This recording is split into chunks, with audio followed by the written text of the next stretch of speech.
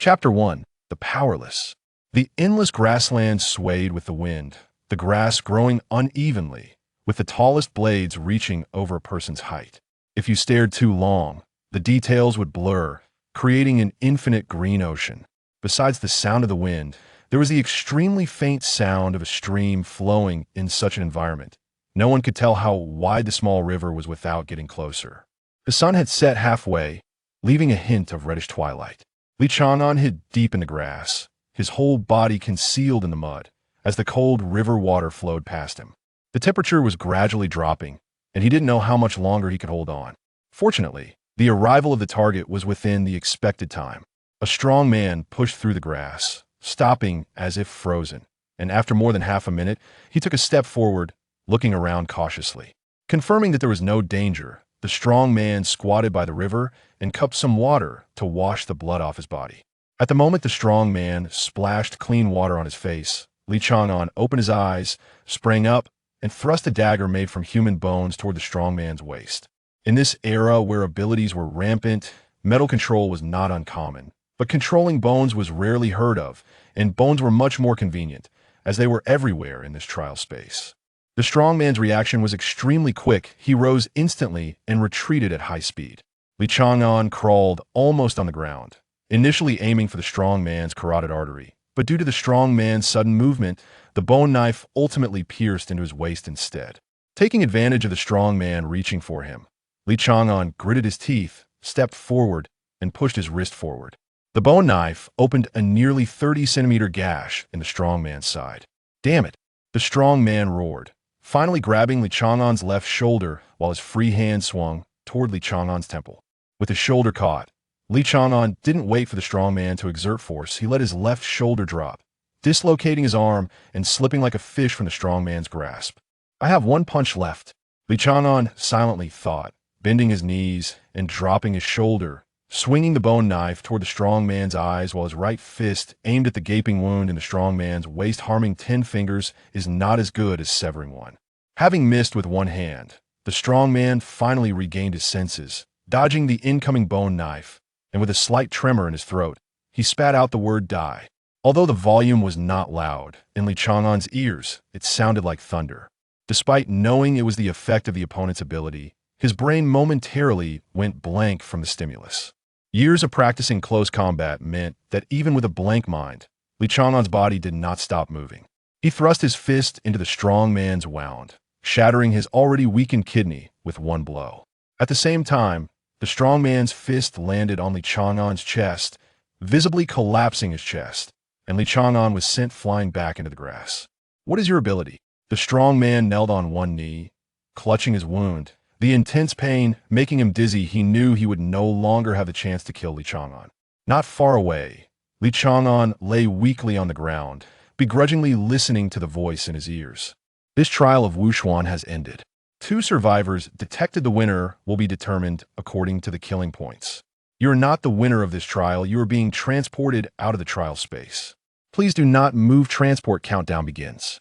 A white light appeared before him, and half a minute later, Li Chang'an opened his eyes to find himself standing in the transport room.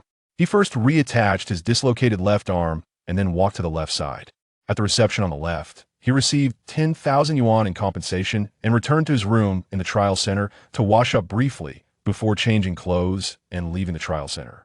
Despite the sunshine inside and out, the bright sunlight outside made Li Chang'an feel as if he was wrapped in plastic wrap.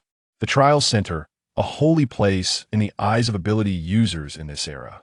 It threw people into a confined space to fight to determine the winner. The victor would undergo the trial center's baptism, which could cause their abilities to evolve, and some even awakened a second ability. It also served to test abilities. Most people in this world had been in and out of the trial center. Looking back at the sharp, gaunt trial center, Li Chang'an unhesitatingly hailed an empty taxi to leave. His injuries were not light, but he wanted nothing more than to get a good night's sleep. In a recent battle, he seemed to have gained the upper hand, but in reality, he had been hunted for over a month. The final act was merely a counterattack calculated with timing, using speed to catch the opponent off guard before they could use their ability. It could be said that he had lost, but with honor. But if others knew that he, a powerless person, had injured a high-level ability user to this extent, many would likely consider him the true victor. Unfortunately, he couldn't even answer the opponent's question. Having no ability meant having no ability. Regardless of how skilled he had become at killing, it couldn't bridge the gap between him and abilities. Everyone over 16 possessed abilities. With varying strengths, someone like him could only disguise himself as someone with less obvious abilities. Such a life was not easy. His only confidence lay in his killing skills. Participating in trials, winning, and awakening abilities was his lifelong pursuit. But winning was inherently difficult, with many stronger than him. At the doorstep of his home in the civilian district, Li Chang'an adjusted his collar, enduring the pain from his chest injury, and forced a usual smile. He knocked on the door, and his mother's hurried footsteps came from inside. The door was quickly opened. "Mom, I'm back." Seeing her son, who hadn't been home for 6 months, Huang Shenglu secretly breathed a sigh of relief. She wanted to pull him in, but held back, instead scolding him angrily. "So you know to come back. Half a year without a word. Not even a call. You might as well die outside. What are you coming back for? Did you go to the trials?" "I didn't." Li Chang'an quickly defended himself. "I found a roadwork job. I couldn't use my phone there. I didn't go to the trials." Huang Shenglu placed her hands on her hips and stepped aside, continuing to scold. "What are you standing at the door for? Are you letting others laugh at our family? Get inside." Once Li Chang'an walked into the house, Huang Shenglu reached out. "Since you want to work, what about the household expenses? 10,000 a year isn't too much to ask, is it?" Reaching into his pocket, Li Chang'an felt a bit awkward and could only cautiously pull out 2,000 to hand over. "Mom, my salary hasn't been paid, yet this is all I have for now. 6 months without coming home, and you only bring back 2,000? Do you think we don't have to pay for water and electricity at home?" Huang Shenglu unconsciously raised her voice. "Our family relies on me and your sister to get by. You barely see us twice a year, and now you finally come back and only bring 2,000. You might as well not come back. Next time, you'll just rent out your room to someone else for storage. You're just like your dad. Don't ever come back." Li Chang'an could only walk to his room with a bitter smile. Behind him, his mother's voice followed. "I bet you've eaten well out there. You don't need me to save you any food anymore. Just dump the food in the pot." "Mom, I'm tired. I'll rest a bit before eating." Li Chang'an helplessly closed the door. After hearing his mother return to her room, he collapsed onto his bed. For 6 whole months, fighting and evading, there wasn't a single day of peace. In that place where only one could emerge victorious, death was far simpler than eating or drinking. Li Chang'an closed his eyes. "I will awaken my ability. Next time, I will definitely win the trial." After repeating this a few times, Li Chang'an fell into a deep sleep. He didn't notice that the fatal wound on his chest had inexplicably improved slightly. Chapter 2. Time to Eat. Li Chang'an woke up from a dream. The punch that had struck his chest seemed to appear before his eyes once more. He sat up in bed, wiping the cold sweat from his forehead. The night outside the window was like a black veil over his eyes, hazy yet still allowing glimpses of starlight. It was relatively quiet outside. He could hear a drunken man roaring in the distance, and faintly, there seemed to be some domestic quarrels. Li Chang'an could also hear the soft breathing of his mother and sister in the adjacent rooms. He tiptoed out of the house and flagged down a driverless taxi downstairs. 30 years had passed since the apocalypse arrived, and the social structure had long since changed. Driverless taxis were everywhere. There were also designated special roads in the air for flying cars. Of course, none of this mattered to Li Chang'an. He could neither fly nor afford one. He had saved a little money, which wouldn't change much about his home environment, and he had something he needed to obtain, so he didn't tell his family. Li Chang'an firmly believed that possessing supernatural abilities would change his fate. He had endured enough suffering from not having any abilities. This society was not kind to the weak. Even though many people considered him not to be weak, several stronger than him had died by his hands.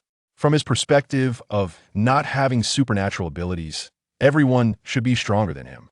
In reality, the vast majority of supernatural beings were still flesh and blood. They could die just as easily from a shattered skull or a pierced heart, and when it came to life and death, things were occasionally fair. The car stopped by the roadside outside the black market, and Li Chang'an got out and entered the adjacent residential building, where the dimly lit corridor had seen better days. He knocked on the door at the end of the hallway, which opened automatically. Back again? A middle-aged man in a white coat walked out from around the corner. After glancing at Li Chang'an, the man extinguished his cigarette, casually popped a toothpick in his mouth, and frowned in displeasure. Did you go to Wuxuan? Li Chang'an nodded, not bothering with small talk, and stripped off his shirt to reveal a torso marked with scars. On his chest was a disturbing flesh lump, as if something had passed through him, leaving a new scar. TSK, impressive. The trial ended in the evening, right? You dared to wait until night to come find me with injuries like this? If you don't want to live, why not die in the trial grounds? The man frowned, clearly displeased, but still pointed to the simple surgical bed behind him, indicating for Li Chang'an to lie down. Once Li Chang'an was settled, the man approached with a medical kit. As he tended to Li Chang'an's wounds, disregarding the pain that made Li Chang'an grit his teeth, the man said, "Isn't this enough? Including this time, you've been to 7 trials.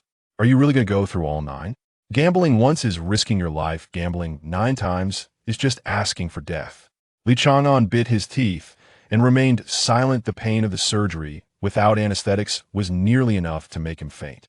If it weren't for this man's supernatural ability assisting him, just the blood loss could have killed Li Chang'an right there. The two had known each other for over a decade, and Li Chang'an simply called the man Lin Gu, never inquiring about his supernatural abilities or levels. However, based on the Empire's classification of S, A, C, and D levels, he guessed Lin Gu was an 11 supernatural being, but 11 beings had not only rights, but also privileges. Running a shabby clinic in the black market didn't seem fitting for someone of a level status.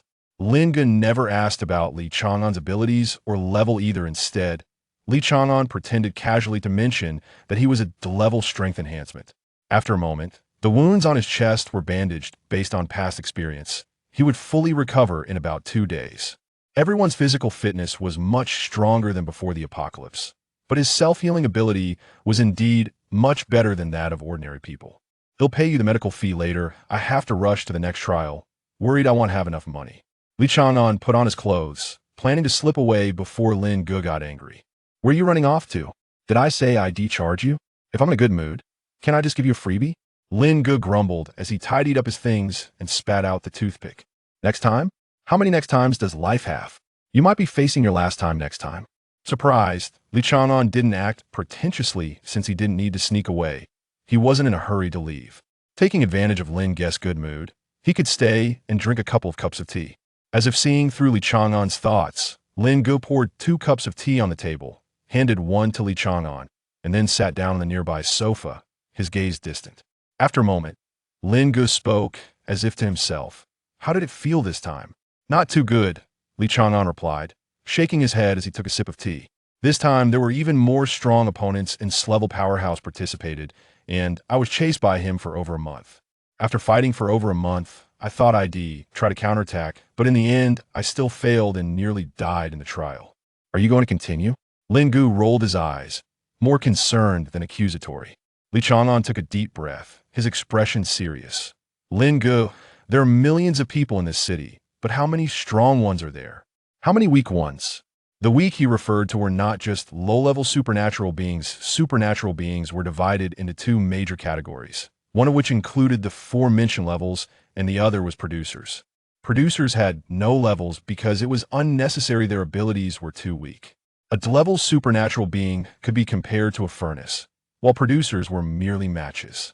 The very bottom of the world was the producers. Their abilities were only sufficient for igniting a cigarette, and they could only do physical labor. Li Chang'an's mother was a producer, and he remembered the hardships she endured, which made him hope even more to possess a powerful ability. If producers were like weeds, what about him, a guy with no abilities? The best outcome for him would be to be studied in a laboratory. Lin Gu frowned. Producers make up more than half, fewer than 5,000 levels, around 100,000 levels, and the remaining C and D levels are in the millions. After pondering his words, Li Chang'an continued, "My natural talent is limited. If nothing unexpected happens, he'll probably forever be a level supernatural being. If there were other ways to change my talent, I wouldn't choose this most dangerous path. As a weakling, if I don't even dare to fight, I might as well die early." "Stop talking about dying all the time." Lin Gu slapped Li Chang'an on the forehead with irritation. Li Chang'an wasn't angry. He smiled foolishly. This world treated him poorly, but fortunately, some people treated him well, and he could distinguish between good and bad. "Actually, it doesn't matter. We're all made of flesh. I'm not fighting them heat in when it comes to sneak attacks. I'm still quite strong," Li Chang'an responded seriously. Lin Gu said nothing he knew very well Li Chang'an's combat power. If a person practiced killing techniques day in and day out, integrating those skills into their daily life, then as long as they got close to that person, it would basically mean death. Li Chang'an was that person to others. He seemed focused, but for him, without supernatural abilities, those skills were his only reliance for survival. And because he lacked supernatural abilities, he couldn't intuitively know what level his strength was at. As long as the opponent couldn't react in time, anyone could be killed. Lin Gu lit a cigarette for himself. If there's nothing else, get lost. If you talk too much next time, don't expect me to treat your injuries. Fine, you're the boss. Can't I leave? Li Chang'an stood up, pushed open the door, and suddenly turned back with a bright smile just before stepping out. Lin Gu, thanks. Get lost. He turned and closed the door. Li Chang'an's smile faded. Even though Lin Gu was one of his only two friends, he couldn't reveal his secret of not having supernatural abilities. This secret had weighed on his heart for over 10 years, and he endured the torment daily, believing that only by obtaining supernatural abilities could he find peace. Starting as a powerless kid, struggling through life and death situations time and again, he had come to where he was now killing was as ordinary to him as eating and drinking.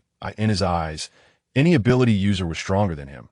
So when he sensed the other party's malice, he often took action first. After all, by the time the other person used their powers, he might have already lost his chance. The scars that covered his entire body were his medals. Those who knew Li Chang'an well understood that beneath his cautious exterior lay a crazy soul. The 8th trial. Shaking his head helplessly, Li Chang'an left the building. Before doing anything, one must first have a full meal. Chapter 3. The road awaits you. No one remembers when the trial grounds appeared. Some say it was a creation of the gods, suddenly appearing one day after a column of light descended from the sky and destroyed most of the land. Others claim it was built by the empire. But those who have truly been to the trial grounds do not share this belief. Participants wait inside the trial grounds, and when the trial begins, everyone is teleported to the trial space. Li Chang'an has participated 7 times, and he is convinced that it is a real space. Sometimes it is in the wilderness, sometimes in a city. No two venues are exactly the same, but the one constant is that each trial area is large enough to provide ample room for action. Even so, it does not change the fact that the trial space is a hell on earth, filled with the most brutal aspects of humanity, where simply dying quickly is considered fortunate. If one encounters an opponent with peculiar preferences, it is hard to predict what kind of torment they might endure. For the weak, anywhere is hell. The only difference here is that at least there is alcohol to drink. A young man, polishing a glass, pushed up his glasses and coldly glanced at Li Chang'an, who was drinking synthetic milk at his stall. Li Chang'an smiled wryly. Among the few people he could call friends, Jiang Shubu's mouth was the most unpleasant. However, in the black market, having a charming demeanor isn't that important for survival. Putting down the shiny glass he had just polished, Jiang Shubu picked up another glass. This guy, suffering from severe obsessive cleanliness, could never stop his hands. The winners must serve in the military. Although they eat imperial rations, they are subject to state control. Are you really sure that's what you want? Li Chang'an nodded and smiled. Of course, isn't it good to eat imperial rations? Let them control me. Jiang Shubu sneered as usual. Things are different now. The whole society has changed after the apocalypse. You know what those supernatural beings are doing now? It wasn't just humans who evolved during the apocalypse. There were also beasts far more numerous than humans, which were called monsters after their evolution. Monsters ravaged the land, and under the leadership of the intelligent ones, the disasters they brought were no safer than the arrival of the apocalypse itself. 30 years ago, the column of light killed 1/3 of the world's population, and diseases and famine caused chaos, rampaging alongside monsters. In just 1 year, the death toll matched that of the apocalypse's light column. After the empire was established, a hunters' guild emerged among the people, which was later taken over by the empire. They hunted monsters to earn points, which could be exchanged for weapons, and most importantly, gene potions. Gene potions could permanently enhance the power of supernatural abilities slightly and significantly improve physical fitness, as most supernatural beings were physically weak except for the enhanced types. With gene potions, they would become stronger physically, but their bodies would develop resistance, and there was a limit to how much they could take. This made low-tier enhanced supernatural beings even less valued, as their enhancements were limited and they would not be much stronger than those who had injected gene potions. Some powerful hunters would also receive invitations from the empire. If they refused, their lives would be monitored by the empire. As Jiang Shubu slammed the glass down on the table, Li Chang'an snapped back to reality, awkwardly looking around. He didn't know how to answer Jiang Shubu's question. He understood his friend's concern. To put it nicely, it was like being a watchdog. To put it harshly, it was being a lackey. Look over there. So many people. Putting on a naive facade, Li Chang'an was relieved that the commotion at the street corner provided him an opportunity to change the subject. Jiang Shibu didn't bother to delve into Li Chang'an's clumsy attempt to divert the topic. He glanced over and coldly replied, "Someone owes money and is using his daughter or wife as collateral. That woman is heartless. She just killed herself and left behind a teenage daughter who has awakened her powers. She'll have a miserable life, and with her weak physical constitution, it's better to die young than suffer more. Don't be so cold. Actually, after throwing away pride and face, the weak can live quite well." Li Chang'an chuckled, earning an unreserved eye roll from Jiang Shibu. He couldn't help but feel curious. The later one awakens, the worse their talent is. By the time they awaken close to adulthood, they are mostly producers. For instance, humans born before the apocalypse are 99 producers. Therefore, in today's society, the older ones suffer the most. What is the difference between abandoning pride and dignity and dying? Throwing the rag into the trash, Jiang Shibu took out a clean white towel and started polishing his glass from the beginning. "Go look if you want, don't dawdle."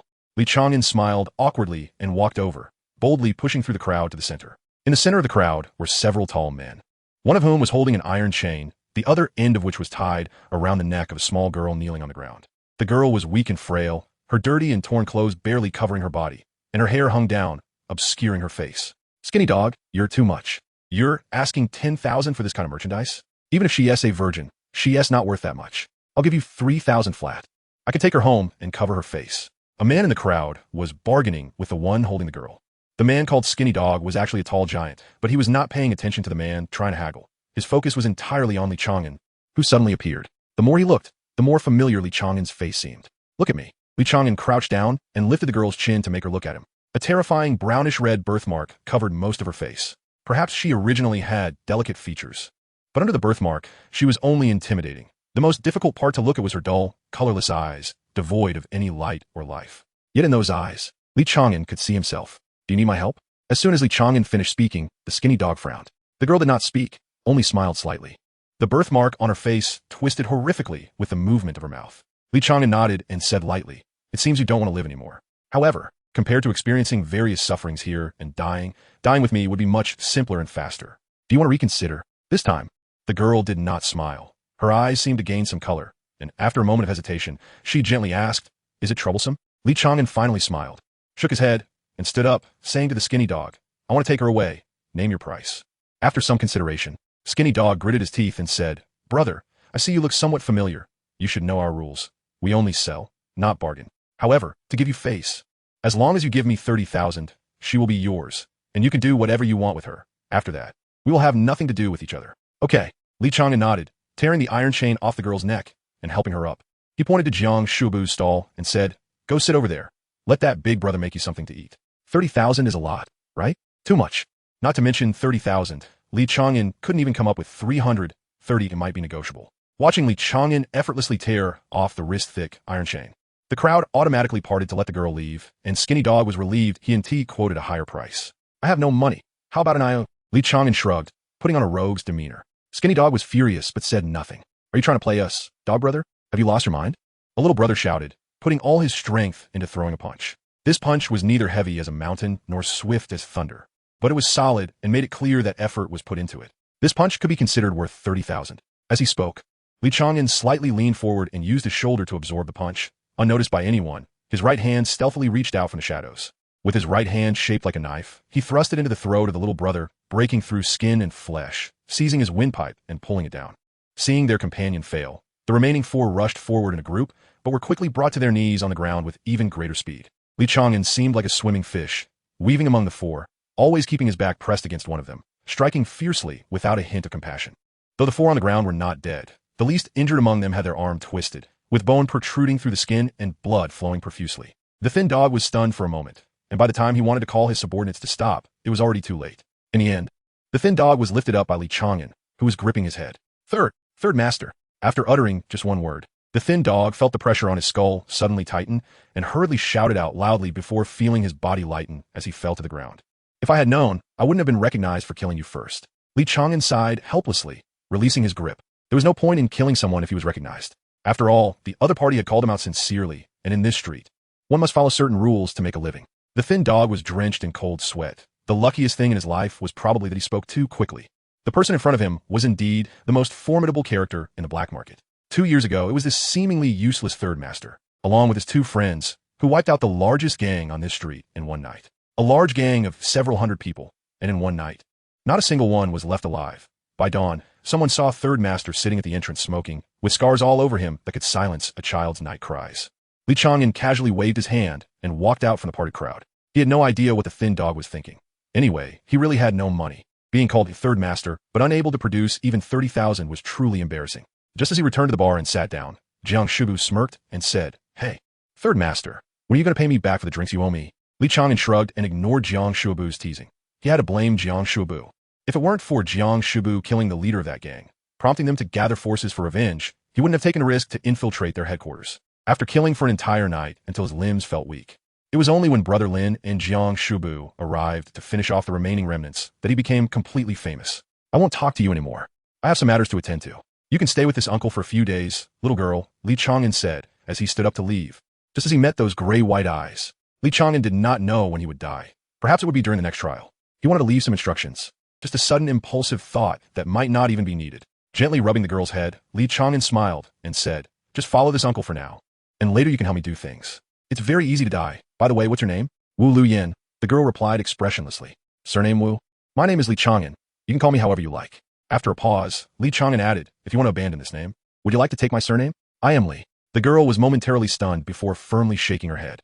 Li Chang'an had no choice but to give up and quickly leave. The way he called her uncle had already made Jiang Shubu's forehead vein bulge. If he didn't leave soon, who knew what might happen? Gazing at Li Chang'an's departing figure, the girl with the strange name suddenly wanted to say something to him. In fact, living wasn't so bad after all. Chapter 4. The world cannot be all bright. You call yourself the barbarian god? Yes. Inside the room, the young man answered the question succinctly. Though he was called a youth, his tall stature barely a bit shorter than the ceiling did not align with that description. An elderly man with gray-white hair, dressed in a crisp military uniform, sat at the table, holding the young man's resume in his hands. Compared to an ordinary person's resume, this one was much more unsettling. "Are you sure you want me to register this name instead of your real name? You should know that even if you were a genius, we have no shortage of geniuses here. This title is quite provocative." The old man squinted at the young man.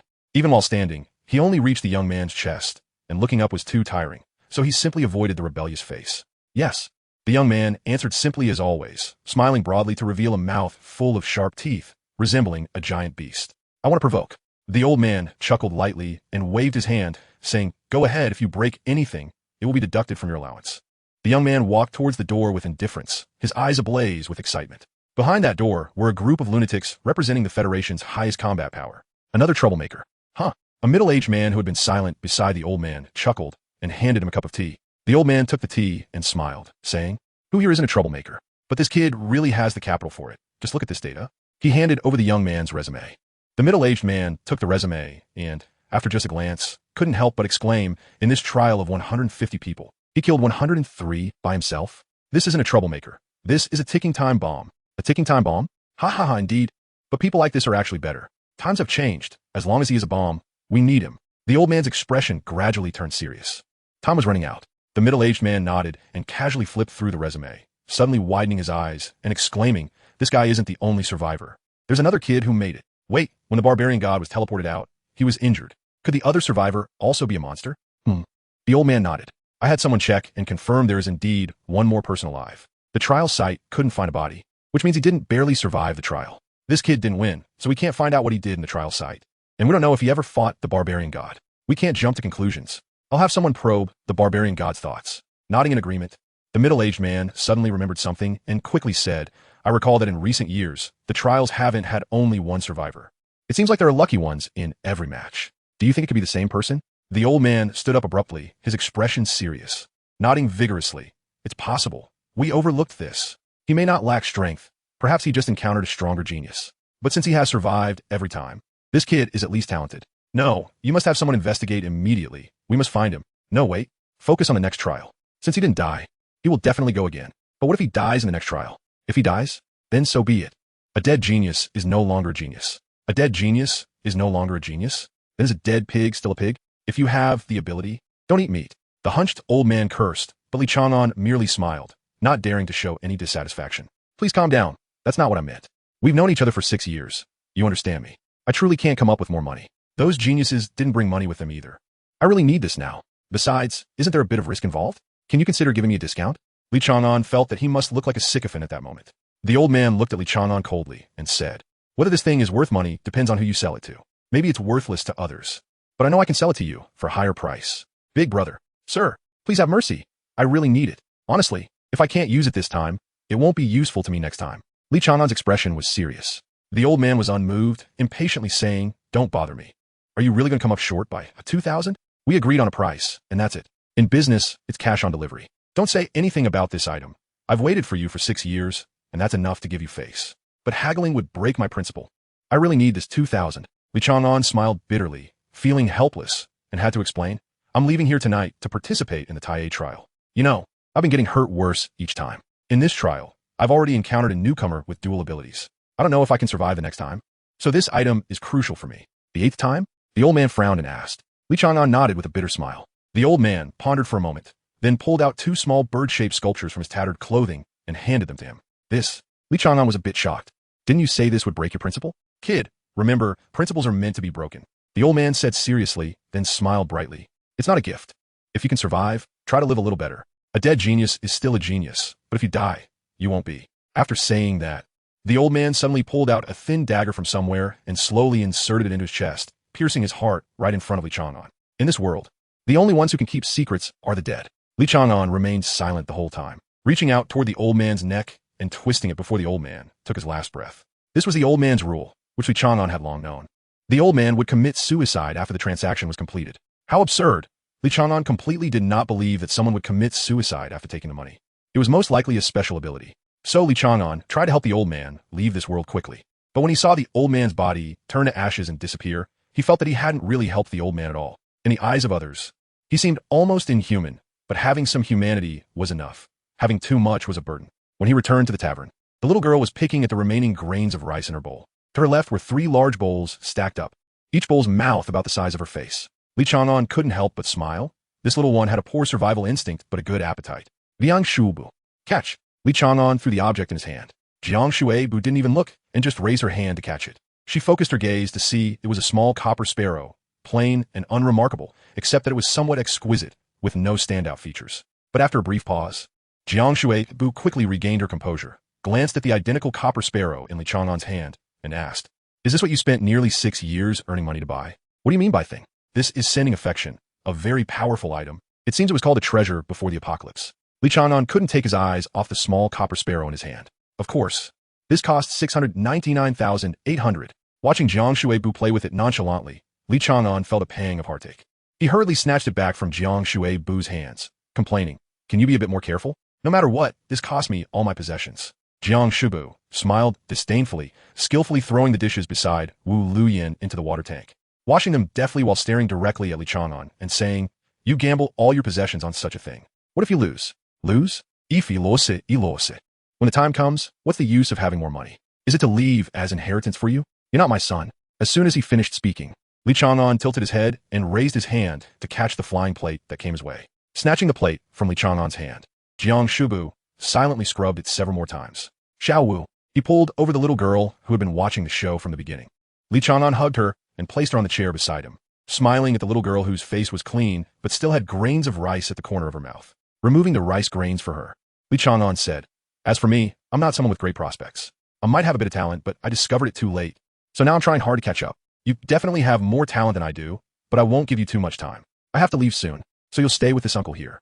Hey, I never agreed to take her in. Jiang Shubu was very dissatisfied, but Li Chang'an, who had known him for a long time, ignored him. Li Chang'an continued, I'll give you a year to learn skills here. If I don't come back in a year, you can participate in the trials. In the first 8 times, you are not allowed to win. You can only try to survive.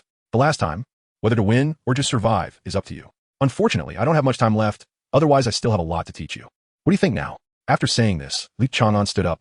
He knew the little girl wouldn't digest it so quickly, but he didn't have much time left. If she could survive this time, perhaps she could have more time. But if not, then the little girl, named Wu Luyan, should also bear what she needed to face at her age. Even though you were a sudden decision of mine, I'm still looking forward to the surprises you'll give me in the future. If I die, I hope you can live brilliantly in my place.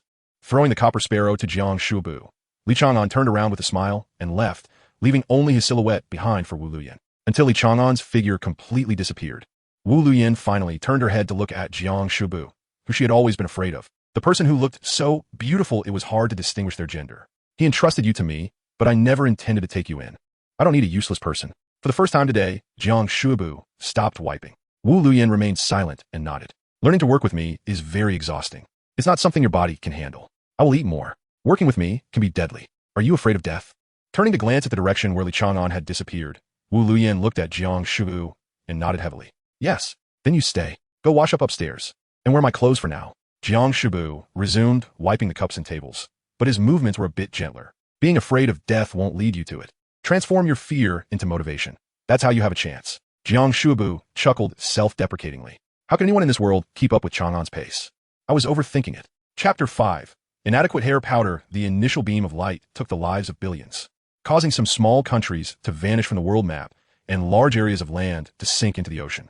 The social order was nearly collapsing when supernatural powers emerged.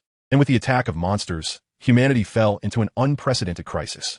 Therefore, the remaining powers of the world united, set aside past grievances, and combined their technologies and military forces. After the war was won, this alliance became the current empire.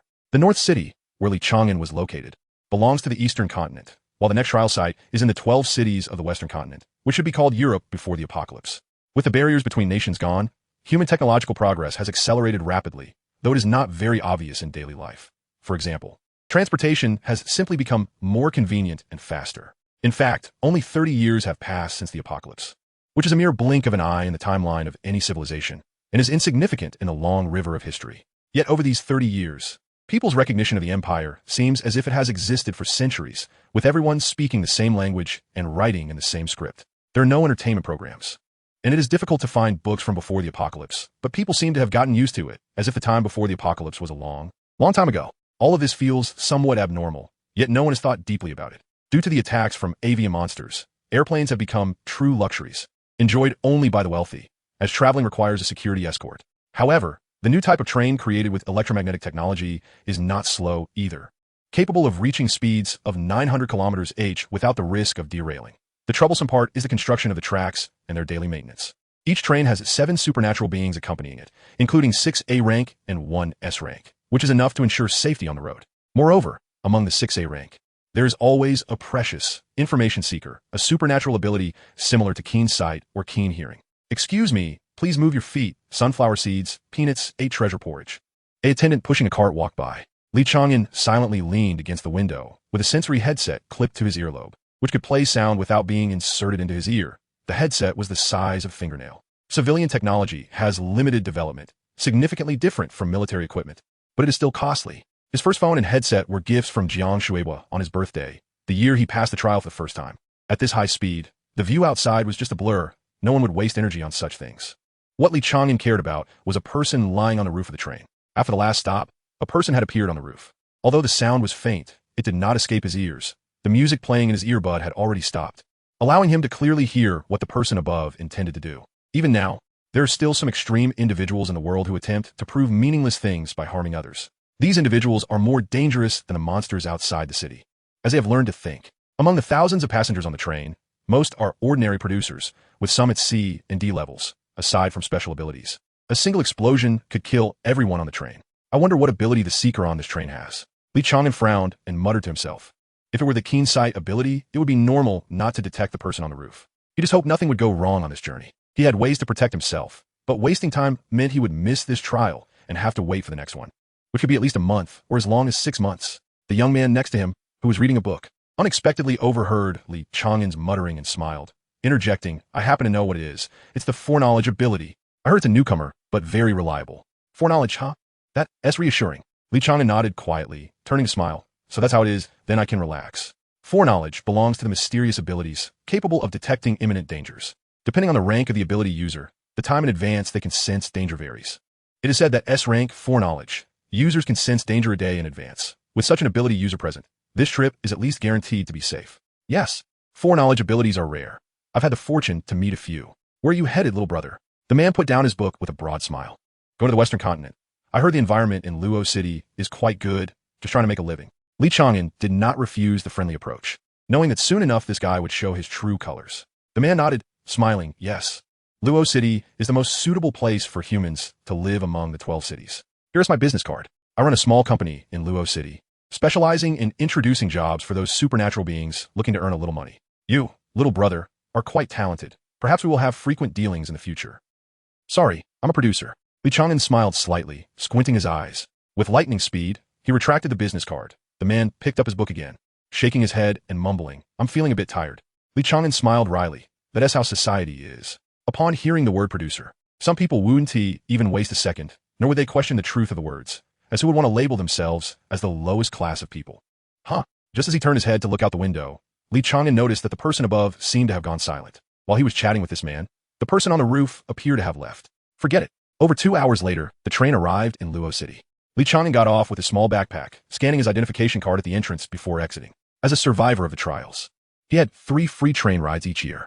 When collecting his compensation, he only needed to spend a few seconds scanning his ID card. Standing on the bustling street, the surrounding blondes and blue-eyed people did not give Li Chang'an the feeling of being in a foreign land. The towering spire of the trial site was the most distinctive landmark of the city, visible from afar, so he just had to walk toward that direction. First, I should eat. The food on the train is too expensive.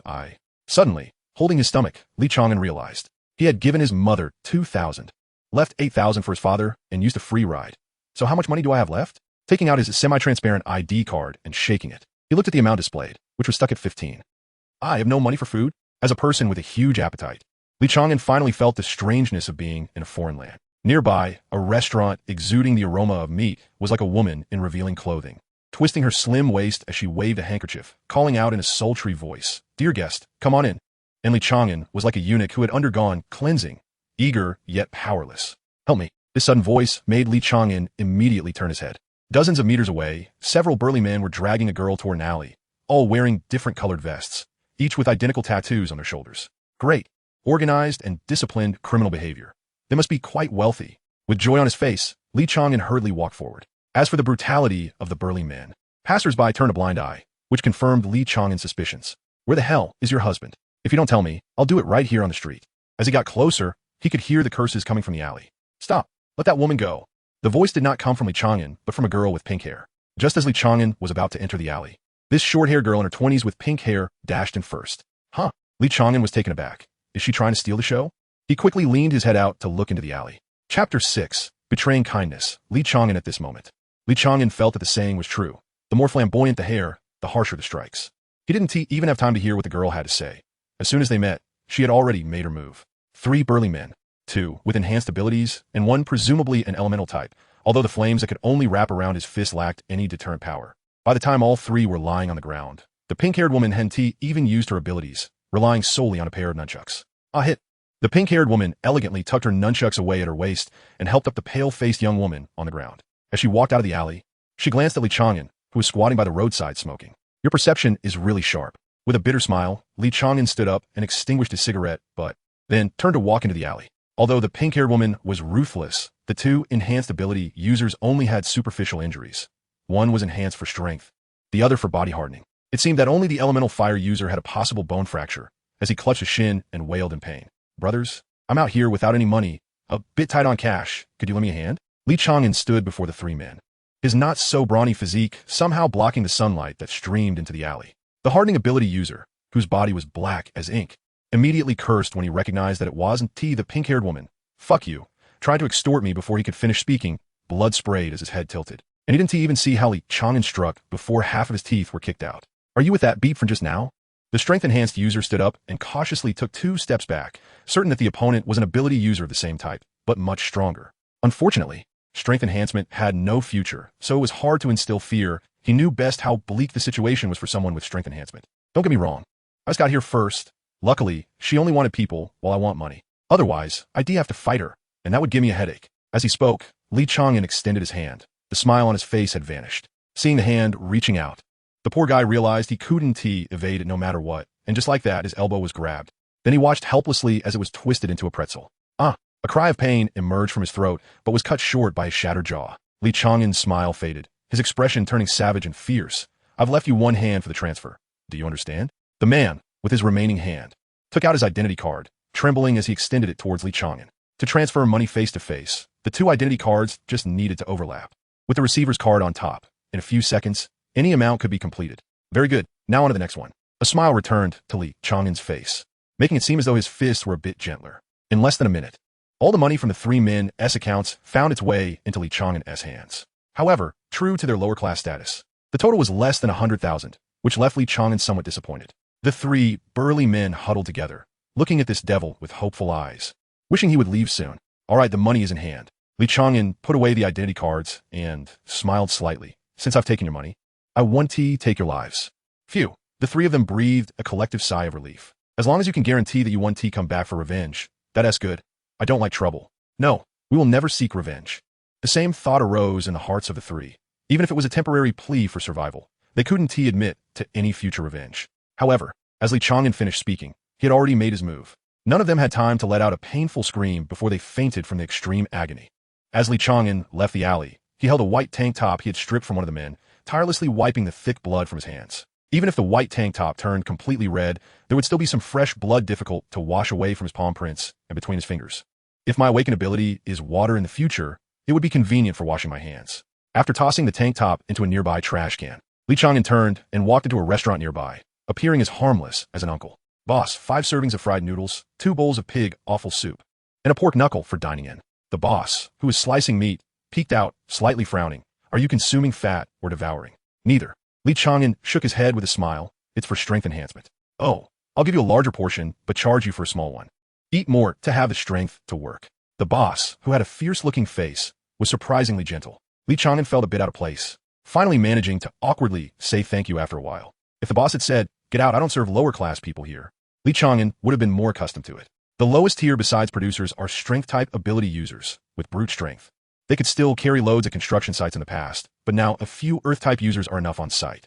Higher-end buildings would invite mysterious-type ability users for reinforcement, somewhat similar to the blessings before the apocalypse. A bowl of pig offal soup was served first. The bowl's opening was as large as a basketball. The taste was unremarkable, but generous in quantity. Interesting. Li Chang'an smiled as he picked up the bowl. After downing a bowl of pig offal soup, a melodious bell rang outside, stopping after 3 chimes. The restaurant boss placed a large plate of fried noodles in front of Li Chang'an. Looking out the door, he frowned. The trial bell, like a death knell. Who knows how many people will die this time? Fortunately, it's only the 3rd chime. By the 12th, it really becomes a death knell. Li Chang'an picked up his chopsticks and began slurping the fried noodles. Eat slowly. My shops taste isn't great, but you can have as much as you want. The boss smiled and shook his head, turning back into the kitchen. In the small shop, he was the only one. There was tea, even a waiter. But the taste was indeed average, whether it was the fried noodles or the pig offal soup. Li Chang'an could taste the flavor of a military dining hall's large pot meals. The military-esque treatment was certainly better than running a restaurant. This boss must have a story. Before long, the stacked plates had piled up to half a person's height. Li Chang'an contentedly put down his chopsticks. Nothing made him happier than feeling full. This sense of security was unparalleled. There was a sensor at the corner of the table. With a tap of the identity card, he could pay the bill, but Li Chang'an still inclined his head slightly towards the kitchen and smiled. Thank you. You're going to participate in the trial, right? The boss walked out from the kitchen, a cigarette in his mouth. Seeing Li Chang'an stop, he slowly said, if you don't mind, sit for a while. I'll tell you about the opponents you will encounter. Oh, Li Chang'an turned back, smiling lightly. Why? The tall, sturdy boss patted the table beside him. You just taught a lesson to those 3 bad guys, right? I just hope that someone like you can live well. Li Chang'an remained expressionless, nodded, and sat down at the table, his mind racing with thoughts. Did he see it? Should I silence him? Chapter 7. Life is more than just chicken soup. A genius from the city of law in the 12 cities, with red hair and blue eyes. Possesses lightning abilities within the elemental system, ranked above A but below S. Perhaps this trial will allow him to break through to S rank, and his winning odds are the highest on the black market. In second place is a girl from Sakura City in the eastern continent, who carries a knife with her, making her quite noticeable. She crossed the ocean alone, and, as you know, the dangers of the ocean are significant. Her abilities are unknown, but her winning odds are ranked second. The third contender is someone from the eastern continent, just like you, who awakened his abilities at the age of 13. He only knows that his powers belong to the combat system, with no specifics known, having come from the slums and being ruthless in combat, leaving no survivors. Li Chang'an listened quietly. He was well aware of the third person's background. After all, they were both from the eastern continent. It has been over 20 years since the emergence of abilities, and humanity has categorized them into various systems based on their characteristics, with the combat system being recognized as the most suitable for battle. The combat system includes abilities like biological lock and guaranteed hit, which have no basis whatsoever. And there have even been cases of individuals with immunity to elemental attacks, the natural nemesis of the elemental system. However, what intrigued Li Chang'an was not the information about these individuals, but rather why this unfamiliar boss was sharing such details with him. Sensing Li Chang'an's confusion, the boss smiled and shook his head, saying, "Don't let my current appearance fool you. I was quite formidable back in the day. You should have noticed I was once a soldier. During a mission, I encountered a second evolution beast, and I was the only one left alive for my team. Since then, I can no longer engage in hand-to-hand combat. As he spoke, the boss rolled up his sleeves to reveal a pair of mechanical arms. Are you also a strength enhancer? Li Chang'an suddenly understood. Having lost his arms, what was once an ordinary strength enhancement had completely become useless. That's right. The boss chuckled heartily, lowering his sleeves. So I find you particularly pleasing to the eye. What if you're strength enhancer? I'm just a C rank, but I have personally killed a second evolution monster. He slapped Li Chang'an on the shoulder. Suddenly serious, the somewhat plump boss added, you're not bad. Don't die in there. Although I'd like to advise you that the future is long, and there's no need to take risks now, the trial might just be your best way out. There are no useless abilities. It's just that their time hasn't come yet. So survive and wait or go out and seize it. Haha, I'm just joking. Although you're as handsome as I was when I was young, how could anyone possibly start a new era? After a long moment of looking at the large hand on his shoulder, Li Chang'an finally stood up, nodded, and turned to walk out the door. After taking a couple of steps, he felt an inexplicable urge to stop and casually said, my name is Li Chang'an. Watching Li Chang'an's departing figure in a daze. The boss suddenly shook his head and smiled bitterly. Are you trying to make me remember your name, so I can witness you start a new era? Are all the young people this arrogant nowadays? Youth is truly wonderful. After a hearty meal, Li Chang'an was supposed to visit the underground market as per his routine. The city was a mix of all sorts, with people from various backgrounds coming and going, but no one could escape the ears of information brokers. The trial did not require participants to enter unarmed. Capable families would definitely bring better equipment. However, the trial had its own set of rules. And overwhelming opponents with external force had been proven to affect the final intensity of the baptism. Yet preparation for weaknesses was not included in this. Gathering intelligence on opponents and preparing counters before entering the trial was part of one's own strength. There is no absolute fairness in the world, only relative fairness. The underground market had betting pools, with people stationed at the entrance of the trial venue daily, collecting participant data for gamblers to place their bets. One could only play a few times a year, but each time was significant. The house was also keen to sell information to other participants. Upsets were profitable, and there was no way to rig it. However, today Li Chang'an decided to first visit the trial venue. There was no rush for the information. It was better to see what terrifying opponents were present. Facing terrifying opponents directly was entirely different from understanding them through data. The trial venue had enough rooms for participants to rest, and anyone who signed up could receive free food and lodging. If someone fled midway, they would be hunted down by the local garrison. Playing tricks on the Federation could lead to imprisonment. The 5 high gates stood wide open, never closing. The ornate structure exuded a rugged beauty, like a giant beast waiting for food to enter. Yet people continuously streamed in, each hoping to be the dragon-slaying warrior. From a distance, Li Chang'an spotted the informant planted by the black market, who was not very professional and had set up a fruit stall. Even though it was far from the trial venue, it was feudal. In the apocalypse, food was not scarce, and, due to high production, the prices were low. However, most ability users had large appetites. The faster cars burned more fuel, and the same principle applied here. But exquisite fruits were not popular in the apocalypse, being the exclusive items for the wealthy. Setting up a fruit stall on the street was like advertising that one had problems. Every person entering the trial venue would be recorded, and these individuals would conduct thorough investigations. Li Chang'an did not want to become a target for others' bets just yet, so he lingered outside for a moment before walking over to the fruit stall. Boss, how much is this apple? Li Chang'an smiled slightly. The boss, with a face full of flesh, looked more like a butcher but was currently grinning and said, 270 each. Handsome, do you want a few? Giving apples to girls is a great way to confess, you know? I heard that before the apocalypse. It was like this. 1 apple, 1 room, 1 night until dawn. Sounds good, but I just want to eat it myself. Li Chang'an picked up an apple, wiped it, and took a bite. It was quite sweet. The boss furrowed his brows slightly. Brother, you haven't paid yet. This isn't very good. Watching the boss reach under the stall, Li Chang'an smiled and said, don't get excited. I didn't say I wouldn't pay. How about this? You give me the information on the top 3, and I'll pay for everything. The boss's expression relaxed, and he replied, you should have said so earlier. An apple is nothing. Consider it a treat to quench your thirst. I have the information, but trading can't happen here. Brother, will you come with me? Sure, but what about your stall? Li Chang'an's eyes were fixed on the oranges on the stall. Not my stall. It's our stall. Someone will be watching it. Following Li Chang'an's gaze, the boss thought for a moment, but still generously grabbed 2 oranges and placed them in Li Chang'an's hands. Deal. Li Chang'an nodded with a smile. The boss, who seemed like a simpleton, was actually quite shrewd in business. The black market in this city was thriving, likely dominated by a single powerful entity. A dominant entity meant that outsiders had to behave themselves as much as possible. However, the amount of money left in Li Chang'an's identity card was too little, which troubled him. It was all that restaurant owner's fault for pulling him into an odd conversation, wasting precious time for making money. The copper bell atop the trial venue rang 4 times. Chapter 8. Killing Machine. Li Chang'an did not expect that the so-called safe place was actually so close to the trial site. After the apocalypse, the Unified Federation once struggled with which country's laws to adopt, and eventually decided to vote to eliminate the dregs and integrate the essence of each country's laws. Information protection was listed as a key project, as personal power had become an important bargaining chip that could influence politics. Everyone began to hide their strengths, especially the big shots. Selling information was illegal and explicitly prohibited. Once discovered, one could be arrested without a warrant. Yet these guys were actually operating right next to the heavily guarded trial site, which was suspicious. Entering a relatively hidden room, the self-proclaimed boss of Longda closed the door, and the noise from the street immediately disappeared. There were two other people in the room, wearing glasses and copying something at the table.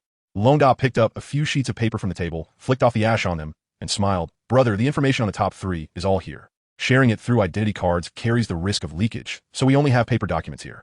The 3 people with the highest winning rates. Each of their fighting styles and characteristics are listed here. New client discount, let's say 70,000. If you want more detailed information, that LL cost extra. I only have 80,000 on me. Li Chang'an smiled slightly. You're not really offering a new client discount.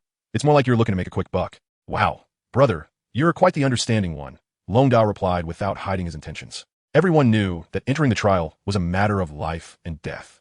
The people on this list would soon be dead, with no chance to sell a second time, so the price had to be high. But for those going to their deaths, this was something that could save their lives. Brother, just give me a clear answer. Do you want it or not? Li Chang'an smiled helplessly. Of course I want it, but I don't like your price. How about 30,000, including their researched weaknesses, habits, and hobbies? Longda burst into anger, but laughed instead, pointing to the door. I'm not doing your business anymore. It's not good to make enemies. So please walk out yourself, and don't get yourself into trouble. Just then, the door was suddenly pushed open. Li Chang'an was looking up at the ceiling and was roughly shoved aside, crashing into the wall. A nearly 2-meter-tall, dark-skinned giant seemed to swat Li Chang'an away like a fly, grumbling, "Where's the information I want?"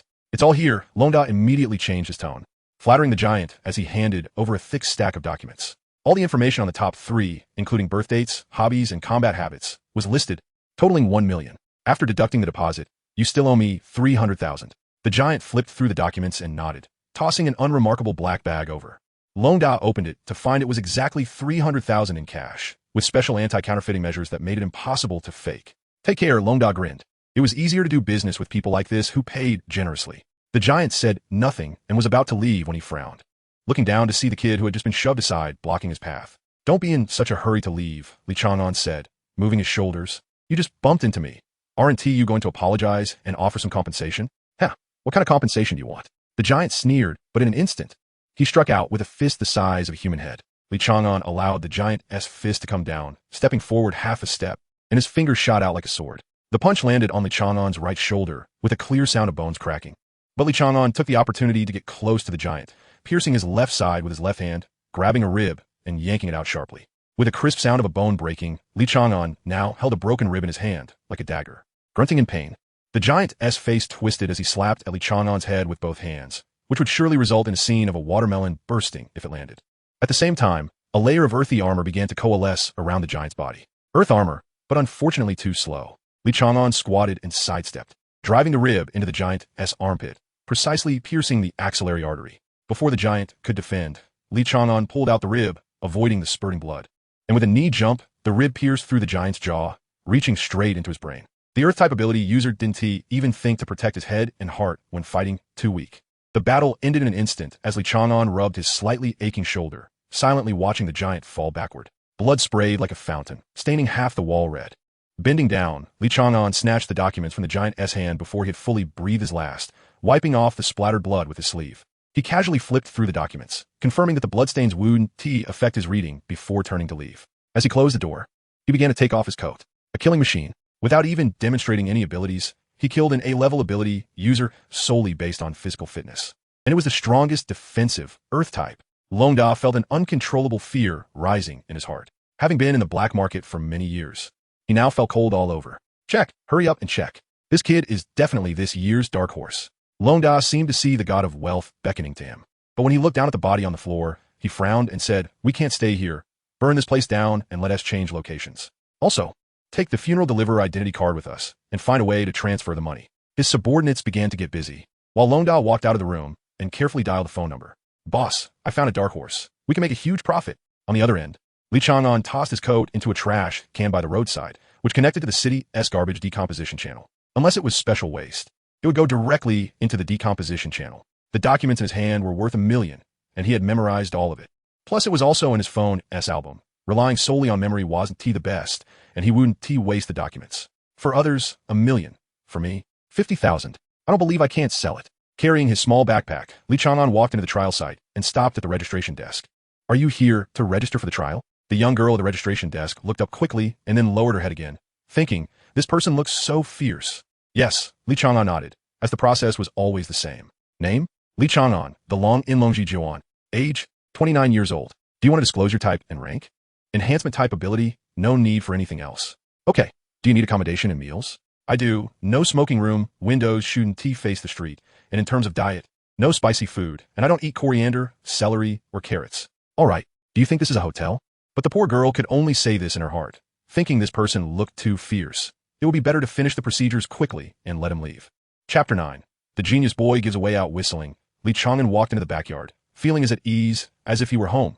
This is a sickness. The vast trial ground is mainly divided into 3 areas. The Fade, resembling a cathedral, the living area hidden in the northwest corner, and the northeast corner, which is the main body, the true trial ground. After entering and exiting multiple times, Li Chang'an's biggest impression is that the Fade and the living area are likely built by humans, constructed around the main body of the trial ground. After all, apart from the external appearance, the internal style is quite different. The living area and the Fade seem more like imitations of the trial ground. There's nothing humane inside the trial ground. Not even a chair. Everyone has to stand or sit on the ground. Moreover, at the registration desk for entry, one fills in their name rather than scanning an ID card. The ID card is recorded not by a computer, but by a stone tablet. When the trial begins, there will be a stone screen at the entrance of the trial room displaying a number, but no names. Only when the person with that number dies does it change to their name. Li Chang'an is not worried about his information being accessed because he is certain that the Empire cannot control the trial ground. He has tried using a pseudonym at the registration desk without being discovered, which is enough to illustrate the point. The trial ground may truly be a creation of some existence, and the so-called some existence is not limited to deities but includes them. After all, no one can clearly define what a deity is. Wow, this room is nice. Li Chang'an fell onto the soft mattress with satisfaction. Although every living area in the trial ground is basically the same, the details are filled with their own unique style. Luocheng is one of the oldest cities in the world, and scholars are grateful that it has survived the apocalypse. Today, Luocheng has not changed much. It is still full of the charm of its ancient capital, and this room reflects some of that. Lighting a cigarette, Li Chang'an stared blankly at the ceiling. It is not his habit to think too far into the future, but whenever he feels at ease, he can't help but fantasize. The 9th trial. The Federation's hounds. What do I really want? Can I buy a house here and live like an ordinary person, becoming a hunter, earning some living expenses, marrying a gentle wife, having 2 children? Forget it, what a load of nonsense. The bell will continue to toll. The trial will begin tomorrow morning, and no one can predict whether they will survive, not even Li Chang'an, who has participated 7 times. With each trial, he can clearly feel the strength of his opponents increasing. This is not an illusion. The Empire has confirmed that every year. The newborns are slightly stronger than those of the past, whether in terms of the strength of their abilities or their innate talents. Humanity's limits are rising, and it won't be long before a new level emerges above S-class. Participants are getting stronger every year, which is not good news for Li Chang'an. Life has no margin for error. One failure means permanent failure. After applying medicine to his recently injured shoulder, Li Chang'an took out the copper sparrow he carried with him from his backpack, leaving the rest in the room since they weren't worth much anyway. One must eat well and sleep well before the trial because once it starts, there likely won't be such a good time again. Endless chases and being chased are the main themes of the trial. He has experienced 7 days without sleep and is all too familiar with it. The cafeteria can accommodate 500 people dining at the same time, but at this moment, there are only a few dozen sitting several tables apart and filled with vigilance. Li Chang'an ignored the atmosphere, chose his food at the ordering counter, and found a place to sit down. Soon, someone would bring him his food. The Empire's emphasis on talent is evident, even if only one person will ultimately remain. Not long after sitting down, Li Chang'an felt a burning gaze fall on him. He looked up and met a pair of sharp eyes not far away. You smell of blood. Just by reading the lips, Li Chang'an could tell what the other person was saying, but what caught his attention was the beast-like sharp teeth. Li Chang'an frowned. Was this person a strength type or a beast type? A few years ago, the Empire announced a significant research achievement.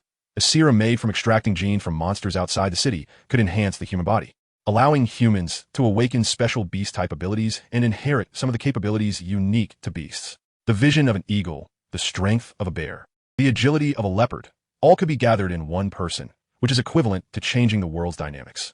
Even the weakest ability users now have the hope of becoming stronger. However, this method has its flaws and has not been widely adopted, only being used in the military. In other words, if this guy is a beast type, it means he is actually a soldier.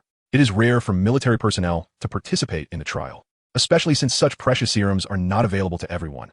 Only elites are qualified to use them. So, would the military allow such a precious elite to participate in the trial? The difficulty has indeed increased. Li Chang'an sighed and accepted the food container brought by the server. As he ate, Li Chang'an couldn't help but feel a pang of heartache. He had originally planned to save the copper sparrow for the 9th trial, but now it seemed he would have to use it this time. That was all money. Speaking of which, he had made 80,000 today. Should he abandon his pride and go rob someone? In 10 days, that would be 800,000. In 100 days, that would be 8 million. Lost in thought while eating, Li Chang'an did not notice someone approaching until the person sat down beside him. Instinctively, he jabbed his chopsticks toward the person's throat. Wait. The newcomer narrowly dodged, quickly raising both hands to signal he meant no harm. What do you want? Li Chang'an frowned, even though he was distracted. Not just anyone could get close. This guy was very dangerous. Glancing over the person's face, Li Chang'an realized he was indeed a dangerous individual. The number 3 ranked youth from the East Continent. Eating alone is too lonely. Let us keep each other company. The youth sat down and moved a roasted whole lamb closer to Li Chang'an. Try it. I roasted it myself. Li Chang'an looked around and sneered. With so many people, why did you choose me? Because you have a killing aura when you eat, and besides, we're from the same place. I can't eat with those guys with colorful hair. The youth tore off a leg of lamb and handed it to Li Chang'an. Li Chang'an did not take it. The cafeteria allowed cooking, but who knows what was added to it. He dared not eat. Seeing Li Chang'an refuse his goodwill, the youth was not angry. He held the lamb leg and took a big bite, laughing as he said, Li Chang'an, right? The long-lasting Peace Chang'an. I heard you behind me yesterday. You came here still smelling of blood, so I took a look back. There was a room on fire in the alley behind.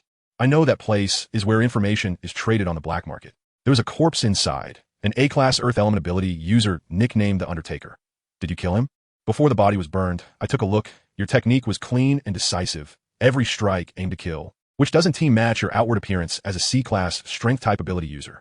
Also, you should guess who I am.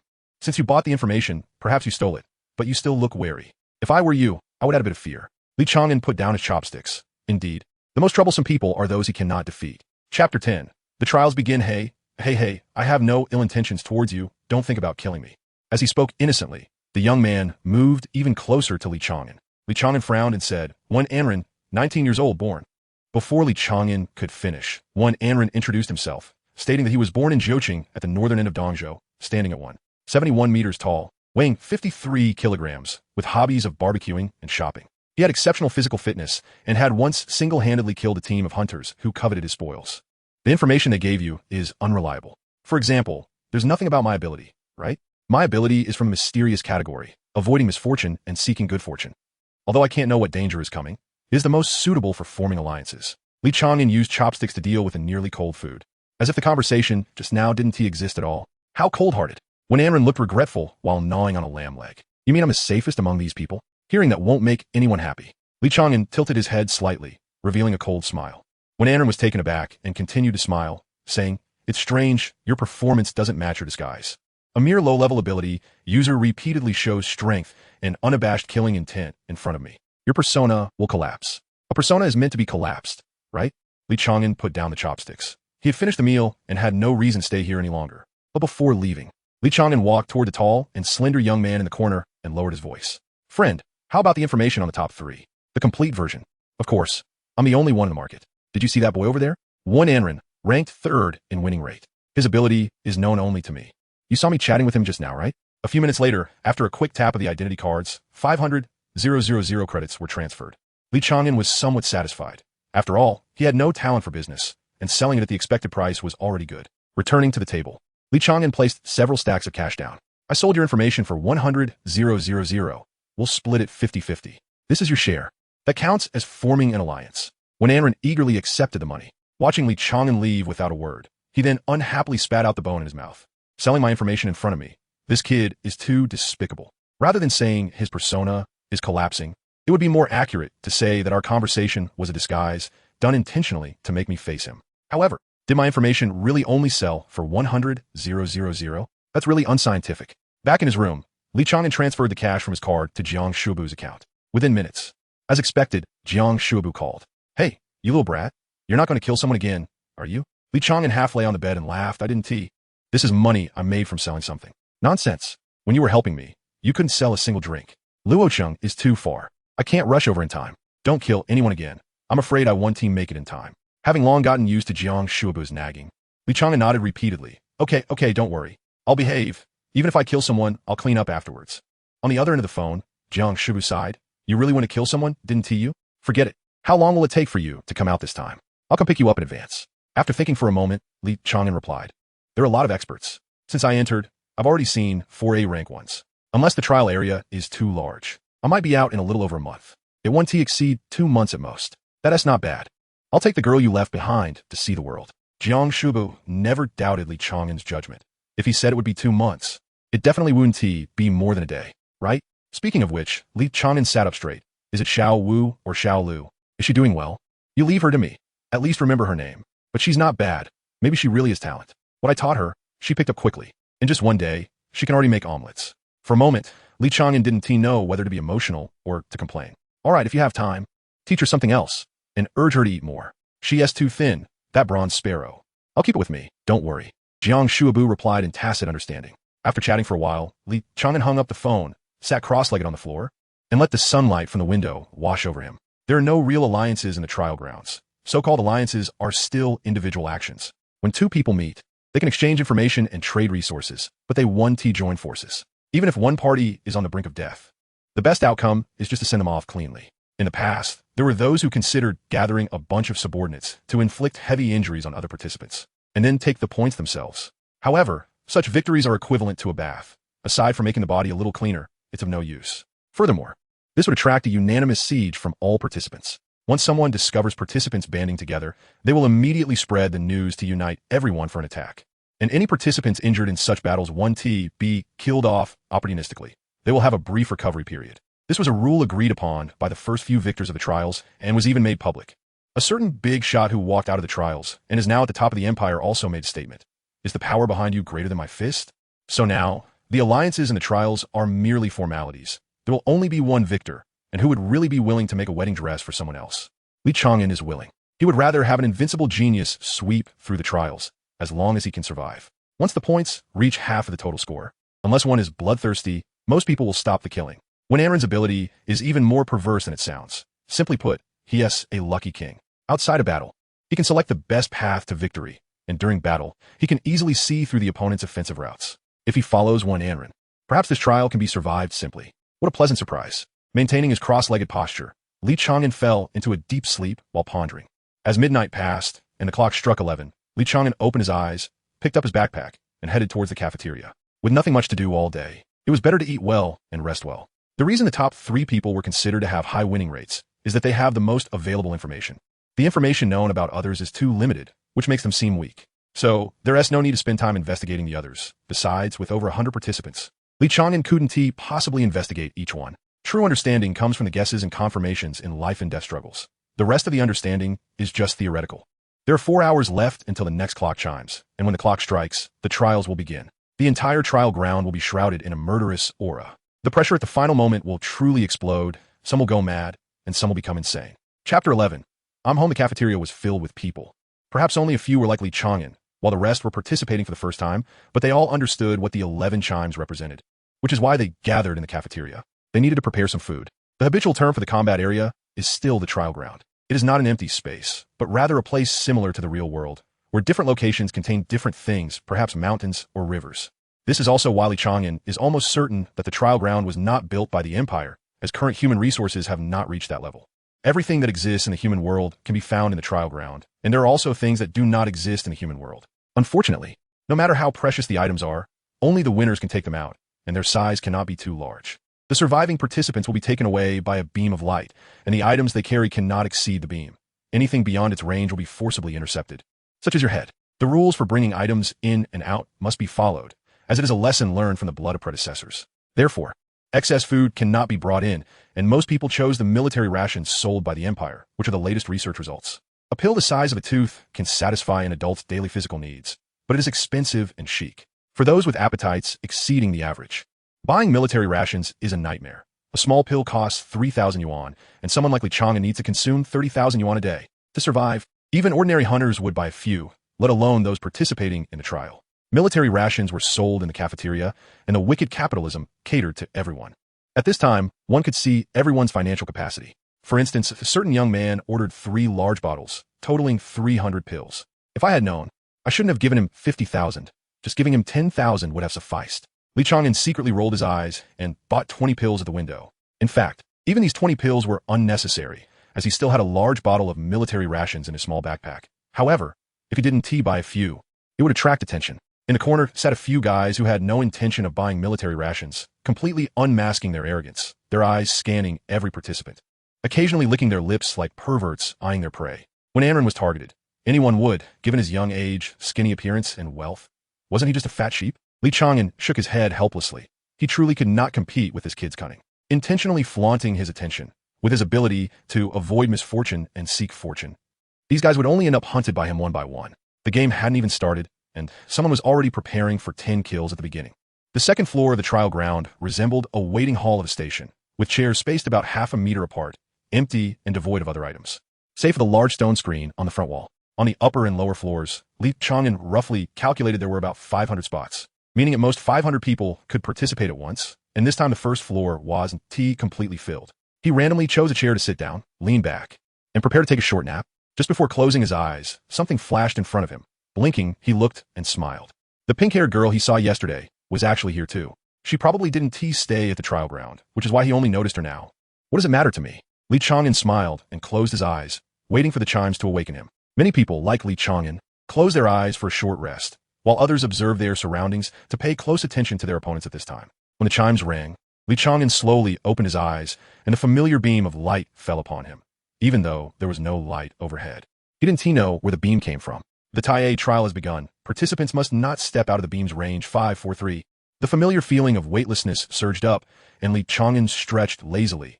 Time to go home. The door of the trial ground swung open, and a young girl at the front desk responsible for registration walked in with a tablet computer as thick as a fingernail, followed by a middle-aged man in a dark green uniform. From today until the end, no one's name should be missed. The Empire's network cannot be accessed here, so it's up to you to register one by one. The middle-aged man looked up at the screen. The once dull stone screen was now filled with a dense array of names, each representing a participant's registered name. They might be aliases or real names, but as long as they die in the trial ground, the originally green names would turn red, revealing their true names. The only thing the losers could leave behind was their own name. The young girl nodded repeatedly, not daring to slack off. The middle-aged man's gaze swept over the names before suddenly stopping, smiling as he said, "Li Chang'an, is that the one you mean?" "Yes," the girl hurriedly replied, too nervous and almost hiccuping, managing to swallow it back before urgently adding, "He looks very similar to the photo you brought, but the photo is a bit blurry. I can't be sure." "It's fine. This is probably an alias. We can't find anything. If he is still alive when there are only 10 people left, remember to notify me first." The middle-aged man turned and left. Bowing deeply to send off the middle-aged man, the young girl turned her head and suddenly changed color, hurriedly starting to register on the tablet. 197 green names instantly turned red for over 10 people. The feeling of touching the ground returned to Li Chang'an, who opened his eyes and instinctively rolled to the side, quickly choosing a concrete pillar to hide behind. After waiting a few seconds, he began to survey his surroundings. All participants were randomly assigned to a designated area, the size of which related to the total size of the trial ground, meaning it was possible for several people to land in the same place. This time he was somewhat lucky. There was no one around him, at least not within his line of sight, but he had to be careful of perception-type abilities as he could not stay in one place for too long. This time a location was an urban area. After several observations, Li Chang'an could confirm that he was not in a place of ruins, but in the wreckage of an entire city. Some buildings in the distance had not completely collapsed, resembling a metropolis after a war, but the vegetation crawling over the structures told him that this place had been destroyed for a long time. A city is great. Li Chang'an happily stepped into the shadows. Cities represent water sources and food. Of course, most food would be expired, but at least foraging would be easier. If worst came to worst, he could eat leaves. His footsteps made no sound, and every muscle in his body was as agile and eerie as a cat. With everyone gathered in one area, so he didn't need to think about escaping. As long as he avoided the first wave of battles, the others would naturally leave this area, the so-called darkness under the lamp. However, just after a few steps, Li Chang'an stopped with a strange expression, looking ahead at the corner while muttering to himself. There should be a deli around the corner. After taking 2 steps, he found a stone monument left from before the apocalypse. To the left was a road, and at the end of the road was a neighborhood. After muttering to himself with a serious expression, Li Chang'an peered around the corner and suddenly froze in place. It wasn't that he was clairvoyant. To be precise, he had been here before. Not just been here, but lived here for 20 years. This was Dongzhou, North City. Chapter 12, The Ubiquitous Crisis. How could this be North City? Looking around, Li Chang'an couldn't deceive himself, even though most places had turned to ruins. The sense of familiarity was undeniable. That should have been a stationery store, part of the welfare shops under the Empire, providing free stationery. Li Chang'an stood in front of the collapsed shop, raised his hand to brush off the dust from the sign, and frowned. The sign read grocery store, which was somewhat different from his memory. Upon closer inspection, there were quite a few subtle differences around. I understand now, this is... A sense of danger surged, and without any hesitation, Li Chang'an jumped up. An arrow pierced through his calf. The enemy was in the distance. The arrow came from the south. Quickly making a judgment, his body didn't hesitate as he dove into the half-collapsed shop, using both hands to lift a large stone slab to block the door, shrinking into a corner. While contemplating an escape route, Li Chang'an pulled out a bundle of bandages from the side of his backpack, tore off a long, overlapping strip, and tied it firmly around the area near his knee to stop the bleeding, grasping both sides of the arrow shaft protruding from his calf. He exerted a bit of force to break it, leaving only the half that was still embedded in his leg. This was the only way to avoid hindering his movement. As for the pain, he could endure it. The enemy's long-range sniping ability used arrows instead of firearms, which meant it was highly likely to be a skill from weapon mastery, specifically about crossbow mastery, and probably not a perception-based ability. Li Chang'an quickly made a judgment, pushed open the shop's small door, exited from the back, and entered the dark alley behind the shop.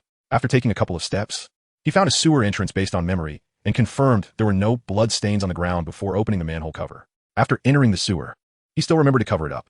700 meters away, a girl waited for a moment, but still did not see the target emerge from the ruins. So she helplessly withdrew her arrow back into the quiver. The first target was proving to be troublesome. Could the others be like him? Sure enough, the arrows were still fewer than expected. Li Chang'an pressed against the wall of the sewer, moving silently and swiftly until he stopped after turning 7 corners. Based on past experience, the enemy would lose track after 4 forks, so for now, he was safe. What bad luck, another wealthy opponent. A few hundred meters away, and not a perception-based ability, it could only be a single soldier aiming assist device, the cheapest of which costs at least 600,000. Li Chang'an sighed in envy. After resting for just 2 minutes, he took out a palm-sized dagger, used a lighter to burn it for a moment to sterilize it, and then cut open his calf, pinching the arrow shaft with 2 fingers to pull out. His suturing and applying medicine were skilled, rivaling that of a surgeon. After all, a long illness makes one a good doctor, and long injuries make one a cobbler. So I better not to move too much this time. Hiding down here, this injury will still affect my actions. Li Chang'an leaned against the wall for a moment's rest, suddenly realizing that there was no smell of sewage in the surrounding sewers, which reminded him of the interrupted reasoning he had on the surface. Right, this should still be North City, just the North City destroyed in the disaster. Once he confirmed that the ground and his memories were inconsistent, Li Chang'an had this thought.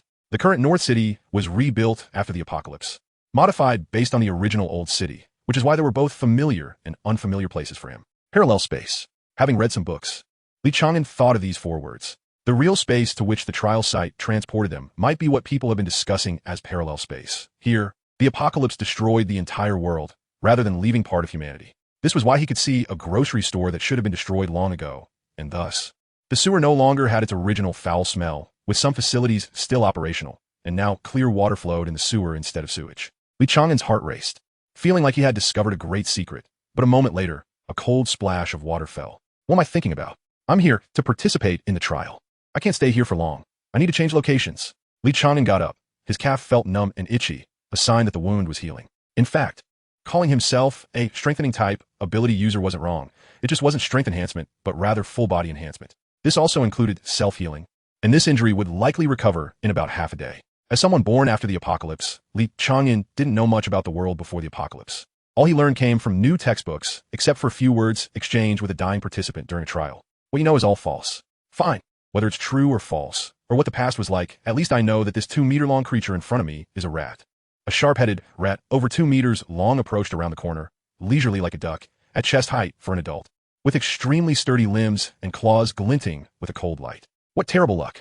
Shaking his head, Li Chang'an took the initiative to attack, stepping forward 2 paces, raising his fist to strike at the rat's eye. In cases of equal body size, most creatures are stronger than humans, not to mention the terrifying rat. At the critical moment, the rat calmly dodged, even showing a hint of disdain in its eyes, its tail as long as its body, whipped through the air like a steel whip, screeching as it sliced through. Although the tail came from behind, Li Chang'an seemed to see it. His shoulders sank, and the tail brushed past him as he lifted his knee. The space was narrow and cramped, and the rat's sharp claws pierced through the concrete wall to evade upwards. Here, animal instinct and human intelligence were distinguished. It should have been a knee strike, but Li Chang'an twisted his body, converting the knee strike into a kick, like a war axe sweeping upward. A crisp sound of bone crunching echoed, and a large dent appeared in the rat's skull. Despite this, it still had the strength to flee. Unfortunately, thinking of escaping at this moment was already too late. Moreover, in a place like the sewer, turning around was not an option. It could only charge forward, but Li Chang'an kept pace with it, and before it could dash out several meters, he struck its neck with one hand. The rat's body convulsed and fell limp, its eyes still holding a glimmer of intelligence. What a hassle, if you hadn't resisted. I could have let you die a little easier, and it wouldn't be such a bloody mess now. Li Chang'an sighed. Blood meant evaporation, and the scent would spread. Someone would definitely notice something was off. Besides, as long as there's fighting, it's hard to remain silent. Ability users have better hearing than ordinary people, just to varying degrees. The sewer, which had seemed safe, became dangerous. Who knows how many of these rats lurked in the shadows? Rubbing against the rat's fur to pick up some scent, Li Chang'an pulled out his dagger, sliced open the rat's back, retrieved the loin meat, rinsed it in the nearby clear water, and devoured it cleanly. Cooking meat over a fire is the most foolish thing. The smoke and scent would become his deadly oversight, but unfortunately, he forgot to bring salt this time. He couldn't leave behind the blood-stained fur, so he carried it with him, and after walking a few hundred meters, he found a fork in the path to throw it into the water to confuse the trail. Next, it was time to return to the surface. I don't know if any gods exist to protect me.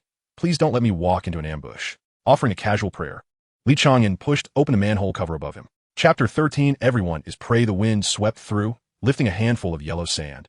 And the woman moving between the steel ruins resembled a flower reborn after destruction, shining brilliantly in this desolate, abandoned city, yet feeling utterly out of place. She walked gracefully down the street, one hand resting on her blade, the other brushing against the remnants of walls around her. In her eyes, everything here was a sediment of history. The world should have been like this too. The woman stopped, noticing a sign a step away. The dust on it wiped away by someone's hand, faint patterns of fingerprints still visible. Taking a step forward, she noticed a few drops of still relatively fresh red blood and turned to look south. An arrow had struck her calf, and then she entered the store. Talking to herself, she pushed aside a large stone blocking the door and stood where Li Chang'an had previously hidden. Here, she bandaged her wound, broke the arrow, and calmly tended to her injuries while analyzing the position and possible abilities of her opponent. The woman glanced at a small door on the other side. If Li Chang'an were here, he would recognize that every step she took mirrored the places he had once walked. Standing by a manhole cover, the woman hesitated. After a moment, she shook her head. No, it was too dirty down there. Let this guy go. Turning away without any lingering attachment, she moved lightly, as if hunting. Or perhaps, coming to pick flowers. Wow, maybe gods really do exist. Li Chang'an shrugged, just emerging from the sewer, and in front of him was a supermarket. Expired food generally wouldn't harm an ability user, especially someone like Li Chang'an, who had excellent physical condition and no abilities. But what made Li Chang'an happiest wasn't the food or water, but time. He could estimate when this place was destroyed by looking at the timestamps on the food packaging. And he could also, no wait, I'm here for a trial. I should control my curiosity, just grab some water and leave quickly. Li Chang'an smiled wryly and cautiously walked into the supermarket. First, grab some water. Distilled water? What is this? Isn't it sterile water? Never mind. Let's take a can. Braised pork can. Did humans eat this well before the apocalypse? Even while shopping, Li Chang'an remained cautious, not making a sound. His small backpack couldn't hold much, so he tried to select useful items, but many things here had already gone extinct in the current world, and he needed some time to sort through them. With my beloved little donkey, gently peeling off its skin, it's white and tender with a faint fragrance. Someone hummed a tune as they entered the supermarket, seemingly dragging something heavy. The sound of fabric rubbing against the ground could be heard. Li Chang'an crouched down like a spider, silently crawling on the ground, listening to the changing direction of the sound. While he climbed up the wall from a place out of the other's sight, hiding among the intersecting iron pipes on the ceiling. The voice sounded like a boy, but it wasn't Wan'anren. Li Chang'an couldn't look directly at the newcomer for fear of being noticed, so he could only catch a glimpse out of the corner of his eye. Strange, it seemed like someone glanced at me. A pure, innocent boyish voice, but coming from the mouth of a grotesque dwarf about 3 meters tall, with crisscrossing scars on his face, barely revealing the positions of his features. The dwarf was dragging a fainted girl, looking around and not noticing anyone, thinking it was just an illusion. After all, this wasn't the first or second time. Such keen perception, but it can be ruled out as a perception-type ability. Li Chang'an turned sideways, completely hiding behind the steel pipe, especially since the other was a dwarf, making it even harder to see him. He had seen these two in the hall before. The dwarf was wearing a mask then, and the girl was quietly reading a book, looking relatively calm. He really didn't understand why such people would come to participate in the trials. Is this a game? The dwarf hummed a song, dragging the girl to the side of the kitchen cabinet, where the stainless steel utensils were in a near-sealed condition, not rusted and completely new. Wake up! The dwarf likely smiled as he tried to wake the girl. MMM, MMM, MMM. The girl, just waking up, struggled in panic, but her hands, feet, and mouth were all tied up. The dwarf grinned, and this time it was clear he was smiling. I wanted to untie you, but I'm afraid you might scream too loudly and attract others, so I'll have to inconvenience you a bit. You don't need to think about calling for help. This is a trial, and killing you gives me a point. Who do you think will let you go? Just bear with it. At least I'll leave you with a clean body. I don't know if you're still clean, but I'll check later. After saying that, the dwarf rummaged through the kitchen tools and finally picked out a bone saw tearing open the packaging and weighing it in his hand, revealing a satisfied smile.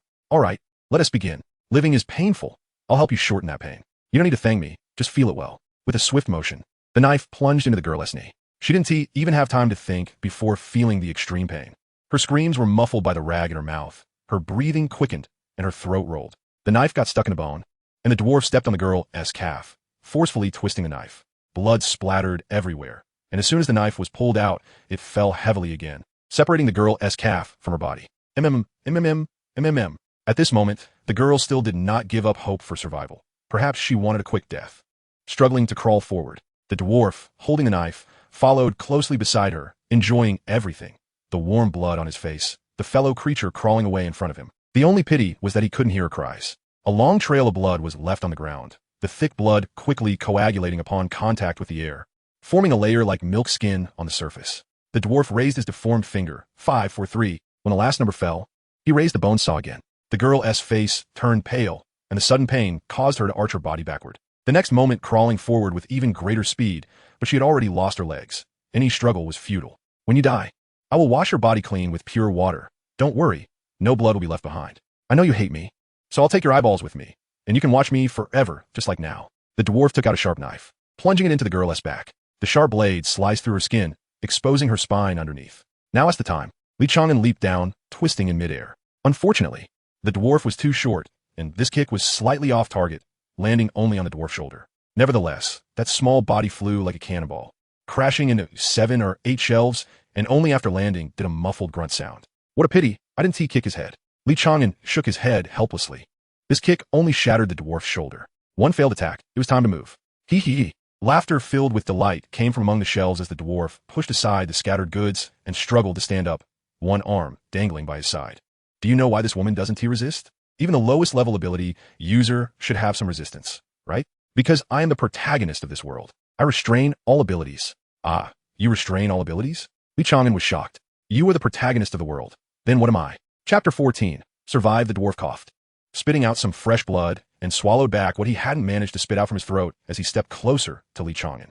No matter who you are, once you touch me, you will lose everything. You will start to feel weak in your limbs. Your proud abilities can no longer be used. Soon, you will be just like the pig on the ground. Saving the beauty will have to wait until the next life. Li Chang'an clapped his hands and laughed. I had forgotten about that until you mentioned it. He looked down, meeting the gaze of the girl on the ground. The girl was hiding behind Li Chang'an, pressed tightly against his heels, tears streaming down her cheeks, her eyes shining with hope.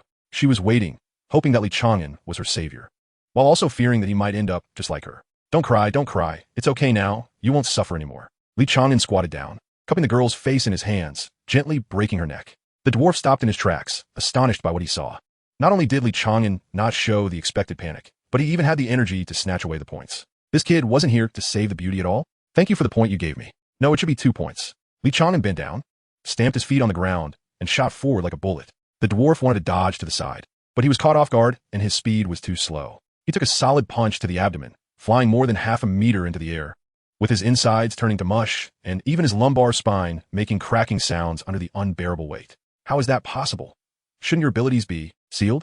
Blood could no longer be swallowed back. The dwarf coughed up blood, staring pale-faced at Li Chang'an. He wanted to see panic. He wanted to see weakness after bravado. He wanted to see hope for his survival. Li Chang'an tilted his head, grabbing the dwarf's small leg and smashing his 1 meter 3 body hard into the ground, creating a loud bang as the tiles shattered and splintered, the dwarf's body also breaking apart, confirming that the dwarf was dead beyond any doubt. Li Chang'an smiled slightly and said, sorry, I never had any abilities to begin with. However, what a terrifying guy he was, whether temporarily or permanently. This dwarf's abilities were of a strategic weapon level. What a pity. Li Chang'an chuckled as he bent down, rummaging through the dwarf's corpse for his spoils. In 10 seconds, he searched one person, and half a minute later, Li Chang'an's figure flashed at the supermarket entrance before vanishing again. As long as people are unaware of the dwarf's abilities, most would probably be unable to avoid contact with him. After all, Li Chang'an's attack was still through clothing. But the dwarf still believed it would take effect, which indicates that contact is taken literally, not necessarily requiring physical collision. If the weapon is long enough, it might still work. Half a minute after Li Chang'an left, 3 ability users appeared at the supermarket entrance, entering from 3 different directions. Moments later, one of them launched a sneak attack while the other 2 engaged in battle, and the remaining 1 continued to track the direction Li Chang'an had taken. No wonder some say this is a new world. There are just too many strange abilities. A red-haired, blue-eyed teenager stood by the dwarf's corpse, electric currents dancing at his fingertips. With a flick of his finger, silver-white electricity struck the dwarf's body. He didn't spare the girl's corpse either. What a scumbag. The teenager walked outside with his hands behind his back, seemingly unconcerned about the increasing chaos outside, leaving behind 2 charred corpses. Li Chang'an moved like a monkey, agilely traversing the concrete jungle. In just a few minutes, he had already covered several kilometers from the crime scene and landed without a hint of breathlessness. What a pity. They were all unarmed guys. Li Chang'an shook his head. In this era, a good weapon is more important than anything else, but not everyone can carry one. The girl was probably a poor soul, but the dwarf was ruthless and a bit perverted, so he shouldn't be poor theoretically. He likely hoarded all his money. Otherwise, he shouldn't have been unarmed. Without abilities, Li Chang'an's combat style was close-quarters fighting. If he encountered some long-range snipers, he would indeed be at a disadvantage. Fortunately, this battle took place in an urban area with plenty of places to hide. However, most ability users would choose long-range sniping. A good quality sniper rifle combined with long-term training is enough to deal with most ability users. After all, except for enhancement types, most ability users' bodies still can't withstand a single shot, or maybe 2 shots. Caliber can determine justice, especially against perception-type abilities. There is simply nowhere to hide under their gun barrels. There are many methods to deal with bullets. For example, elemental ability users can temporarily transform their bodies into elements they control once they reach a level. Bullets cannot kill fire, but this method consumes a lot and cannot be maintained continuously. Therefore, judging how powerful an A-level elemental user is depends on how well they can apply this method. A-level hardening ability users can withstand a 20mm anti-material sniper rifle at a certain distance. Perception-type users can hardly be hit. A close-range shotgun shot might be possible. Li Chang'an cannot withstand it. He can only dodge slingshots below 10mm from 2 meters away. A loud noise came from a distance, and Li Chang'an's hair stood on end as he quickly moved in the opposite direction. That sound came from an anti-material sniper rifle, likely over 1,200 meters away. His position was probably within the kill range of the opponent. No wonder there was no sound in that area just now. It was marked as a forbidden zone. Shaking his head, Li Chang'an began to descend, weaving through the high rises. Only narrow spaces are his battlefield. In other situations, he just needs to think about how to escape.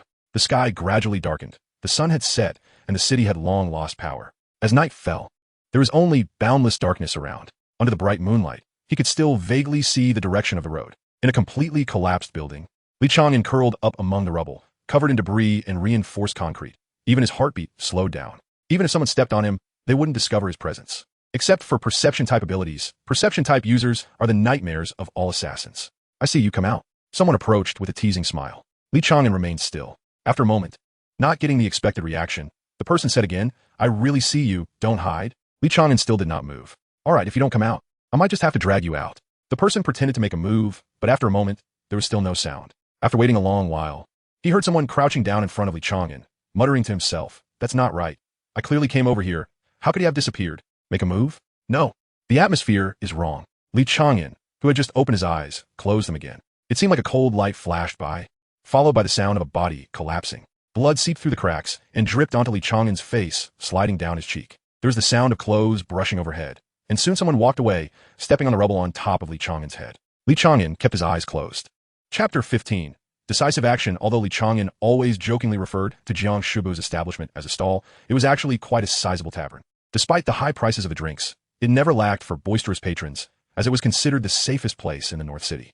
The walls of the tavern bore the words no loud noises, no fighting, and no one dared to disobey. Especially since this place had once belonged to the largest gang in North City, which had been wiped out overnight because of those 3 individuals. Now, one of the 3 had gone to undergo trials, while the remaining 2 sat facing each other, their expressions not resembling friends but rather enemies. How dare you come here to drink free wine? Jiang Shibu rolled his eyes, lazily leaning back in his chair, propping his feet up on the table. Opposite him, Brother Lin still looked like a disheveled old man, shaking a bottle of wine in his hand as he glanced at Wu Luyan, who was busy behind the counter. Jiang Shibu tapped the table in annoyance. Is that the little girl that Chang'an picked up? If you can't teach her, just give her to me, Lin spoke, stirring Jiang Shibu's anger. What do you mean I can't teach her? Jiang Shibu braced himself against the table, his gaze icy. Lin calmly nodded. With your temper, I'm afraid you'll mislead her. It was you who taught Chang'an how to interact with others, and what happened in the end? Mentioning this, Jiang Shibu's anger dissipated, and he lowered his head, unable to speak. He muttered defiantly, you always bring this up, you're really boring. If it weren't for you taking out the other boss, would Chang'an sneak into other gangs to wipe them out? It's also my fault for believing you could really teach him how to get along with people, which led him to the point where he only chooses to kill or leave when facing strangers. He can't make friends at all. Lin continued to press on, holding back his own frustration. Stop scolding, I know I was wrong. I'm trying to find a way to make up for it now. Besides, It's not a big deal. You know how treacherous people's hearts can be. Jiang Shuabu's defense was weak and powerless. After a long pause, Lin sighed. When the three of us met, he had just completed his third trial, and now it's the eighth. So many years have passed in the blink of an eye. Don't suddenly reminisce about the past. This is not a good omen. I opened this shop in a place where so many people have died. It's already unlucky enough. Don't jinx it further. Lin took a swig of wine. Jiang Shuabu pretended to stand up to leave. Lin stood up first, pushing Jiang Shuabu back down, shaking his head. I'm not joking with you. I'm planning to go back for a visit. I don't agree. Jiang Shuabu interrupted decisively. Don't say anything else. Let's wait until Chang'an comes back to discuss it. He's not here, so I won't agree to anything you say. Little brat, am I asking for your opinion? Lin said, no matter what, I want to go back and take a look. Today is just my farewell. He patted Jiang Shuabu on the shoulder, lit a cigarette, and walked out the door. Lin didn't look back. At least leave the cup for me. As dawn broke, Li Chang'an crawled out from the rubble. A headless corpse beside him, the head 10 paces away, with a shocked expression still showing a footprint. Talking at this hour, really fearless. Li Chang'an shook his head, rummaging through the corpse, but only finding an empty water bottle, likely already looted by the killer. After consuming a few military ration pills, Li Chang'an was about to leave when he suddenly stopped, pulling out the copper sparrow from his pocket. The sparrow's tail was trembling slightly, with a gentle flick. The voice of Jiang Shuabu came from the sparrow's beak. Chang'an, can you hear me? I can hear you. Lowering his voice, Li Chang'an smiled slightly, realizing this thing was indeed useful. The trial area was isolated from the outside world, and no means could convey messages. Only this copper sparrow was the only known effective method. Of course, this copper sparrow, which had cost him all his savings, had more functions than just transmitting sound. That's good to hear. Brother Lin plans to go home for a visit. You should know about his situation, right? I can't stop him now.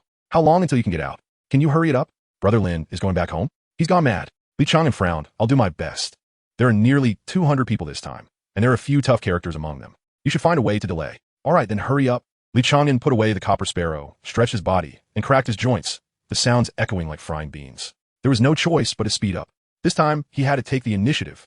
For the first time, Li Chang'an felt an urgent desire to get out. Navigating through the concrete jungle, Li Chang'an focused intently, listening for any suspicious sounds. Suddenly, he twisted his waist and dashed northward without hesitation. Just moments ago, he had heard a sound of something slicing through the air, likely an arrow. If there were no other bowmen in this trial area, then it would be a narrow escape for him.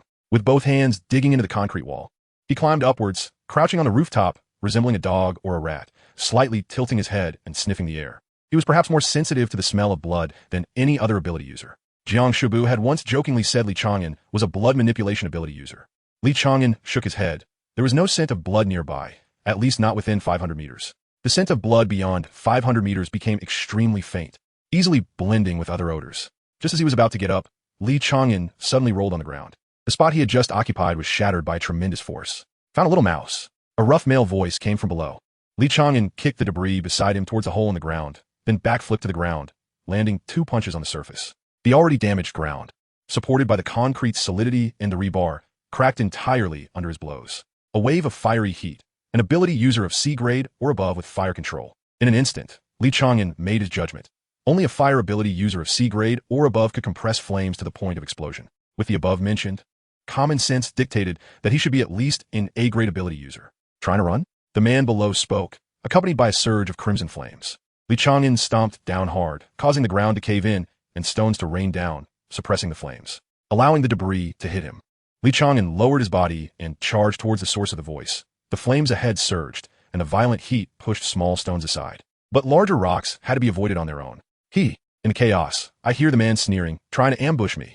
Just as he dodged a massive stone, Li Chang'an saw a fiery fist coming at him. He bent his knees and knelt down smoothly, the flames brushing past his scalp, leaving the scent of burnt hair. The man clearly hadn't expected Li Chang'an to dodge by kneeling. Taken by surprise, Li Chang'an closed the distance, but in an instant, the orange-red flames engulfed him. If you want to get close to me, then you must burn to death first. Just as the thought crossed the man's mind, he saw Li Chang'an, who was kneeling, suddenly lunge forward, grabbing his leg, causing him to lose his balance and fall backward. Is this kid not afraid of death? A fleeting glance revealed the man, noticing Li Chang'an's sleeves ablaze, and his arms were scorched, showing signs of charring. Tipping the man over, Li Chang'an raised his hand. Decisive action. Chapter 16. Within 2 steps, flames crawled up Li Chang'an's arm, and he could clearly sense the withering and rebirth of his muscles. The man in front of him was in his early 30s. His hands were clenching in pain, his expression twisted. The scream of agony just now should have attracted others' attention, especially since there were already people fighting here. He had at most 2 minutes left. Contemplation would not make Li Chang'an stop. Shaking off the blurred flesh and blood from his hands, which came from the man's important parts, Li Chang'an once again crouched and charged forward, almost crawling on the ground, using both hands and feet like a beast. "I'm going to kill you," the man roared, waving his hand in front of him, and a wall of flames formed 2 steps away. He quickly retreated, pressing against the wall. Those daring enough to enter the trial either had enough confidence in their own strength or were prepared to fight to the death. Few treated this place as a good place to commit suicide. Out of the corner of his eye, the man caught sight of Li Chang'an's figure approaching from the left, and he quickly moved to hide among the flames. Then, he clenched his fist, wrapping his left shoulder and upper body in flames. Elementalization, the strongest self-defense method for elemental ability users once they reach A level, allows them to transform their bodies into the elements they control, thus negating all tangible attacks. Although he couldn't determine his opponent's abilities, the man understood that someone willing to trade injury for injury likely had abilities that weren't applicable to the current battle. However, after a few seconds, Li Chang'an did not appear as the man expected. The flames continued to burn, and if this continued, he might be the first to lose combat effectiveness. The exceptional defense of elementalization also represented a tremendous consumption of energy. Where's he? Did he escape? The man kept turning his head to survey the surroundings, but unfortunately, due to the wall of flames, his line of sight was obstructed, preventing him from keeping an eye on Li Chang'an at all times. When the man finally sensed something was wrong, a strong wind rushed from above. He had no time to look up and instinctively shifted the area of elementalization to his head. A crisp sound echoed.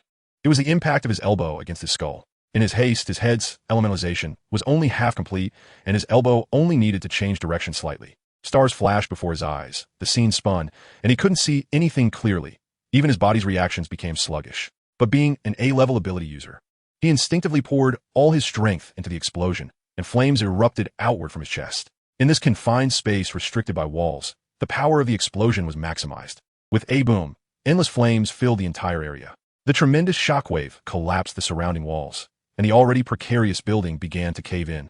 With debris flying and dust filling the air, the man curled up, hands over his head, closing his eyes as he felt himself buried under various heavy objects.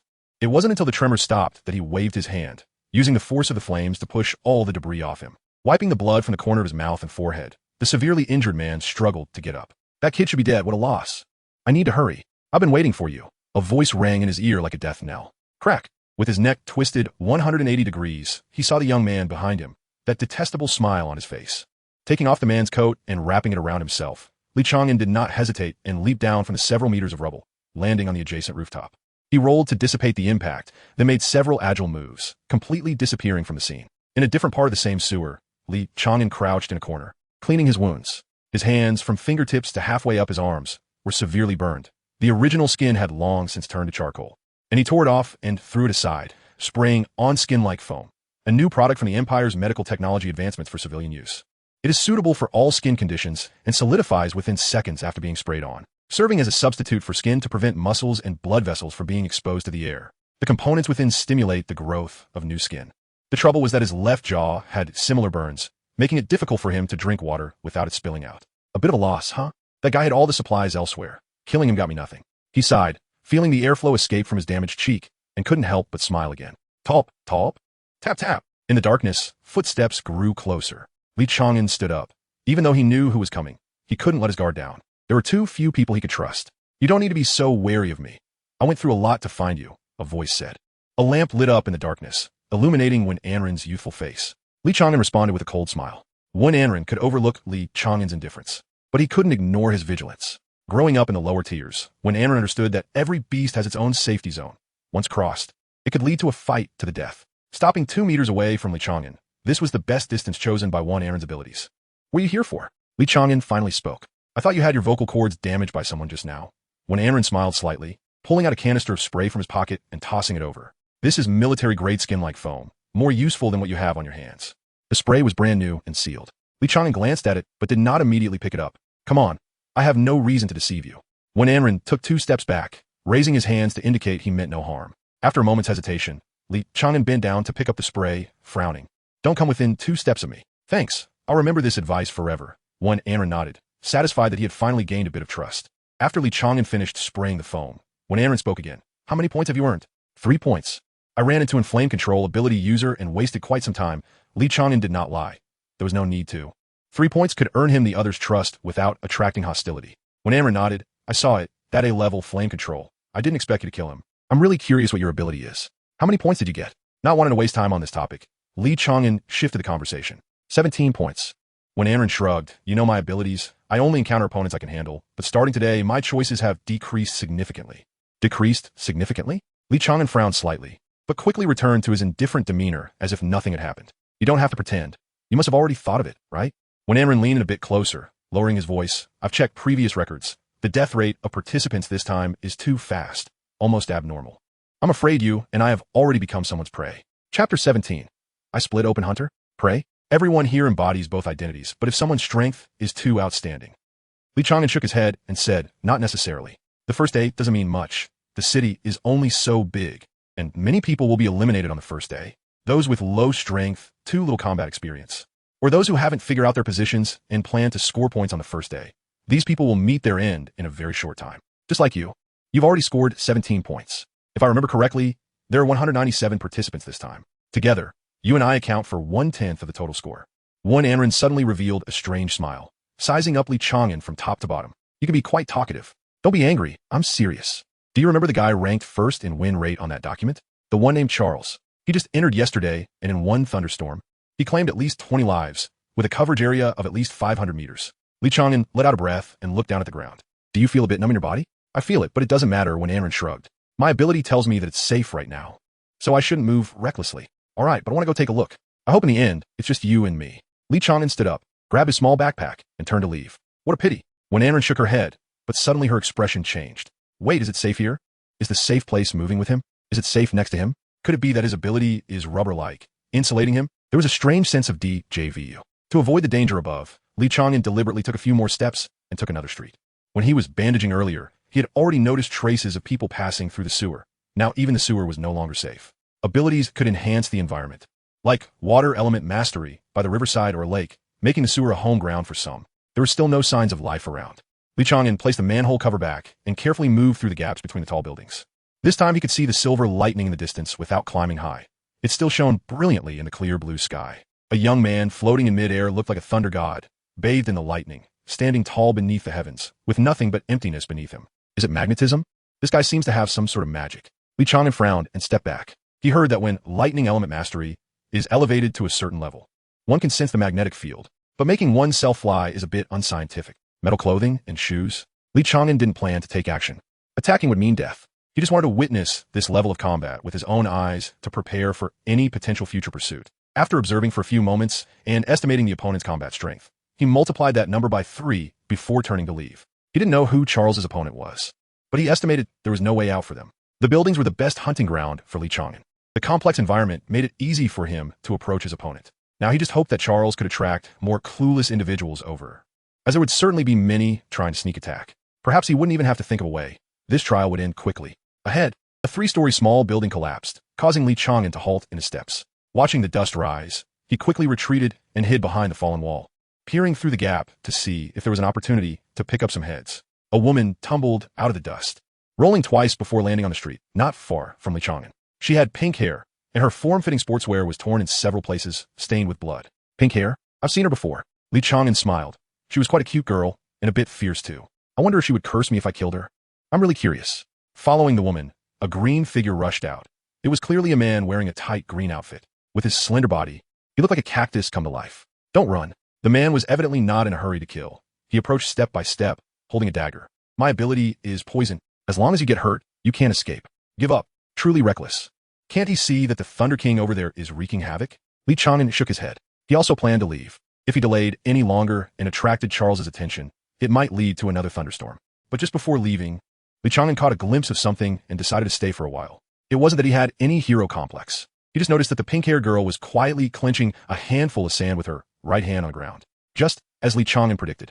When the cactus man came a couple of steps closer, the pink-haired girl suddenly threw the sand in her hand, then dashed toward the building where Li Chang'an was hiding without hesitation. Caught off guard, the cactus man was hit squarely in the face with the sand. His eyes immediately became blinded, and even though he quickly rubbed his eyes to pursue her, he was still a few steps slower than the girl. Watching her rush into the building, he cursed angrily and leaped several meters high to enter the upper floor. The pink-haired girl was already injured and had difficulty moving. The obstacles below made it hard to maneuver, while the rooftop was empty. As long as she wasn't afraid of heights, this arc would actually be faster. Just as he was calculating how to torment this woman later, the cactus man suddenly paused, looking down at the arm that had pierced through his chest. To ensure the cactus man didn't die too slowly, Li Chang'an threw another punch, driving both fists through his chest, then forcefully tearing outward. Lacking a bit of strength, he didn't tear him in half, but he did create a large hole in his chest, with intestines spilling out onto the ground. I was just about to leave. Li Chang'an squatted down helplessly, first grabbing the cactus man's dagger, then taking a conspicuous small bag from his waist before flipping down from the building. There was still one point that could move. He couldn't let it drop. Just as he steadied himself, he collided with the pink-haired girl downstairs. Just as he was about to make a move. "It's you." The pink-haired girl recognized Li Chang'an's identity and looked up at him, immediately understanding. She softly said, "Thank you." Li Chang'an smiled and shook his head. "No need to thank me. I know, you were just passing by, not intentionally coming to save me." The pink-haired girl smiled at him. "My name is Lin Yubai. If it weren't for you, I would have been dead today. But I'm already poisoned and can only forfeit." No, you really don't have to forfeit." Li Chang'an stepped forward with the dagger. His body relaxed like willow fluff swaying, but if he took another half step, it would be like a tightened spring ready to release, killing in an instant. Lin Yubai stepped forward, opening her arms to hug Li Chang'an. With a smile, she spoke through a slight choke. "Thank you for encouraging me, but I was wrong. I really don't have the qualifications to be here. You have to live on. I'll wait for you outside. It's too dangerous here. I shouldn't let you protect me. I can't hold you back. Actually, that day you were also trying to save that sister, right? I'm sorry, I even glared at you. You really are a good person. Good luck." Li Chang'an watched as Lin Yubai dissolved into a shower of light in his arms, knowing she had chosen to forfeit. He looked at the dagger in his hand, puzzled. The judgment of the trial was very strict. One could only forfeit in absolute safety. Even if someone showed murderous intent nearby, one could not forfeit. So, why didn't I kill her? Chapter 18. Not good at fighting, could this woman's ability be to eliminate killing intent? For a moment, Li Chang'an was confused and decided not to consider escaping. Instead, crouching beside the aloe vera man to examine his wounds. Could the medium of her ability be contact? Ever since she touched me, I unconsciously forgot about killing her. It might not be the elimination of killing intent, but rather relaxation. Li Chang'an muttered to himself as he got up and turned to look behind him. When Anren walked out from around the corner, shrugged, and said, "I still feel safer following you. I don't know why, but I promise I'll leave soon." Okay, there's an ability in the mind system that can help treat mental illnesses and make patients let down their guard. Do you know what it's called? Estimating the distance between them, Li Chang'an agreed. There is such an ability called mind soothing, which is quite rare. When Anren hesitated for a moment, but couldn't help his youthful nature and added, "I think her ability has nothing to do with mind soothing. By the way, have you ever had contact with girls before?" Li Chang'an frowned and nodded, confirming that he had indeed interacted with girls. "All right, maybe I'm overthinking it." When Anren stopped talking and took a couple of steps back, hiding among the ruins. After this idle chat, Li Chang'an no longer felt troubled. After all, the person had already run away, and when Anren had a point. On the other side, the thunderstorm had not stopped.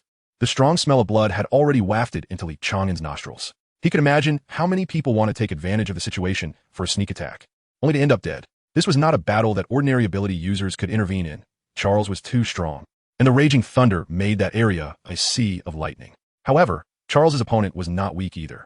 100-meter-long giant dragon spread its wings and swooped down, its sharp claws repeatedly sweeping over Charles's head, but each time, they were blocked by a barrier of lightning.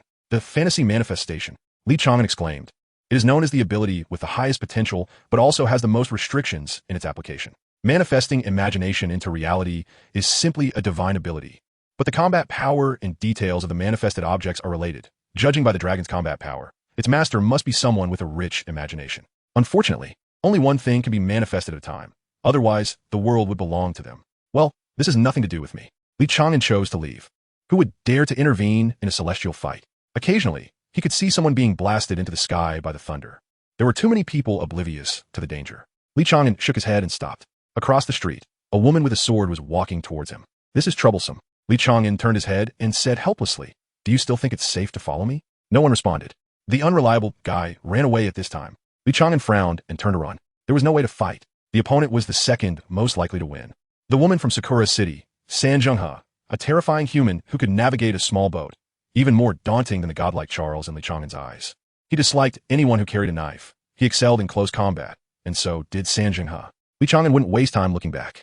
As long as the opponent was still pursuing him, that killing intent was like a maggot in the bones. Even an ordinary person could sense it. Sometimes he crawled like a reptile beneath the tall buildings, and other times he swung like a monkey over the ruins and stone pillars. Li Chang'an used all his skills, but this time he didn't enter the sewer. It was actually harder to hide in such an open place. In most cases, the intricate sewers could help him easily shake off pursuers, but now it was the opposite. The openness meant that even the slightest sound would become clear, and the pervasive moss would easily leave traces. After spending half an hour, while avoiding other ability users, Li Chang'an was panting when he finally stopped. A feeling of exhaustion he hadn't experienced in a long time washing over him. In half an hour, he had crossed 3 districts, and soon he would be out of the city. Of course, he couldn't get out. A black line surrounded the city, and anyone who stepped out would be considered breaking the rules. No one knew what the consequences would be, as those who stepped out of bounds vanished without a trace. He exhaled the stale air from his lungs and walked into a small shop that had long collapsed. He rummaged through the ruins and found 2 bottles of intact mineral water, gulping them down. The chilling feeling of the maggot in his bones had dissipated, and Li Chang'an finally felt relieved. After all, this was the North City. I don't believe anyone knows this city better than I do. Not far from the border. He figured he would rest here for the day. Even though it was several kilometers away, he could still see the battle that had not yet stopped.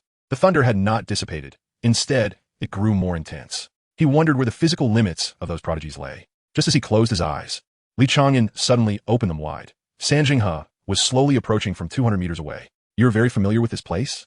Sanjinghe's pace was not fast, neither hurried nor slow, the same as usual. Li Chang'an stood up, this time choosing not to escape. If he couldn't shake her off after crossing half a city, it meant she naturally had methods of pursuit. Then, it would only be a fight to the death. Watching Li Chang'an take 2 steps back and hide in the shadows, Sanjinghe felt a chill of killing intense sweep over her body, like thousands of ants crawling across her skin, making her feel numb all over. "I won't kill you immediately. Your familiarity with this place seems like you've been here before." "No, it should be said that it seems like you've lived here. I'm very curious about you." Sanjinghe drew her sword. The distance between the two was already less than 50 meters. As Li Chang'an disappeared, this distance quickly closed in and then rapidly widened, back and forth. A piece of rubble shot towards Sanjinghe from the ruins like an arrow, but the next moment it was shattered by her sword. At less than 7 meters tall, with arms over 65 centimeters long and a blade about 80 centimeters long, it meant her attack range was about 150 centimeters.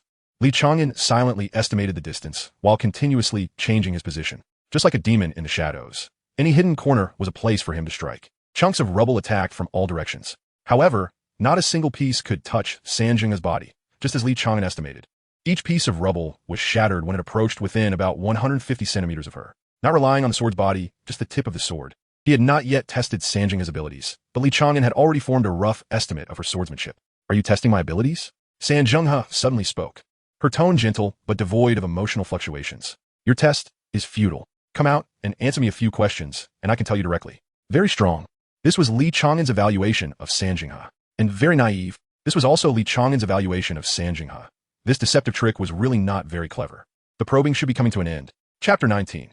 The gamble of life. The stones flying towards Sanjinghe suddenly multiplied from 1 to dozens, with over 10 pieces the size of human heads crashing down.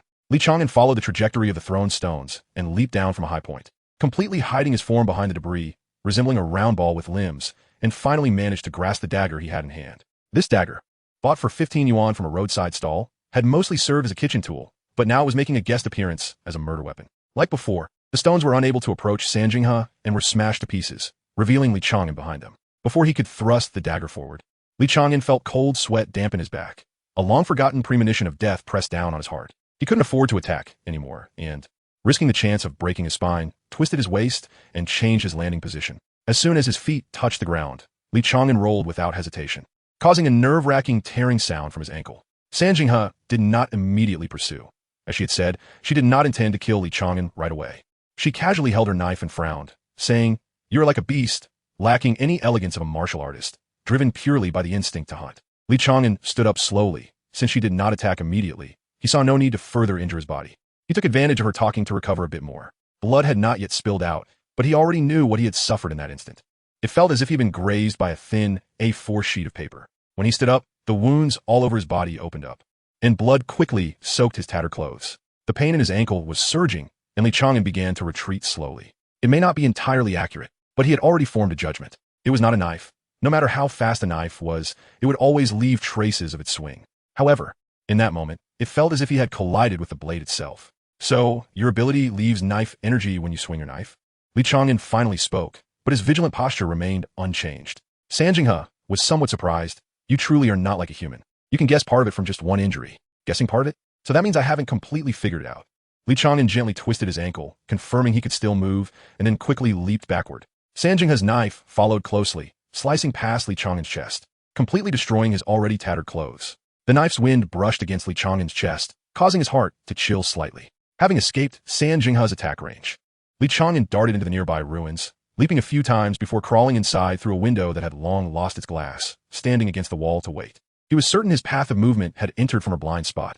She could not catch up directly. A few seconds later, San Jinghe's figure leaped in through the window. Looking at Li Chang'an standing inside the room, she was clearly a bit surprised, but soon revealed a smile. "Are you testing me?" "Yes." Li Chang'an slammed his elbow against the wall behind him, stepping back 2 paces. "You can see the traces I left when I left, right? You followed my footsteps to find me. Including the injuries I've sustained, there are also traces left by your knife. So no matter how I escape, you can always find me." San Jinghe nodded, her appreciation growing stronger in her eyes, and said seriously, "To be able to discern my ability in such a short time. You are more impressive than I imagined. I will no longer hold back. A strong person deserves a dignified death." Bending slightly, like a spring pushed to its limit, San Jinghe shot forward, stabbing straight ahead with her knife. The concrete wall was easily pierced as if it were tofu, and the knife tip passed through the wall, followed by a gust of wind that stirred up dust. However, there was no sign of Li Chang'an behind the wall. He actually climbed away from the wall. San Jinghe frowned. There were traces on the wall that only she could see. Li Chang'an was climbing up the outer wall towards the rooftop. This fight was impossible. In such a confined space, the traces left by her knife would restrict his range of movement, while San Jinghe wouldn't need to move at all.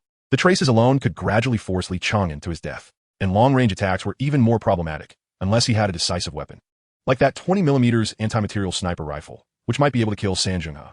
"Are you just going to run away?" came San Jinghe's voice from behind. Li Chang'an did not turn back. Indeed, he was only going to run away. A battle without any chance of victory was a joke. Bang!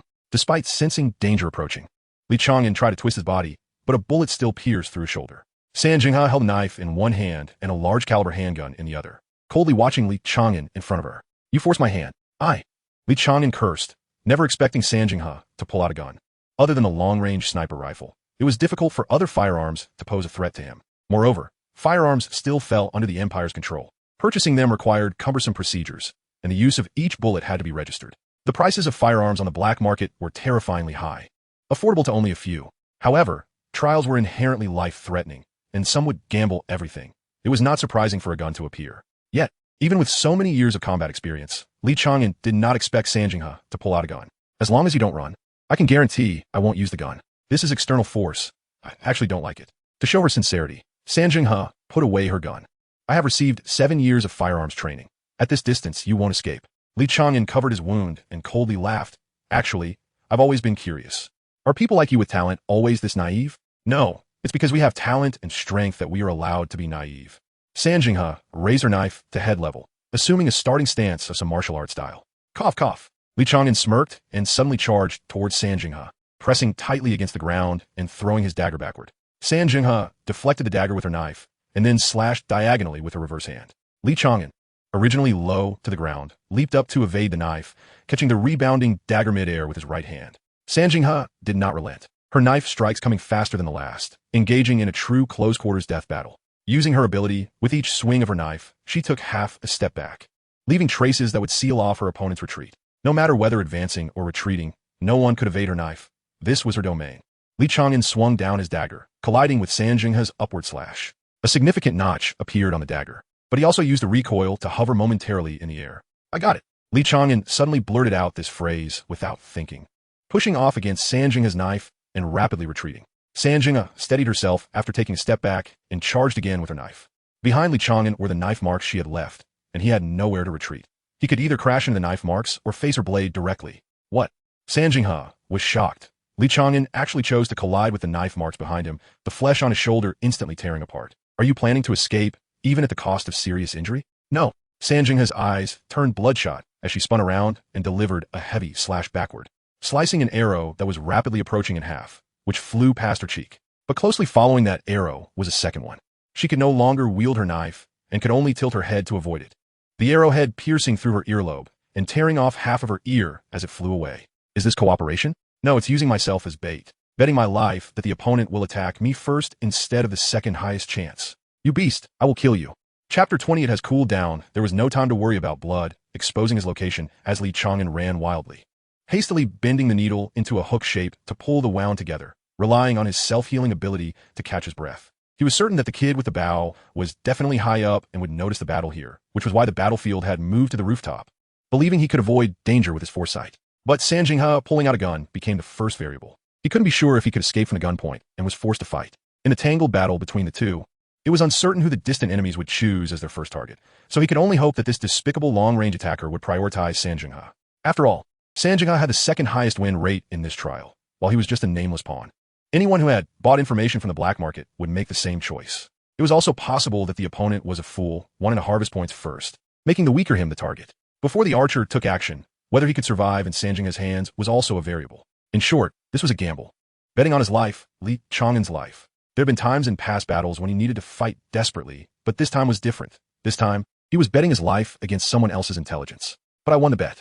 Li Chang'an's lips curled slightly as he kept stuffing military rations into his mouth. He had lost too much blood. An ordinary person would have already lost the ability to move, relying solely on his physical fitness. There were no hospitals in the trial ground for blood transfusions. He could only rely on his body's ability to produce blood. Fortunately, his blood production ability was quite good. The sewer was no longer an option. The strong smell of blood would attract rats and other hidden threats. Relying on his memory, Li Chang'an slipped in a nearby building, which used to be a hotel, but now had collapsed for the most part, leaving only 3 floors. This was not important. He casually found a room, pushed the door open, and rushed into the bathroom, turning on the bathtub faucet. After a few seconds, murky water gushed out. Luckily, it can still be used. Li Chang'an turned around and exited. From the food packaging in the supermarket, he could deduce that this place had probably been destroyed 3 years ago, so some facilities might still be useful. With water in the bathtub, Li Chang'an gathered all the combustible materials nearby and lit them, spreading the flames. Combined with grease and dry wood, a roaring fire consumed the path he had taken. Li Chang'an returned to the previous room. His backpack had been damaged in that battle, but fortunately, he had quickly gathered some things, such as the sterilizing water purification stone. He entered the bathtub with the purification stone and closed his eyes. A large fire would not attract attention because fires were breaking out all over the city. And Charles's battle was still ongoing. The battlefield was simply shifting. The blue dragon was covered in charred scales, with many shiny dragon scales fallen off, yet like a warrior. It became braver with each battle.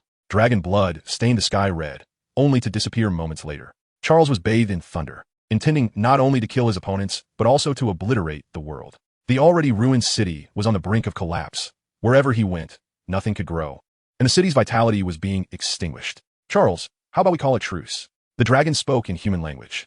I admit I'm not your match.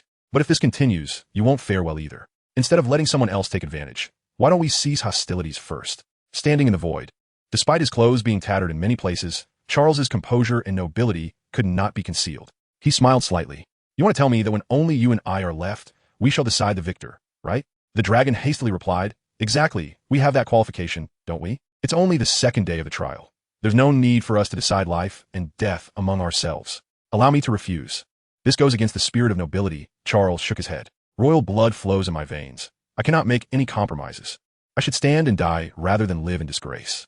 As lightning struck again, the dragon could only curse inwardly and charge forward. This was not the trial he wanted. With his strength, he should have been the center of attention, having endured for so many years just for this explosion. Why? Li Chang'an sat up in the bathtub, examining himself. The speed of his recovery exceeded his imagination, even though a bullet had pierced his shoulder. Pink new flesh was already growing, which was different from before. Struggling to stand, he looked at the wounds on his body with new flesh growing and frowned, muttering, "What did I do to cause this? Or did I come into contact with something? Is it the water? No. It's not my first time getting a wound wet. Or perhaps this is my ability, just too weak to be detected. Impossible. I should be able to sense my own ability. This is purely recovery power. Or have I become stronger?" In disbelief, Li Chang'an threw a punch while naked, and the wound on his shoulder immediately opened up again, blood spilling out. Okay, I haven't become stronger. Holding his chest, he sat back in the bathtub, feeling the healing speed of his shoulder. It seemed that only his self-healing ability had strengthened a bit. Sure enough, the initial guess was correct. Li Chang'an tilted his head in frustration. He had suspected in previous trials that the reason for becoming stronger was not just the trials, but also related to his continuous battles. However, the degree of strengthening was not very obvious. Only when he survived near-death situations could he feel his changes distinctly. This time was a narrow escape, not a fight to the death, so it was just that his self-healing ability had improved a bit. Damn it, everyone can get stronger after a fight to the death. Can I get some useful ability? Li Chang'an got up. The fire outside was almost extinguished, and he couldn't stay here any longer. If I awakened an ability, what would it be? Should I go for elemental or combat? The mystical type is also not bad. Tearing off his already tattered pants and wringing them out, he wiped the water off his body and was about to change clothes. Where are my clothes? Right, they were destroyed along with the backpack. Damn, what should I do? Since entering the trial ground, it was the first time Li Chang'an felt overwhelmed. A head much larger than an ordinary person's peeked in from outside the door. licking his lips. "You've really hidden someone here. Since you're wounded, just don't resist." The big head pushed the door open and walked in, his head and shoulders being the same width, his body covered in strange muscles that seemed to be glued on, exuding an eerie aura. Besides his head, this person also held a huge kitchen knife. "I will take good care of you." Before the big head could finish his sentence, he saw his prey charge at him and hurriedly swung the kitchen knife in front of him. Dodging the knife, Li Chang'an delivered a heavy punch, and the big head disappeared from in front of him. Teleportation? So he asked behind me, feeling the chill on his back. Li Chang'an bent down and twisted his body to sweep his leg. Their shins collided, and two crisp sounds of bone breaking echoed almost simultaneously. The big head couldn't help but cry out in pain as he watched the man, who had also broken his leg, charge at him again. "No! You son of a BTCH, do you not feel pain?" Another punch missed, and without hesitation, Li Chang'an rolled sideways, narrowly avoiding another strike from the big head. The big head staggered back, gripping the knife tightly, staring intently at every movement of Li Chang'an. He couldn't understand why someone who looked severely injured could be so strong and why he wasn't using any abilities. Does he look down on me? Or is his ability that he gains combat power by not wearing clothes? Li Chang'an gritted his teeth. The pain in his shin was trivial, but being naked was a bit cold. Chapter 21. No time to rest. There are many dangerous abilities encountered, but troublesome powers like teleportation are rare. The danger level of teleportation depends on the user. This is also why teleportation, despite being such a powerful ability, is classified under the support category and is referred to as non-direct combat. It may lack lethality, but it has the potential to overturn a battle, which is why it falls into this category. Without a doubt, teleportation users are qualified to be the executioners in any battle. However, this big-headed individual is quite ordinary. His use of teleportation is limited to evasion and relocation, failing to truly leverage its offensive capabilities.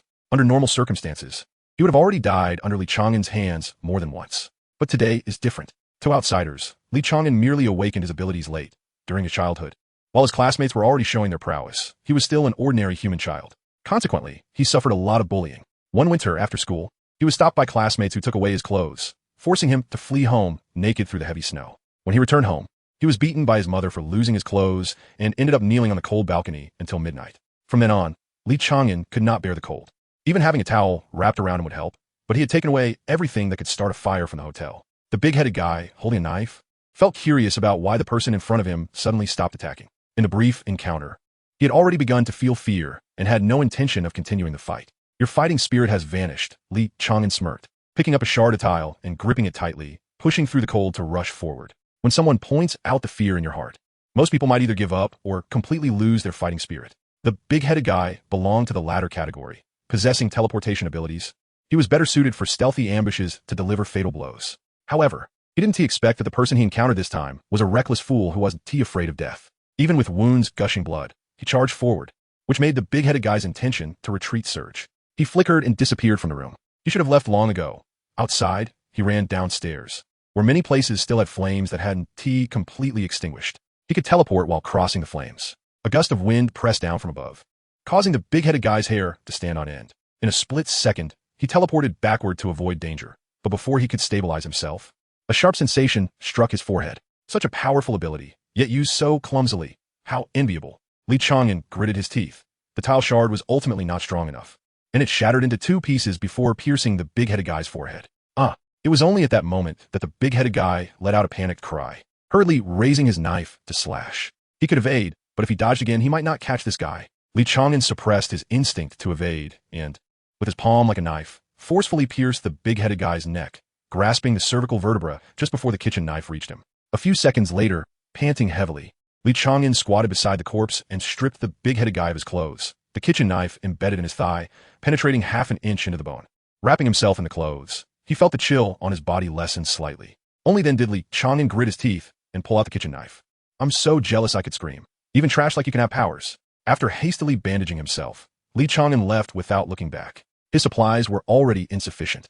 The military rations had been largely consumed or lost in several battles. The priority now was to find enough supplies, especially medicine. No matter how strong one's self-healing abilities, they couldn't withstand such fights.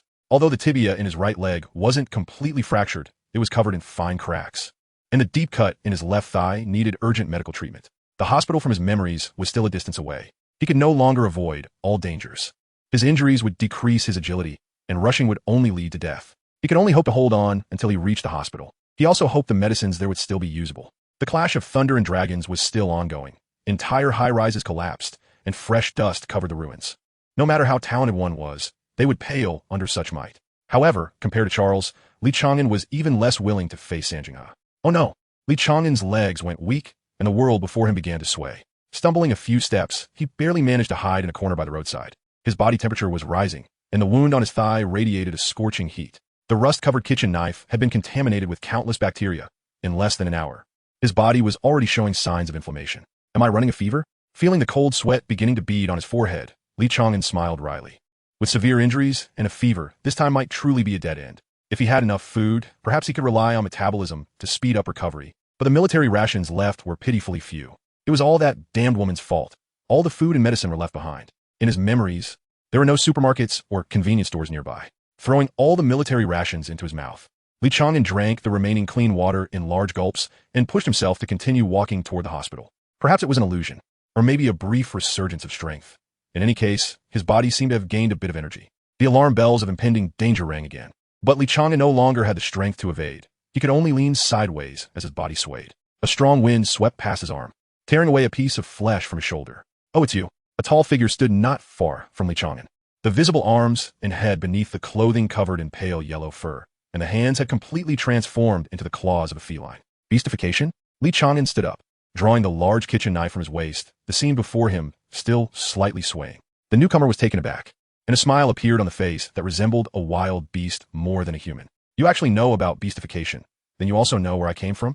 Li Chang'an did not respond, only tightening his grip on the knife. The military's beastification serum had indeed been applied to humans. The speed displayed during the ambush, along with the claws in that face, made it clear it was a feline creature, but whether it was a leopard or a tiger was impossible to distinguish. Clearly, human lives are more precious than gold, and some special departments even have the right to execute first and report later. How could they come to the trial ground to seek death? I can tell you're confused. It's fine to tell you. Some people think that the serum extracted from monsters is too dangerous, while others believe it's the key to human evolution. So I became their test subject. The strange person shrugged. You can call me number 11. Number 11? So that means there are 10 more. They can't all be in this trial too, right? Li Chang'an took a deep breath, realizing the other party was stalling for time, waiting for him to get in worse shape. But he couldn't wait. Chapter 22. Death is not lonely 7 consecutive strikes, each one delivered at Li Chang'an's fastest speed at that moment, yet each strike missed by a hair's breadth, as if narrowly evaded by number 11. However, Li Chang'an knew this was just a game. It was like a cat playing with a mouse. He was the mouse being toyed with. Number 11 stood just out of Li Chang'an's attack range, a mocking smile on his face as he said, "You must be running a fever, right? You're bleeding from all your wounds. Don't die before I get to you." Heh. Li Chang'an, holding the knife, slowly turned around, his face filled with confusion. "You've transformed into a feline, and from the looks of it, you seem to be male. I have a question for you. You're stalling for time, so go ahead and ask. I don't mind wasting a bit more time on you." "No." 11 crossed his arms, appearing completely unguarded. Li Chang'an smiled slightly. "I'm just curious. When you see a female cat, do you feel aroused? Or have the creatures you've created been neutered?" The smile gradually faded from number 11's face, replaced by a bone-chilling sneer.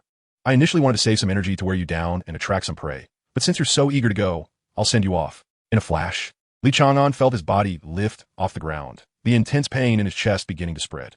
Phew! Blood sprayed from his mouth, the pain indicating he had broken several bones. Fortunately, his lung lobes and heart were still intact. Before he could fall, another tremendous force struck him. He had already braced himself, but against the opponent's speed, he could only barely bend his elbow to shield his ribs. Boom! His back slammed against the crumbling wall. Li Chang'an ignored the pain coursing through his body, coughing up blood as he scrambled sideways, just as a claw pierced the wall. If he had been even a moment slower, that claw would have pierced his heart. What a strong fighting instinct. You've probably experienced more battles than I have. No. 11 pulled his claws from the wall and looked at Li Chang'an, who was struggling to stand again, and couldn't help but click his tongue in admiration. Though weak, this awareness is rare. But what I'm curious about is what your special ability is. Why haven't you used it yet?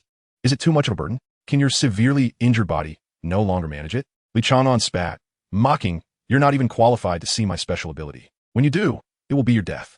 "I see. Your special ability must rely on your mouth to activate, huh?" Number 11's figure vanished from Li Chang'an's sight again.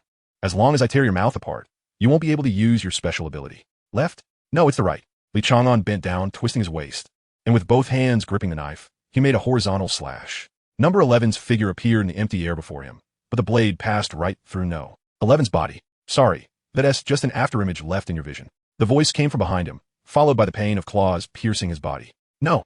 11 stood behind Li Chang'an, and with the sensation in his claws, he knew he had pierced Li Chang'an's lungs. Even if he didn't act, Li Chang'an would gradually die in agony. I knew it was an afterimage. Number 11 looked in shock as Li Chang'an turned around, only to realize that his claw had been caught by Li Chang'an. This nearly dead guy had twisted his waist despite his injuries, allowing the claws to tear through his flesh at the waist. A half-meter-long kitchen knife came crashing down. Number 11 tried to pull out his claw, but Li Chang'an's grip was like a vice, making it impossible to withdraw. He didn't have time to expend more effort. Another claw lunged for Li Chang'an's temple. He gambled that Li Chang'an wouldn't dare to perish with him. He would be split in half by the kitchen knife. But even a second before death was enough for him to pierce Li Chang'an's temple. The knife drew closer, and number 11 stared intently into Li Chang'an's eyes. The feline genes gave him several times the reaction speed of an average person. He could tell there was no fear in Li Chang'an's eyes, only madness in the face of death. Damn! Number 11 cursed under his breath, ultimately grazing Li Chang'an's scalp with his claws, then gripping Li Chang'an's knife-wielding wrist. His claws, sharp as knives, sliced through Li Chang'an's flesh, touching the wrist bone. At that moment, Li Chang'an let go, and the large kitchen knife fell toward number 11's shoulder. This kid didn't prepare for this from the start, did he? But a falling knife can't hurt me. Numero 11 es native. Thinking that merely tilting his head was enough to dodge. Everything happened in less than 2 seconds, and neither of them would have known how many thoughts crossed their minds in that brief moment. But the next moment, Li Chang'an suddenly opened his arms, embracing number 11. Number 11 never expected Li Chang'an to make such a move and couldn't comprehend its significance. He didn't have time to resist and found himself pulled close by Li Chang'an. It was only then that 11 realized that Li Chang'an's speed and reaction were not much worse than his own. A sharp pain shot through his neck. 11's heightened reflexes allowed him to distinguish the source of the pain. It was pressure, then tearing, followed by gnawing. Ugh! Number 11 let out a shriek, violently throwing Li Chang'an aside. But as his wrist was tugged, he realized Li Chang'an had not let go, gulping down the blood and flesh in his mouth. Li Chang'an yanked on number 11, stabilizing his own stance and lunging at number 11 again. Madman, beast, animal. An unprecedented fear surged in number 11's heart. His free left claw reached for Li Chang'an's wrist.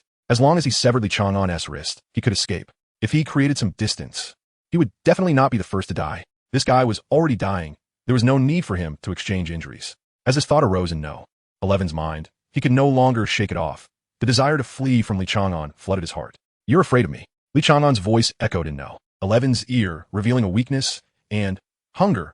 Before releasing number 11's wrist, Li Chang'an used the force of the tug to pull closer, then let go of the wrist, but climbed up to wrap around number 11's shoulder, then around his neck.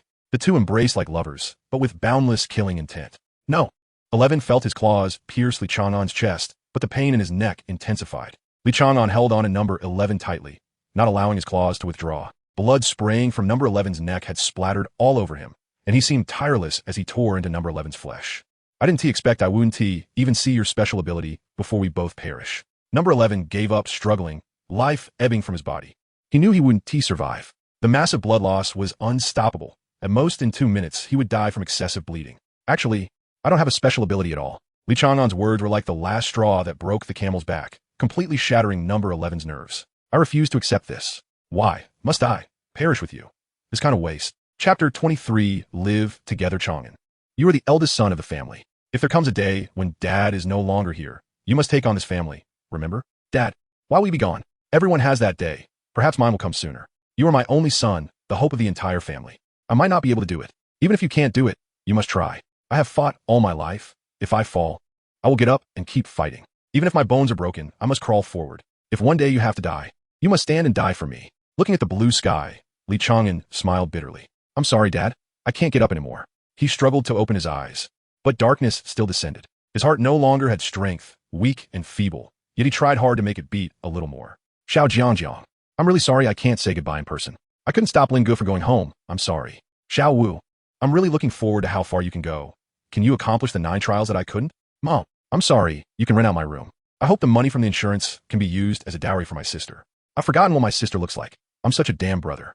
There won't be any more fighting, right? At the moment of closing his eyes, the last thing that floated in Li Chang'an's mind was a somewhat unfamiliar face, right? It was the restaurant owner saying silly things like a fool that no one could understand, and I don't know why he told me my name in the end. In my life, I've always done inexplicable things. Since coming to Jiang Shubu's shop, aside from sleeping and eating, Wu Luyan had no other free time. In just a few days, she had already gotten used to life in the shop. While washing a cup, it didn't stop her from talking. Uncle Jiang, when will Chang'an be back?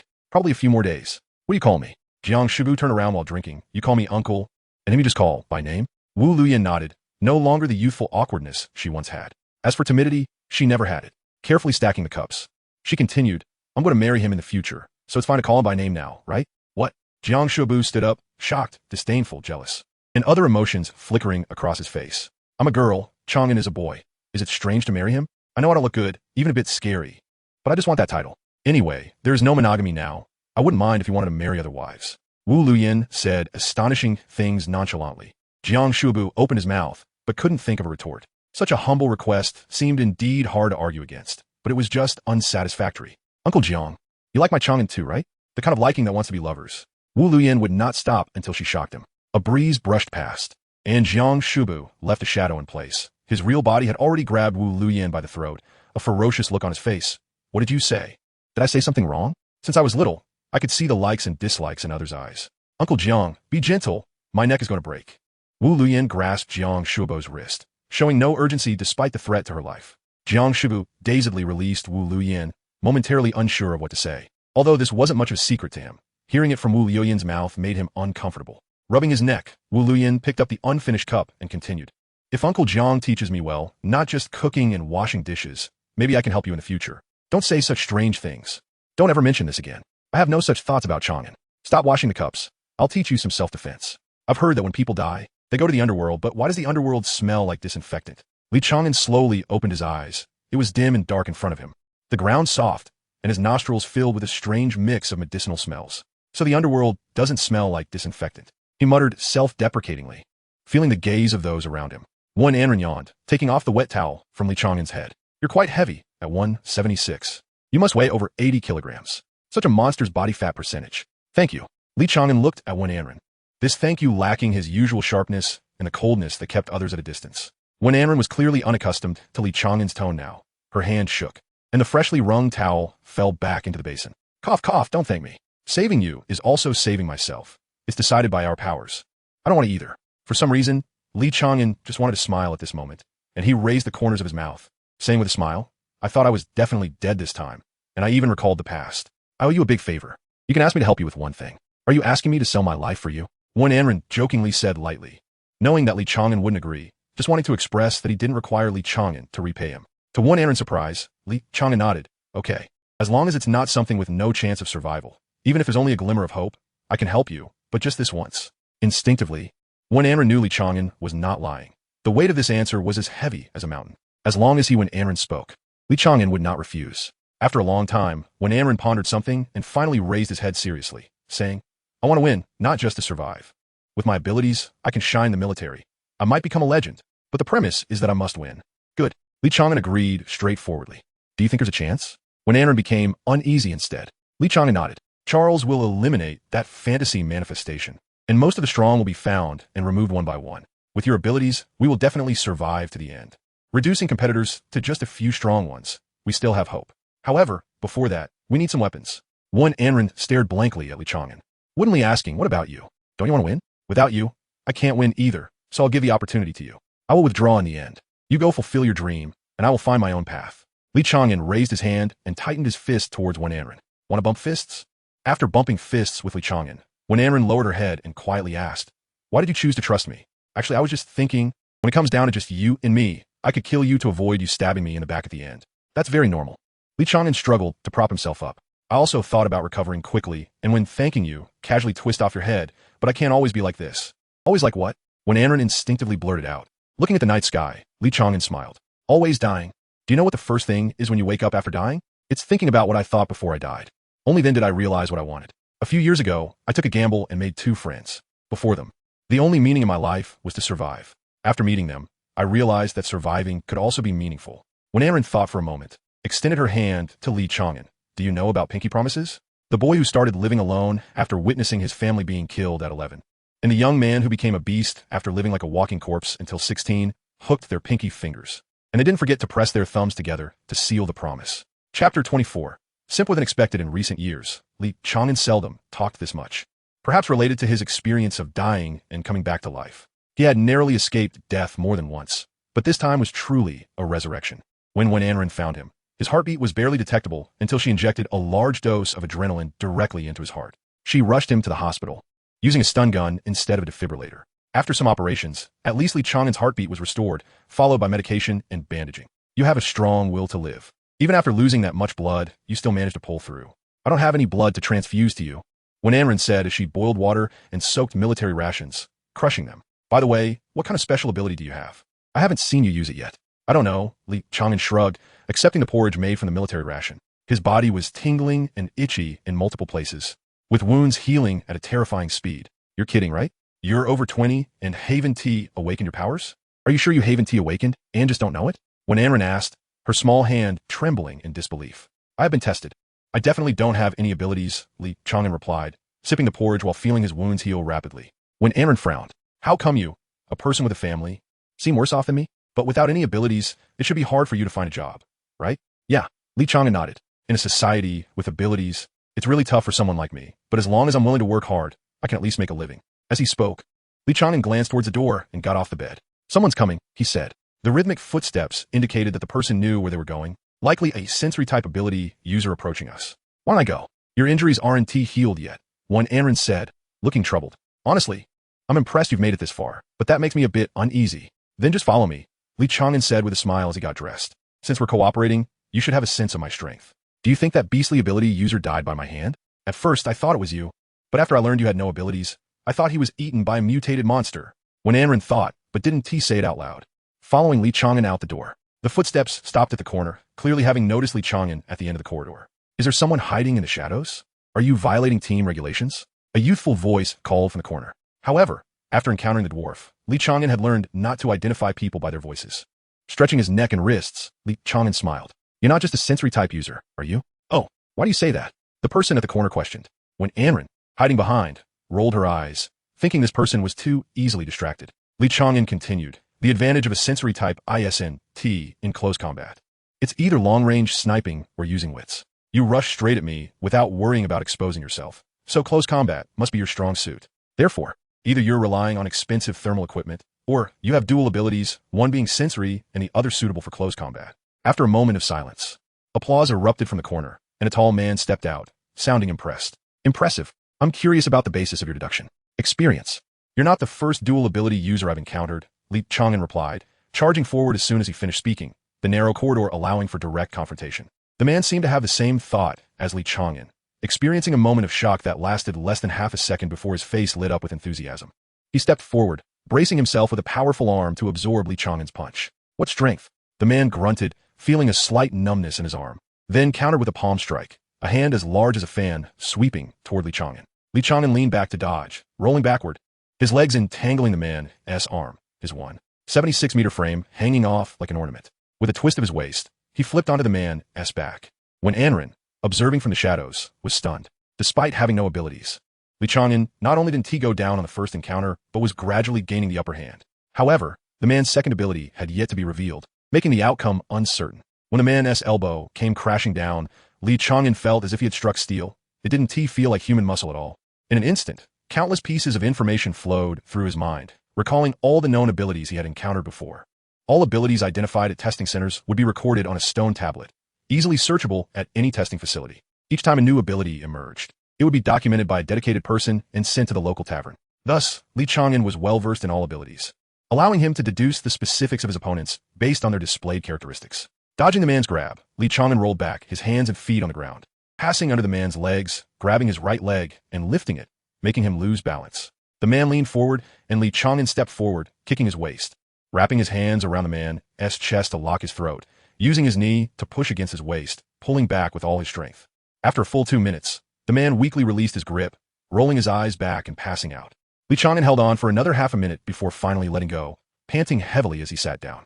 Wenanren stepped out of the room, staring in shock at everything that had exceeded her understanding.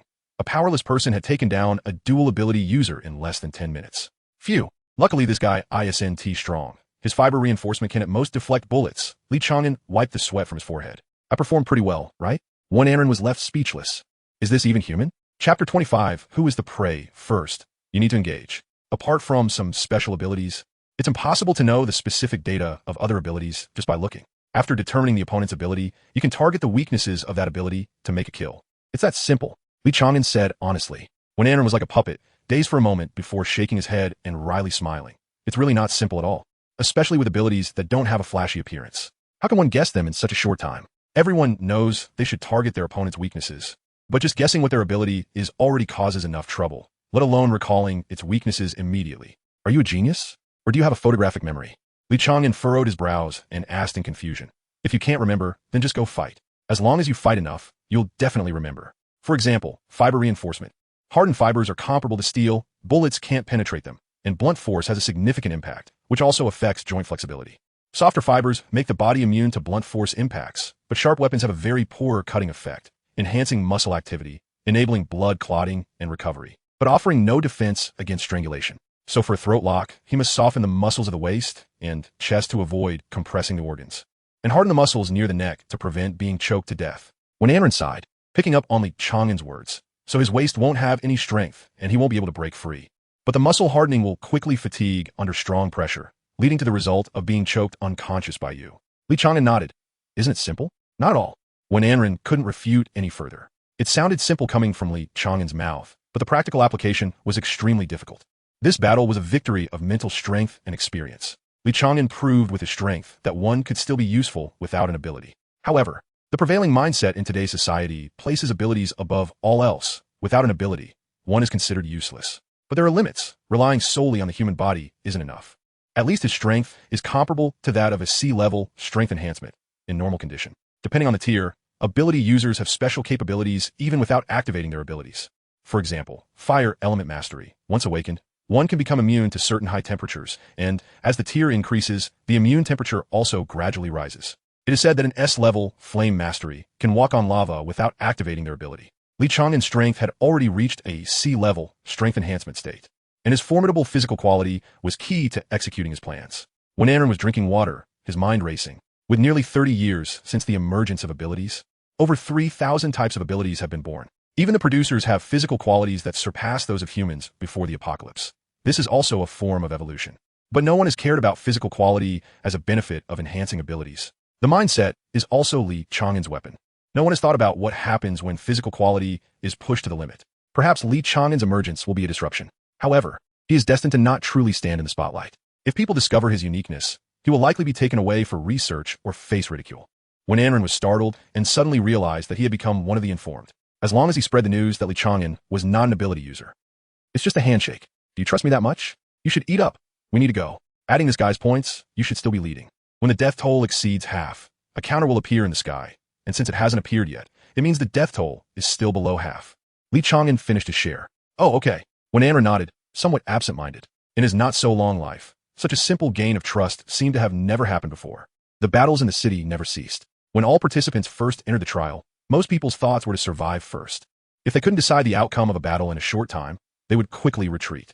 The battle between Charles and the ability user with fantasy manifestation was like a burning oil tanker crashing into a gas station, causing the entire trial ground to ignite. The vast thunderstorm area became a forbidden zone, forcing encounters between other ability users. Therefore, when Li Chang'an and one Anren left the hospital, it wasn't long before they saw the counter Li Chang'an mentioned. The skies seemed to become a screen, displaying the words survivors, 88 people, and this number was slowly decreasing, dropping about one person every half hour. There were 197 participants. When half remained, the number would be displayed, and when only a quarter was left, the three with the highest points would be shown. Li Chang'an was quietly explaining this to Anren. When Anren nodded, this information could be found outside, and almost every participant knew it. What Li Chang'an was saying was certainly not nonsense. He continued, most people know this, but there's one thing not everyone knows. When your name appears in the top 3, you can spend a point to learn the location of a random opponent. What? When Anren frowned. He indeed didn't know this, but how did Li Chang'an know? Has he participated more than once? The first instinctive guess is often the closest to the truth. Without noticing the change in one Anren's expression, Li Chang'an continued. So we need to ensure you're in the top 3, and then when only a quarter remains, we can start to take action. Charles will definitely be one of the top 3. His ability isn't particularly strong, but his mental strength is too formidable. Up until now, he has already been fighting for over 4 hours, and he still hasn't shown any signs of fatigue. And I'm a close combat fighter. Even if he doesn't attack, just flying makes me helpless. So we need to find a weapon first. I know you have a handgun, but that won't be useful. Auspicious and inauspicious is both a passive and an active ability. When Anren can actively activate his ability to know the good or bad outcomes of his judgments. This is not just an advantage, it's a cheat. Whatever one Anren wants, he can use his ability to determine the direction based on the good or bad outcomes. And as long as he searches in the direction representing good, he will always find something. What Li Chang'an wanted was that 20mm anti-material sniper rifle. The owner of this gun had yet to reveal themselves, and it had not been fired many times. A qualified sniper would also be the biggest variable in this trial. Eliminating this guy not only yields a weapon, but also resolves an uncertain factor. Why not? Of course, if it weren't for Wen Anren, Li Chang'an wouldn't target this person. He had always navigated between buildings to avoid him, but now everything was different. This was the first time Li Chang'an wanted to become hunter. Chapter 26. The human heart is hard to measure. Releasing the trigger, Zhao, he shifted his gaze away from the scope, rubbed the corners of his eyes that were feeling sore, and picked up a stone to scratch a line on the floor beside him, completing the last stroke of the character. It was time to leave this place. In the past 3 days, 5 people had already died at his hands. Among them, 4 were quite troublesome, and the last one was just a bonus. After all, bullets were precious, and his ability was penetration, not the legendary guaranteed hit among ranged abilities. Penetration was not as good as guaranteed hit. It could hit any target within his line of sight, but the strength of penetration lay in its versatility. No matter what kind of ability the opponent had or how strong their defenses were, his attack would surely penetrate their defense. Charles, suspended in midair, was surrounded by a shield of lightning, but as long as Zhao wished, it would only take one shot. Neither invisible nor visible defenses could stop him. However, Charles could not die yet. He still needed Charles to clear out the other participants. Only when it was left with just him and Charles would the gun be aimed at Charles. When that time came, he would be the last victor. Skillfully disassembling the sniper rifle and putting it away in its box, every movement Zhao made was careful. He had spent all his savings to acquire this gun. The gun itself cost 50 million, and each bullet cost 150,000. A considerable amount of money was also spent on connections. He originally came from an ordinary family, but fortunately, he married into a wealthy family, which made it quite a task for that family to die without any clues. Before leaving, Zhao glanced back at the place where he had been lying in wait. The building had lost a floor, but the cut was too smooth, making it feel as if it had been severed by a swift blade, strangely unsettling. At 34, Zhao had witnessed the apocalypse firsthand. He understood the importance of strength. Years of training had made him a qualified sniper, consuming every penny he had, whether for gene serums or training. Anything that could enhance his power was not to be missed. Descending the 60-story building felt as easy as walking on flat ground. He believed that physical fitness was fundamental. Guns were lifeless, but the human body was the true weapon. Therefore, when he reached the 4th floor, Zhao stopped, quickly dropped the box, and drew his twin pistols. The door in front of him exploded open with a bang, and someone charged at him using the door as a shield. Zhao remained calm, firing continuously with both guns, aiming for a single point based on the height of the opponent who could hide behind the door. As long as he pierced through the door, the bullet would hit the opponent's chest. In front of his ability, there was nothing that could not be penetrated. The assailant moved quickly. Before the 2 bullets were finished firing, he was already within a meter. Zhao quickly rolled aside to avoid him and turned his guns to fire again. But the assailant seemed to have X-ray vision. Even though he was shielded by the door, he turned around first, still facing Zhao with the door.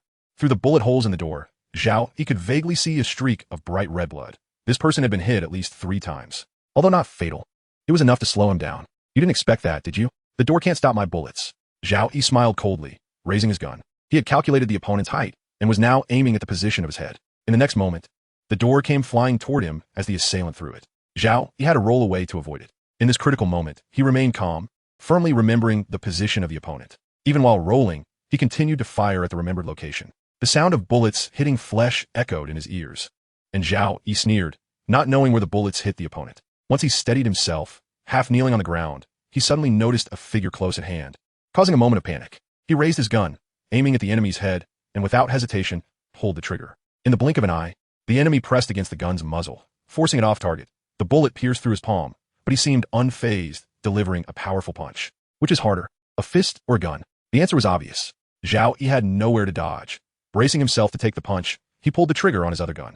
The fist struck his cheekbone, and Zhao felt like he had been hit by a truck, hearing the sound of his cheekbone shattering in his ears. The anticipated sound of a bullet hitting flesh did not come. Turning his head, he saw a bloodied fist rapidly enlarging in his swaying vision. With one punch, the assailant's fist caved in the sniper's skull, but Li Chang'an did not stop there. He first broke the opponent's arms and then smashed the head to pulp, finally saying into the earpiece, "Handled." Downstairs, when Anren took a deep breath and quickly walked up the stairs, just in time to see Li Chang'an taking off his tattered shirt. "You're here. Come help me stitch up the wound on my back. I can't reach it." Li Chang'an waved him over. "If only I had an ability to conjure clothes out of thin air. By the way, is it safe here?" One Anren closed his eyes and activated his ability to sense the surroundings, nodding as he took the needle and thread from Li Chang'an's hand. "Breaking his neck is better than smashing his head, right? This looks kind of gross." He glanced at the headless corpse, frowning. He did not oppose killing, but he had some aversion to such bloodshed. Turning to look, Li Chang'an thought for a moment and nodded. All right, I'll be more careful in the future.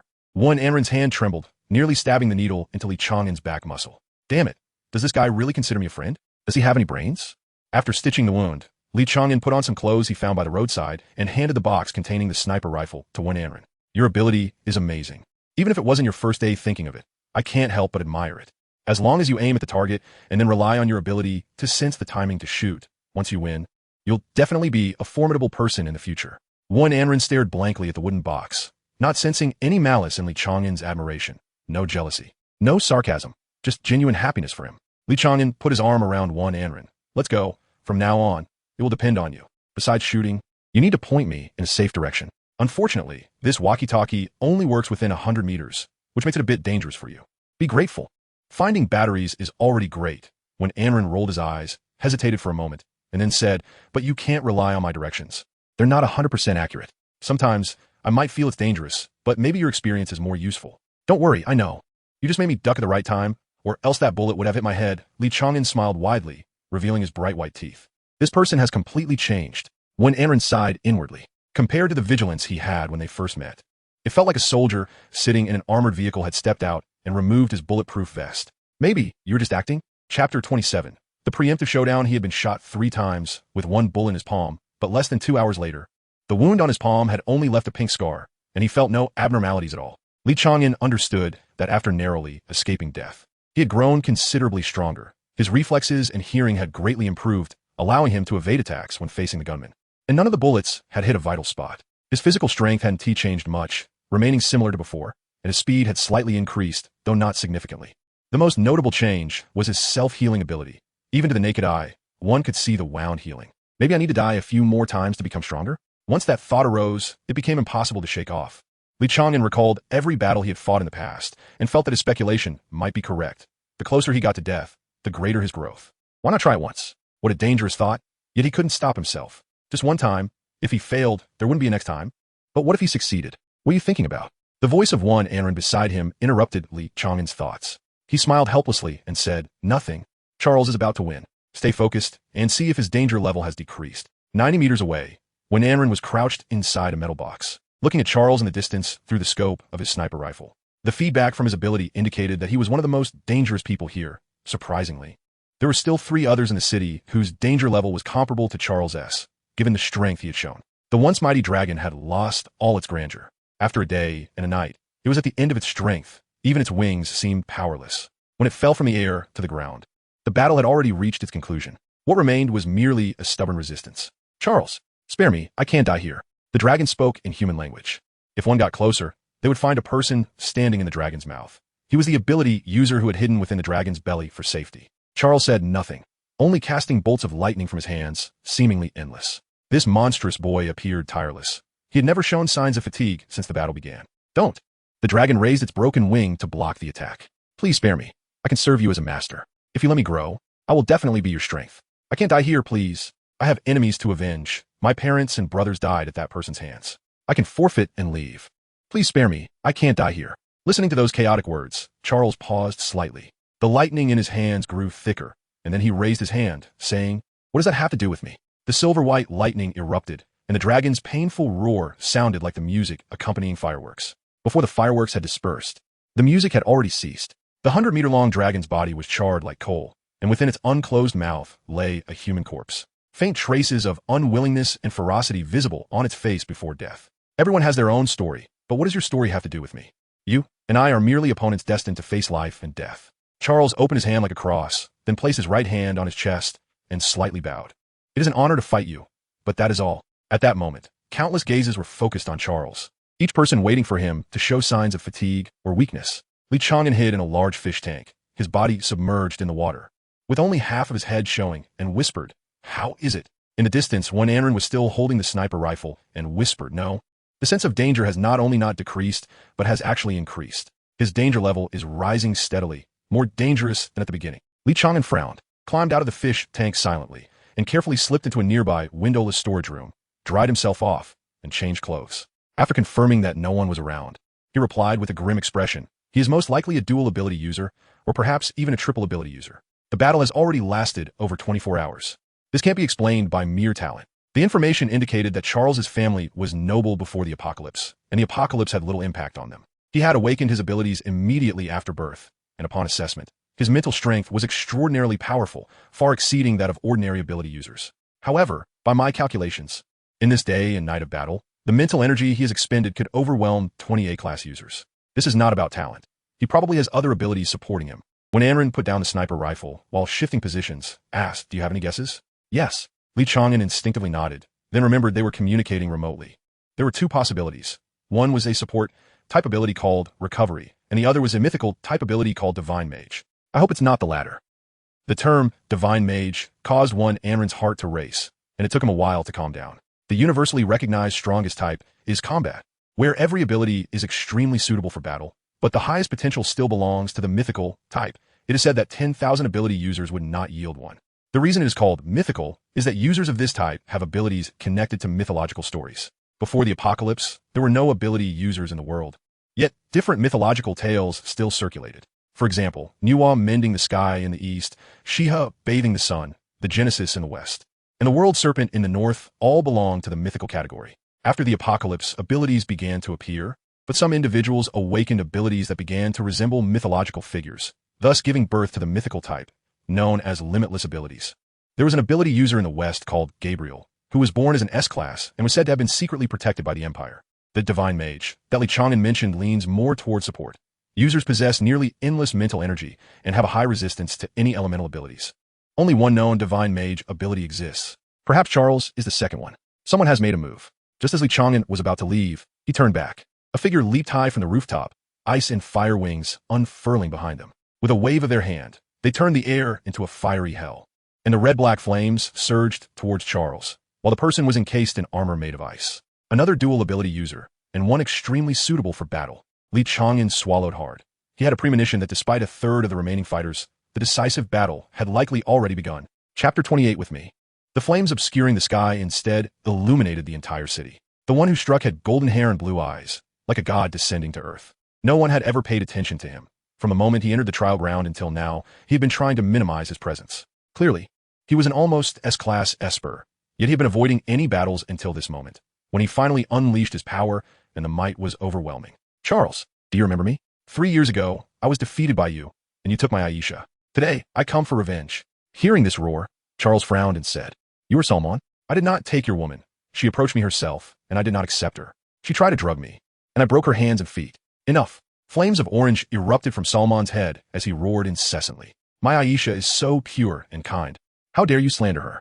She is an angel sent from heaven, and it is people like you who have tarnished her." Charles replied, "Unhappily, I am not lying. If I remember correctly, she told me her skills were excellent and could give me a wonderful night. My guards told me that she usually charges 3,000. Enough. You still dare to speak." Salmon was furious, and ice spears were hurled from behind him. Li Chang'an listened in shock. While shifting and pressing his earpiece, he said, "The plan may have changed. This Charles is also using words to provoke his opponent. He is not a brute." When Anren, who also heard everything, was dumbfounded. Why do I feel he is just naturally dull? No one united, but some reached a tacit understanding. After Salmon took the lead, those hiding in the shadows began to prepare to strike. Charles was too strong enough to unbalance this trial, strong enough that most people prioritized fearing him. This was also because Charles did not hide his strength at all. He was as open and imposing as his abilities. From the beginning, Charles had no intention of concealing his power. What he wanted was to push through and kill everyone, winning with an overwhelming invincible posture. For someone like him, if he were not straightforward, his thoughts could not be conveyed. After Salmon, a strange Esper struck, suddenly appearing behind Charles, wielding a serrated curved blade that struck down hard. The blade cleaved just about a foot away from Charles, stopped by a transparent electric barrier, with currents wrapping around the blade but not affecting the attacker. When Charles turned his head, the attacker had already vanished, silent in arrival and leaving no trace. This shadow, ability. Charles was enveloped in lightning, so he could not see the shadow, which struck from the shadow of the ice spear thrown by Salmon. Li Chang'an stopped, realizing that the person who struck was the main body, so it was not an A-class ability, at most a C-class. When Aaron asked, "What now?" Li Chang'an smiled. "C-class, Shadow, has a limited range. He must strike within 200 meters of the target. The position he attacked from is the center. I can give you a rough location." "I understand." When Anren sighed quietly, and, after a few seconds said, "To the south, appearing and disappearing, he is probably changing position." Li Chang'an grinned. A C-class Shadow was practically free points. A few minutes later, Li Chang'an reached the vicinity of the location Anren mentioned. finding a suitable corner to watch the sky. The battle between Charles and Salman continued. Salman was very strong, and the high temperature of the flames could be felt even hundreds of meters away. For the first time, Charles also sustained damage. His hair was scorched. At this level of high temperature, although Charles was not injured, he could not completely avoid it. Beads of sweat the size of beans had soaked his clothes, and his smooth golden hair began to curl and turn yellow. Li Chang'an waited. As soon as that shadow struck again, he would be able to pinpoint the opponent's location. He did not have to wait long. After another ice spear shattered against the shield, the same figure appeared beside Charles, slashing horizontally, still returning empty-handed. "I found you." Li Chang'an grinned. When the shadow ability activates, the gaze must face the direction of the caster, and since this ability activates instantly, it is difficult to change posture in that moment. Therefore, by determining the direction the shadow faced when it appeared, he could figure out where this guy was hiding. Li Chang'an followed the direction, and when the smell of burnt hair filled the air, he knew he had succeeded. The Esper, who was changing position not far ahead, turned around and saw Li Chang'an following him. Without any panic, he vanished in a flash.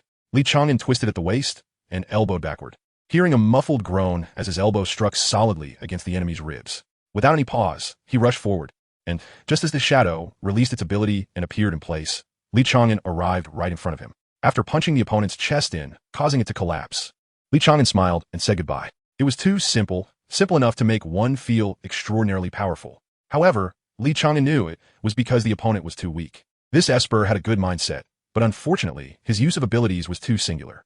After observing the shadow strike twice, Li Chang'an could determine the opponent's understanding of their abilities. A qualified shadow Esper should continuously move within shadows, rather than being fixated on returning to their original position after each use of their ability. Carrying the still-breathing enemy, Li Chang'an ran wildly, trying to get as close to the feet of Charles and Salman as possible. This was the most dangerous route, but also the safest. Half a minute later, Li Chang'an found one Anren waiting to meet up with him. Hurry, he is about to die. You need to act quickly." Li Chang'an tossed the person aside and urgently handed a knife to one Anren. Urged on, one Anren, although confused, instinctively slashed down. And then he heard the point notification sound that only he could hear. "Phew, luckily I made it." Li Chang'an sighed in relief. When Anren asked blankly, "You rushed over just to let me score points?" "Yes, your points should be leading now. If you can't kill everyone in the end, as long as you survive, we can still win." Patting one Anren's shoulder, Li Chang'an took the knife and tucked it at his waist. "It may be ugly, but this knife is very sharp." One Anren was still in a daze, while Li Chang'an had already looted clean, pulling one Anren to run. "Let's go. We can't stay here any longer. Salman is going crazy.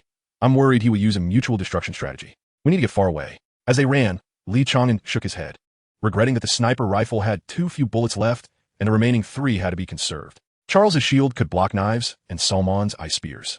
It was uncertain whether the bullets from this gun could be blocked. "Try not to come out. Save the bullets," he advised. When Anren nodded, absent-mindedly not knowing what he was thinking. Chapter 29. The situation becomes clear. The latest intelligence was submitted layer by layer, passing through the 4 major cities of the eastern continent, and eventually reaching the capital of the empire, Tongtian City, located at the junction of the 3 continents. The entire city consists of only one building, soaring into the clouds, covering an area of 600,000 square kilometers, and it is still expanding.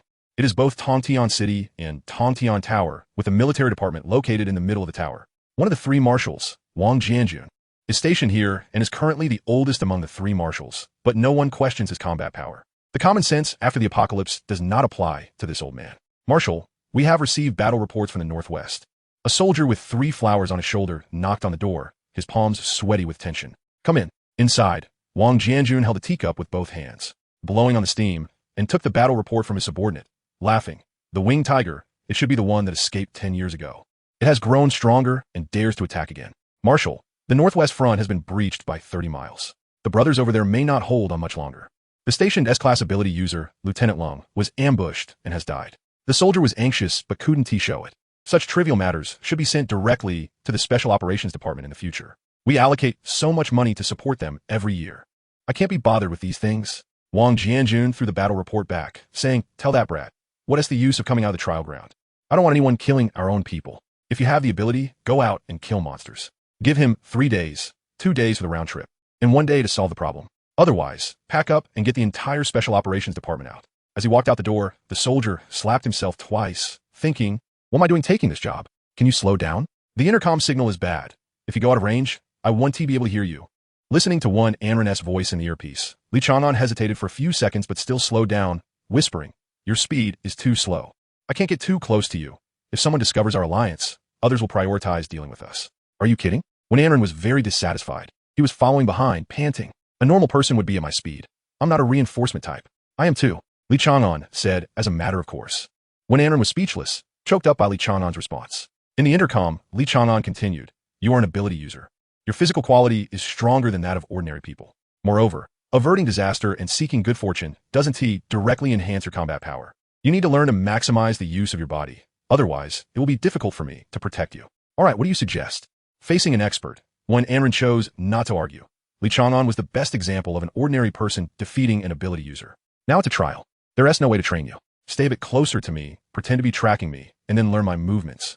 After we leave the trial, I'll teach you, Li Chang'an said, stopping his pace to wait for one Anren to catch up. Since the apocalypse, abilities have shone brightly, replacing the previous way of human life. At the same time, the average lifespan of humans has increased, and physical limits have risen as well. Through long-term training, running 100 meters in under 7 seconds is now a piece of cake. This is a comprehensive evolution. However, very few people, like Li Chang'an, are willing to harden their bodies. He had no choice. If there were other options, no one would choose to suffer. 3 days had passed since obtaining the sniper rifle, and Salman had predictably died at Charles's hands. This was his own choice. Perhaps he had intended to perish together from the very beginning. Thus, the final self-detonation turned half the sky red, while the other half became an icy hell. During the self-detonation, Salman surprisingly broke through to S-class. If it had been earlier, he might have had a better chance. One must say fate is capricious. Salman's death was like a disaster. The already broken city collapsed again by more than half. Coupled with the part that had been destroyed by Charles earlier, more than 30% of the buildings in this city were gone. The space available for survival continued to shrink, but fortunately, many had died as well. Salman's self-detonation took 20 bystanders, who thought they would be safe hiding 100 meters away. Now, the counter in the sky displayed survivors, 31, and below it were the top 3 rankings. First place, Charles, with 34 points. Second place, one Anren, with 22 points. Third place, Li Chang'an, with 7 points. A cliff-like ranking. Li Chang'an never expected to be among the top 3. When the ranking first appeared, the third place was not him, but a guy named Bruin, with 11 points. However, after encountering a dual ability user and expending great effort to kill him, Li Chang'an found his name appearing in third place. Is that you, Bruin? Invisibility plus wind element mastery certainly deserved the title of third place, but Li Chang'an didn't feel worthy of it. If it weren't for Charles' S2 battles affecting too wide an area, he wouldn't have scored 7 points to be in third place. There was no room for celebration. He could only hope that Charles wouldn't waste points to check his location. The fact that Charles was still alive was what troubled Li Chang'an the most. First, rise on your toes, then kneel. When you're halfway down, push with your hands against the ground and exert force upwards. At this moment, push off with your toes, and your jump will become a leap. Li Chang'an explained the steps to one Anren behind him. When Anren tried it once, indeed, he used less force, but most importantly, it reduced the burden on the joints. However, he felt that this posture was somewhat familiar. Isn't this like a grasshopper? When Anren helplessly stopped, holding his forehead. How did you learn this method? I learned it from animals, transitioning from plantigrade to digitigrade or unguligrade. If your flexibility were a bit better, this movement would be even more effortless. Li Chang'an spoke with a hint of joy, saying, "Books say nature is the best teacher. I think it's true. Are you a wolf child? Why would someone raised in human society learn from beasts?" When Anren couldn't understand, he was trying hard to become human. Li Chang'an thought for a moment. Shouldn't we learn from the stronger? Many monsters in the wild have no abilities but can still hunt us, indicating that their methods are right. If abilities could be learned, I would definitely learn them, but since they can't, I learned. Someone ahead. Both of them stopped simultaneously. Li Chang'an slowed his breathing, his voice almost inaudible. Even the heartbeat began to weaken. About 50 meters away stood a woman with a knife, surrounded by a few scattered corpses, but because they were too fragmented, it was hard to tell how many there were. The ranking of points in the sky remained unchanged. That was San Jinghe. The previous plot didn't put her in danger, but the guy with the bow had not been heard from for quite some time. The woman with the second highest winning probability, one Anren's voice came. Li Chang'an responded softly. I've encountered her. She is very strong, with an ability I've never seen before, related to traces. She can see any traces left by anything, and the cuts from her knife will leave marks. It was the first time when Anren heard Li Chang'an say very strong, which made him a bit apprehensive, and he lowered his voice to ask again. Should we be careful and retreat? Li Chang'an didn't answer. He was hesitating. Take a gamble? Chapter 30. You and me. In the end, the two quietly retreated, and Li Chang'an gave up on taking the gamble. When Anren didn't think too much, he just felt that since the other party was very strong, it was better to leave. His ability didn't sense anything, but he still unconditionally trusted Li Chang'an's words. Over the past few days, Li Chang'an had proven himself.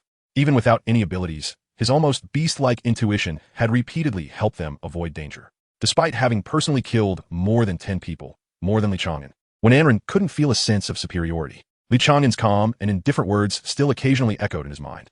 The first person he killed was a dwarf whose ability was very domineering. He could seal others' abilities, but was useless against me, so the kill was quite easy. The second was a fire manipulator who ambushed me. He was quite strong. The third could teleport.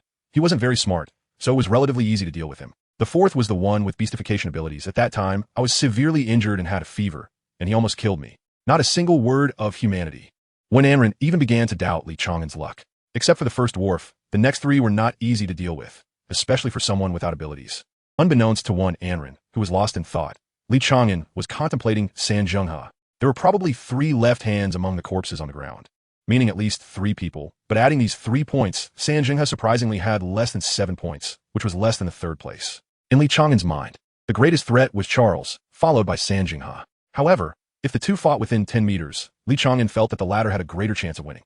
This was intuition, an instinct that didn't require rehearsing the battle process. Sanjungha's strength was undoubted. Those who encountered her for the first time might doubt it. But after having fought her personally, Li Chang'an directly elevated Sanjungha to the most undesirable opponent to meet. No exceptions, no matter what she held in her hand. The scars left behind were also indestructible. As long as she swung her weapon fast enough, those scars could turn into an invulnerable shield. What was such a powerful being doing if not killing? Surely it wasn't out of compassion for killing, right? Impossible. Her ability to crush corpses was enough to show her mental toughness. Li Chang'an was puzzled. After holding back for a long time, when Anren finally couldn't resist and asked, "Have you participated in trials more than once?" As Li Chang'an was running, he hesitated for a few seconds, which was equivalent to giving an answer, and he directly replied, "Yes, more than once." No wonder you have a solid understanding of how to guard against people. If you were a hunter, you should be more familiar with monsters. When Anren had one more thing he didn't say, Li Chang'an had no psychological burden about killing, not a hint of guilt, unless there's something wrong with his mind. Most people can't control the guilt that arises in their hearts, but Li Chang'an could. He wouldn't hesitate or feel pity. He was like a monster. Then tell me about the trials you participated in before. We're not in danger right now anyway. When Anren said, feeling bored to the point of yawning. Listening to the yawns coming from his headphones, Li Chang'an sighed and said, the last one was the Wushuan trial. The final victor was a big guy who called himself the Barbarian God. He caught a perception ability user and severed his limbs to use him as a pathfinder. In the end, over 100 people died at his hands. He was a madman. If you win in the end and go to the military, you'll encounter him. When Anren curled his lips, I don't want to meet someone like that. But you managed to survive, which is impressive. Just barely survive at that time. My chest was almost pierced, but my heart was fine. I wasn't feeling great either. I had 2 ribs broken and shattered one of his kidneys. If you encounter him, make sure not to say you know me. I'm afraid he might come after you. Li Chang'an expressed his concern and warned him seriously. When Anren echoed, but it seemed he didn't take it to heart. The direction they were heading was along the edge of the city, with a black boundary beside them. There was no danger in one Anren sensing, making it the most suitable direction for action. But just after they stopped for a short while, they saw a figure stumble out from an alley, covered in blood, struggling to crawl while clutching something, seemingly being chased by a great terror behind him. It seems your ability malfunctioned. There's a battle here. Li Chang'an pressed against the wall, exposing only half of his head to observe. When Anren was taken aback and immediately refuted, "No, my ability won't make such a mistake. Otherwise, I would have died long ago. Even a single mistake would have killed me." "Then what's going on? Come take a look," Li Chang'an urged. When he looked again, the man had stopped moving, seemingly lifeless. Did he die from excessive blood loss? The imagined pursuer didn't appear. Half a minute later, one Anren stood next to Li Chang'an, completely exposed in the middle of the road. "Come on, let me prove that my ability is fine. There's no danger right now."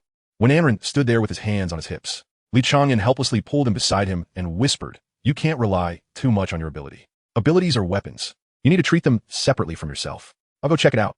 You wait here." Without giving him a chance to protest, Li Chang'an forcibly left when Anren behind, climbed up the wall, and crawled forward like a gecko on the less than 5-meter high top. From up high, he saw a rat about 9 meters long, now dead. Its belly slit open, and its entrails scattered everywhere. The ground around had signs of corrosion, and upon closer inspection, there was blood in every trace. Confirming there was no danger, Li Chang'an allowed one Anren to approach and mentally simulated the battle. First, the rat was attracted by something. Then a person fell from above, delivering the first blow to the rat's head. The final strike slashed open the rat's belly, resulting in blood gushing out with corrosive effects, leading to mutual destruction. There were no signs of a third person at the scene. Li Chang'an picked up a steel bar and walked towards the man's corpse. "What are you doing? That blood might be toxic. Don't touch it." One Anren hurriedly blocked him. "Think about it carefully." Li Chang'an didn't force his way through. This was a trial. And killing monsters didn't earn points. If he was hungry, he could hunt smaller rats. Why would he go after this big one? It indicated that this big one had value.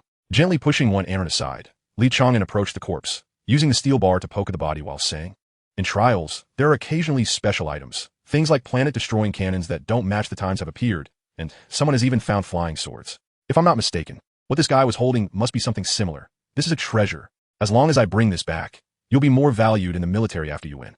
This was Li Chang'an's first encounter with treasures in the trials, and he was so excited that he didn't notice what was happening behind him. When Aaron raised his hand, pointing at Li Chang'an, and trembled slightly at the last word before finally lowering his hand. Chapter 31. Youthful blood. Li Chang'an broke off the corpse's arm and fingers, forcibly snatching what this guy had clutched tightly before dying.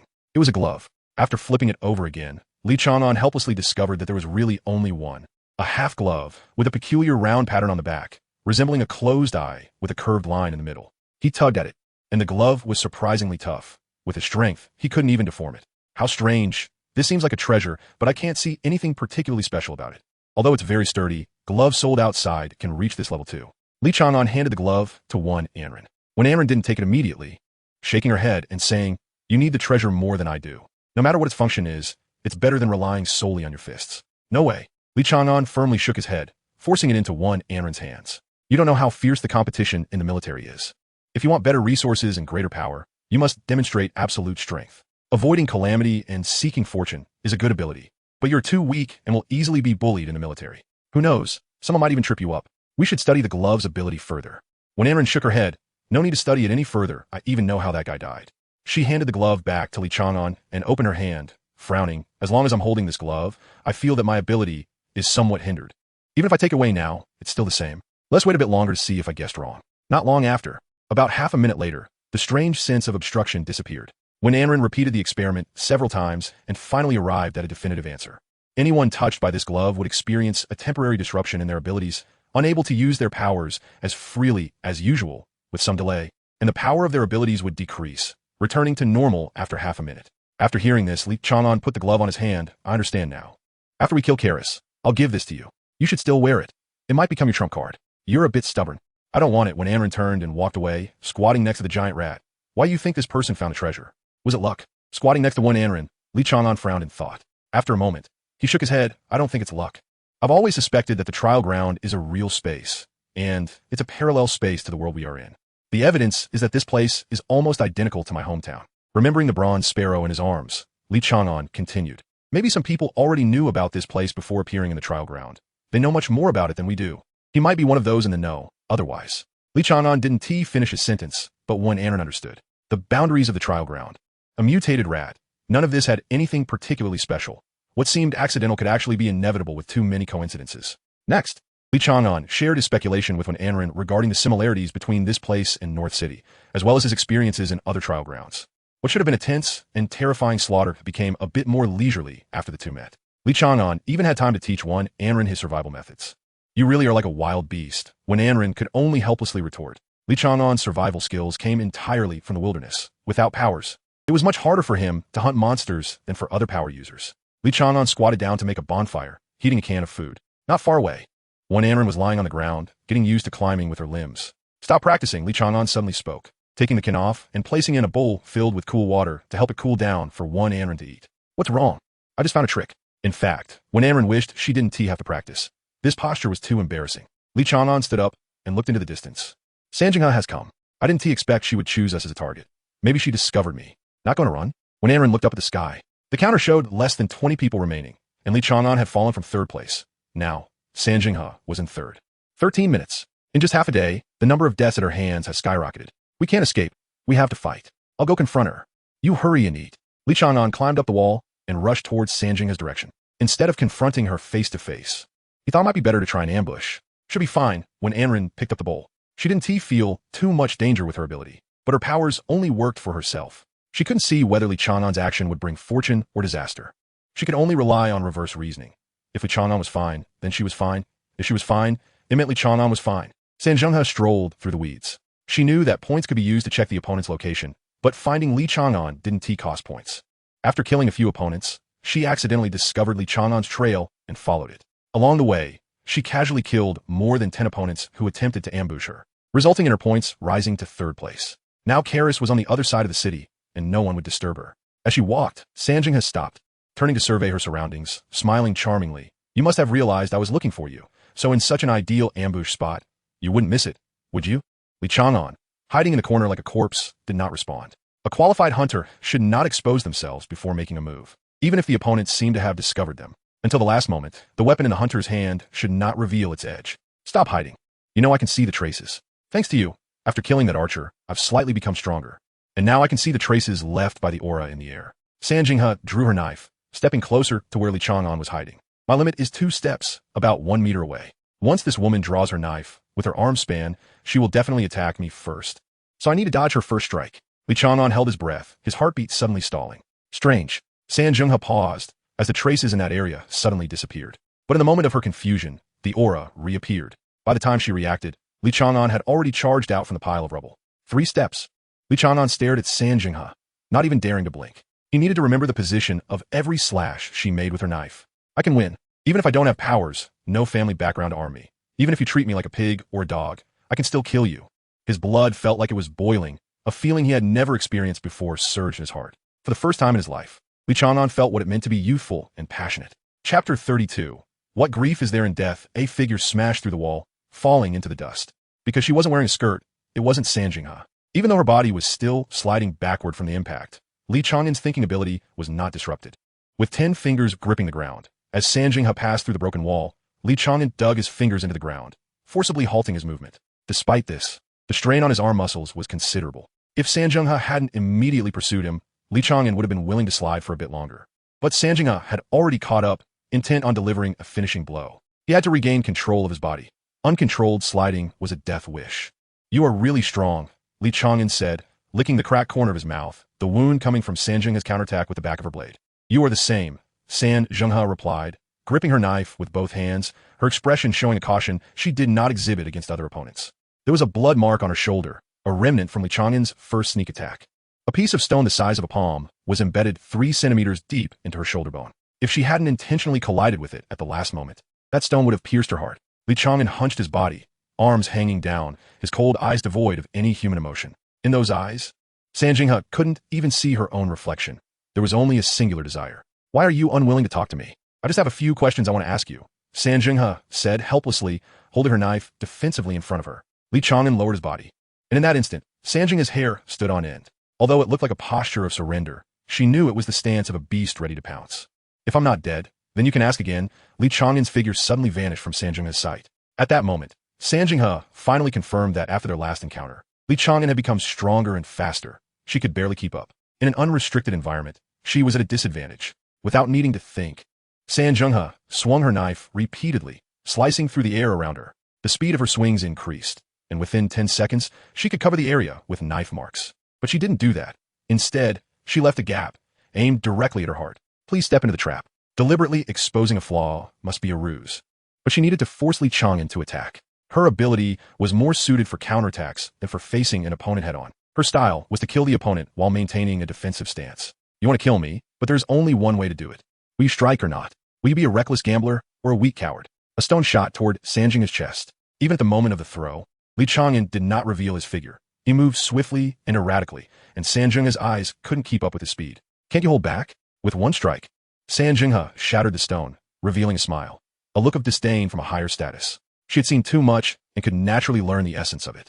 An enraged beast would lose its reason, and a beast without reason was not to be feared. The fragments of stone rained down on San Jinghe, who calmly raised her knife to slash. It was an old tactic. Li Chang'an had used it once during their first encounter. This tactic not only didn't work on her, but would leave even more knife marks. No, if it didn't work, how could a desperate person like him use it again? Damn it. San Jinghe gave up on the flaw she had intentionally left in front of her chest and turned around, only to see Li Chang'an silently stopping behind her, his palm piercing through the barrier of knife marks. How could you pass to the knife marks? San Jinghe exclaimed in shock, using the force of her turn to launch a swift upward strike. Because I remember where you strike every time. Li Chang'an disregarded everything, his punch breaking through the barrier and smashing directly into San Jinghe's face. He quickly withdrew his hand to avoid her knife, the blade barely grazing his skin. With a heavy blow to her face, San Jinghe was certain her nasal bone was broken, and there were even slight cracks in her facial bones. Yet she did not retreat a single step, holding her already precarious position behind the knife marks. Wiping the blood from her face, San Jinghe coldly stared at Li Chang'an. You remembered where I struck every time? That's right. Li Chang'an was not in a hurry to strike again. The extreme sprint just now had consumed a lot of his stamina, and he needed to recover. He hoped the other party would engage in trash talk to buy time. You can find such a small gap between the knife marks. Your combat talent is the highest I have ever seen. Even as an opponent, San Jinghe did not hesitate to praise him. Li Chang'an smiled slightly. You are really interesting. You're not in a rush to kill. And you even have the leisure to praise me. You don't seem like someone participating in a trial. You seem more like a martial enthusiast seeking a breakthrough. You got half of it right. San Jinghe sheathed her knife, her aura rising step by step. I didn't come here to participate in the trial, but I also didn't come to seek a breakthrough. Meeting you is a pleasant surprise. You make me want to try a different way of fighting. Damn it. Li Chang'an turned and ran without hesitation. He could finally confirm that this woman was not just a single ability user. Just based on a surging aura, he could tell her other ability was not simple. It's too late. San Jinghe shook her head, and in an instant her knife was drawn. Nothing happened. What? San Jinghe was shocked, feeling the faint presence of her ability within her body. She recalled that Li Chang'an hadn't worn gloves during their last encounter. For a reckless fighter, useless decorations could even hinder oneself, so that pair of gloves had problems? And his ability was likely enhancement, with comprehensive enhancement. It could slow down my ability and should be related to the gloves. He actually found the heavenly gift within this trial field. San Jinghe began to hesitate about whether to pursue him. The glove's ability was uncertain in duration, and pursuing him in her current state had a high chance of getting her counter-killed. Could he be a double ability user? If it wasn't the glove's ability, but rather his second ability. No, if he truly had a second ability, he would have used it by now. What a powerful talent and instinct. Yet he is merely a weak, comprehensive enhancement. His life has already determined his limits. Sighing, San Jinghe gave up the thought of pursuing him. From entering the trial field until now, Li Chang'an was the only opponent who piqued her interest. Not even Charles could compare. She sympathized with the weak, especially those who fought desperately. Weakness deserves respect, particularly for those who risk their lives to rise above. Their fate is already determined, yet they still hope for miracles. Such a sad life, such sad everything. She put away her knife and turned to leave. After taking 2 steps, her complete control over her ability returned. Only 30 seconds? Looking back at the direction Li Chang'an had left, San Jinghe hesitated several times to step forward but ultimately held back. Go shine your brightest light before you perish. Dying in my hands would be too regrettable. Even if it's a predetermined fate, at least make a splash. Chapter 33. The invincible Wan Anren, who was licking a can, watched as Li Chang'an ran towards him, then suddenly lifted him onto his shoulder.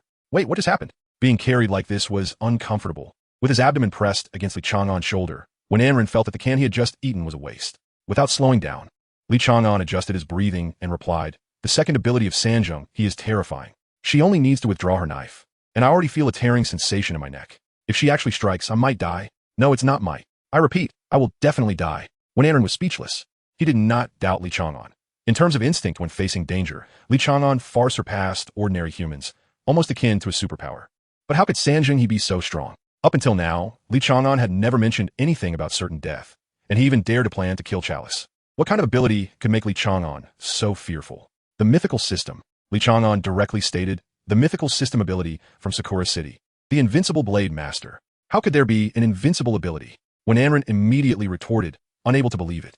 As for the blade master, he had never heard of it. Li Chang'an remained silent, only stopping after running several kilometers. There was no murderous intent following them from behind, so he could be sure they were temporarily safe. Only then did he have the leisure to explain to Wan Anren. It's an ability that doesn't exist in the records of the trials, but you can find it on the black market. I had only heard about it before, but San Jinghe is definitely using that. Li Chang'an panted to catch his breath. But even the mythical system can't be invincible. Wan Anren insisted. Li Chang'an shook his head. It is invincible. You know the characteristics of abilities, right? For example, the burning and heating of fire elements. The characteristic of Blade Master is that it's a guaranteed hit and guaranteed death. Any enemy within sight can be killed. If you put it that way, it really does sound invincible. Wan Anren's expression became serious, and he countered, if that's the case, she should already be the strongest in the world. That's not possible. The Blade Master has certain limitations. First, the user must be attacked. Second, the opponent must be recognized as a strong person by the Blade Master. In short, there are other restrictions, but I only know this much. Li Chang'an sat down, still shaken. Wan Anren frowned, digesting everything Li Chang'an had said. He had never heard of this Blade Master ability before, and it was his first time learning about it today. Moreover, it seemed to lack something compared to what he knew of the mythical system. The Blade Master in Sakura City originated from ancient folklore, but it was just a story. The protagonist was extremely powerful, yet still merely an ordinary person. The Blade Master had not reached the level of myth. Wan Anren remained silent, waiting for Li Chang'an to regain his strength. He had not witnessed the previous battle, but from Li Chang'an's urgency, he could tell it was no simple matter. Then he saw Li Chang'an, who had been relatively calm, suddenly break into a smile. I heard her. Li Chang'an's expression was fervent. I was so close to killing her. Unfortunately, I hadn't gotten used to my current speed yet, and I hesitated for a moment. Wait, you're happy because you almost killed her? I can't understand what's so worth celebrating about that, when Anren said, his head full of questions. She thinks I'm strong. The Blade Master also thinks I'm strong. And I almost killed her. You don't understand. She proves that I'm not worthless. Li Chang'an's smile grew even brighter. But you aren't worthless. When Anren found it even harder to comprehend and awkwardly tried to comfort him, you're already very impressive. I think you're strong. No one can hunt so many ability users like you without an ability. No, no, no. Li Chang'an shook his head, his expression almost frenzied. I'm a worthless person without an ability. Everyone says so. I've known since I was a child that I'm different from others. I don't have an ability. Not even as good as a producer. In the summer, they used ice and fire abilities to pour boiling water on me. Li Chang'an took off his shirt and pointed to a large burn that spread from his shoulder to his chest. In the winter, they would steal my cotton-padded jacket, strip me of my clothes, and make me run home in the snow. They stepped on my head. The teacher said that would help me awaken my abilities, so no one cared about me. My first job was unloading cement at a construction site. I tried to pretend to be a strength-type ability user, but the boss found out I had no abilities and fired me, withholding half a year's salary on the grounds that I wasn't an ability user. I went to the arbitration office to appeal, wanting to get my salary back, but because I couldn't register my abilities, I had no social security. You can hardly understand a life like mine. It's actually not that bitter, but it's really hard to get by. I love the trials. Every opponent treats me as an equal. They will do their utmost to kill me, but only she acknowledges that I am strong. No, it's actually very bitter. Ben Andran Zhen Li Pata Li Chang'an Shulde. He didn't know how to comfort Li Chang'an. Perhaps he had no blood feud, but he faced the purest malice of humanity. It was precisely the purest malice that made one unable to find relief. He had no way to take revenge, so he vented all his suffering upon himself. Actually, you are very strong, stronger than you think. Many ability users are not even as good as you. When Anren spoke softly, you stand shoulder to shoulder with the divine as a mere mortal. You are the only one in this era. Isn't being without an ability what makes you the most special? Li Chang'an looked up, already calm, and smiled slightly. Isn't being special just being a different kind? When Anren was speechless, unable to refute, he sensed the deep-seated inferiority hidden within Li Chang'an. Perhaps even Li Chang'an himself had not discovered it. It was hard to imagine that this ruthless guy would have such an emotion. All right. Li Chang'an stood up, bent down to signal one Anren to get on. I'll take you to kill others. We can't kill Sanjinghe. I really like her. This time I understood. Your like is definitely not a good thing. When Anren smiled helplessly, allowing Li Chang'an to carry him through the city. Li Chang'an was still carrying Wen Anren's backpack, and occasionally there was the sound of bottles clinking inside. Why are you carrying so many wound medications? And you haven't even used them. In case of emergencies. I'm not like you. If I took your injuries, I definitely wouldn't be able to handle it. It's fine. I won't let you get hurt. My self-healing ability is very good. If there's a fight, I'll take it on. Then these medicines are just for you. Stop saying such ominous things. Chapter 34. The final battle, the thunder struck like a blade, effortlessly severing the head of a mortal, the severed neck emitting a fragrant smoke and heat. Charles looked up, seeing that he held a steady first place with 41 points, while the second place, one Anren, had only 27 points, and the third place, Sanjinghe, had less than 20 points. However, there were only 7 survivors. In any case, at least in terms of points, no one could catch up to him, so the remaining contenders could only win by killing him. Who would be the first to come? Looking at the bracelet in his palm, Charles chuckled to himself, wondering if this thing could really allow him to leave the trial grounds directly. If he relied on this, he would never become the strongest. Thunder gathered in Charles's palm, resembling a storm confined within his grasp, as he aimed to destroy the bracelet. The thunder came and went, quickly dissipating, and Charles ultimately placed the bracelet back in his pocket. It would be a pity to destroy it. Don't run. Your blood stinks heavily. Even if you jump into the river, I could still find you. Li Chang'an leaned against the doorframe, holding a dagger in his hand. The city had everything, and this dagger was a pleasant surprise, manufactured by some company before the apocalypse. Aside from being too light, it had almost no flaws. To Li Chang'an, its lightness was a drawback. The man cornered against the wall bore 10 knife wounds, each striking a vital spot. Damn it, how can you have such powers? If I hadn't been ambushed, you would definitely be dead. The man gritted his teeth, speaking with a slight lisp, and upon closer inspection, he had very few teeth left. Say what you want. Li Chang'an shrugged, slowly approaching. When he was about 3 steps away, he suddenly sidestepped, avoiding the man's last desperate attack. The dagger struck twice in the span of a second, disarming the man's arms. Before he could let out a cry of pain, Li Chang'an covered his mouth and swiftly drove the dagger into his thigh, fully incapacitating him. All right. Li Chang'an took out his earphones from his pocket. Come over. Before long, the number of survivors in the sky changed to 6, and when Anren's score also rose to 28 points. By the campfire, the two sat across from each other, with Li Chang'an wiping the blood off the dagger. Weapon maintenance was crucial, even though he had alternatives. So, now there are 6 people left. Besides you and me, There's Charles and Sanjinghe, and only 2 others. Do we still need to fight? When Anren, flipping the campfire out of boredom, felt that this trial was completely different from what he had imagined. It should have been a chase, dodging, thrilling, and perilous. Perhaps a fight for survival, perhaps a near-death experience, but he would never regret it. Approaching Li Chang'an was just for safety. But now he could only hide like a salted fish at the back, waiting for Li Chang'an to weaken the opponent before stepping in for the final blow. This isn't a life I want. Li Chang'an shook his head and said seriously, we can't act recklessly. The remaining 2 are either very strong or good at dodging. Your name is already on the list. We can't become the target of everyone. What we need to do now is find a place. A place to kill Charles. After 7 days of fighting, the city was utterly destroyed, and there would be no more battles on the rooftops. But Charles could still take to the skies. Li Chang'an's goal was to keep him as close to the ground as possible. In the end, when Anren would be the one to resolve the battle, those 3 bullets had yet to be fired, all prepared for Charles. Li Chang'an's caution led him to choose not to deal with the remaining 2. After days of fighting, he needed rest. Once when Anren chose a safe spot, he leaned against the ruins and closed his eyes. When Anren set up a sniper rifle from a distance, the space between them was not enough to make it obvious that they were collaborating. He actually fell asleep. Through the scope, when Anren observed Li Chang'an and smiled slightly. Given the current situation, his final trial might be a bit weak. After all, more than half of the points were not earned by him personally. So he had to personally kill Charles in the end, and he couldn't wait until Charles was weak. But even so, would that be enough? As for the remaining 2, he wasn't sure if he could earn points from them. The feeling from the ability was auspicious. Should he give it a try? After looking through the scope at Li Chang'an again, when Anren frowned, if he left now, Li Chang'an might get ambushed. Forget it. Since I promised to help him keep watch, I can't go back on my word. I'll forego those 2 points for now. For hours later, just as he had said, Li Chang'an awoke, not snoring at all, and even woke up in the same position he had fallen asleep in. When Anren even suspected that this guy had never really slept, just pretended to doze with his eyes closed. After getting up to wash his face, Li Chang'an looked up, and overnight, the number of survivors had decreased again. Time to get to work.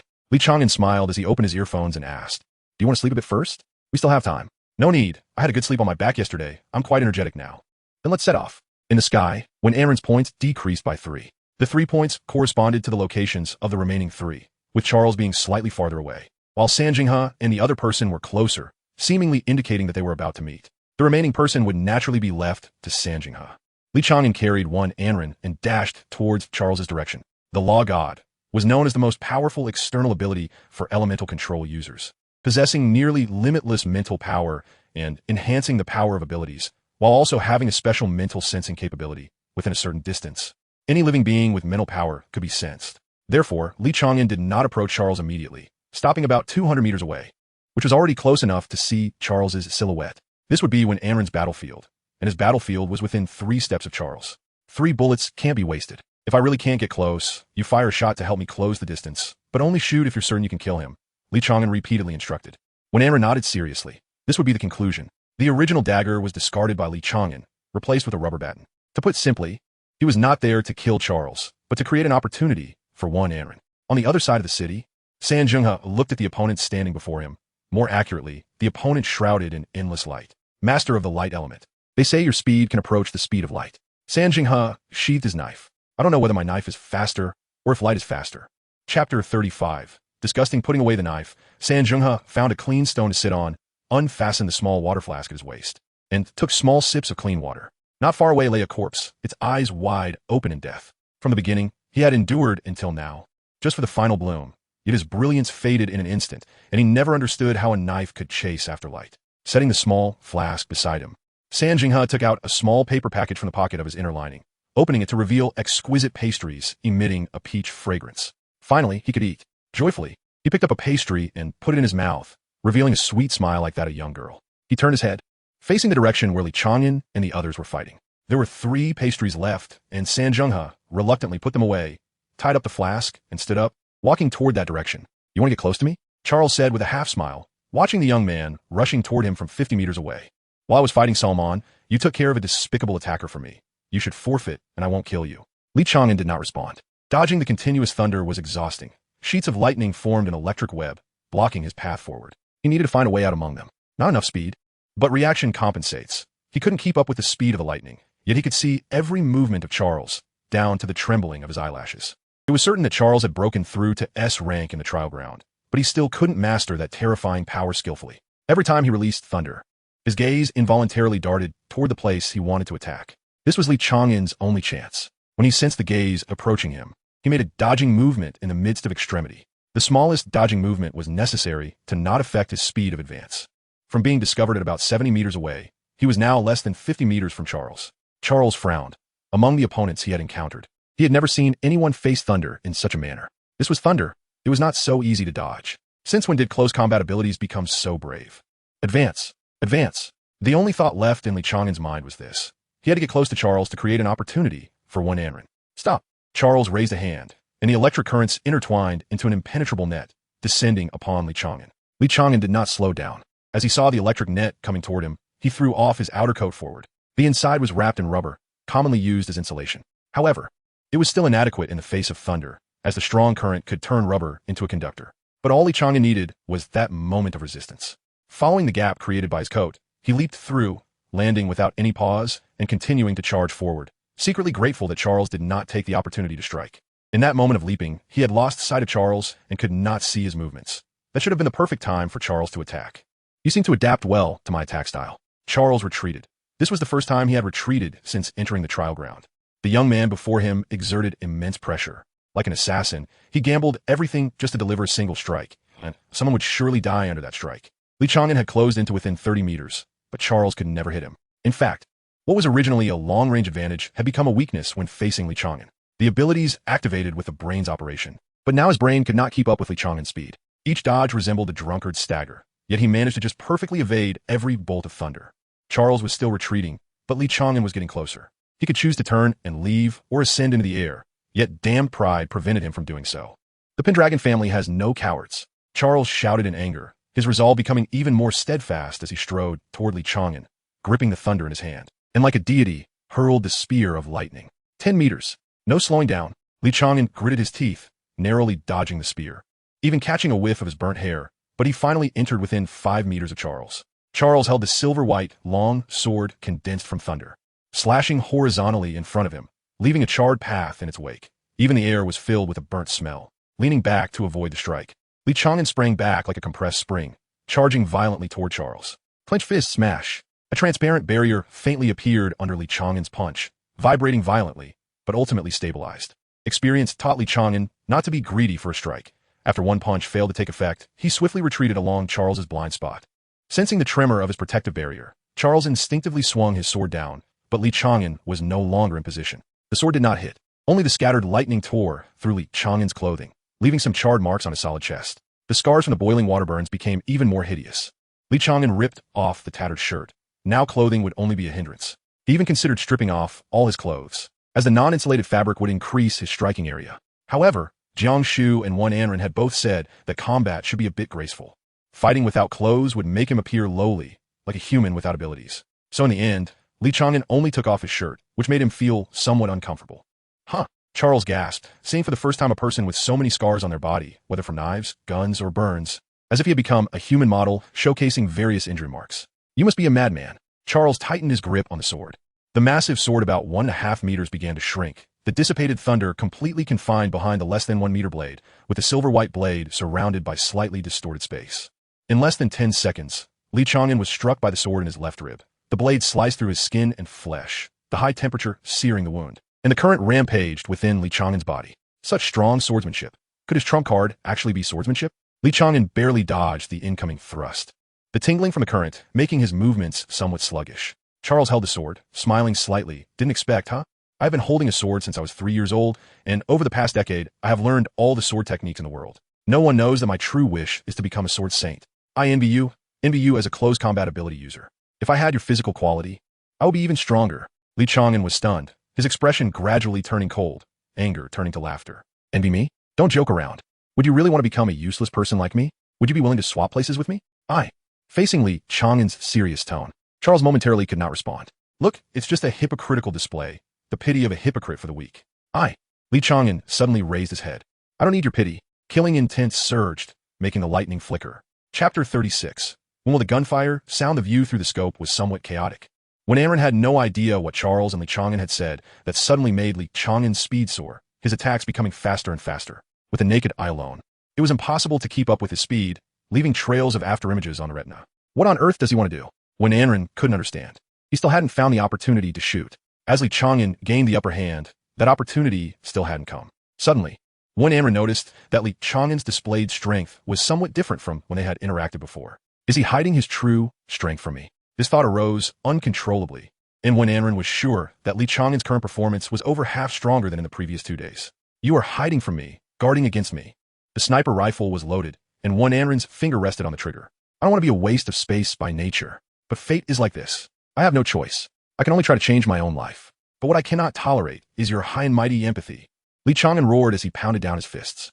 Charles could no longer keep up with his punching speed, and the transparent barrier was on the verge of collapse. Facing the thunderous lightsaber that struck again, Li Chang'an no longer dodged but charged toward the lightsaber. The lightsaber struck his shoulder, and he just happened to grasp Charles' wrist. The lightsaber flickered, slipping from Charles' hand and returning to its original form of thunder and lightning. My ability? Charles was shocked.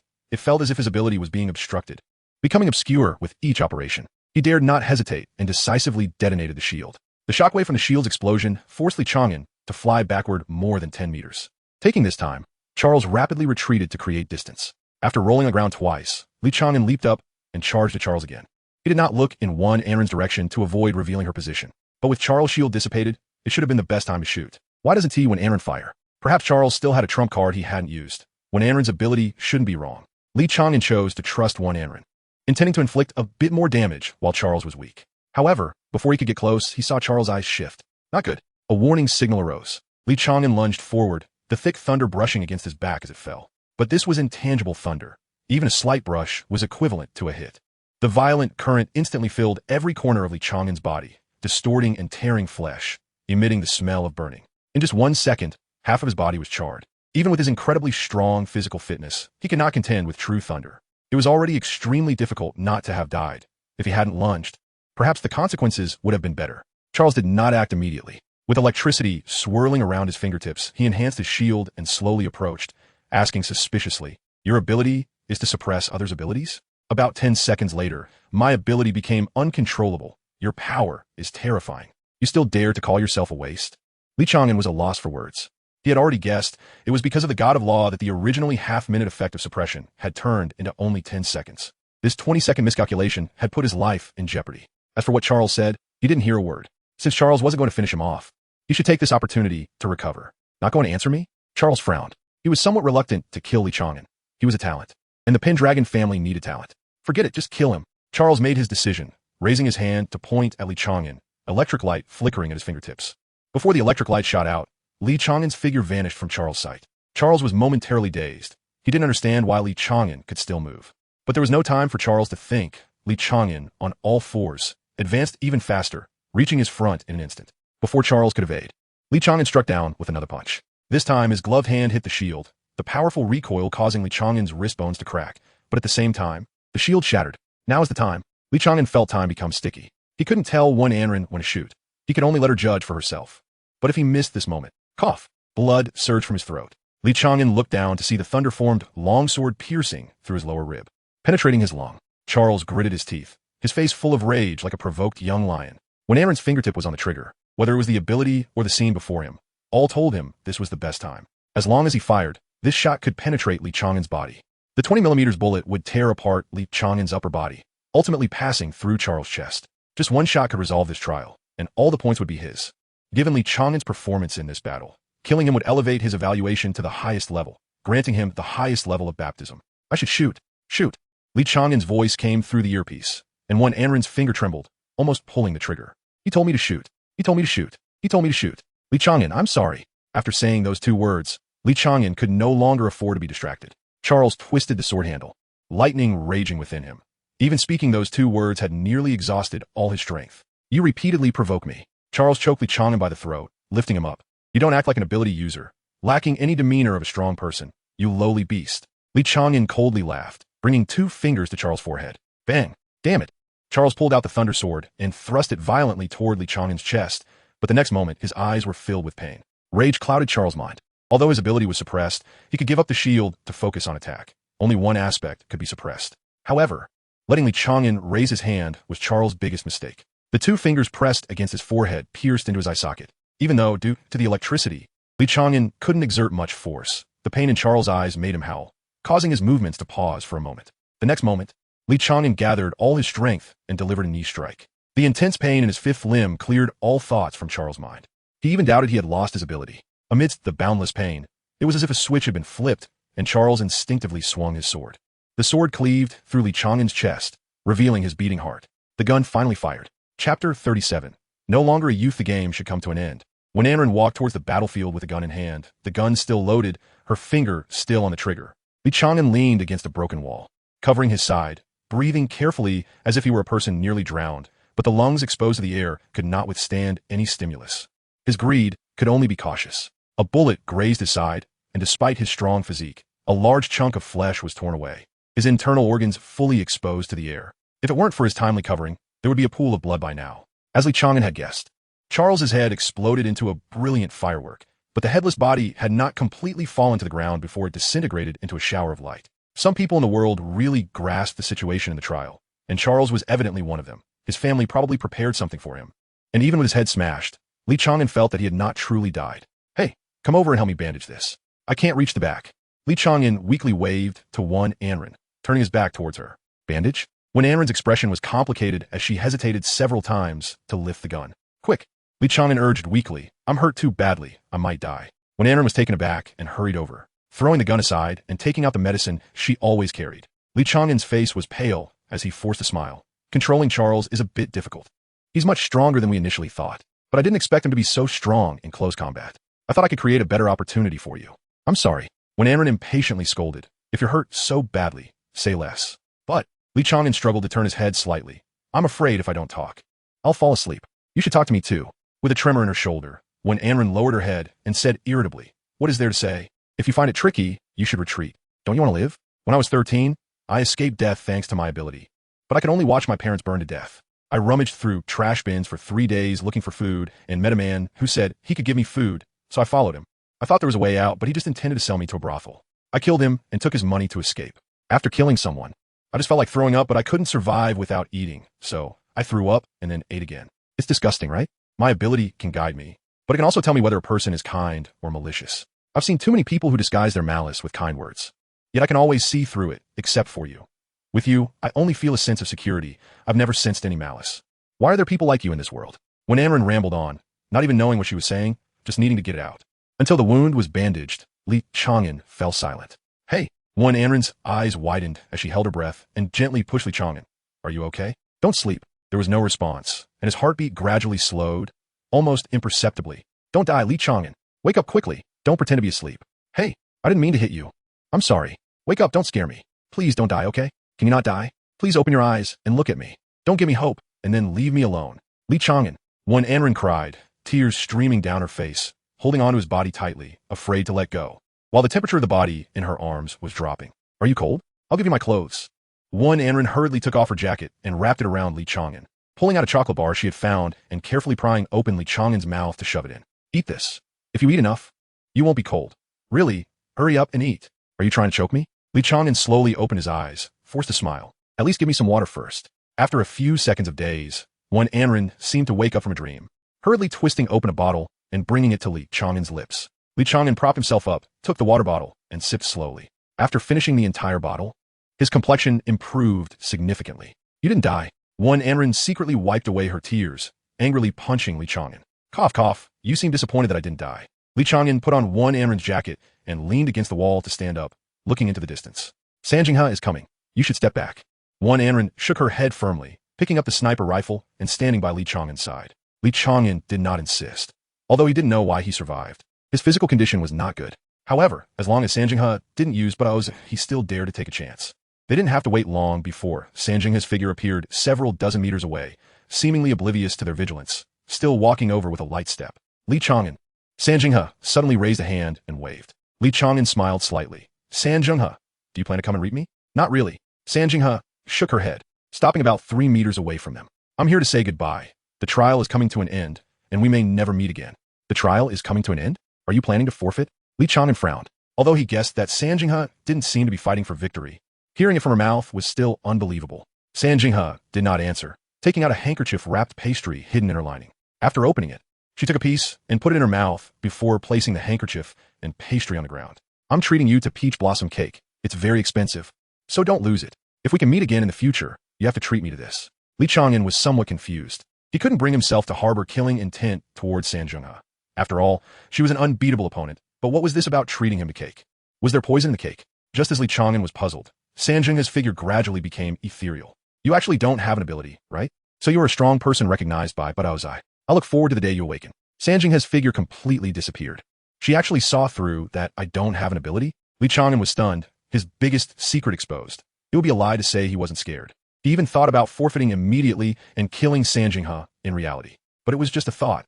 Who would kill whom was still uncertain, and moreover, it seemed that Sanjingha wouldn't spread this news, although Li Chang'an thought Sanjingha was too foolish. What's wrong with this woman? When Anren frowned, glancing at the pastry on the ground, and was about to stomp on it. Don't. Li Chang'an quickly stopped her. She said it's very expensive.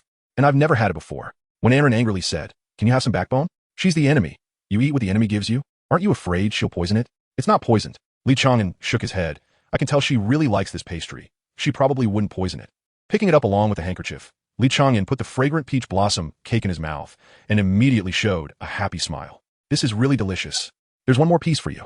I don't want it. When Anren turned her head away, unwilling to look at Li Chang'an's useless appearance, Li Chang'an thought for a moment, wrapped the remaining pastry and put it in his pocket, thinking he could take it back for Xiao Wu. Girls would probably like this. Then I'm leaving. Waving at one Anren, Li Chang'an looked up at the sky. The moment he chose to forfeit, a beam of light descended from the sky and landed on him. The Taya trial has ended. Contestant Li Chang'an, confirmed as a survivor, but not the final winner, will have all rewards from this trial cleared. The teleportation is about to begin. Please remain still. 5-4. Chapter 38. The night is coming. Wait. Watching Li Chang'an's disappearing figure, one Anren murmured. And then the world spun around her. When she opened her eyes again, she had already left the trial ground. But what lay before her was not the Taya trial site, but a bright expanse with nothing but light surrounding her. Winner. One Anren, about to begin the baptism. Cross-stage killing of 19 people, unlocking the highest level baptism. Winner is a tri-ability user, unlocking potential evolution. Dozens of colorful light beams descended upon one Anren from different corners, and the small wounds on her body began to heal, while her fatigue was swept away. When Anren comfortably closed her eyes, feeling as if she were soaking in warm water, like a child in its mother's womb. After an unknown amount of time, the warmth enveloping her body dissipated. When Anren opened her eyes and found herself standing in a small room, which contained a chair, a bathroom, and a small bed. There was a set of clothes on the chair, and when Anren knew these were prepared by the military, she went directly into the bathroom and turned on the shower. More than half an hour later, when Anren cleaned herself up and changed into the prepared clothes before exiting the room. Outside the door stood a middle-aged man in military uniform, accompanied by 4 bodyguards. Although there's only one answer, I still need to ask you. The middle-aged man cleared his throat and asked solemnly, one Anren, do you wish to join the Imperial military? Yes. One Anren calmly nodded. She had thought she would be overly happy on this day, but when facing the moment, she realized that didn't feel as joyous as she expected. The middle-aged man nodded and smiled. I am Brigadier General Li Chang'an of the Imperial Special Operations Department. I am currently the highest-ranking officer in the Special Operations Department, and I will be your superior from now on. One Anren frowned and asked suspiciously, generally speaking, the winners of the trials are taken to Tontian City, where they meet high-ranking military officials. Yes, but this time is different. Li Chang'an shrugged and took out a photograph from his pocket. In addition to this trial's winner, I also need to find this person. Did you come into contact with him during the trial? Taking the photograph, when Anren smiled when she saw it.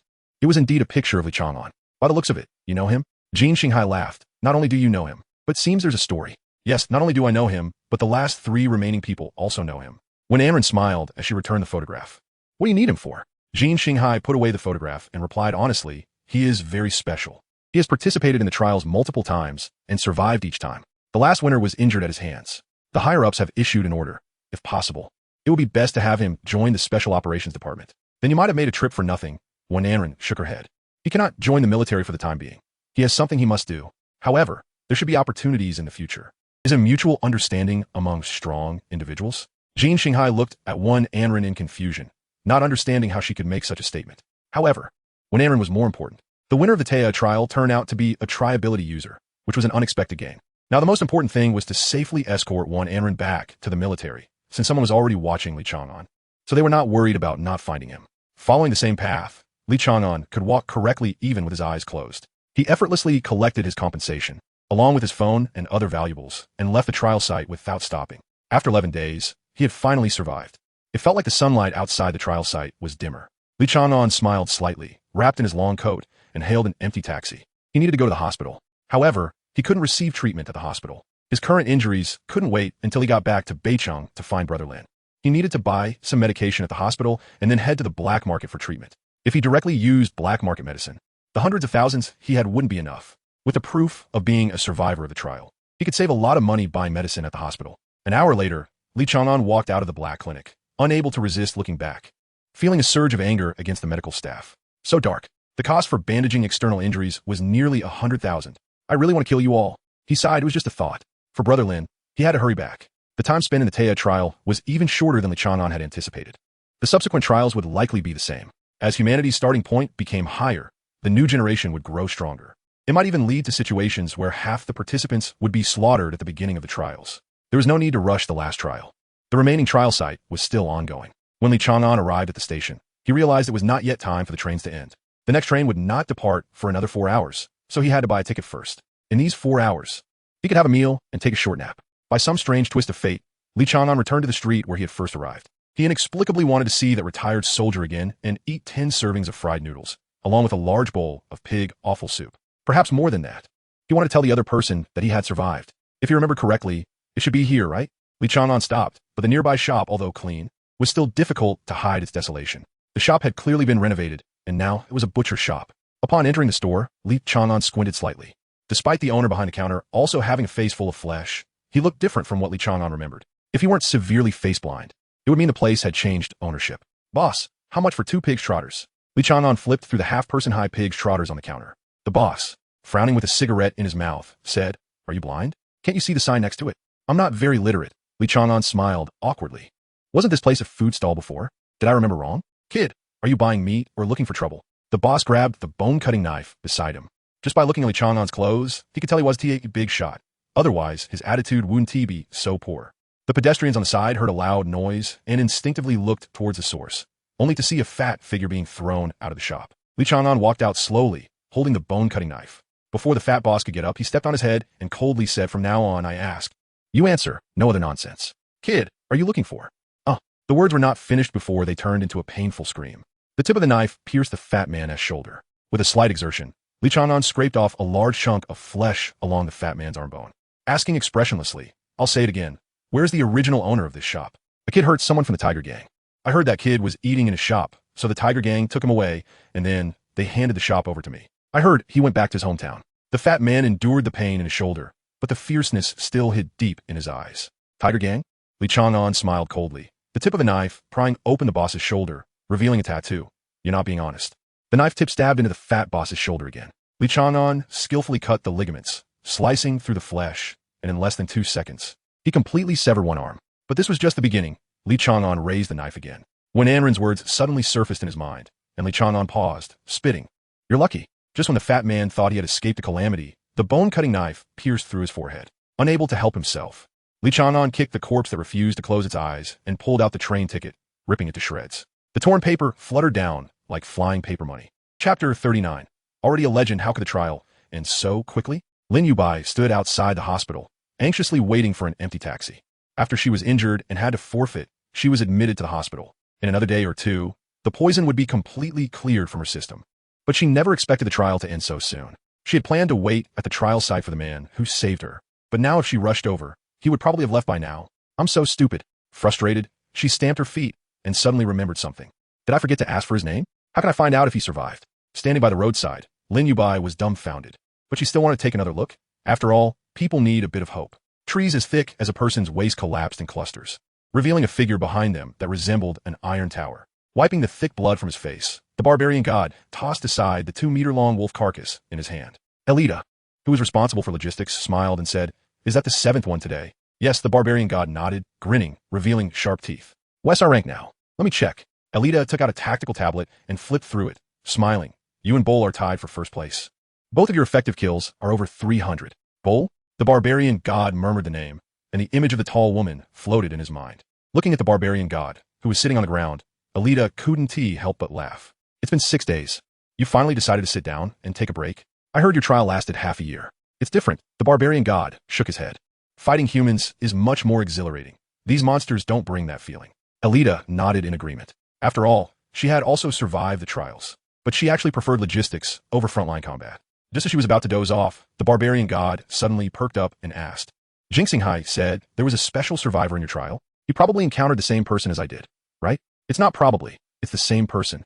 He's skilled in close combat, and his abilities in stealth and survival are very strong. Alita described his appearance and sighed with lingering fear. He's a beast. Facing him, I'd rather go outside and kill those monsters. Before I met him, I thought my looks were my weapon, but this guy was even more ruthless. The barbarian god touched his waist and suddenly smiled viciously. If Jinxinghai brings him back, it'll be quite a show. Yes. Alita lit a cigarette, including you and me. There are 7 people suspected of having crossed paths with him, if it really is the same person. Alita shrugged. Anyway, it has nothing to do with me. I don't want to cross paths with him again. But I wanted the barbarian god stood up, full of spirit. Just thinking about that guy suddenly gives me energy. Watching the barbarian god walk out of the tent, Alita blew a smoke ring and smiled slightly, recalling the blade that had nearly cut her in half. If I see you again, I must ask you why you forfeited in the end. Was it because you felt sorry for me? Or do people like you? Also like me? Before night fell, the bar was already bustling, filled with bare-chested strongmen. Some used fingertip flames to heat their drinks, while others formed round ice cubes in their palms to toss into their drinks. It was each person's preference, and the establishment did not interfere. Damn it, I've drunk too much. I need to use the restroom. The strong man put down his glass, took off his tank top, and tossed it onto his seat. People along the way carefully made way after catching sight of the tattoos on his shoulder. The Rose City Tiger Gang, once known as the Digger family, had changed leaders after the world unified and became a homophonic tiger. It governed most of the producers and low-level ability users in Rose City in a workers' union manner, even influencing the Hunters Guild. Now, it was one of the top powers in Rose City, and no one dared to provoke the Tiger Gang.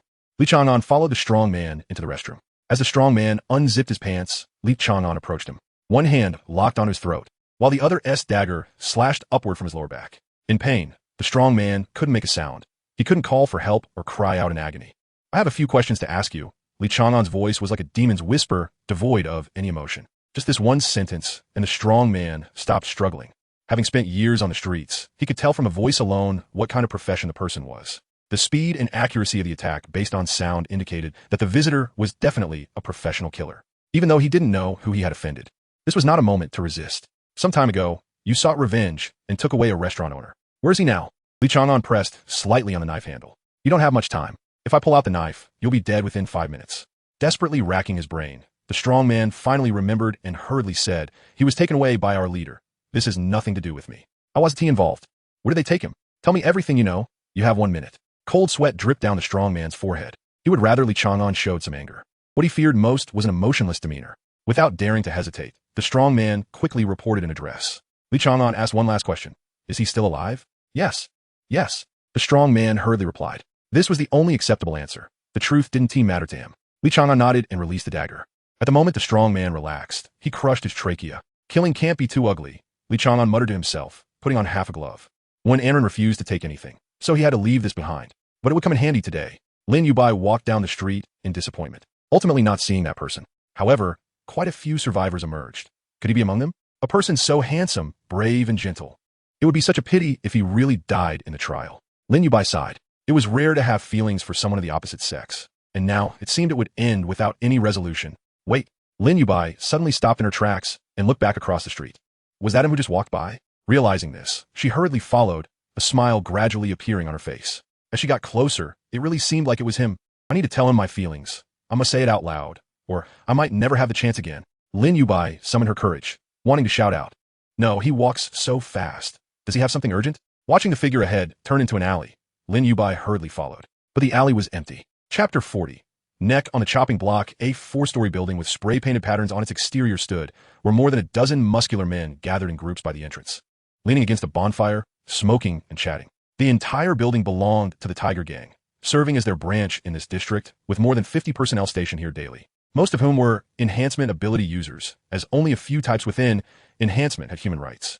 It could be said that the grassroots of society were composed of enhancement ability users, and while some abilities stood out, there were many with low-tier abilities. The majority of people were mediocre. Li Chang'an was at a corner not far away, separated by just one building. He was not a perception type, but he could discern the approximate number of people inside through the sounds and movements from the building. Forcefully breaking in was impossible, regardless of his capabilities. Going on a killing spree in the streets would likely attract patrolling soldiers in no time. Becoming a wanted criminal of the empire was not his goal. However, dealing with such people was not new to Li Chang'an. He had his unique methods. As he approached the main entrance, Li Chang'an was stopped. A muscular man extended his gray-white arm, resembling rock, to block Li Chang'an's path and frowned. Kid, don't you know where this place is? I'm looking for your boss. Li Chang'an replied, lifting his head with a chilling gaze. Take your hand away. Don't be too arrogant. The muscular man snorted coldly. Our boss is not someone you can just meet. Scram. Li Chang'an tilted his head and smiled slightly. And enhancement. User dares to be so arrogant in front of me? In the next moment, a dagger sliced through the man's shoulder, wrapping around his bicep, and his entire arm was severed in an instant. As the arm fell to the ground, the man's wail just escaped his lips. Who's next? Li Chang'an surveyed his surroundings. His sudden attack and the terrifying power he displayed intimidated everyone present. In front of those who lived on the edge of a knife. Nothing was more fearsome than strength and cruelty. By the door, a tall and thin man leaned against the wall, silently watching until Li Chang'an's gaze turned towards him. He then smiled slightly and approached. Chen Shui, what should I call you, brother? Li Chang'an showed his arrogance. You don't have the right to know my name. Chen Shui frowned slightly, but did not get angry. He continued smiling. Do you want to see our boss? Can you tell me what business you have? I'm here to discuss a deal on behalf of our young master, Li Chang'an stated, delivering the line he had prepared. With his strength, he would not earn the respect of the Tiger Gang. But if he were to be treated as a servant, it would be enough to attract their attention. The key to using the tiger's power was not the tiger itself, but at least one had to be a fox. As expected, Chen Shui's face revealed an uncontrollable surprise. And he couldn't help but ask, may I ask which young master you are referring to? You talk too much. Li Chang'an narrowed his eyes. Do you think you have the right to know my young master's name? You should be grateful I don't like killing the weak.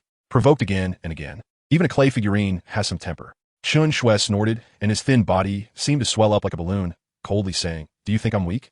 You have some ability, but are you stronger than the gravedigger? Li Chang'an licked his lips, a bloodthirsty glint appearing on his face. You mentioned, wait. Chen Shui's expression changed in shock, taking a step back, exclaiming, you killed the gravedigger? Li Chang'an nodded. I killed him while shopping for the young master. Enough chit-chat. Prove you're not weak. Stop. Chen Shui hurriedly waved his hands. The place where the gravedigger died was their territory, and the information of those involved in the transaction was also under the Tiger Gang's purview. After the gravedigger's death was reported, it was Chen Shui who personally handled it. In the reports, the gravedigger didn't even have a chance to react before being killed in seconds, and the youth who attacked was likely at least S-rank dangerous. Please this way, brother. I'll take you to see the boss. Realizing the danger, Chen Shui no longer dared to act recklessly. He was no better than a gravedigger. Li Chang'an shook his head regretfully, sheathing his dagger, and followed Chen Shui into the building. He might as well thank the gravedigger. He hadn't expected that the big fool he killed back then would bring about unexpected surprises now. Passing through the titanium alloy iron door, a foul stench that made Li Chang'an extremely uncomfortable wafted out. He was familiar with this smell, a mixture of human blood, rot, smoke, alcohol, and the foul odor left after sexual intercourse. The inside was no better. From the first floor, one could vaguely hear the heart-wrenching screams of women and the heavy gasps of men, along with the occasional sound of rolling bottles. The boss is on the third floor. Brother, follow me this way. Chen Shui led the way while kicking aside a drunken subordinate. Li Chang'an stopped, not in a hurry. I think I see a woman who interests me. Do you mind if I take a few more looks? Is he a pervert? That'll be easy to deal with. Chen Shui laughed. Of course, if you don't mind, I can have my men take her to wash up. You can take her with you when you leave later. The women here are all sold to our Tiger Gang. You can pick a few. That sounds great. Li Chang'an smiled, patting Chen Shui's shoulder. Thanks in advance. But can I have that one? Following Li Chang'an's, Chen Shui turned to look, and in the next moment, a killing intent enveloped him. Instinctively, he wanted to unleash his ability, but suddenly found it unresponsive. In less than a second of hesitation, a sharp dagger pierced through Chen Shui's neck, entering through the intervertebral foramen. Thud! The head fell to the ground, and Chen Shui's consciousness had yet to fade when everything had already settled. First one, Li Chang'an flicked his dagger. In the dim light, no one noticed what had happened. Silently, a life had been extinguished. In the dim light, Li Chang'an resembled a hunting beast, choosing his prey. Even those women pinned beneath others could not escape a calamity. Outside, someone was watching. There weren't many people on the first floor to begin with, and in less than 10 minutes, blood had already soaked the floor. Fewer people than expected. Li Chang'an took off his damp shirt and raised his hand to turn off the power. The entire building was instantly plunged into darkness. Stepping through the sticky blood, Li Chang'an ascended the stairs. This world had never shown him kindness since the day he was born. From childhood to adulthood, apart from his family, he had only received disdain and humiliation. No matter how good his grades were without abilities, he was just a waste. From a young age, he knew he had no right to receive kindness. As he grew older, even the kindness from his family gradually faded away, until the appearance of Jiang Shu and Lin Gu pulled him back from the brink of degradation. If he had not met these two, Li Chang'an didn't know what he would have become. Perhaps a murderer, or perhaps a socially deviant pervert. It was only after meeting these two that Li Chang'an realized that maybe there were people in the world who would treat him well, who would talk to him from the heart, who would encourage him to face life. Perhaps only these two would be kind to him. Upon arriving in Luo City, first the restaurant owner, then Wen Anren, Li Chang'an was learning to believe that his luck was improving. Perhaps I also deserve to be trusted, deserve to be liked. For the first time in his life, he had such thoughts, and even Li Chang'an himself did not notice the joy within. But now that kindness was destroyed, as if a certain shackle in Li Chang'an's heart had been broken. I killed you all, bastards. Chapter 41.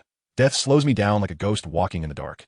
Each silent strike takes away a life. It's not that no one tried to illuminate the surroundings with their abilities, but as soon as the powers were unleashed, the next moment a blade would slice through their throat. In their final moments, the gurgling sound from their torn trachea seemed to linger in everyone's ears. There were also those who wanted to call out to gather everyone together, but their death was even more tragic. The severed head thudded to the ground, and the blood spraying from their chest stained the ceiling and everyone's faces. The warm blood felt like a mother's hand, calming the hot blood and fighting spirit of the crowd. All that remained was fear. 3 minutes had passed, and the brothers downstairs had not come to provide support, while they were trapped in a room on the second floor, unaware of the enemy's abilities. So far, half of their brothers had died.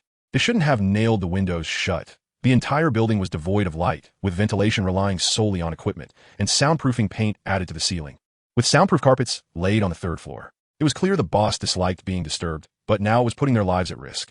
Everyone was cautiously guarding against the hidden dangers while groping towards the door, but Li Chang'an was sitting near the door.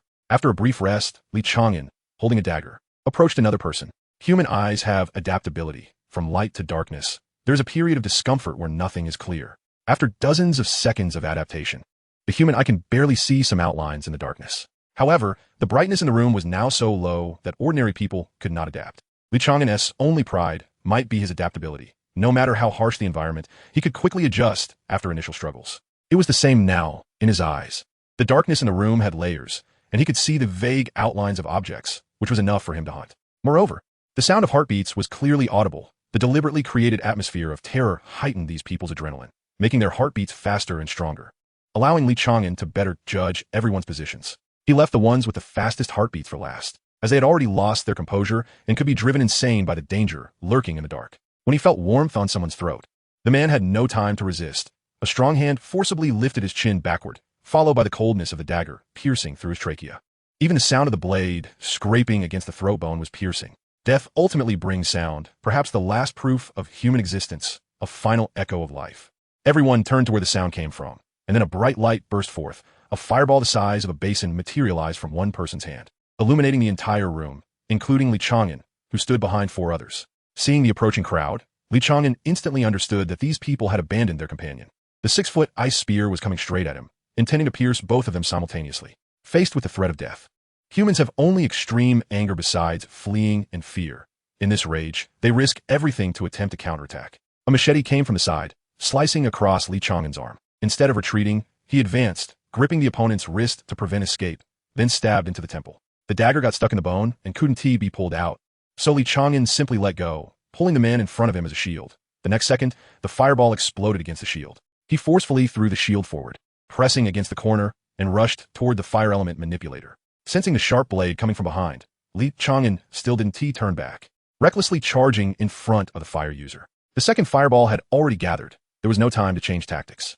A glint of ruthlessness flashed in the fire user's eyes as he looked at the increasingly close Li Chang'an, and he simply detonated the fireball. As a fire element user, the explosion wouldn't harm him. At most, the impact would injure his lungs, but it wouldn't be pleasant for others, at least resulting in severe burns. However, the anticipated scene of seriously injuring the opponent did not occur. Instead, a charred half of a body lunged at him. The ghoul opened its mouth, extending its claws, and ripped out his heart. The room fell into darkness again. The all-or-nothing effort did not kill the assassin hiding in the shadows, but the attack was effective, which was undoubtedly uplifting. Everyone, pay attention. He has burned. Smell the char. Someone called out to remind their companions. The speaker was not killed immediately, confirming that the assassin was indeed injured. With a loud crash, it seemed a bottle shattered, followed by the smell of alcohol spreading, neutralizing the charred scent in the air, making it less noticeable. Everyone could feel liquid splattering on their faces and bodies. It was just one bottle that was broken. The speaker could only curse silently, realizing they shouldn't have spoken out. It would have been better to find a way to escape to the door. As fear gripped them, they lost track of time, suddenly realizing that no one had died for a while. Finally, one person couldn't hold back any longer and mustered the courage to cough lightly. After 2 or 3 minutes of dread, this person realized he was still alive, and his courage surged as he stepped toward the door, step by step.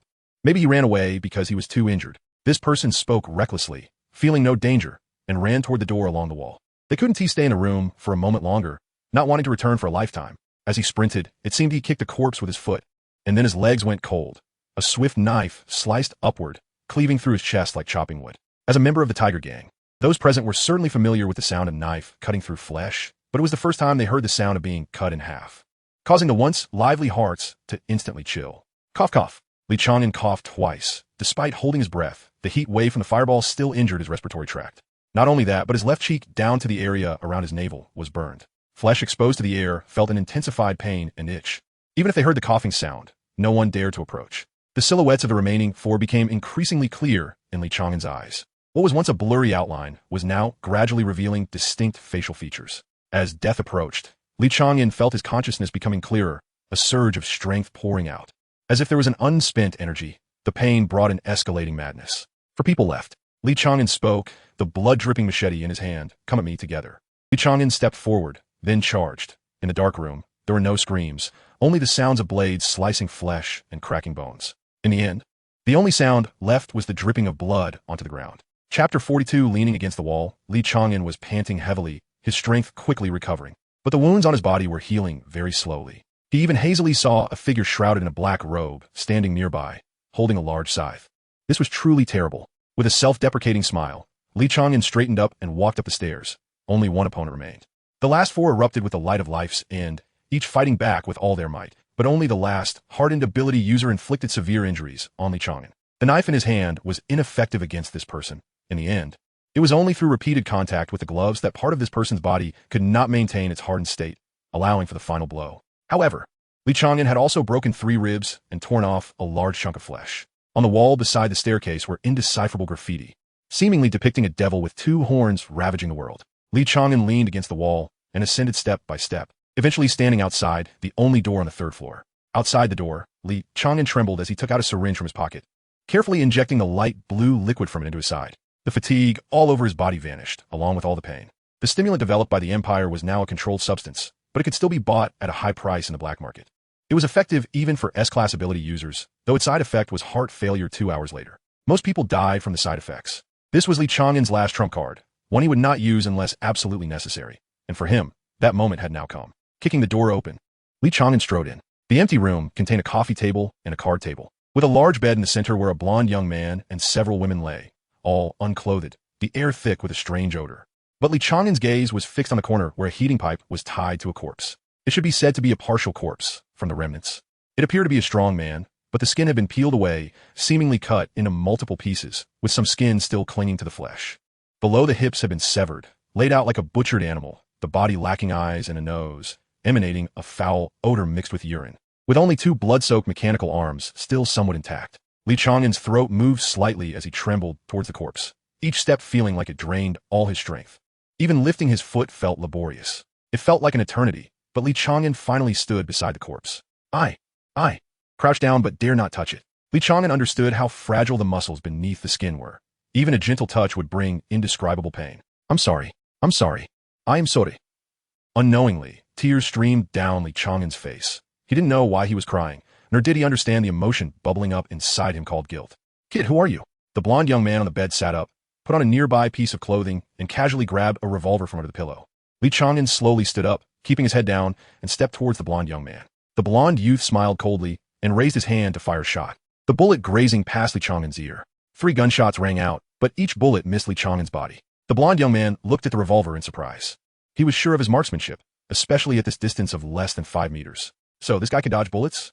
It's been many years since I've seen someone like you, the blonde young man said, tossing the revolver onto the bed. Someone actually dares to provoke our Tiger Gang. Glancing at the corpse behind Li Chang'an, the blonde young man sneered. Are you here to avenge him? You're too late. I see now.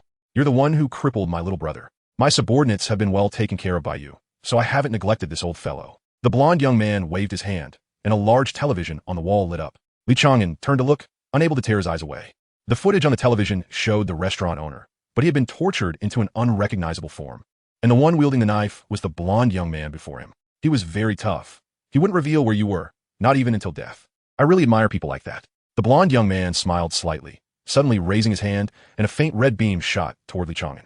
The beam pierced through Li Chang'an's shoulder, but that was just the beginning. The blonde young man flicked his fingers, and beams shot out from his fingertips. Yet, none of them managed to hit Li Chang'an again. My name is Li Chang'an, he said, dodging the beams. Compared to Charles, this method of attack was far too weak. Oh, introducing yourself? The blonde young man sneered, actually putting up his guard and starting to retreat. Ignoring the mockery, Li Chang'an continued. There are some things I wanted to say to him, but now he can't hear them, so I'll say them to you instead. Please pass them on to him. Suddenly, the swaying Li Chang'an charged forward like a cheetah, reaching top speed in an instant, leaping the several meters that separated him from the blonde young man. As the blonde young man raised his hand, he saw a flash of a knife, and 4 fingers fell to the ground. He couldn't even let out a scream before the sharp blade pierced his mouth, twisting slightly, half of his tongue and shattered teeth falling out. I'm actually just a useless person, Li Chang'an said, leaning down and severing the young man's half hand. I don't even have any abilities. The knife plunged into his knee, easily separating the young man's lower leg. I'm afraid of being expected, afraid of not meeting others' expectations. As he spoke, Li Chang'an chopped off another arm of the young man. But I'm really glad there are still people encouraging me. The young man's eyes glowed red, but Li Chang'an was faster, thrusting 2 fingers into the young man's eye sockets, shattering his eyeballs. Thank you for letting me know that I can actually do something. The young man couldn't let out a wail, and the final blow severed his head. Your fried noodles are too oily, but they really fill you up. I came back alive, and you won't be lonely either. Li Chang'an raised the knife and struck down repeatedly on the already dead young man's body, the fragments of flesh splattering on his face like elegant makeup. Putting down the knife, Li Chang'an picked up the revolver from the bed. The few women who had long since woken were huddled in the corner, shivering. With each gunshot, one of them fell. I'll send more people down to keep you company. Li Chang'an stood before the gruesome corpse and poured high-proof vodka over it. Before I have the face to confront you, I won't die. I will live well and prove that people like us can also make them fear. Flames ignited, quickly spreading throughout the entire floor and then downwards. Li Chang'an stepped forward, and the figure holding the scythe was no longer before him, but from now on, he would grasp the scythe himself. Noticing the thick smoke rising from the rooftop, the gang members still outside rushed into the building, only to meet a blood-soaked young man. You! Before the leader could finish speaking, he felt the world spin, his last sight being his own headless body. Just right, no need to light a second fire. Li Chang'an nodded and walked forward. Despite taking quite a few detours, Lin Yubai finally found the person she had been longing for. But she was stunned to see him walk into the Tiger Gang's territory. He can't have any connection to the Tiger Gang, right? Just as this thought arose, Lin Yubai immediately crushed it. She couldn't believe Li Chang'an would be that kind of person. She could only wait outside, wanting to ask for clarity in person. 3 hours passed as he waited, until black smoke began to rise from the rooftop, and the gang members outside surged into the building, followed by continuous screams.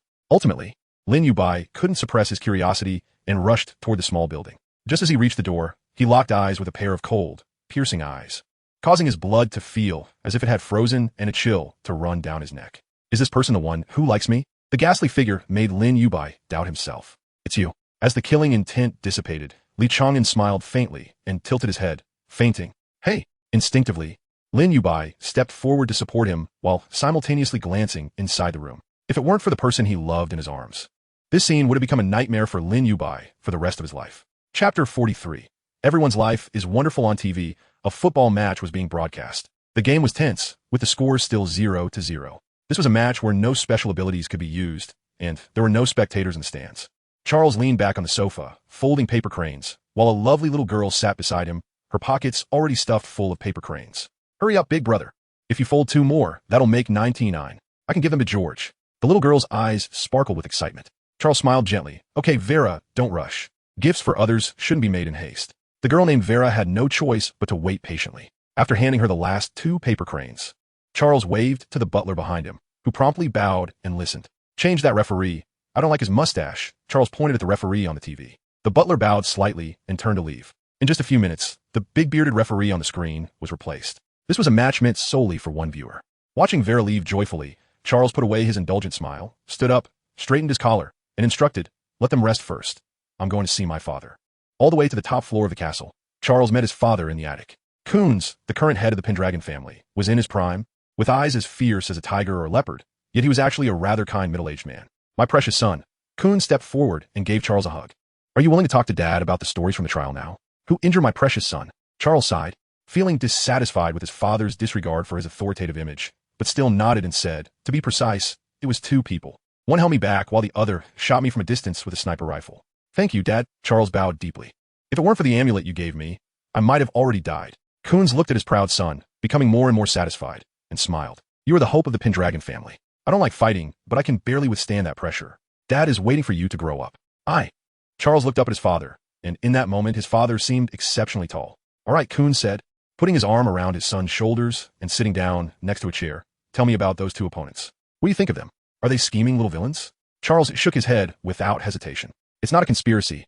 I would say it's strategy. The one who held me back has a very strange ability that can suppress my powers. What pity, Charles sighed. He was a very good opponent.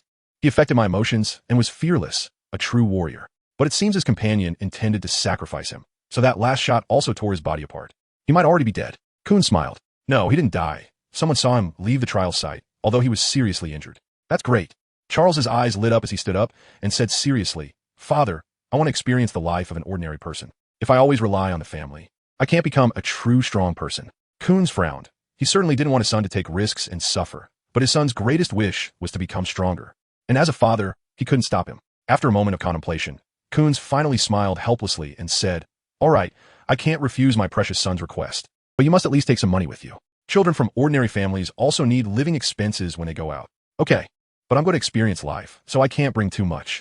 How about 30 million? Charles was a humble person, so he was willing to listen to his father's opinions. No, bringing 30 million isn't experiencing life. Kuhn shook his head firmly. That's just meaningless suffering.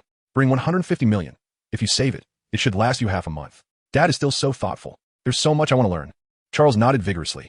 Although it would be tough, he wasn't afraid and was very eager. What will your life be like? In the cafeteria of the military, one of the three marshals, Wang Jianjun, and five-star General Li Chang'an sat across from each other, with no one daring to approach within 30 meters. These two represented the highest authority in the military, and moreover, Wang Jianjun was a living legend. Shaolin. Just as he spoke, Wang Jianjun grinned. I have to say, every time I call you that, I just want to laugh. Li Chang'an held a bowl and chopsticks, responding blandly, Marshal, please behave yourself. Behave my ass. Who doesn't know that we grew up wearing the same pants? Besides, if someone reports on you, it still comes to me. Wang Jianjun rolled his eyes. You've been like this since you were little. Li Chang'an put down his chopsticks. If you have something to say it. Don't interrupt me while I'm eating. Wang Jianjun chuckled. That's the spirit. Seeing Li Chang'an's expression gradually worsen, Wang Jianjun immediately straightened his face and said seriously, You need to go to the Northwest.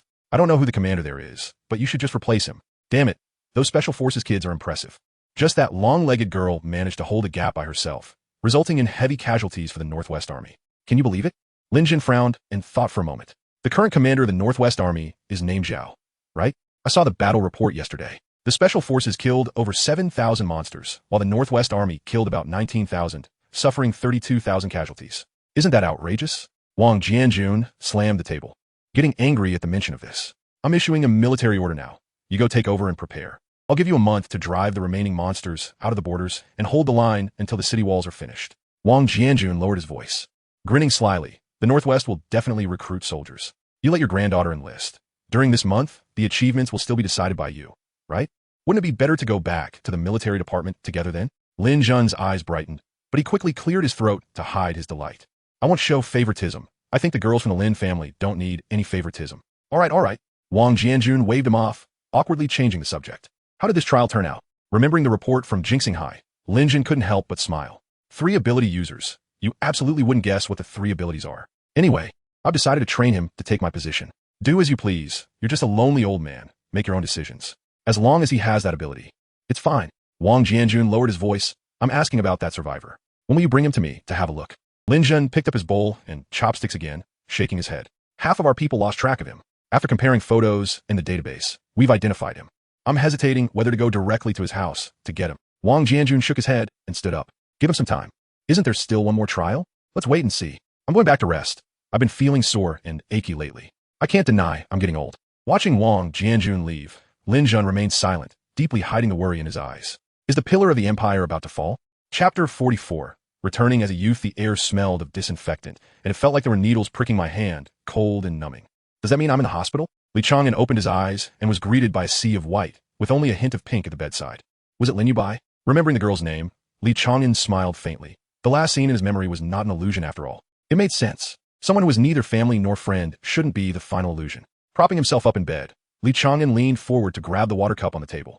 You're awake, Lin Yubai said, rubbing her sleepy eyes as she handed him the cup. Thank you. Li Chang'an reached out to take it, but after a moment's thought, he felt it better to use both hands, feeling somewhat awkward. While Li Chang'an drank, Lin Yubai silently watched him, the atmosphere oddly quiet. After several mental pep talks, Li Chang'an finally broke the ice. You brought me to the hospital, right?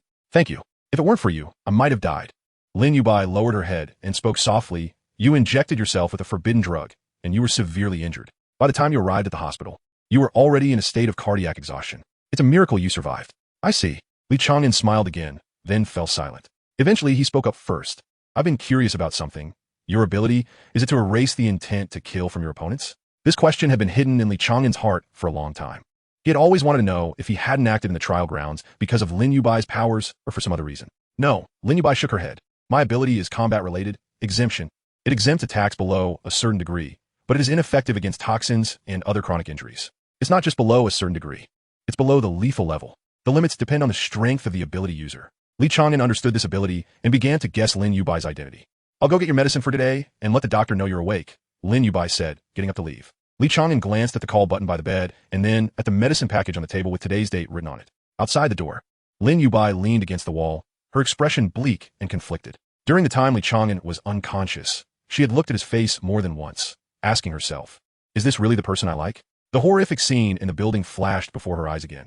It was a hellish sight, with scattered limbs and blood, flesh, and internal organs stuck to the walls and ceiling. Is this really the person I like? After witnessing scenes of hell, could I still like him? The answer was no. Regardless of Li Chang'an's motives, whether they were just or evil, Lin Yubai could not convince herself to continue liking him. A vague affection could not withstand the cruelty of reality. With a bitter smile, Lin Yubai shook her head. My first love ended before it even began. No matter how I tried, I couldn't convince myself to like someone who used cruel methods. Li Chang'an did not wait for Lin Yubai. Instead, a doctor arrived. You're recovering well. Your wounds are starting to scab, the doctor in a white coat said, somewhat astonished. You seem to be an enhanced body ability user. I didn't expect your recovery to be this good. Li Chang'an smiled. Thank you. What about the girl who brought me here? The doctor continued to observe Li Chang'an's injuries.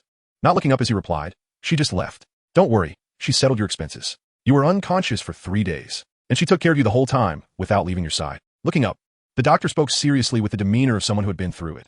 Young man, girls like that are hard to come by. If you miss this chance, you might regret it later.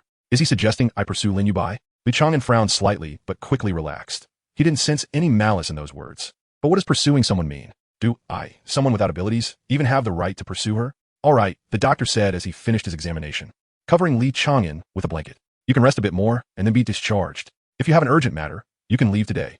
After all, your physical condition is surprisingly good. However, discharging early means no refund on the hospitalization fee. Li Chang'an chose to leave today. In front of the doctor, he changed into some clothes and went to settle the bill, folding the receipt carefully. He would have to pay back the medical expenses later. He had killed people in a building, but received no trouble from the Imperial Army. The only explanation was that Lin Yubai had cleaned up after him. Until he found answers, this was the only answer. He also needed to remember this favor. He would have to repay it in the future. The clothes were not his original ones. They must have been bought by Lin Yubai later. They had a faint fragrance, and nothing was missing. Everything was gathered together. There was only one message from Jiang Shubu on his phone, asking when he would return. With a phone that could last a week on standby. It had only this one message, not even a missed call. Li Chang'an replied to Jiang Shubu and headed to the station. This time, luck was on his side. 20 minutes later, he boarded the train to Beijing. Wrapped in bandages and smelling strongly of medicine, the passengers next to him showed displeasure and a bit of disdain. Li Chang'an couldn't care less about the gazes around him. If anything, those gazes felt familiar. He grew up in such an environment. When the train arrived in Beijing at night, Li Chang'an didn't ask Jiang Shubu to pick him up. He flagged down a taxi by the roadside, but the vacant taxis were a bit rigid. When multiple passengers waved, the vacant taxis prioritized the nearest passenger, so the car he flagged down was taken by someone else. Wait. Before the person got into the car, Li Chang'an grabbed the collar of their shirt. You just cursed at me in the car, didn't you? The person, furious, retorted. What's wrong with cursing you? Get lost. Unfortunately, the words were cut short as Li Chang'an's fist connected squarely with their face, instantly breaking their nose. And they fell backward neatly. Perhaps subconsciously, he took the bar as his refuge. When Li Chang'an saw the bar, all the exhaustion of the past few days vanished. Chang'an, Wu Youyan, who was wiping the table, exclaimed joyfully and ran towards Li Chang'an. Is little Wu and I that close? Jiang must have bullied her. Though somewhat puzzled, Li Chang'an affectionately patted Wu Youyan's head. Hey, you girl, let go of Chang'an. Can't you see he is injured? Jiang Shubu approached, displeased, grabbing Wu Youyan by the collar and tossing her aside. When he turned back to Li Chang'an, Jiang Shubu's expression softened. It's good to be back. It might not be that good. Li Chang'an shook his head. What? Jiang Shubu was taken aback. Chang'an, are you confronting me? Li Chang'an took out the copper sparrow from his pocket and smiled slightly. I'm here to say goodbye this time. I'm going to enlist. Chapter 45. I go to split the Green Mountain. The liquor stall hung up a sign, saying closed for business, and Wu Luyan insisted on sitting on Li Chang'an's lap. Although he didn't understand why her lap was better than a stool, Wu Luyan was small and weighed less than 70 pounds, so Li Chang'an let her be. The trouble was convincing Jiang Shubu and Brother Lin. I disagree. There are so many things you could do. Why do you have to choose to enlist? You need to understand that joining the army is different from joining the Special Operations Unit. Jiang Shubu's attitude was very firm, resolutely against it. Brother Lin didn't express his opinion immediately. He just frowned in thought. Li Chang'an smiled wryly. Please don't rush. Let me finish. No matter what you say, I just want agree. Jiang Shuibu turned his head away, looking as if nothing Li Chang'an said would change his mind. All right. Brother Lin finally spoke up. Let us hear Chang'an's reasons first. Glancing at Jiang Shuibu, Li Chang'an began to tell his story. From the moment he arrived in Luo City to the time he woke up in the hospital. During this time, Jiang Shuibu's expression gradually changed. No one interrupted Li Chang'an. Although his storytelling ability was average, what mattered was that this was the first time they heard him talk about his experiences. After an unknown amount of time, the story came to an end. Li Chang'an's gaze was resolute. I hope you can support me. In this life, I will never have the chance to say thank you or apologize to him again, so I want to go see. Li Chang'an lifted his head and smiled, thinking about what kind of life he must have had as someone full of hope for me and for this world. Maybe one day I will understand what drives him to give his life for someone he barely knew. Facing Li Chang'an's smile, Jiang Shuibu's cheeks flushed, and he couldn't utter a word of opposition, only turning his head away, pretending to be aloof. Do as you wish. Anyway, even if I say no, you will still go. No. Li Chang'an shook his head. If you all don't support me, I won't go. I can't always live for myself. Go ahead. Brother Lin patted Li Chang'an's shoulder. The fact that you can say such things makes me believe you know what you're doing. So if you want to do it, go ahead. Li Chang'an grinned. Brother Lin, you have to promise me one condition. Brother Lin chuckled. You little rascal. Are you trying to tell me not to go back yet? Do you think I can't see what you're trying to say? All right, I promise you. Both of them looked at Jiang Shuibu, waiting for his response. What are you looking at me for? Jiang Shuibu, feeling both embarrassed and angry, said, If you want to go, then go. Wu Lu Yin tugged at Li Chang'an and whispered in his ear, Uncle Jiang is just Sundara. It means he supports you going? Haha. Li Chang'an couldn't help but laugh out loud, but quickly suppressed it when he saw Jiang Shuibu's increasingly cold gaze. Brother Lin smiled as he watched the scene. Stop fooling around. What does Chang'an want to enlist? The Northwest. On the way back, Li Chang'an had already thought it through and answered without hesitation. The Northwest border is in urgent need of soldiers. Many people have died. They are currently recruiting soldiers directly to the battlefield without training. After a moment of thought, Brother Lin nodded. According to imperial law, during wartime, as long as you pass the assessment, you can enlist. Accumulating enough military achievements can allow you to transfer to the Imperial Military Academy, and after passing 3 assessments, you will graduate with the rank of captain. Besides the Special Operations Unit, wartime enlistment is also a path to success for many people. Who knows how many are looking forward to war? Jiang Shuibu frowned, hesitating several times before finally speaking up. I know it's a bit unreasonable, but you have to promise me that you must come back alive. It doesn't matter if you come back complete or not. You must come back alive. Of course. Li Chang'an readily agreed. He didn't have the confidence that he would definitely come back alive, but if he didn't agree to Jiang Shuibu, he knew Jiang Shuibu wouldn't feel at ease. I understand the war in the Northwest. It won't end in 2 or 3 months. This beast tide is fiercer than before, and many sea monsters have also landed. You must be careful. Brother Lin, being older, was especially careful not to put pressure on Li Chang'an. Li Chang'an nodded. Don't worry, I'll come back after it's over. I still want to participate in the 9th trial. The 3 clinked glasses, wishing Li Chang'an smooth sailing. And Wu Lu Yin also brought her juice to join the fun. Li Chang'an was not one to procrastinate. Once he decided something, he would act immediately. After having a few drinks, he prepared to say goodbye. Brother Lin, while I'm away, please help me take care of my family. Li Chang'an smiled wryly. I still don't know how to face them. They don't know I'm going to enlist. Having known each other for many years, it was the first time Li Chang'an showed concern for his family. Brother Lin was momentarily taken aback, and after a long time, he finally reacted, asking in confusion, Have you forgiven them? It's not really about forgiveness. Li Chang'an lowered his head and chuckled awkwardly, actually thinking about it. My mom has always tried hard to be good to me, but her methods weren't quite right. I used to blame her when I was young, and I still blamed her when I grew up. But this time, surviving and reflecting on the past doesn't seem so painful anymore. She would hit me, but it was just because she didn't know how else to express herself. She was just a provider, without any powerful abilities or prominent background. There wasn't a man in our family to help. She just wanted me to survive. Born and raised, she owes me nothing. Brother Lin was silent for a long time before suddenly smiling with relief, gently patting Li Chang'an on the shoulder. It's really good that you can think this way. To be honest, Li Chang'an scratched his head, feeling a bit embarrassed. I actually want to go back and see them, but I'm afraid I want to leave when the time comes. Go ahead, go ahead. Brother Lin waved his hand with a smile. I'll take good care of your family, but when you come back, at least bring back a few medals. Killing over 500 monsters of the same level can earn you a 2nd level medal. At least bring 1 back for me. Li Chang'an held up 2 fingers. At least 2. I want 1 too. Wu Lu Yin raised her hand high. Jiang Shuibu wiped the glass and said with a smirk, If there are extras, I won't mind either. All right, then 1 for each of us. Li Chang'an took a few steps back, waved his hand, and said, No need to see me off. Brother Lin had never seen such an upbeat Li Chang'an. For more than a decade, He had tried to help Li Chang'an step out of the shadows in his heart. And the current Li Chang'an was what he had always hoped for. Farewell on this long journey. I wish you great success in your military endeavors. He would not stop at the northwest. Jiang Shuaibu shook his head, putting down his glass. Just wait.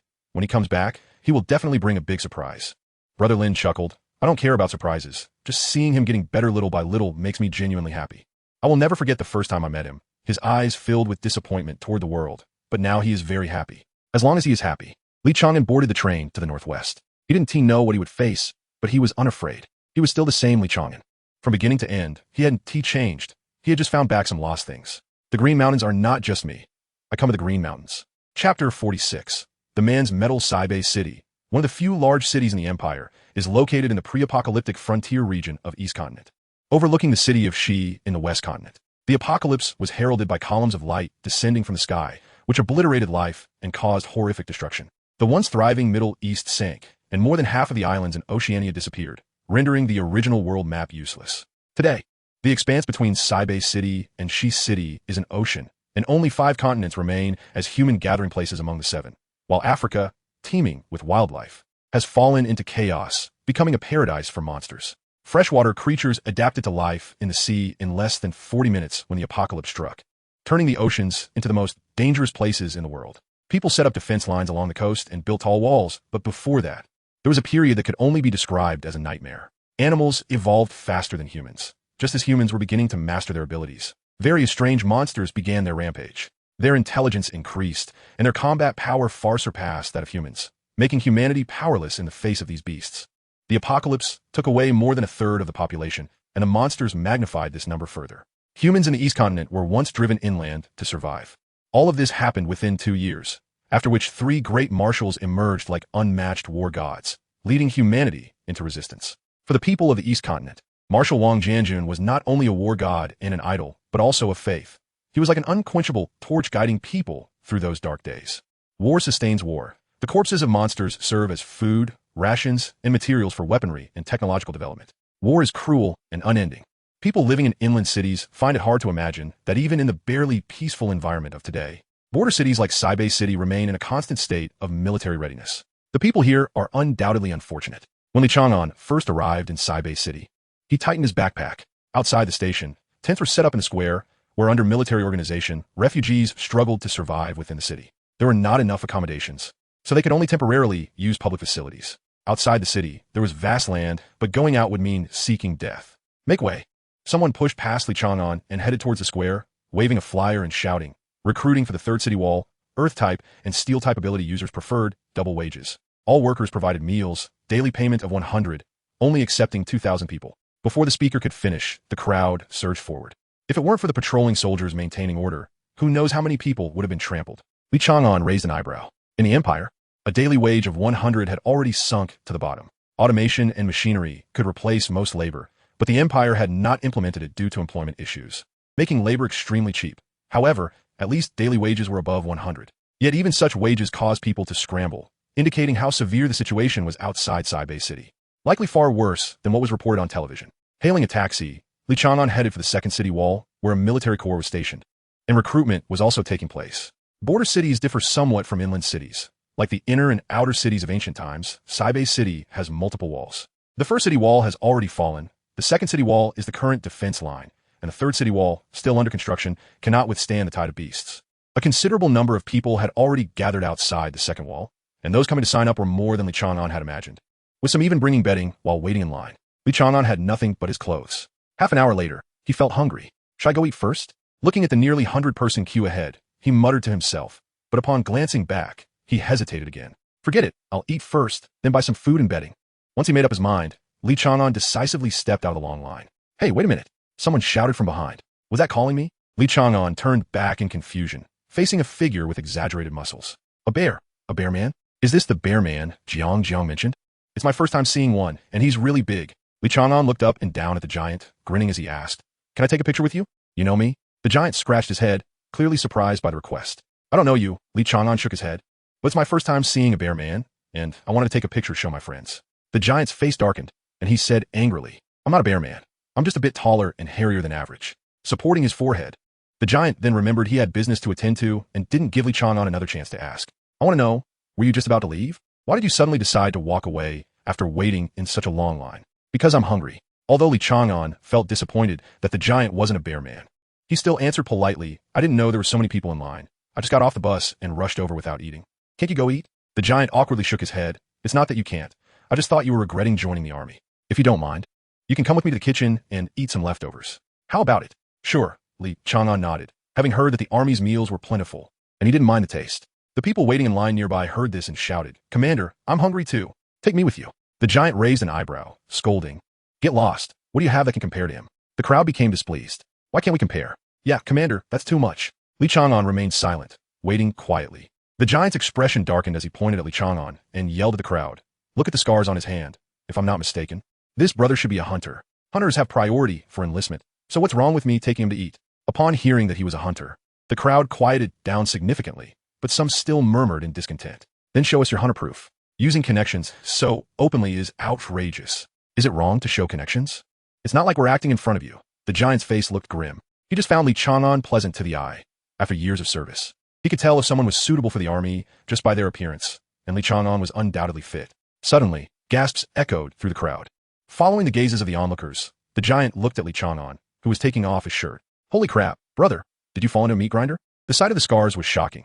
There were hardly any uninjured places on his upper body, and from experience, the giant could tell that many of the scars were fatal injuries. Is this enough? Li Chang'an scanned the crowd, and no one dared to meet his gaze. What more proof of being a hunter was needed? These scars were all medals. Let's go. I'll take you to eat. The giant smiled, then asked, what's your name? Li Chang'an.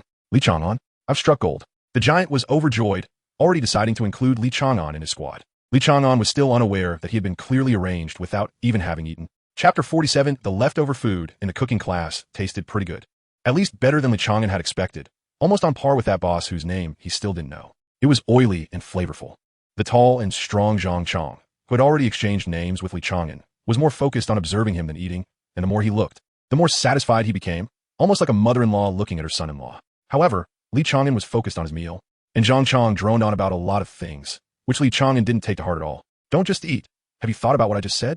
Zhang Chong was anxious, seeing that the 2 pots of rice were almost finished, and soon other teams would come to snatch people away. With his mouth full, Li Chang'an mumbled, what? Zhang Chong was speechless for a moment, and after taking a few deep breaths, he could only patiently continue to sell his pitch. Look, we get along quite well. Since you're here to enlist, why not join my team? What benefits? This time, Li Chang'an finally paid attention. Benefits? Zhang Chong was taken aback. What benefits could there be in enlisting? Li Chang'an countered. If there are no benefits, why would you want to join your team? To increase the chances of survival for the brothers. Zhang Chong said, as if it were obvious. The stronger you are, the greater the chance everyone has to survive. That's normal. Li Chang'an picked up his empty plate, dipped the last bun in the sauce, and tossed it into his mouth, then nodded. Okay, you agree? Zhang Chong joyfully picked Li Chang'an up and spun him around like a child. Li Chang'an was puzzled. Was it worth being this happy? Come on, I'll take you to meet the others. Zhang Chong put Li Chang'an down, awkwardly grabbed his backpack, then paused, realizing the weight of the bag was a bit exaggerated. I'll carry it myself. Li Chang'an took back his backpack. Let's go. A few minutes later, the two stopped in front of a barack, and inside sat 3 people.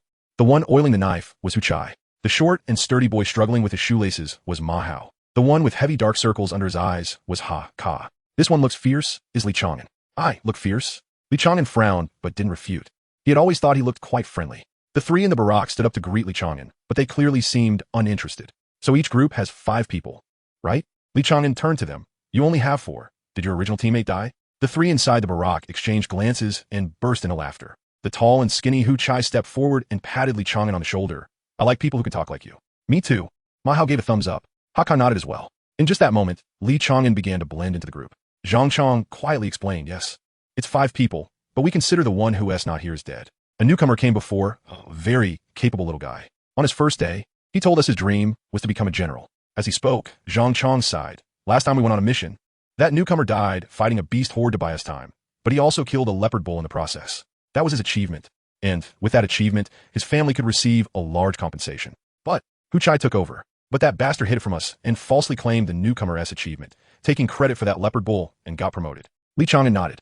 This was quite common among hunters, and he had seen many instances where some people deliberately held back and waited for their companions to die first. As for the credibility of what these people said, Li Chang'an had no doubts. First, there was no need for strangers to lie. And second, many emotions could be faked, but guilt could not. Let us not dwell on the unhappy stuff. Let us welcome our new comrade. Zhang Chang pulled Li Chang'an into the barack, and they exchanged details about their abilities to coordinate better in the future. After finishing his own ability, Zhang Chang left to help Li Chang'an with some paperwork. As his name suggested, Zhang Chang's ability was strength, belonging to the combat category, mainly manifesting in the ability to recover health through breathing and significantly enhancing various qualities during battle. The most formidable aspect was his high resistance to weapon damage. When facing a beast horde, this ability was practically useless, as the monsters had not yet evolved to use weapons. Currently, weapon recognition was still limited to metallic items. Non-metallic items seemed not to be recognized as weapons by strength. The knife expert Hu Chai had the ability Blink, which allowed him to teleport to a location he was looking at after 0.3 seconds, equivalent to a low-tier teleportation. The destination for the teleportation had to be visible to the eyes. He couldn't go through walls, had to be in a straight line, and couldn't teleport into thin air, such as up in the sky. It had to be a place where he could land. Ma Hao's ability was surprisingly firearm enhancement, which was beyond Li Chang'an's expectations and a very rare ability. Firearm enhancement could apply to firearms, cannons, and even tanks and planes. Enhancing any firearms he used to some extent, the effect was highly random and could not be fully controlled, which made Li Chang'an somewhat displeased. Finally, Ha was the team's lookout. His ability was a mental type, mental resonance, effective within a range of 200 meters. Within this range, he could sense any living creature with a mind, making it a useful perception type ability. The ability itself was not very aggressive. Currently, Ha could only sing in the enemy's mind. Li Chang'an was somewhat dumbfounded. The configuration of this team was quite luxurious. If every team had this configuration, but still couldn't repel the beast horde, how powerful must the horde be? That leopard bull, I seem to have killed one, right? Seeing that Li Chang'an seemed a bit distracted, Ma Hao lightly coughed to wake him up. Chang'an, what is your ability? Is it inconvenient to say? Li Chang'an shook his head. I was just a bit lost in thought. My ability is stasis, which can slow down the operational speed of the opponent's abilities, causing delays. The three exchanged glances, and Hu Chai frowned. That ability is very powerful, but it's not very useful against monsters, since not many can use abilities among them. Those who can use abilities are high-tier monsters, which are handled by the Special Operations Department, and it has nothing to do with us. Hu Chai's words were somewhat tactful. It should be said that Li Chang'an was basically useless. Li Chang'an smiled. It's okay, I understand what you mean. I have decent close combat abilities. I shouldn't hold you back. Hu Chai laughed. Brother Chang'an, you're not joking, are you? Can I take it to mean that without using abilities, just relying on close combat skills, you can keep from dragging us down? Li Chang'an nodded. His close combat skills were recognized by one Anren, and those who could testify included Charles and over 50 lives from the Tiger Gang. Listening to Li Chang'an's confident words, Ma Hao seemed to ponder. But Hu Chai couldn't sit still. Since you say that, how about we give you a hand? Don't worry, just enough to stop. Fists and feet have no eyes. So if you get hurt a bit, don't hold a grudge, okay? Li Chang'an readily nodded. All right, I'll try to be careful not to hurt you. You're still breathing hard? Hu Chai got angry, tossing aside his dagger and pulling out 2 rubber training daggers, throwing one to Li Chang'an. I have to teach you a lesson, you undisciplined rookie. In the 48th minute, an opportunity had to be found. With all the paperwork completed, Li Chang'an officially became a member of the team. Zhang Chang was overjoyed. Now no one could snatch him away, unless the general personally ordered it. An experienced hunter joining the team would significantly increase the group's survival rate, regardless of any special abilities. Just returning to the tent, Zhang Changzhang blinked and stepped back out, thought for a moment, and walked back in, finally confirming that he wasn't hallucinating. The bruised guy lying on the ground was Hu Chai. Not only Hu Chai, but Ma Hao also had some bruises on his face, while Haka, who was nearby, seemed to have no injuries. But a closer look revealed some dark circles under his eyes. What happened to you guys? Did another team come to bully us? Zhang Xiangzhang looked at the only unscathed Li Chang'an. Li Chang'an shook his head. Hu Chai said he wanted to spar and see my close combat ability. So we had a little match. Why did you say again? You shouldn't have beaten him up like this. Zhang Xiangzhang swallowed hard. It looked like Li Chang'an was venting on Hu Chai. It was normal to let off some steam after being questioned about his strength, but they would all be teammates from now on, so going too hard wasn't he good. Li Chang'an bent down and pointed at a few wounds on Hu Chai, saying these were from the first sparring session, and then he said he wasn't good with daggers, so he wanted to go barehanded for a second round. These are the injuries from the second sparring. Later, he said he wasn't good at one-on-one, so all 3 of them teamed up, and he got hit 3 times, so he had more injuries. Zhang Xiangzhang stared in disbelief at the other 2 teammates, and Ma Hao nodded silently. 3 against 1, and they still lost? Zhang Xiangzhang found it hard to believe. Although the team hadn't achieved much, that was because his orders prioritized survival. In reality, the team's strength was not weak.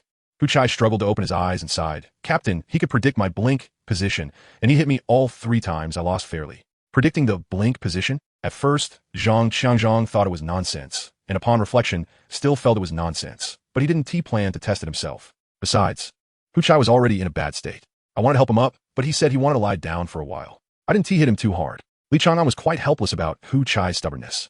We are not weak, Hakka finally spoke up, and Li Chang'an had almost thought he was mute. Now, we will be even stronger. After saying that, Hakka closed his mouth again. The atmosphere became somewhat awkward. Ma Hao cleared his throat a couple of times and specifically explained to Li Chang'an, "We are indeed strong, but at least you are stronger in close combat. And with your addition, we will be even stronger in the future. Does individual combat strength count towards team strength?" Li Chang'an nodded knowingly. He was aware of his weaknesses, but he still had confidence in close combat. Hu Chai looked miserable, but his injuries weren't serious. Even without medicine, he would recover within a few hours. Regardless of any special abilities, as long as one reaches sea level, they can have similar recovery capabilities. Humanity is evolving day by day, and through reproduction, they are raising their lower limits. Hu Chai climbed up from the ground and leaned against the bed. "Captain, do you want to spar with him too? You've always been in charge and the breakthrough man. Now you can relax." After giving Li Chang'an a deep look, Zhang Qianzhong firmly shook his head to reject Hu Chai's suggestion. "What nonsense. I've seen Li Chang'an's bare upper body. Those scars were not from stray bullets or accidents. Almost every scar was near a vital spot, and anyone who could leave such scars wasn't the ordinary." After guarding the border for the Empire for so many years, Zhang Qianzhong felt that compared to Li Chang'an, he could be considered delicate and tender-skinned, making it hard for him to imagine Li Chang'an's past experiences. The good news was that through this fight, it was clear that Li Chang'an had already integrated into this group. Male friendship is partly built on mutual fighting. The other half relies on eating and drinking. Just then, a new task came down. It was a small task, and everyone could work together. Zhang Qianzhong patted Li Chang'an on the shoulder. "It's tough for you." Li Chang'an smiled, but didn't say anything. Or rather, he was looking forward to it. The procedures could be handled by an agent, but the clothes had to be picked up personally.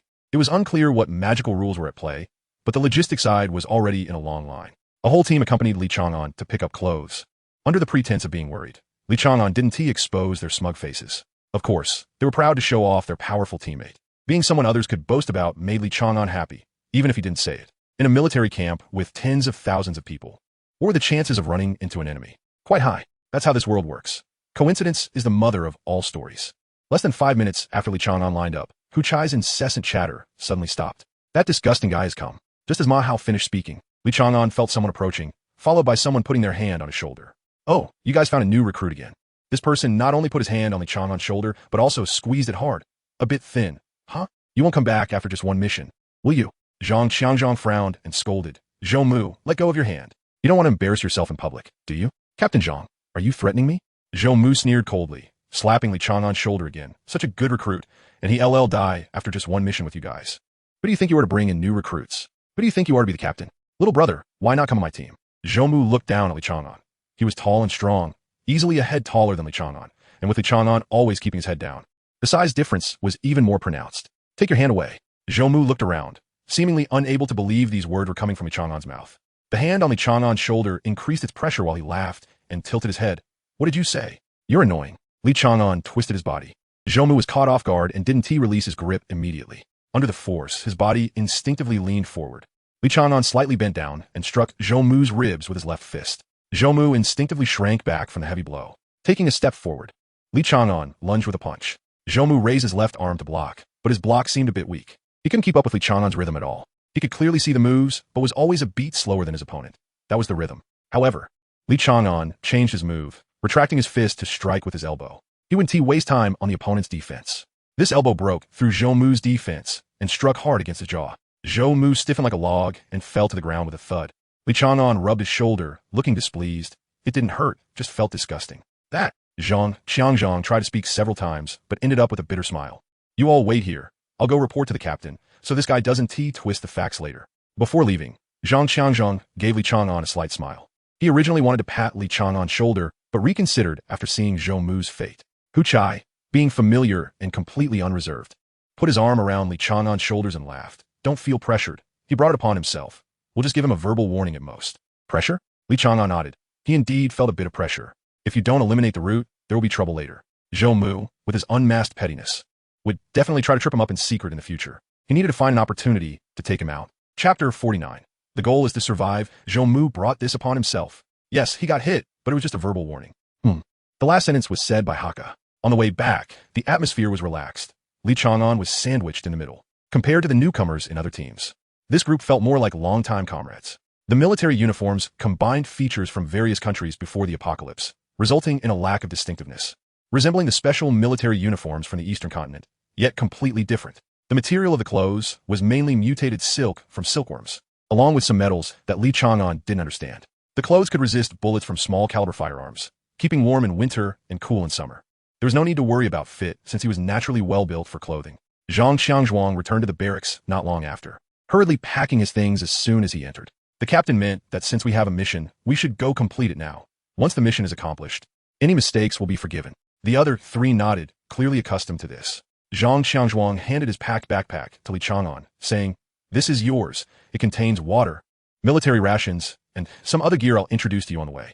I'll take you to get your weapon first, and then we'll set off." Li Chang'an said nothing, just nodded and followed. With his personality, he still wanted to find an opportunity to assassinate Zhou Mu, but for now, he would go along with the group. Getting the weapons was straightforward. Newly enlisted soldiers couldn't touch firearms, so it was merely a choice of cold weapons. The lengths and weights were all suitable. Li Chang'an chose a horizontal knife less than 3 feet long, which felt just right in length and weight. Of course, it would be better if it were a bit heavier, but the standard weapons weren't too demanding.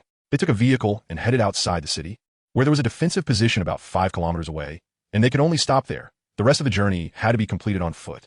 Once away from the military camp, the group became more talkative. We almost got pushed back to the second city wall earlier. Fortunately, the special forces arrived and executed a decapitation plan with red-level threats. While talking, Zhang Xiangzhuang suddenly remembered the difference between hunters and the military and explained it to Li Chang'an again. Because many monsters don't have abilities, we can't use the human grading system. We categorize them into 4 levels: black, red, yellow, and blue, which basically correspond to the levels of abilities. However, the strength isn't equal.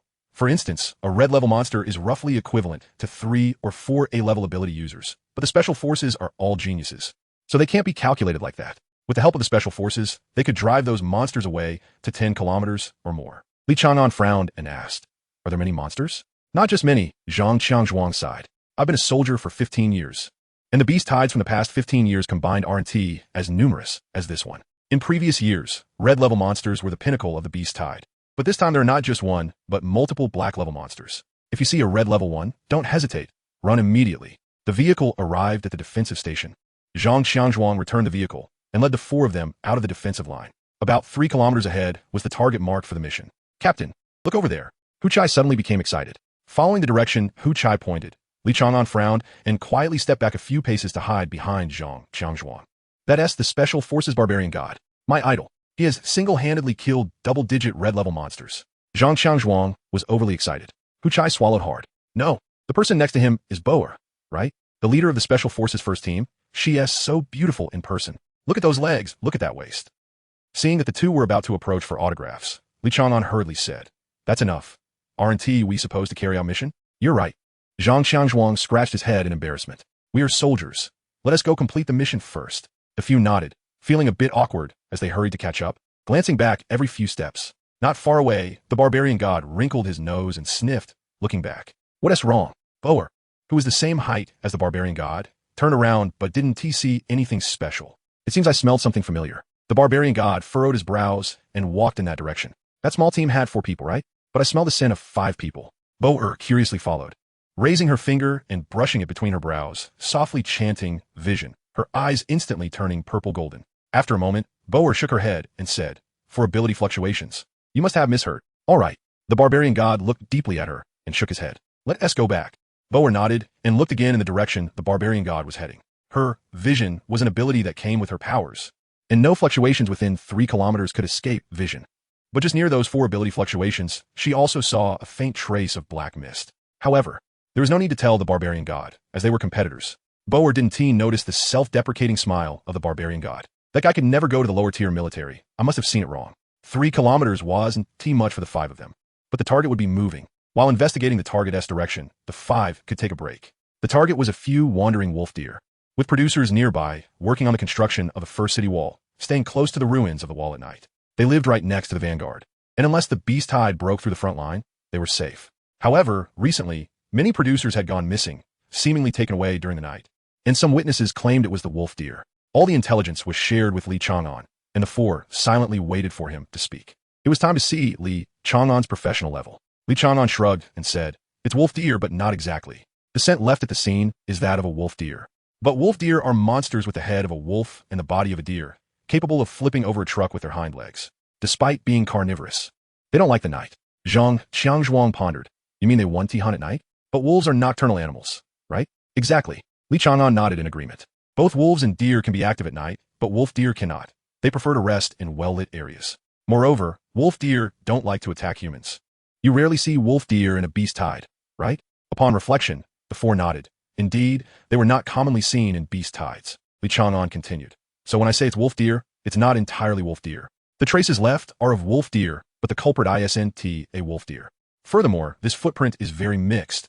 It doesn't look like it passed through, but more like it fled. Raising his head, Li Chang'an looked towards the nearby forest, saying, we might encounter a pleasant surprise. All right, then let us go back and report the news.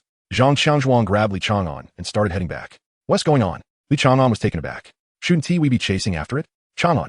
Zhang Qianzhuang spoke softly. Do you know how to survive better on the battlefield? One word to describe it. Li Chang'an answered without hesitation. Courage. No. Zhang Qianzhuang shook his head seriously. You must remember, if there's only one word, it must be coward. Chapter 50. The creepy crawly bug after taking just a few steps. Zhang Qianzhuang found he couldn't move any further. Li Chang'an stood like a mountain, holding him back. Seeing the expression on Li Chang'an's face, Zhang Qianzhuang knew what he was thinking. Over the years, he had seen plenty of new recruits, all with the same expression, full of expectation, overflowing with a sense of justice without needing any external accolades. However, Li Chang'an's expression seemed somewhat different. It looked more like someone who had been interrupted in the middle of a game, feeling displeased. I know what you want to ask, Zhang Qianzhuang sighed. New recruits are always full of hope, looking forward to becoming heroes or something like that. As soon as he started, Li Chang'an frowned, his face clearly showing confusion. Whether or not I become a hero doesn't matter to me, but I promised my friends that I'd bring back an honor medal, so I can't back down. Slightly taken aback, Zhang Qianzhuang was about to continue his rebuttal, but was still a step behind Li Chang'an. Do you idolize the special forces because they are strong? There are plenty of strong people out there, but aren't your idols a bit different? Silence hung in the air of the northern border tonight. Unable to refute, yet still not convinced. Li Chang'an scanned each person. You are not weak. At least when it comes to the sea level, even the barbarian god isn't much stronger than you. How do you know? Zhang Qianzhuang raised his head. To correct Zhang Qianzhuang's mindset, Li Chang'an invested some credibility. I've fought against him, under the same sea level conditions. I've beaten him. No way. Really? You must be bragging. None of the four could believe that the new recruit had actually fought against the genius of the special forces. And not only fought, but had beaten him. Li Chang'an silently unbuttoned his collar and pointed to the large scar on his chest. This is his mark. If he hadn't healed the scar, I would still have the scar on my waist from him. No wonder. Ma Hao said, thoughtfully, I thought your actions earlier were a bit strange. You were deliberately avoiding him, right? Exactly. Li Chang'an smiled slightly. At that time, he was only C level. After he advanced away level, he even chased me down. Now he's probably S level. If he holds a grudge, I might not be able to escape. You can check the scar on his waist. All 6 pairs of eyes fell on Zhang Qianzhuang, who, as a fan of the barbarian god, had a say in this matter. Zhang Qianzhuang pondered. There's indeed a large scar on our idol's waist, and he has admitted that it was left by a very powerful guy. Everyone gulped. When teammates are strong enough, it's hard not to feel motivated. Hu Chai hesitated. Captain, why don't we give it a try? We know you're doing this for our sake, but we also want to try. 3 years in the army, and I haven't got a single medal. Ma Hao sighed. In fact, I also feel quite guilty about the salary I receive. Haka patted Zhang Qianzhuang on the shoulder. Captain, to be honest, I also want to have girls cheering for me when I go back. All eyes turned to Haka. Is it strange for a 26-year-old to have such thoughts? Haka blushed and lowered his head. So it's not that he's aloof, but rather shy. Li Chang'an silently nodded, looking at his comrades. Zhang Qianzhuang realized he had never asked for their opinions, even though he chose to back down for their sake. Is forced good intention truly good intention? Then let's give it a try. Zhang Qianzhuang grinned and immediately straightened his face. But if there's danger, you still have to listen to my orders to retreat. Understood. Li Chang'an nodded. We'll discuss it when danger arises. At least for now, I don't feel any danger. Li Chang'an could accept many things, but he could not accept backing down. He came not only to experience the life of a soldier, but also to become stronger. Now he was certain that simple training only brought him to his limits. Only when faced with death could he break through those limits. He had no special abilities, so his upper limit was considerably lower than others. Only by constantly pushing his limits could he keep pace with the times. It was merely about surviving through death. It had been this way since childhood, with nothing to fear. Li Chang'an had no experience in teamwork, nor had he ever participated in team cooperation, but he understood its importance. Thus, he acted against Zhou Mu, not only because Zhou Mu was indeed too annoying and disgusting, but he also took it as a declaration of loyalty. As he expected, he gained the recognition of the four. However, recognition wasn't enough. What mattered was igniting their desire for battle. A battle with hope for victory, combined with sufficiently attractive rewards, could inspire people's desire for combat. Strength need not be equal. Desire must be equal. If the pursuits differ, there would inevitably be cracks in a relationship. This was unavoidable in any team. I don't want power. I don't want money. I just want shared honor. That way, I won't have to worry about knives in the back. In the future, Li Chang'an would understand the truth that the tall tree catches the wind, and that being treated differently is not due to wrongdoing, but rather being too outstanding. Following the tracks of the wolves and deer, the five entered the dense forest. Zhang Qianzhuang wanted to hand over command to Li Chang'an, but was firmly rejected by Li Chang'an. You are the captain, and I'm just a team member. I tell you I've fought against the barbarian god to gain your trust, not to take away your command. Besides, I really can't lead. Hearing Li Chang'an say this, Zhang Qianzhuang could only give up. Whether Li Chang'an had indeed fought against the barbarian god was still up for debate, but at least Li Chang'an wasn't unlikable. In front of a tree, Li Chang'an stopped. There were mottled bloodstains on the ground, and a 3-inch deep claw mark on the tree trunk. After comparing his palm with the claw mark, Li Chang'an said, "Those wolves and deer were caught. The one chasing them is a big guy, probably around 10 meters long. Should we continue the pursuit?" Haka closed his eyes to concentrate, and after a moment, opened them. There were mental fluctuations less than a kilometer ahead. 10 meters was already considered dangerous in Zhang Qianzhuang's mind. Theoretically, a monster's strength is linked to its size, but is also related to its size before evolution. For instance, an African elephant nearly 4 meters tall can reach 40 meters after evolution. 10 meters would only be a juvenile, posing a low threat. Of course, they wouldn't encounter African elephants here. Under the expectant gazes of the others, Zhang Qianzhuang gritted his teeth. Let's chase.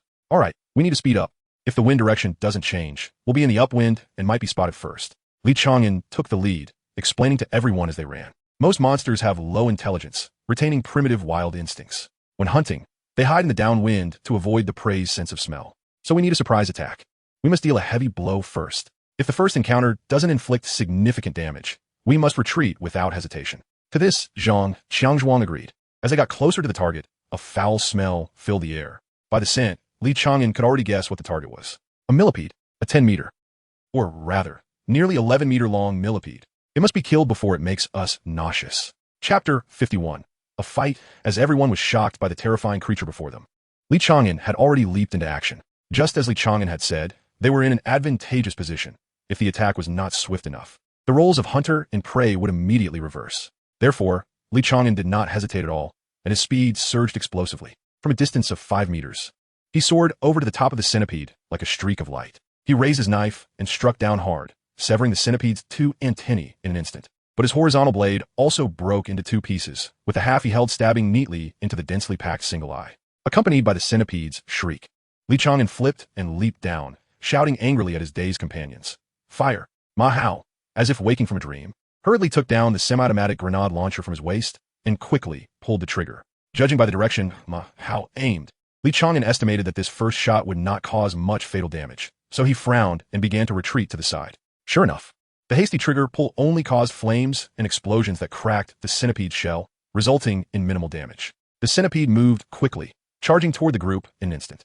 Zhang Chang let out a mighty roar, his bulging muscles stretching the resilient military uniform, and he raised both hands to intercept the razor-like legs. After a 0.3-second delay, Hu Chai stood atop the centipede, his dagger striking 3 times within a second, slicing through the single eye, which was as bouncy as a preserved egg, cutting it in half. Blood rained down as the centipede thrashed violently, and Zhang Chang's tactical gloves were cut by the sharp legs.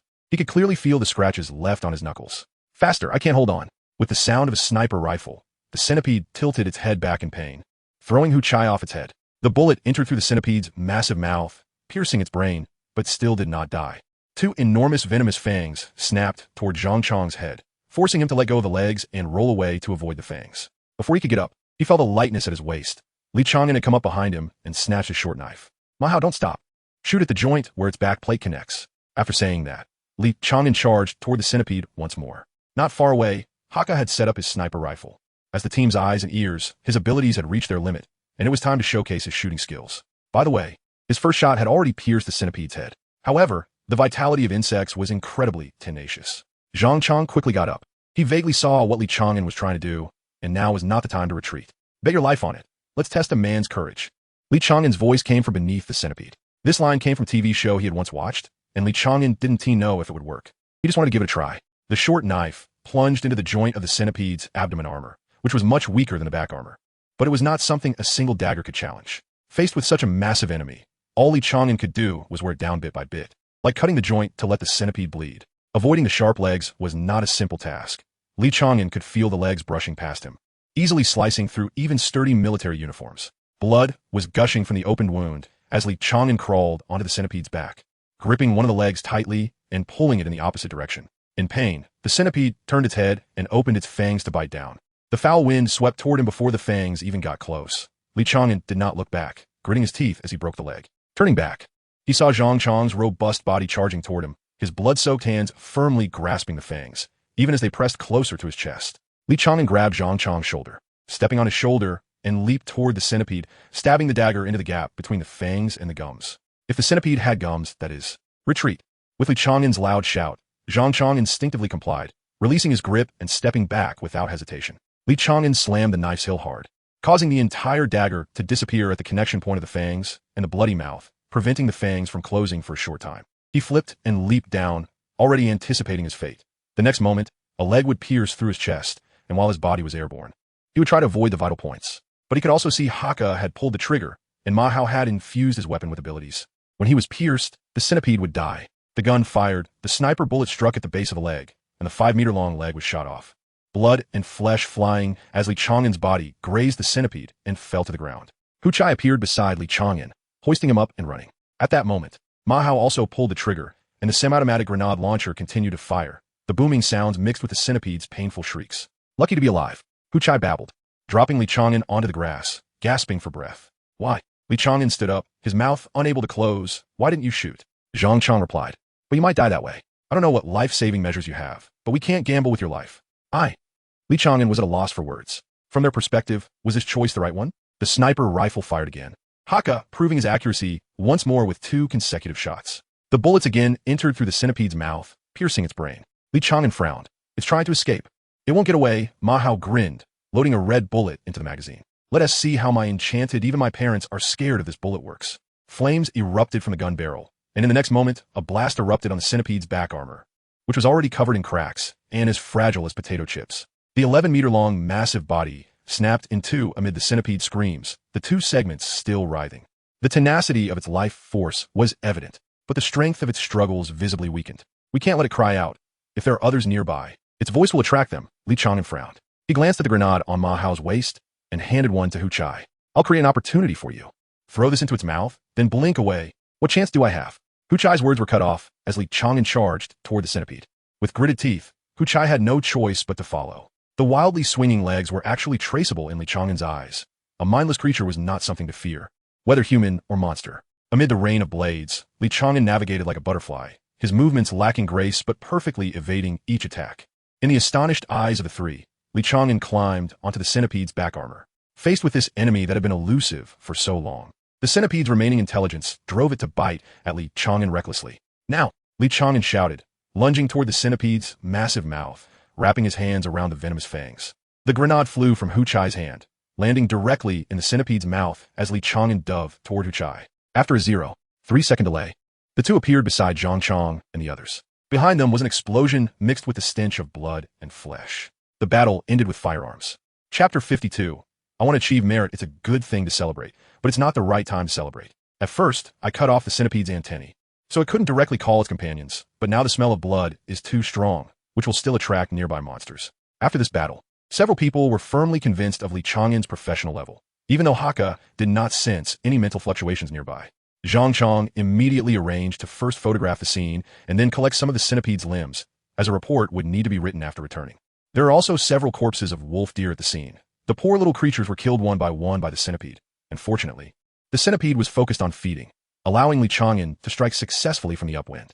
After sending the location to the intelligence department, personnel from the logistics department would come to collect the centipede's body later, and once they received a response from the intelligence department, Zhang Chang and the others could leave first. If it were a hunter, they would only take the most valuable parts of the centipede and leave quickly. But now they were in the army, and Li Chang'an followed local customs, quietly waiting for Zhang Chang to finish his arrangements before leaving with the team.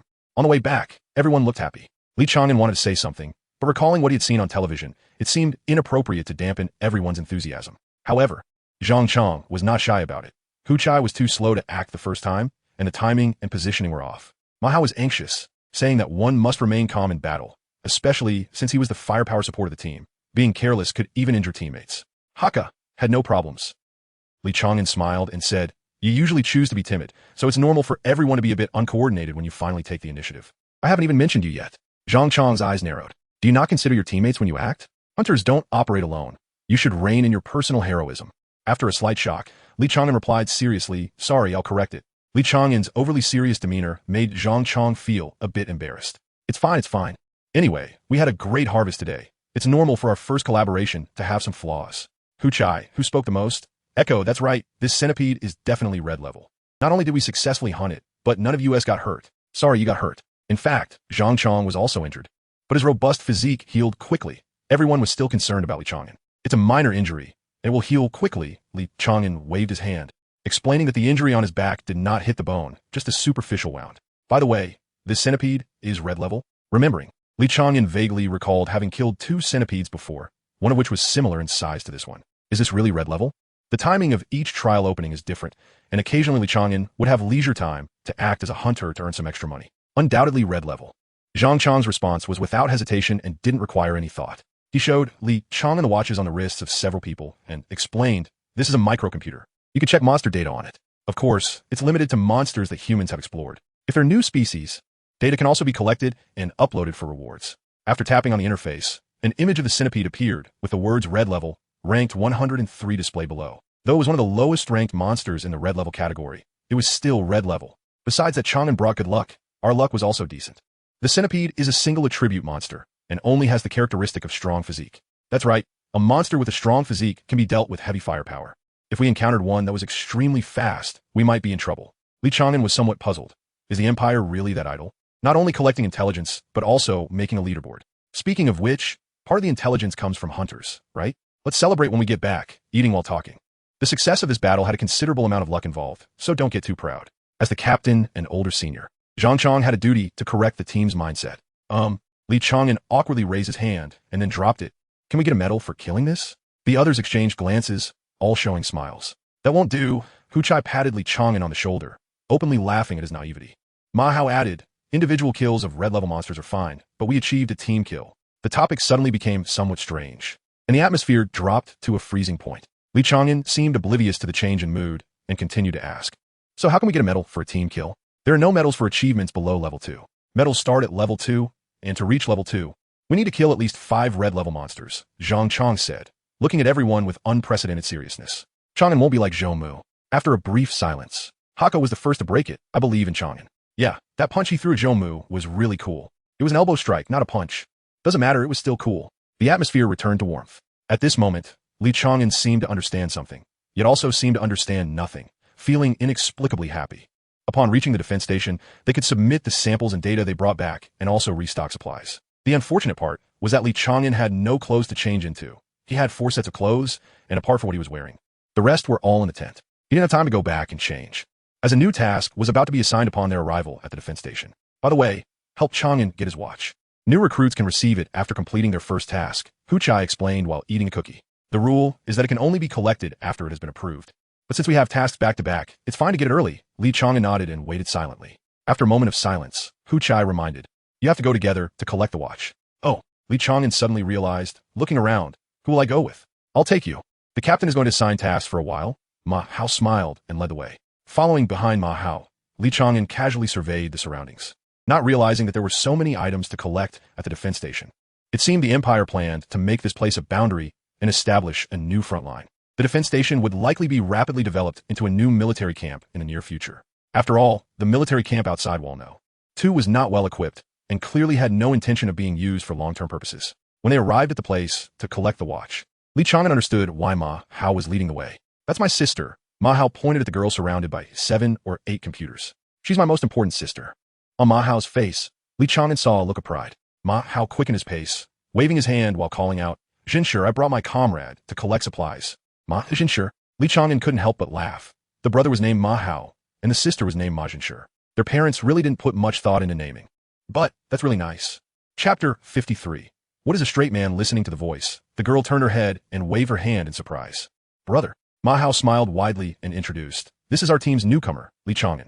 Don't be fooled by his status as a newcomer. He's really impressive. This is my younger sister, Ma Jinshi. Li Chang'an smiled and nodded as a greeting. Hello, please take care of my brother. Ma Jinshi formally bowed slightly, which made Li Chang'an a bit awkward. Don't be so polite. Chang'an is one of us. Ma Hao grinned, holding his head high. He's already completed his first mission with the team. I brought him here to get a watch. Ma Zhenshi handed over a tablet to Li Chang'an and said with a smile, just record your fingerprint and iris. It will take about 15 minutes. Unless someone has higher authority, no one can operate your hand. This is called a micro-tactical computer. Whatever it's called, Li Chang'an followed her instructions to record his fingerprint and then his iris on an eye-shaped device. Soon, his personal information appeared on the tablet.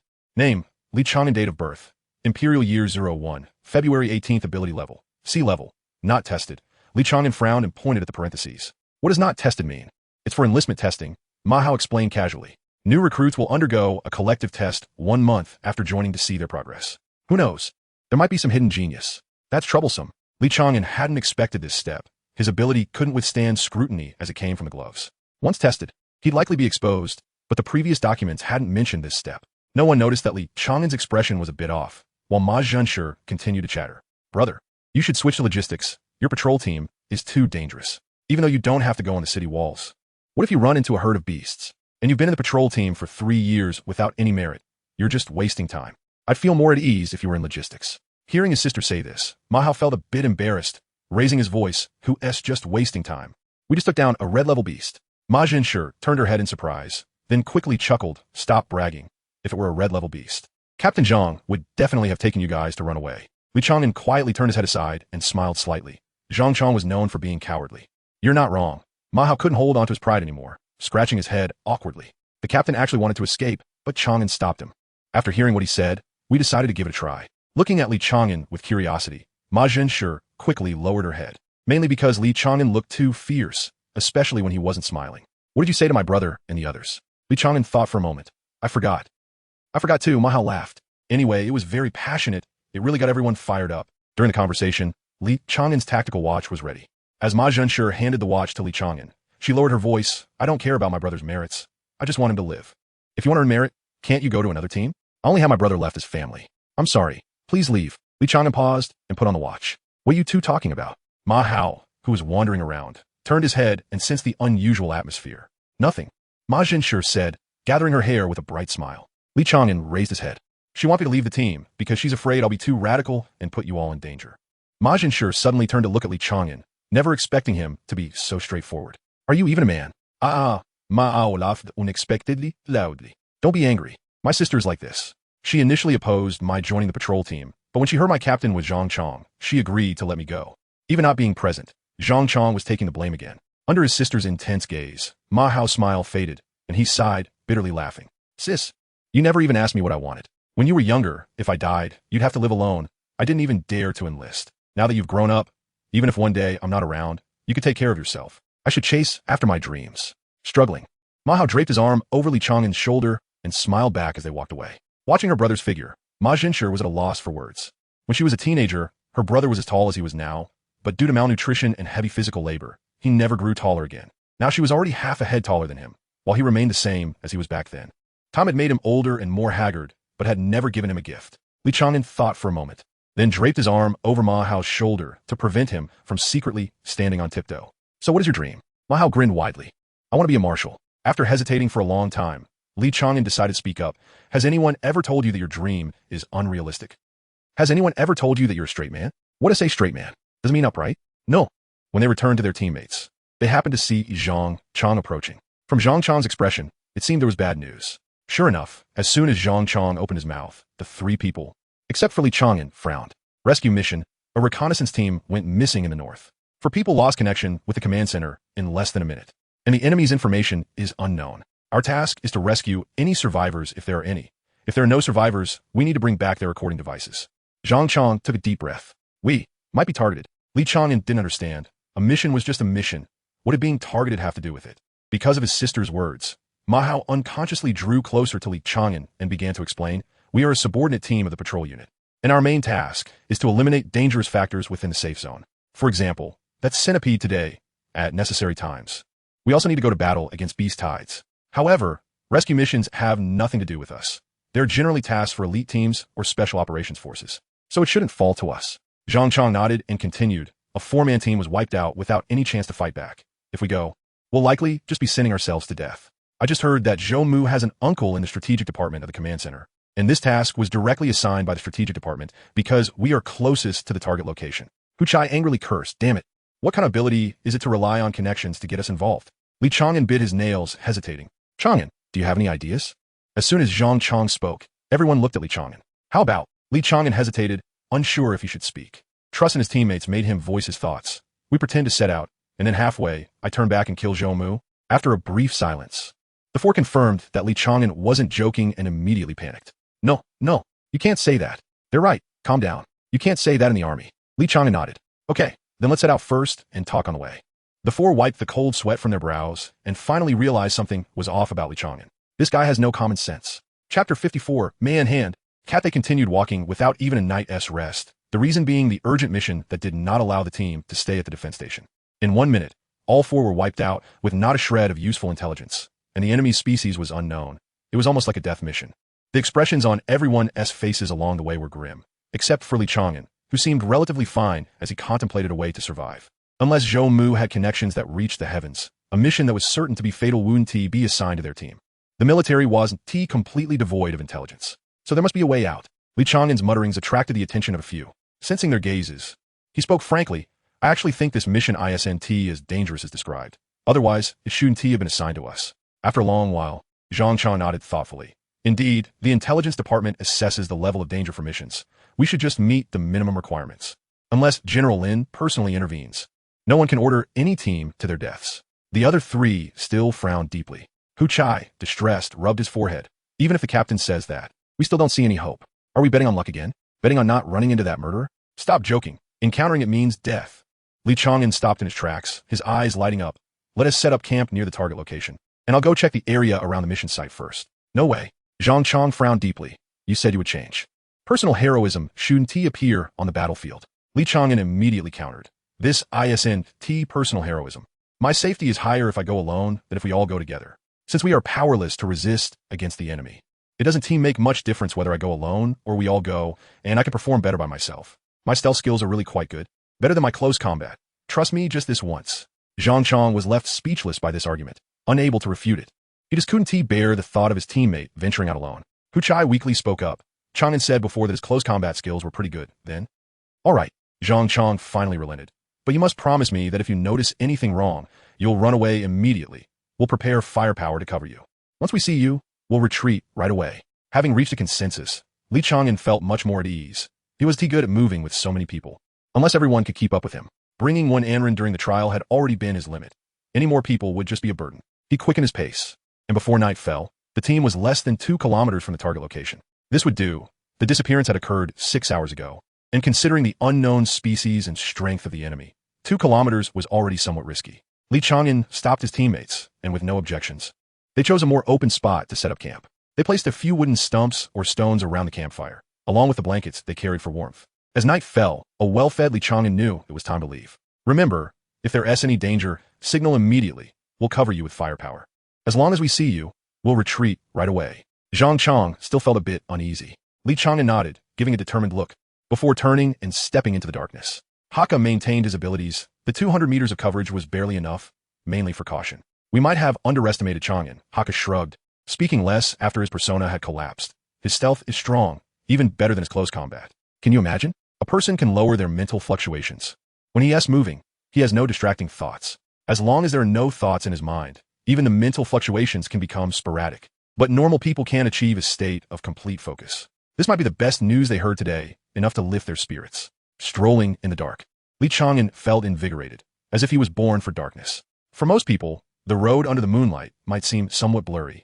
But Li Chang'an didn't feel that way. Every sound in the forest, the chirping of insects, the falling of leaves, the wind rustling through the treetops, guided him along the path. And he enjoyed the tranquility of the darkness. In the darkness, he revealed his fangs. 2 kilometers isn't long, and in just a few minutes, Li Chang'an stopped beside a large tree. He didn't sense any danger, but there was a strong smell of blood ahead.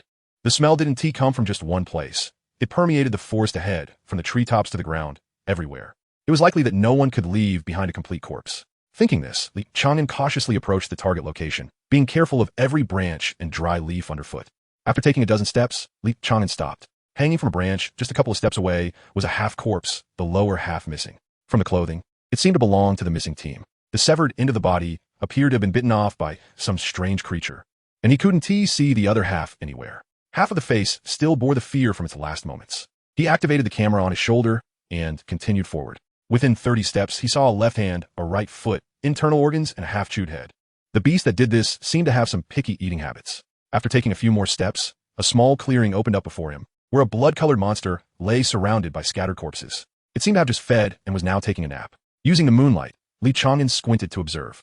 From its appearance, it seemed to be a feline creature, about 5 meters long without including the tail, and roughly 2 meters at the shoulder. At this moment, it was snoring. Saying it was feline wasn't a wild guess. Even though it had no fur, its large cat-like face seemed like flesh twisted into a rope.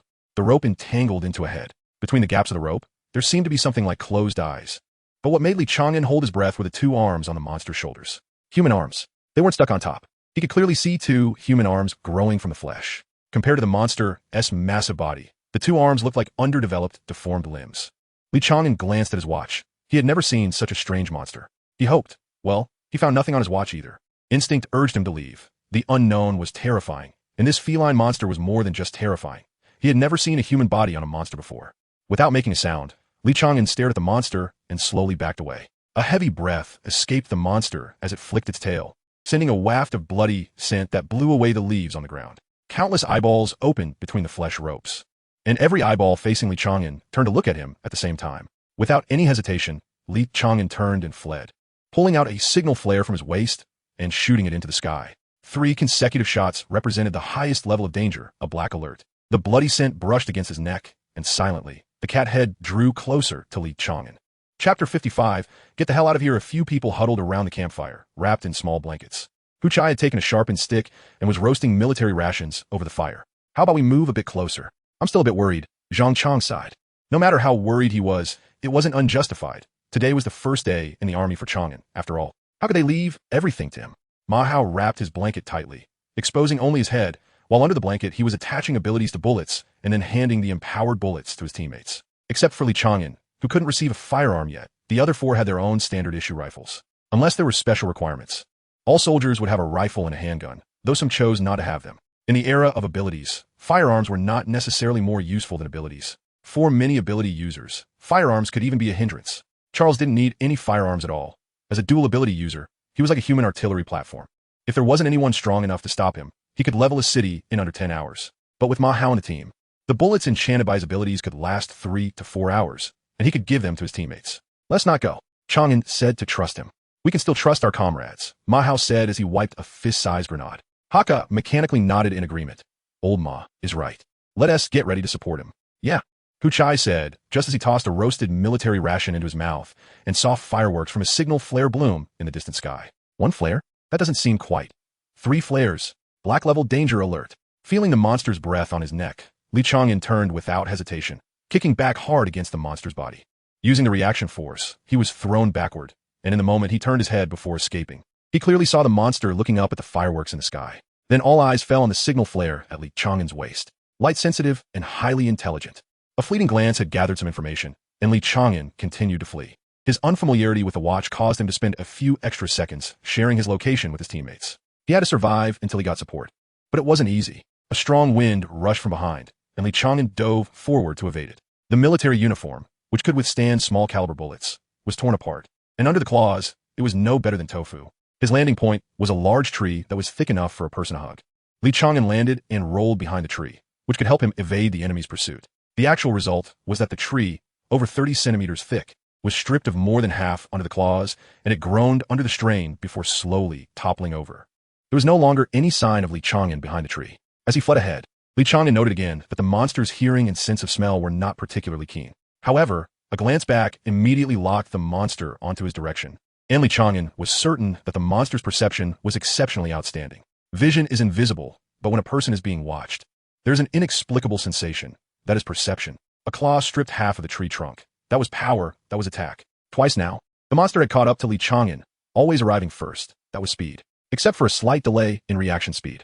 This unknown monster could easily kill the previous centipede. There was no comparison. Based on the current speed, Li Chang'an predicted that he would be caught up again in less than 3 seconds and began choosing a place to hide. As for counterattacking, was he dreaming? Without any means of suppression, any counterattack would be a dead end. If it were against humans, Li Chang'an could consider a trade of injuries. The strong wind, as expected, came from the right side, and Li Chang'an was prepared. This time, he dodged to the left, moving in the same direction as the wind. The innocent forest would take the hit for him. However, wind pressure also came from the left. After just one failed attempt, the monster learned to attack in a more reliable way, using Li Chang'an's experience against him. The initial assessment of high intelligence was an insult to this monster. No way to dodge. Li Chang'an's brain was racing. No matter how fast the claws were, they couldn't outpace his thinking. He knew the tiger claw would cut him in half. In the next instant, he would be no different from the corpses hanging from the trees. If he couldn't dodge, the best way was to meet it head-on. Li Chang'an stepped back. The claws left blood marks on his chest and abdomen, but ultimately did not claim his life. Behind him was a massive mouth. Just as initially assessed, the monster did not immediately react. Otherwise, it would have opened its mouth to bite off Li Chang'an's head. When the monster opened its mouth, Li Chang'an looked into the abyss of its throat, smiling as he threw the signal flare in, watching it disappear into the abyss. Roar! A tiger's roar erupted from the giant mouth in front of him. Li Chang'an covered his ears and quickly retreated. The signal flare contained magnesium powder and white phosphorus. Li Chang'an was carrying a flare that could be launched without equipment, and it had already exploded inside the monster's belly. A dazzling white light emitted from the giant mouth, and a burnt smell began to waft, further solidifying Li Chang'an's determination to escape. The illumination flare that could be used as a firebomb had gone into its belly, yet it still couldn't kill this monster. Perhaps it really would die. Taking a deep breath, madness began to surface in Li Chang'an's eyes. He switched his watch to the intercom channel, cleared his throat, and the captain's voice immediately came through. "Are you hurt? We've called for support. Come to us, and we'll cover you." It felt good to have someone care. Li Chang'an smiled. "I'm fine for now. Remember what I'm about to say, Captain. This is all our credit." Sensing something, Zhang Chang's heavy breathing came through, but Li Chang'an didn't wait. Zhang Chang briefly responded with a good.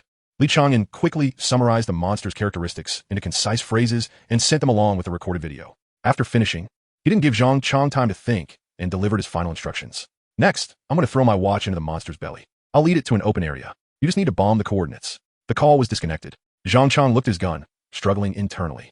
He thought after hearing Li Chang'an's words, he would be able to leave without psychological burdens, but it seemed that was not the case. "Captain, what is going on?" Ma Hao couldn't wait any longer. Zhang Chang raised his head, his expression strange. The three had never seen such an expression on Captain's face. The captain, who usually chose to back down, seemed to have a thrilling resolve. "Listen up." Zhang Chang raised his voice. "My will is in the compartment of my pillow. I don't have any family, and everything else is left to you little bastards. Now, as your captain, listen closely to my last order. Get the hell out of here, as far away as you can." Chapter 56. Always one step behind the watch was accurately thrown into the monstrous maw, and Li Chang'an's footsteps did not falter as he continued to flee. Relying on the terrain of the forest, he managed to barely escape the furious beast's claws. However, as the beast was injured, it became frenzied, crashing through the not-so-robust trees without regard, relentlessly pursuing him. The danger of death never dissipated, and Li Chang'an felt a rare cold sweat. After the battle with the centipede, his back had a large gash, and now his clothes were completely torn apart, with 3 more trails of blood appearing on his back. Li Chang'an felt that he was not facing a beast, but an experienced opponent who was far stronger than him, even more dangerous than a human. Humans had lost their primal instincts. Another claw came crashing down, and unlike before, Li Chang'an did not leap to evade. He merely shifted slightly to the side. In the next moment, the sharp claw extended a few centimeters forward, and Li Chang'an easily sidestepped it with a half-step. He had long anticipated that this beast would use feints, which is why he chose to exert force with minimal movement. If he had leaped again, his energy expenditure would have increased, and he would have been vulnerable to a critical hit during the jump. Although the beast possessed intelligence that even surpassed that of humans, it was still a beast, and the number of creatures it had killed was not greater than the number of beasts Li Chang'an had slain. It was far from it. Moreover, in terms of the experience of defeating the strong with the weak, it was lacking significantly. If it weren't for the fact that its speed and strength could not keep up with him, Li Chang'an would have found it much easier. His current dodging was entirely based on prediction. "Help me." The voice from behind almost caused Li Chang'an to stumble. "It hurts. Help me. I'm not dead yet." Even without turning back, he could clearly tell where the voice was coming from. This beast could speak human language? Although he knew that some beasts could mimic human voices to lure prey, and there were similar monsters in urban legends, this was the first time he heard such a pure pronunciation. It even had a slight accent from the northern city. No, compared to imitation, this voice should belong to a scout who had been eaten earlier. While Li Chang'an was pondering, another voice came from behind. "Don't go. Why won't you help me? I'm not dead yet." It was not imitation. It could learn the voices of its prey. Was it trying to disturb him with human words? That thought was completely wrong. Those who died and were unrelated to him were dead. However, this was a good opportunity. Concealing his smile, Li Chang'an pretended to hesitate, slightly pausing in his steps. Sure enough, the beast did not miss this chance and brought its claws down. If it hit, it could probably smash Li Chang'an's head into his chest cavity. But it was just a feint. Li Chang'an turned around and the claw grazed his shoulder, tearing away a small piece of flesh. However, Li Chang'an drew a short knife. The short knife he had taken from the captain was extremely sharp. and its only drawback was that it was a bit short. He swung the knife upward into the beast's head. There was no time to check the result. Li Chang'an turned and fled again. Hearing the roar behind him, he was sure that the strike had been effective. However, the beast's speed seemed to surge once again, making it increasingly difficult for Li Chang'an to evade. The support from the army was too slow. Did they really intend to watch him die? At this moment, Li Chang'an could not help but complain. He had never been accustomed to relying on others from childhood to adulthood, but now he was also hoping for support. If the support arrived in time, perhaps he wouldn't have to gamble on a mutual demise. As he was lost in thought, Li Chang'an's expression brightened. 2 missiles were flying towards him from a distance, trailing flames. At this moment, he couldn't care less about conserving energy and erupted with all his strength, quickly creating distance from beast. Behind him came a roar and a wave of scorching heat. Riding the shockwave, Li Chang'an shot forward, stopping only to look back. In the flames, he could hear the beast's painful wails. When the flames that obscured his view subsided, he could see that the 2 missiles had inflicted significant damage on the beast. A large chunk of flesh was blown apart at its rear, and its shoulder was deeply wounded, exposing bone. The caliber truly lived up to its name of justice. Li Chang'an sighed. Missiles capable of penetrating buildings, achieving this was already quite good. After all, this was no ordinary beast. The body, seemingly bound by ropes, had incredible resilience. The shock of the explosion and the kinetic energy from the impact did not cause fatal damage. Instead, the splintered fragments became the main force of injury. But as long as there were enough missiles, this beast would still die. After all, it belonged to the biological category, and its functions had limits. However, was that it? Li Chang'an stared blankly at the direction for which the missiles had come. Just 2? When the beast struggled to rise, Li Chang'an still did not receive any other support. He could finally confirm that there were indeed only 2 missiles. Suppressing his desire to curse, Li Chang'an gripped the short knife. Its tip pointed to the ground. Escape was no longer an option. Next to the beast, an invisible airflow was gathering, just as he had initially guessed as the worst outcome. Abilities. Although he did not know why it hadn't used its abilities at the start, Li Chang'an judged that this beast was synonymous with abilities. After all, there were too many strange aspects, and it was not surprising that it could use abilities. But what ability was it? Feeling the airflow wrapping around the beast's limbs, Li Chang'an's face turned serious as he swung his knife backward. The beast's figure appeared just behind him, and his blade struck the beast's forehead, slicing straight down and splitting its head in half. The sensation fell off. Li Chang'an raised an eyebrow and leaped back. The sensation of a knife cutting through did not feel like slicing flesh and bone, but rather like falling along crack. There was not a hint of resistance. It was not my knife that split its head. It split open on its own? The bizarre head before him split apart, and rows of sharp teeth grew from the fissure, resembling a blooming carnivorous flower. But what made Li Chang'an's pupils constrict was the sight within the flower. Inside the split head was a human face. No, 3 human faces bizarrely fused together. Each face was filled with agony, their dried features resembling tree roots, continuously screaming. "Help me! It hurts! It hurts so much! Why did you run away? I'm not dead. What kind of monster is this?" Li Chang'an's scalp tingled. Humans often felt such terror in the face of the unknown, sometimes even becoming paralyzed. Li Chang'an was not so weak, but his original thoughts of resistance had completely vanished. All he wanted now was to flee. The beast's form trembled again. Without thinking, Li Chang'an instinctively raised his knife in front of him, but the claws came crashing down, shattering the blade and tearing away a large chunk of flesh from his arm. His left hand, holding the knife, could no longer be raised, and Li Chang'an gritted his teeth as he retreated. The speed was already despairingly fast. For safety's sake, he had specifically retreated 5 meters from the beast. But in less than the blink of an eye, it was upon him. He couldn't even attempt to escape. The beast did not give him a chance to leave and instantly appeared in front of him, its open maw lunging at Li Chang'an. The space to evade was sealed off. Li Chang'an barely leaned back, narrowly avoiding the sharp teeth, but he could not escape the tongue that shot out from the head. The tongue began to lick up his face from his chest. Pain surged across his face, followed by the loss of sight on the left side. The threat of death was unprecedentedly intense. His body trembled, and his insides seemed to echo with desperate moans as life seemed to be slipping away in the next moment. This feeling, Li Chang'an raised his head. The half-peeled face was terrifyingly grotesque. He punched the approaching monstrous maw, leaning in as power surged from his body. His mind incredibly clear. Let's go down together starting now. Chapter 57 opened up. The resilience of the flesh exceeded Li Chang'an's imagination.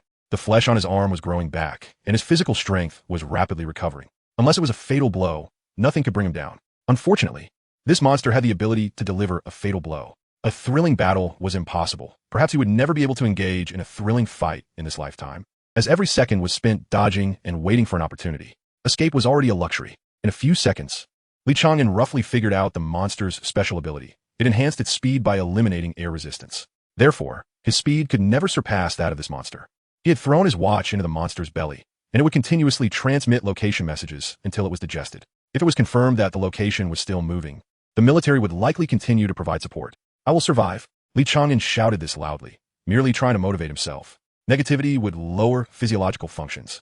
Dodging the tail that swept over his head, Li Chang'an stepped forward and punched, striking the monster's ribs, his fist penetrating the thick flesh to reach the ribs. It felt like hitting solid rubber, and when Li Chang'an stepped back, he felt a dull pain in his wrist. The tough outer skin was unfazed by Li Chang'an's punch.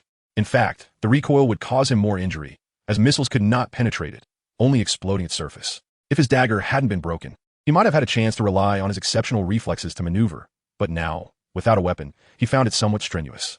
It would be absurd if he couldn't even achieve a mutual destruction. With a bitter smile, he kicked the monster's leg and leaped onto it. The soft, bouncy sensation beneath his feet reminded Li Chang'an, and he suddenly realized what he had done wrong.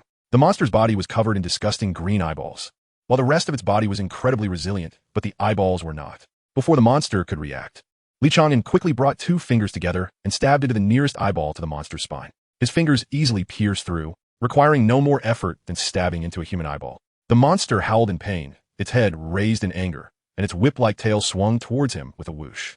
Li Chang'an flipped to avoid it, but his hand pressed harder and his wrist sank into the eyeball's cavity, feeling the slippery, sticky, and disgusting substance.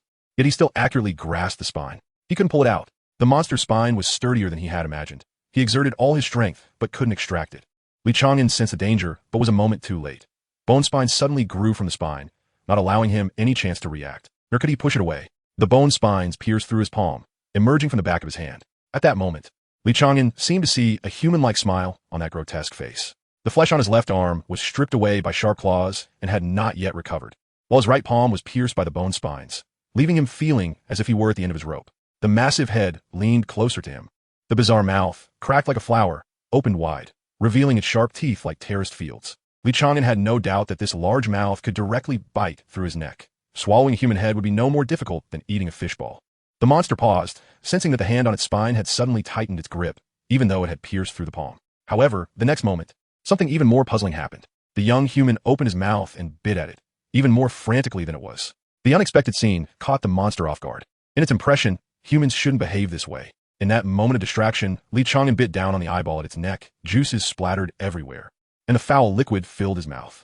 The stench flowed down his throat. Li Chang'an didn't care and bit down again. His right hand gripped the spine tighter, while his left hand pressed against the monster's large head. Li Chang'an was like a mad wild dog, biting his prey and refusing to let go. The monster's arm on its shoulder tried to move, only to find that Li Chang'an was just outside of its attack range. The slightly closer arm was crushed under a missile. "You will die. You will die. You will die." 3 human faces echoed the same voice. Li Chang'an hurriedly pulled out his hand. The hole where his right hand had pierced was actually closing, nearly severing his arm. Having never encountered such a troublesome creature, Li Chang'an couldn't afford to fight back. His bloodied right hand slammed against the monster's back, using the force to retreat. Too late. A voice rang in Li Chang'an's ears. He turned his head and saw that the massive head had already closed, revealing a mocking look in its vertical pupils. Li Chang'an understood. When the head opened up, the monster's intelligence actually decreased. The 3 human faces in its mind granted it the use of special abilities, but reduced its intelligence. So now he had fallen into a trap again? The bloody rope wrapped around his waist confirmed his suspicion. Before he could break free, the nearly 3-meter-long tail struck again. Flesh peeled away from the tail, revealing a sharp, spear-like tailbone that easily pierced through Li Chang'an's shoulder. With a bang, a gunshot rang out, accompanied by the monster's head tilting back, a spray of blood blooming on its forehead. A deformed bullet was pushed out from its forehead, and the monster's eyes turned to another direction. "Sorry, we arrived late." A loud shout came from above, and Zhang Zhuang fell from the sky, smashing his fists hard onto the monster's head. "You." Li Chang'an opened his mouth, but couldn't utter a word. He didn't know why he felt choked up. Hu Chai appeared beside Li Chang'an, quickly cutting the bloody ropes with a dagger and lifted Li Chang'an to run. Just like last time, Zhang Zhuang once again brought his fists together, smashing the monster's head down, shouting, "Run with Chang'an." Another gunshot rang out, and Zhang Zhuang turned back, breaking into a cold sweat. The tail had appeared behind him at some point, and if it weren't for Haka shooting in time. The monster raised its head, its gaping mouth biting towards Zhang Zhuang. The military uniform ripped under the strain of muscles. Zhang Zhuang exerted force, gripping the monster's upper and lower jaws tightly to pry them open. Not good. Li Chang'an realized that Zhang Zhuang and the others still didn't know that the monster's head could open sideways. With both hands, Li Chang'an hugged Hu Chai, twisting his waist to toss Hu Chai far away, and then he ran on all fours toward his captain. Zhang Zhuang felt his grip loosen. The mouth he had pried open suddenly cracked wide, and the monster's head split open, its sharp teeth nearly touching him, with 3 terrifying human faces in front of him. The sniper rifle fired again, hitting the human face in the monster's mouth, causing it to howl in agony, and the giant mouth paused slightly. However, it was only a momentary pause. The giant mouth continued to bite down. Am I going to die? Looking at the gaping mouth in front of him, Zhang Zhuang's mouth gradually lifted into a smile. Having survived for so many years, he had lived enough. A figure suddenly appeared in front of Zhang Zhuang, kicking him several meters away, and then elbowing the monster's jaw. Chang'an. Before the joy of surviving could wash over him, Zhang Zhuang's eyes went wide with anger. The tailbone pierced through Li Chang'an's body again, this time not giving him another chance to escape, slamming Li Chang'an's body hard onto the ground. He didn't know how many bones were broken, but Li Chang'an smiled. Captain, run. His consciousness gradually blurred, and Li Chang'an vaguely saw someone descending with a knife from the sky, the blade's aura soaring as if from another realm. He then saw a figure in red coming from the woods, walking gracefully on the treetops under the moonlight, only to transform into a fierce beast halfway. So cool. Li Chang'an closed his eyes. No one saw the envy in his eyes. Chapter 58. I made a contribution. You came to the human world to see the sun. Chang'an, one day you will realize that as long as you take a step out, there's more than just darkness ahead. He is my brother from Jiangshuibu. No matter what he has done or how many people he has killed, I believe he is right. Don't talk to me about values. I only recognize people. Please, open your eyes and look at me. Don't give me hope and then leave me alone. Chang'an is not the kind of person Zhoumu is. Don't be so polite. Chang'an is one of us. Son, I made you some pear soup. Come drink some. It feels like I had a long dream. Yet it seems I didn't dream of anything at all. Many people were talking in the dream, but when I woke up, I couldn't remember anything. Li Chang'an opened his eyes. He had been in a coma too many times recently and had gotten somewhat used to it. You're awake. A blonde woman beside him reached out to check Li Chang'an's forehead and nodded. You're recovering well. Your fever has gone down. Glancing at the woman's shoulder, Li Chang'an didn't speak. He saw the special operations badge. The woman smiled slightly and waved a finger in front of Li Chang'an. What's this? 1. Li Chang'an answered honestly, though it felt a bit silly. It seems your brain is fine. Do you remember me? The woman leaned closer to Li Chang'an. A fragrant scent wafted over, and Li Chang'an frowned slightly. I don't remember. The woman chuckled. Looks like you have memory loss. Then you should stay for a while longer. Li Chang'an frowned, trying to get up, but found himself weak, as if something was restraining his body rather than the anesthesia still not wearing off. There was no one else in the tent, and Li Chang'an could only helplessly say, Elita, can you let me get up for a moment? Oh. The woman turned her head in surprise, covering her mouth. No more pretending? Li Chang'an didn't answer. He just stared at Elita. It was hard for him to forget this woman. After all, she was once a victor in a trial.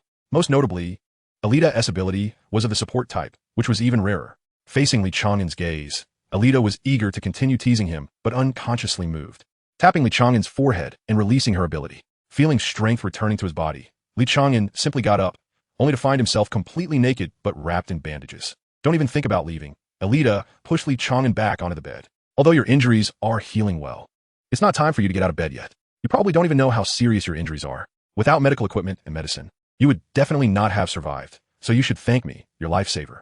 Li Chang'an tilted his head and frowned. One life for another. We're even. He was referring to the fact that he had spared Elita's life during the trial. Elita shook her head.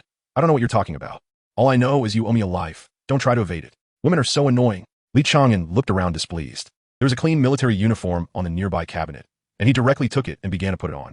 Elita was both angry and anxious, reaching out to stop Li Chang'an. You can't leave yet. Soon, Elita's hand stopped halfway, instinctively raising her head, and a pen that should have been in her pocket was pressed against her throat. Indeed, it was not wise to carry a pen in this era. It wouldn't be of any use anyway. Elita remained calm, silently watching Li Chang'an. Get any closer, and I'll kill you. Li Chang'an pressed a bit harder. The pen tipped less than 2 centimeters from Elita's carotid artery. However, the pen was out of ink. Its existence seemed to serve no purpose other than to threaten. Elita laughed. Are you going to kill me? I'm now the logistics department as captain. Outside is the special operations camp. Can you really leave after killing me? I'm in the special operations camp? Li Chang'an frowned and put down the pen, recalling the scenes before he fainted. He finally realized what had happened. That. Li Chang'an handed the pen back to Elita. How long was I out? Elita took back the pen, pointed at the hospital bed, and crossed her arms, watching as Li Chang'an helplessly lay back down, secretly smiling. You were unconscious for 9 days. When you were brought in, you were barely alive. It's a miracle you survived. To treat you, I had to turn away other patients and focus on saving you. You didn't even say thank you. That is too much. After a long silence, Li Chang'an quietly said, thank you. Elita, who was still smiling, suddenly lost her smile and began to unwrap the bandages on Li Chang'an to check his injuries. Li Chang'an no longer resisted and allowed Elita to handle him. After a moment, Elita covered Li Chang'an with a blanket, tapping on a tablet, seemingly recording something. What about my teammates? Li Chang'an slowly spoke, remembering that someone had come to support him before he passed out. This should be fine, right? Glancing at Li Chang'an, Alita turned her head again. They're much better than you. Your captain and that quiet guy have broken through to a level. That is good, Li Chang'an smiled. Alita was taken aback. So you can smile? I thought you were a cold-blooded killer. Why blink when killing? Li Chang'an retorted. You look especially cute right now. Alita unconsciously smiled. Back in the trial, you weren't like this. Why didn't you kill me in the end? How should he answer? Li Chang'an hesitated. The truth was he couldn't kill her. In that trial, there were only 4 people left. He had his sights set on Alita, who was a support type. When Alita was on the verge of death, the other 2 killed each other, and if Alita died, he would be the last victor, so he held back. He couldn't say the truth, and he couldn't come up with a lie. So silence it was. Li Chang'an turned to look at the wall. After a long wait, Alita still didn't hear an answer. Looking down, she found Li Chang'an staring at the wall. Are you shy? After ruling out the impossible, what remains must be the possible. So, you, the bastard who almost killed me, are also shy. In a moment, people from the intelligence department will come to ask you about that monster. If you feel uncomfortable, I'll refuse for you first. Li Chang'an didn't turn back. No need, but before that, can you tell me what happened after I passed out? Alita glanced at her desk, which was piled high with unfinished work. Of course. I'll move a chair and sit down. Alita gathered her hair by her ear and restrained her urge to smoke. Let us start from what you don't know. After the command center received a black level alert, General Lin personally took over command. Luckily, your watch provided the location. By the way, your team collectively received a second-class merit, and you received a first-class merit. I have merit now. Li Chang'an was delighted. Chapter 59. After awakening, the intelligence of the black level warning faced no hindrance and directly bypassed the originally cumbersome transfer procedures, arriving at the command center.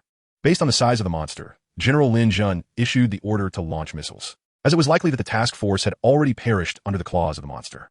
The priority of dealing with a monster outweighed that of saving a 5-man team. After launching 2 missiles and confirming that the target's vital signs had decreased but not disappeared, 2 special operations experts most suited for nighttime combat were dispatched. Bei City was not lacking in missiles. However, they would prefer to capture a living black-level creature if possible, or at least a relatively intact corpse. That said, if Li Chang'an and the others were sacrificed, they would likely receive collective first-class merit awards. As the person involved, Li Chang'an felt no emotional disturbance, merely being treated as a pawn. Instead, Alita, somewhat worried, glanced at Li Chang'an. Not sensing any anger from him, she continued speaking. The 2 special operations members, one codenamed Night Demon and the other Fenrir, arrived just as Li Chang'an fell into a coma.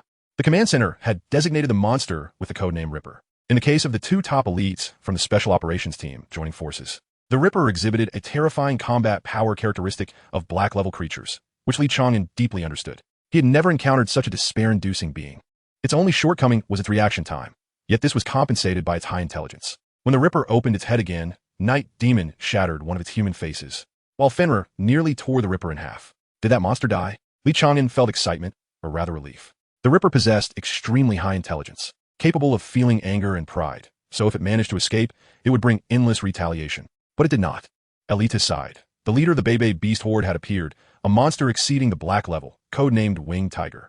Fenrir was severely injured in a single encounter, and General Lin used his ability Celestial Shift to save the others, but could only watch as the Ripper was taken away. It was indeed a cause for lament, thought Li Chang'an. The importance of the Ripper was self-evident for drawing out the leader of the Bei Beast Horde. Remembering the Ripper's appearance, it might even be a descendant of the Winged Tiger, possibly equivalent to the status of a prince. The more he thought about it, the more regretful he felt.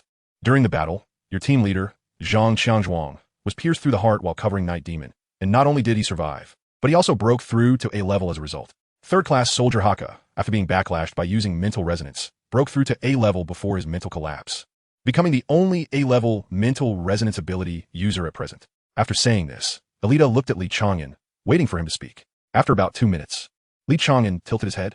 Is that all? There is more, but you haven't been looking at me. I feel you're being very disrespectful, Alita said, half smiling. Li Chang'an happened to be the type to take this to heart. Both his parents and brother Lin had taught him to give equal respect to others. So he immediately turned to face her and sincerely apologized. He did not expect his prank to work. Alita was momentarily taken aback before awkwardly smiling. The other part is about you. Someone is investigating you, a lieutenant named Jin Xinghai, related to your multiple participation in trials. Could you share why you participated in the trials? Li Chang'an instinctively blurted out, to fight against more strong opponents, the kind that decides life and death.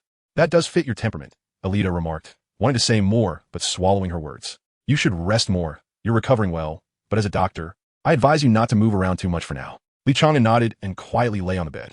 The reason was, of course, fabricated. after crafting the excuse. He had practiced his tone and expressions countless times in front of the mirror, making it impossible for anyone to see through him. After Alita left the tent, Li Chang'an began to ponder how to respond to the intelligence department personnel later. Hopefully, it would only be an inquiry about the Ripper's intelligence. Before he could finalize his thoughts, someone lifted the flap of the tent and walked in. "Hello, comrade. Do you mind if I sit down and ask you some questions?" The visitor was a middle-aged man with graying temples, dressed like an old cadre. Li Chang'an nodded, but did not stand up. The intelligence department should indeed have such a composed demeanor, as remaining unflustered is an important quality for intelligence workers. The man did not bring a tablet, but only a voice recorder and a notebook, seemingly intending to take handwritten notes, which was rare in modern society. "According to your teammate's report, you were the first to encounter that monster, correct?" The man opened his notebook and quickly got into the flow. Just as Li Chang'an was about to respond, he suddenly felt something was off. His hand under the blanket quietly moved towards the bedboard, silently twisting a screw. "You seem to have not introduced yourself yet." The man paused, a slight smile appearing on his serious face. "You're very cautious. Stop twisting screws, that won't help me. I am Li Chang'an, the temporary commander of Bei City." "That's indeed useless." Li Chang'an stopped his small movements, but did not lower his guard. "A city commander has no need to conceal his identity to ask me questions, does he?"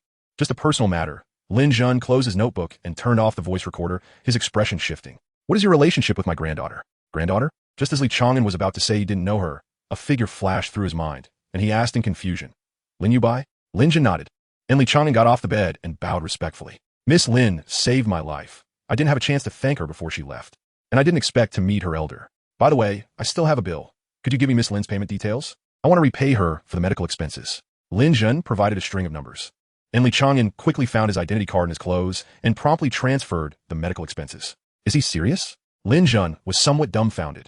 He could tell Li Chang'an was not acting. He genuinely wanted to repay his granddaughter. "Is my granddaughter not charming enough?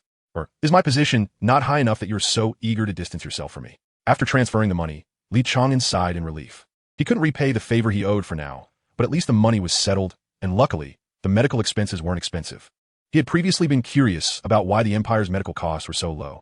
Now that he knew Lin Yubai's identity, it was immediately clear.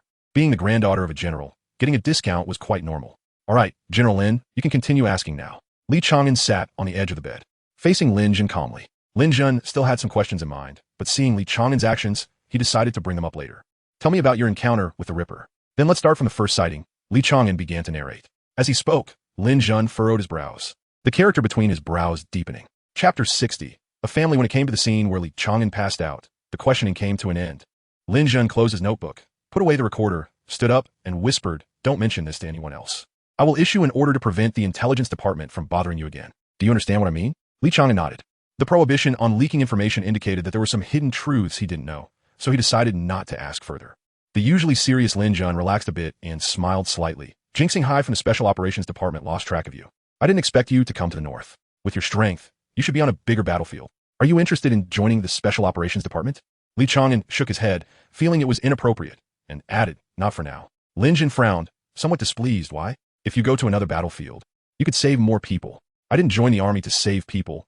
Li Chang'an lowered his head, intending to keep quiet. Fortunately, Li Chang'an didn't press further and walked out wearing a pair of black-rimmed glasses. Could the commander of the northern city be unrecognizable just because he wore glasses? Li Chang'an suddenly remembered that Alita also wore the same type of glasses. Could it be some kind of new weapon? It didn't look like it. The external injuries had mostly healed, but the troublesome part was the internal injuries. Alita hadn't lied to him. He indeed needed to rest. Besides the merits, the benefits were also obvious. Lying in bed, Li Chang'an could feel the changes in himself. First, his heart, which had been injured multiple times, now beat stronger and slower. Secondly, the shattered bones, after the pain, brought forth even greater strength, especially in his spine. Looking at his palm, Li Chang'an couldn't help but smile. "I was right. Death makes me stronger. However, this time I almost died completely. I should think of a way to find something to ensure my survival." His gaze instinctively fell on the tent's curtain. Li Chang'an seemed to have found something that could save his life. What could be better for survival than a healer with supernatural abilities? Refusing to join the Special Operations Department seemed a bit hasty, but fortunately, he added the word temporarily. Li Chang'an began to think about how to bind Alita to him. "What are you thinking?" Alita lifted the curtain and walked in. As soon as she finished speaking, she saw Li Chang'an hurriedly turn his head away. Usually so fierce, now too shy to even look at me. How cute. Hiding her smile, Alita closed the transparent door of the tent and lowered the curtain before walking towards Li Chang'an, holding a half-finger glove in her hand. She sat down beside him, pretending to be indifferent. "If you don't turn around, I'll hand over your glove." "The glove?" Li Chang'an realized. No wonder he felt something was missing from his palm earlier. He quickly turned his head and just caught sight of Alita throwing the glove at him. He caught the glove and put it on, feeling puzzled. Why? Because you look pleasing to the eye. Alita turned away, not looking at Li Chang'an. Can't help it. I could have used it to threaten him, but why can't I resist giving it back to him? Li Chang'an scratched his head and said softly, "You promised me not to tell anyone. I owe you a favor. You set the hook yourself." Alita smirked. "Sure, when you spare my life, we're even. But even if I don't say anything, you'll still expose yourself in the upcoming tests. The ability you registered is clearly the ability of this glove. You can't wear it during the test, and you'll still have to expose your original ability." Li Chang'an hesitated. He lacked common sense, but wasn't foolish. His education was limited, and he didn't know the intricacies of interpersonal relationships, but he understood how treacherous human hearts could be.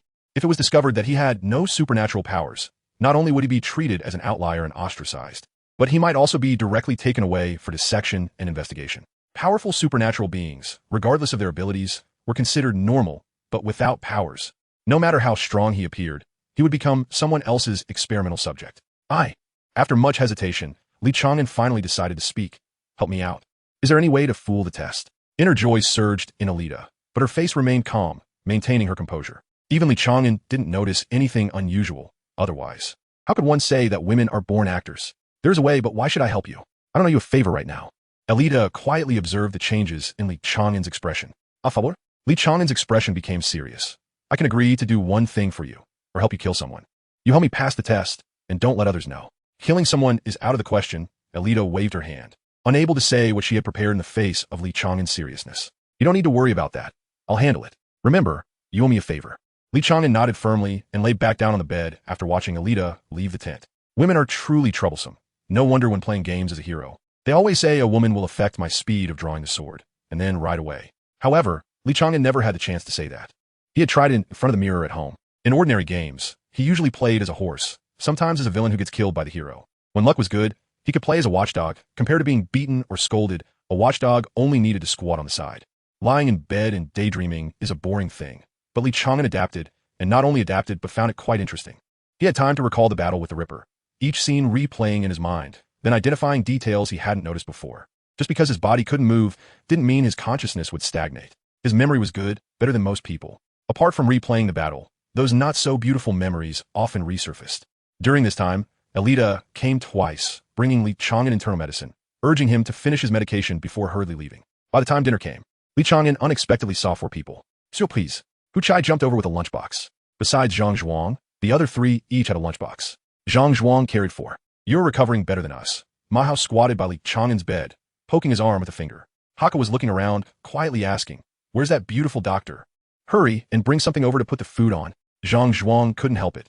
Not a single reliable person. Laughing, he set down a lunchbox. And Hu Chai helped Li Chang'an sit up.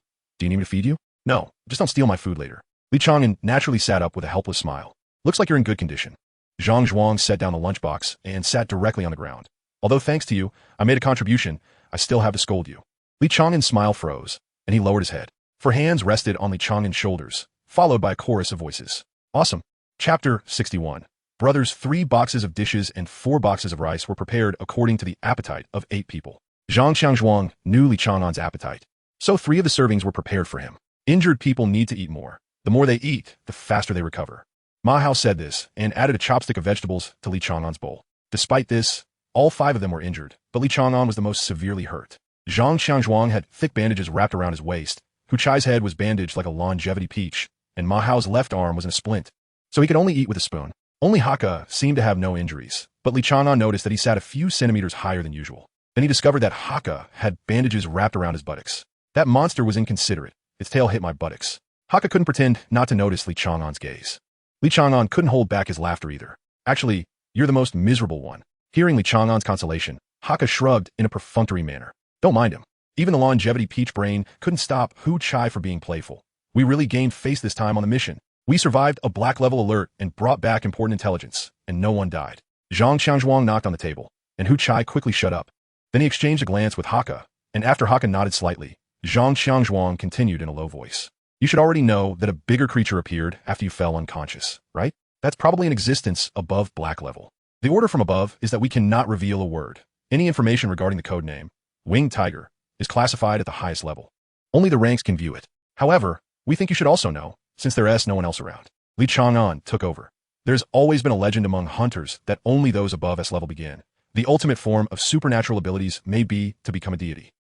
Legends are often exaggerated. Hu Chai mumbled with his mouth full. But the monster with the code name Winged Tiger is very close to the monsters and myths. Haka spread his arms and gestured. Can you imagine? Its size exceeded the range of my psychic perception. One breath felt like an 8th level wind. Li Chang'an put down his chopsticks and nodded. I've seen something similar. Everyone's gaze turned to Li Chang'an, waiting for his next words. Knowledge that exceeds their understanding would inevitably arouse curiosity. The once tallest peak in the world, Mount Everest, was nearly 9,000 meters high, but now it's only 6,000 meters. I was nearby when Everest broke apart. Recalling that scene, Li Chang'an couldn't help but pause his breath.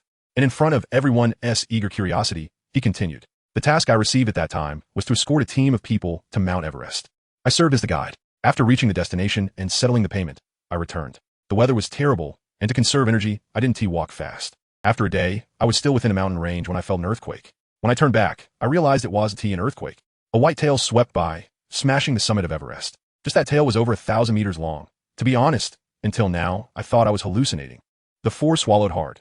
Li Chang'an's storytelling ability was average, but after seeing the Winged Tiger, their imaginative capabilities had significantly increased. A tail that could shatter a peak wasn't so unimaginable. Did you see the whole thing? Hu Chai felt like his voice came from his stomach. Low and barely audible. Worried that he was too quiet and lacked spirit, Hu Chai wanted to ask again. But Li Chang'an shook his head. No, after that tail, it disappeared without a trace. Now, looking back, the people we escorted might have gone there for that. Their mannerisms and styles probably belonged to the military.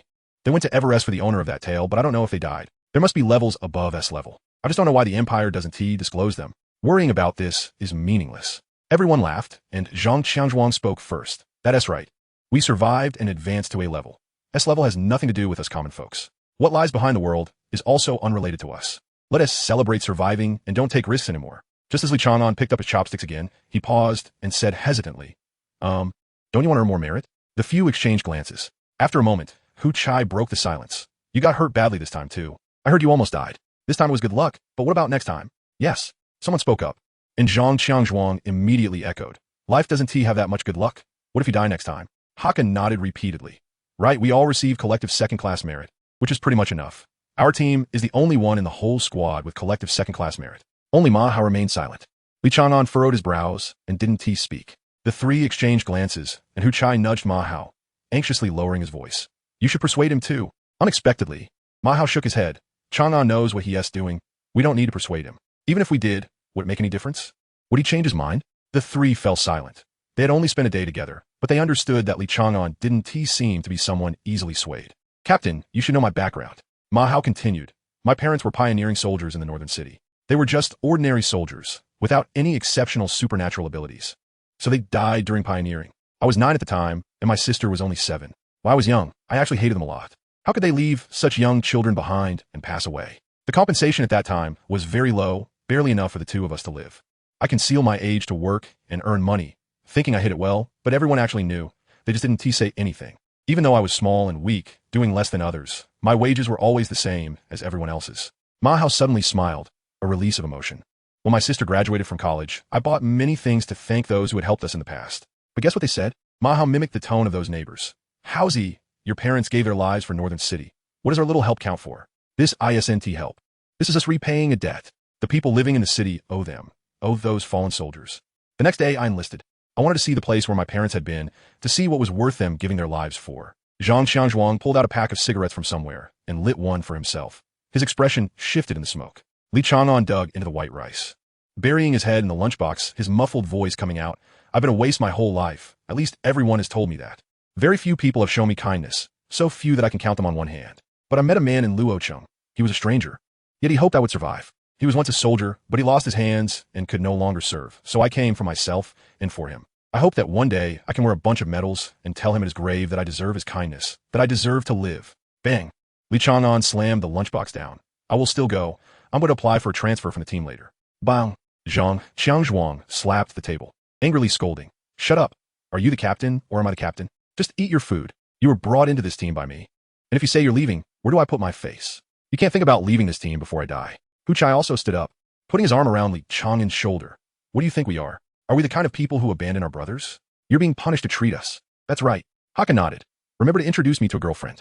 I don't remember when the tears stopped. But Li Chang'an now only feels a bit of warmth in his eyes. Dad, look, I have so many friends. Chapter 62.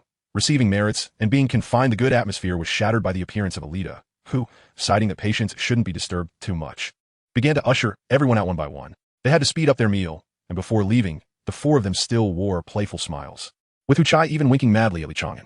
But Li Chang'an didn't understand. Alida began to check on Li Chang'an's recovery again. Hadn't she already checked him twice today? Li Chang'an felt a bit confused.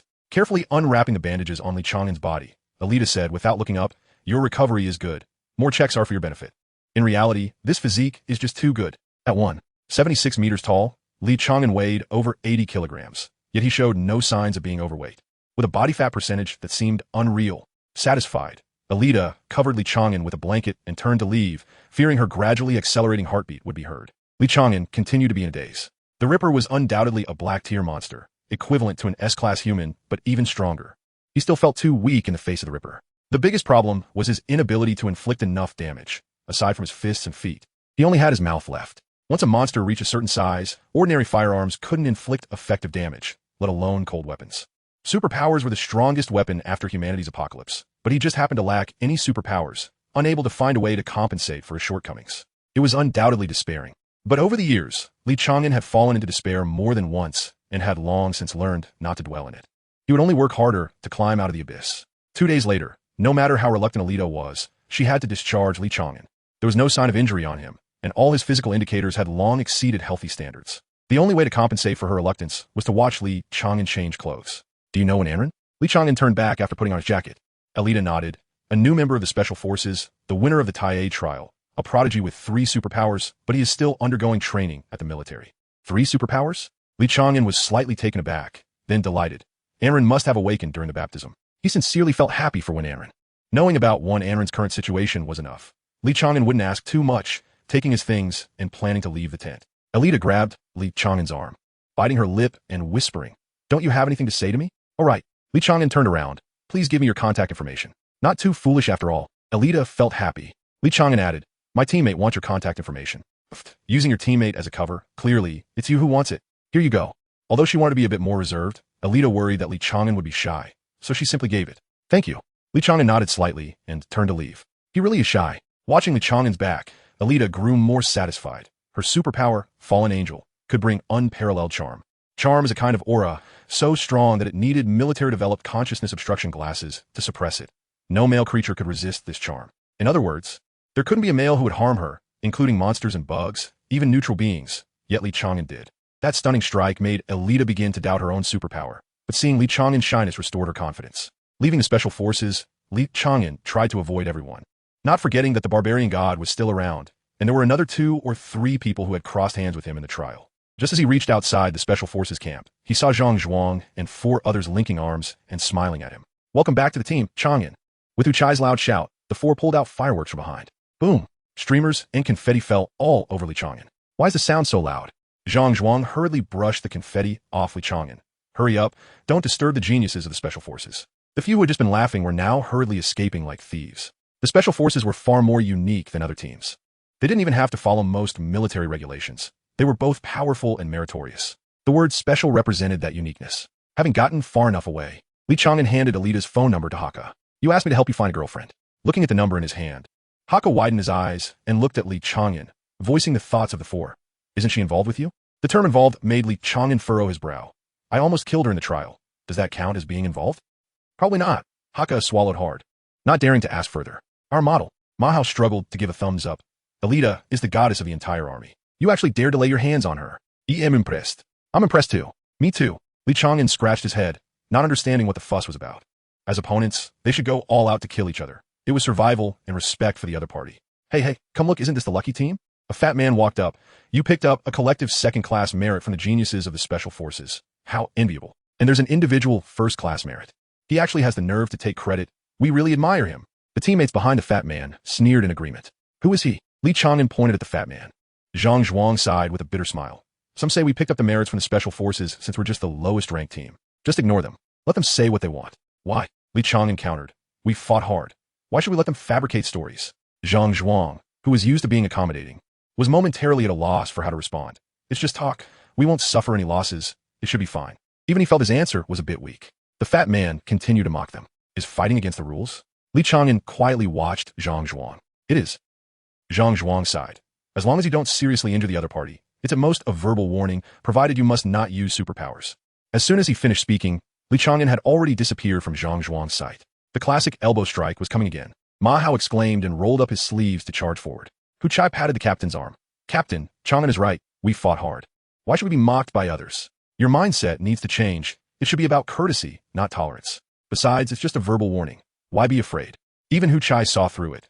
Zhang Zhuang was left speechless, turning to seek the last person's opinion, Haka. But he found no one behind him. Haka had already silently followed Li Chang'an into the fray. Li Chang'an had gotten Alita's phone number for him. From today on, Li Chang'an owed him a favor. Chang'an, take it easy. Don't kill him. This little brat dares to sneak attack me. Just you wait. Taste my A-class expert's iron fist. Hearing his teammate shouts, Zhang Zhuang clenched his fists.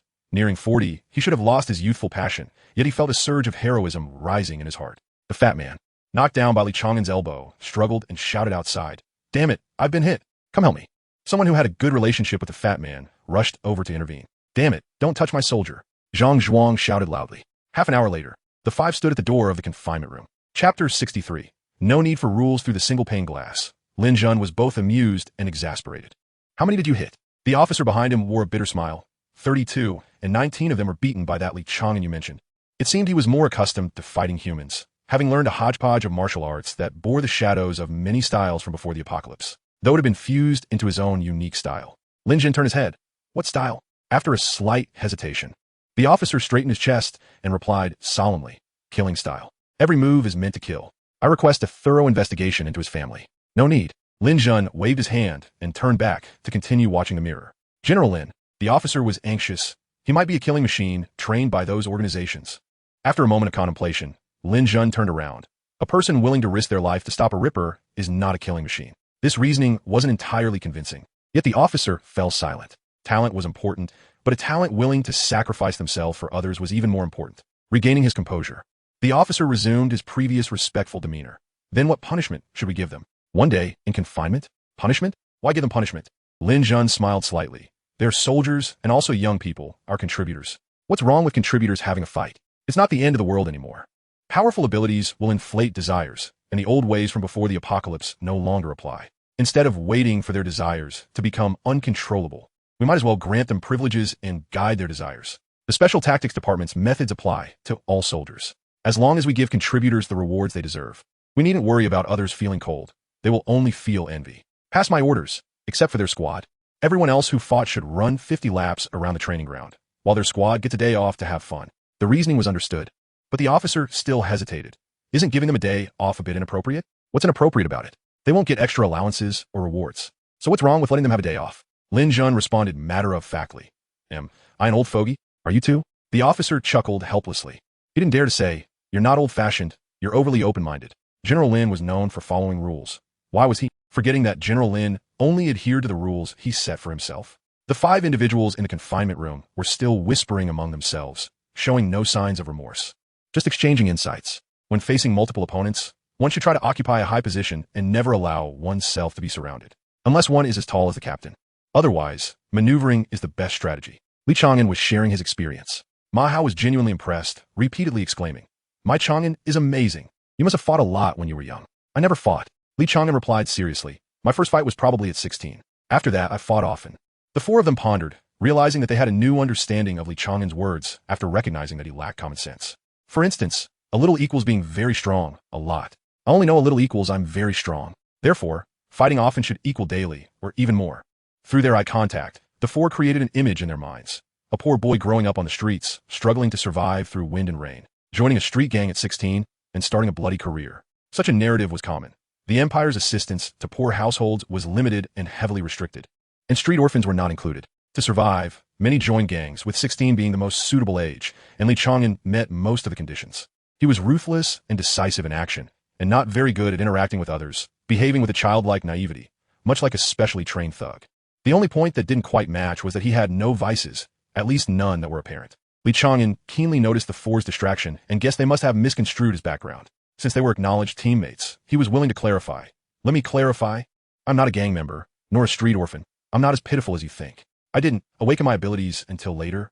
And since my father left early, My childhood was indeed not great, but that's all there is to it. To be honest, this was a disappointing answer, lacking in story and intrigue. Only Hu Chai's shoulders trembled imperceptibly, unnoticed by anyone. The door to the confinement room opened, and the five quickly stood up. In light of your squad's contributions in the battle against the Ripper, there will be no punishment for this fight. Now, I will announce your rewards. The five were left bewildered. Not only was there no punishment, but there were also rewards. 10 minutes later, standing in the tent, the five still felt it was somewhat unreal. So, where can we go on our day off? Hu Chai held a t-shirt, unsure how to wear it. Ma Hao quickly changed into his clothes, revealing a strange smile. I have a great suggestion. I know a fantastic place. Stop. We're not going to any weird places. Zhang Chong was flipping through his casual clothes. Ma Hao's a local. Let's listen to him. Ma Hao put on a coat, proudly pointing to himself. The little genius from the north is here. Today I'll show you what northern flavor is. We'll return to the team by noon tomorrow, and tonight we can try local barbecue. I'll take you to sing, then we'll have a good sleep before returning. Hu Chai tossed the t-shirt onto Ma Hao's head. We'll discuss the rest later. Didn't you notice that Chang'an has no clothes? Li Chang'an stood awkwardly. He only had one hoodie and one short-sleeve shirt, the same outfit he had worn when he arrived. Due to being somewhat insensitive to temperature changes, Li Chang'an wouldn't prepare a bunch of clothes before going out, especially since he had military uniforms after enlisting. What he didn't expect was the severe drop in temperature over the past few days. At night, it had already reached below zero, and relying solely on a short-sleeve shirt and hoodie might not suffice. Our clothes won't fit Chang'an either, so let's go buy him some clothes first. Remember to bring your ID card. Zhang Chong took out his smallest coat and handed it over. Just wear mine for now. We'll buy a couple more later. Northern winters are very cold, and military uniforms aren't enough. Even the smallest size was still much larger than Li Chang'an's. Considering Zhang Chong was over 2 meters tall and weighed around 300 pounds. Ma Hao called for a car in advance. Just after registering and leaving the military camp, they saw a taxi at the entrance. Let's go to the city center first to buy clothes. I've already booked a hotel. Let's relax and have fun for a day. Ma Hao snapped his fingers, exuding the air of a gracious host. There weren't many refugees in the city center, allowing Li Chang'an to see the landscape of Northern City. No longer the site of widespread sorrow. Neither the apocalypse nor the beast tide could stop people from enjoying life. The streets were bustling with activity, still vibrant and hurried. Perhaps because they had left the military camp, everyone was less formal. They even started competing to pick clothes for Li Chang'an, seeing who could find the most satisfying outfit for him. Only Zhang Chong and Li Chang'an, who weren't participating, sat down in the store and surveyed their surroundings. Don't you shop often? Zhang Chong noticed Li Chang'an seemed a bit reserved. Li Chang'an nodded. I'm not used to being in crowded places. Luckily, I have a friend who likes to buy clothes for me. Not necessarily because he likes it. Zhang Chong smiled slightly. You must know you don't like crowded places. Li Chang'an was taken aback, then smiled and nodded. He had overlooked others' kindness. Li Chang'an? A somewhat uncertain voice came from the side. Suddenly, Li Chang'an's face turned pale, cold sweat dripped from his forehead, and his hands clenched into fists, trembling uncontrollably. Unwanted memories surged back, darkness flooding in like a tide. Chapter 64. Save me. Zhang Qiangzhuang looked at Li Chang'an in surprise. What's going on? Before Li Chang'an could respond, four people walked over with a tall, thin young man at the front sizing up Li Chang'an. Oh, it really is you. It's been several years, hasn't it? You really haven't changed at all, still as unlikable as ever. Don't you know to greet an old friend when you see him? I taught you this before, didn't I? The young man raised his hand to slap Li Chang'an's face, but did not succeed. Zhang Qiangzhuang raised his hand to block it and frowned. Who are you? The young man sneered. Is this how you treat old friends, Li Chang'an? Aren't you going to introduce me? He is my middle school classmate. General Li Chang'an lowered his head, making it difficult to see his expression. But his voice was not right. It trembled with fear. Chang'an. Zhang Qiangzhuang gently patted Li Chang'an's back, feeling something was wrong. What's the matter? Just tell me if there's something going on. Li Chang'an slowly raised his head to look at the team leader. Zhang Qiangzhuang's heart sank. He saw a familiar yet unfamiliar emotion in Li Chang'an's eyes. It was a plea for help. Li Chang'an, you've been doing pretty well these past few years. How about we chat outside? Chen Jin reached out again to grab Li Chang'an's shoulder. Get lost. Zhang Qiangzhuang forcefully swatted away that hand and stepped forward to block Li Chang'an. Although he didn't know what had happened, he knew that Li Chang'an needed help right now. It was hard to believe that the fearless Li Chang'an would tremble before a few humans. No one would have believed it until today. Chen Jin's arms bulged with muscles, quickly becoming thicker than a thigh, and he looked at Zhang Qiangzhuang with a hostile expression. What do you mean, brother? It means I'm asking you to leave. Zhang Qiangzhuang frowned. As a soldier, he couldn't use his powers outside. If you want me to leave, you should be the one to say it. Chen Jin stepped forward and pushed Zhang Qiangzhuang aside, his immense strength making it impossible for Zhang Qiangzhuang to resist. With hands like fans, he gripped Li Chang'an's shoulder, and it was evident that pain flashed across Li Chang'an's face, yet he showed no intention of avoiding it. Chen Jin put his arm around Li Chang'an's shoulder. You've grown some skills. You still dare to pretend you can't hear me when I talk to you. I don't have. Li Chang'an lowered his head again. Get your dirty hands off him. An enraged Hu Chai appeared beside Chen Jin. raising his fist to strike down. Chun Jin casually raised his hand to block it, swatting it away as if shooing away a fly. The violent gust of wind brushed across Hu Chai's face like a blade. If it had hit, it would have likely shattered Hu Chai's bones. Li Chang'an grabbed Hu Chai's arm and forcefully threw him behind himself. You've improved quite a bit. Chun Jin coldly smiled, surprised by Li Chang'an's action, but mostly dismissive. Get down. With Chun Jin's loud shout, several people were astonished to see Li Chang'an seemingly about to bend down. Hu Chai stepped forward to grab Li Chang'an, roaring, "Why aren't you fighting back? Why let someone bully you without a response?" Hu Chai, Zhang Qiangzhuang softly called out. Chang'an's not in a good state. Don't provoke him. Provoke my ass. Hu Chai cursed repeatedly. You're not the only one who awakened your powers late. You're not the only one who has been bullied because of it. You damn well fight back. Zhang Qiangzhuang suddenly understood. The issue with Li Chang'an stemmed from shadow. An indelible shadow. He had no idea what kind of humiliation Li Chang'an had suffered in the past. To the point where he couldn't muster even a thought of resistance when facing Chun General. It was what is commonly known as post-traumatic stress disorder. When facing former abusers, past scenes might resurface in his mind. Damn it. Zhang Qiangzhuang clenched his fists. What kind of bullying would turn someone who was fearless in the face of black-level monsters into this? Ma Hao and Haka, who hadn't finished picking out their clothes, also walked over, having heard the commotion and Hu Chai's loud shout. The three companions behind Qin Jin also approached with cold smirks. I can't do it. Li Chang'an's voice was barely audible, but Hu Chai heard it clearly, as if it were thunder. Damn it, then you just stand aside. Hu Chai let go of Li Chang'an and turned to face Qin Jin and the others. I'll teach you a lesson. Don't. Li Chang'an exclaimed. Ma Hao stepped forward, gently pulling Li Chang'an behind him, whispering, Don't blame Hu Chai. His brother committed suicide because he awakened his powers too late. After enduring bullying for years. His only brother. The older brother fights on the front lines, while the younger brother commits suicide at home. He can't even take revenge on those people. Please understand him. Li Chang'an clenched his fists, seeing a memory of himself wrapped in a blanket running through the woods, while behind him, Chun Jin and others chased with water guns. Whoever hit him the least times would treat everyone to dinner that night. The losers would then shoot all the water bullets at Li Chang'an to vent their frustration. To prevent him from returning home covered in colorful bruises, they would kindly wash him off with snow water afterwards. Scenes like this were countless, even after more than a decade. Seeing Chun Jin again made Li Chang'an instinctively tremble. Facing Hu Chai, who charged forward, Chun Jin merely coldly raised his hand to slap down. That's enough. Zhang Qiangzhuang once again grabbed Chun Jin's wrist, but the incoming immense force caused him to uncontrollably fly backward. His power was a combat-type great strength, which should have been able to suppress his opponent in a contest of strength. The only limitation was that he could only gain power through offense. Li Chang'an's voice rang out heavily. Chun Jin sneered. You seem to have studied me thoroughly, but it's a pity you're trash, and your friend are also trash. Birds of a feather flock together. People like you should just obediently lie on the ground. Li Chang'an, let me see what power you've awakened.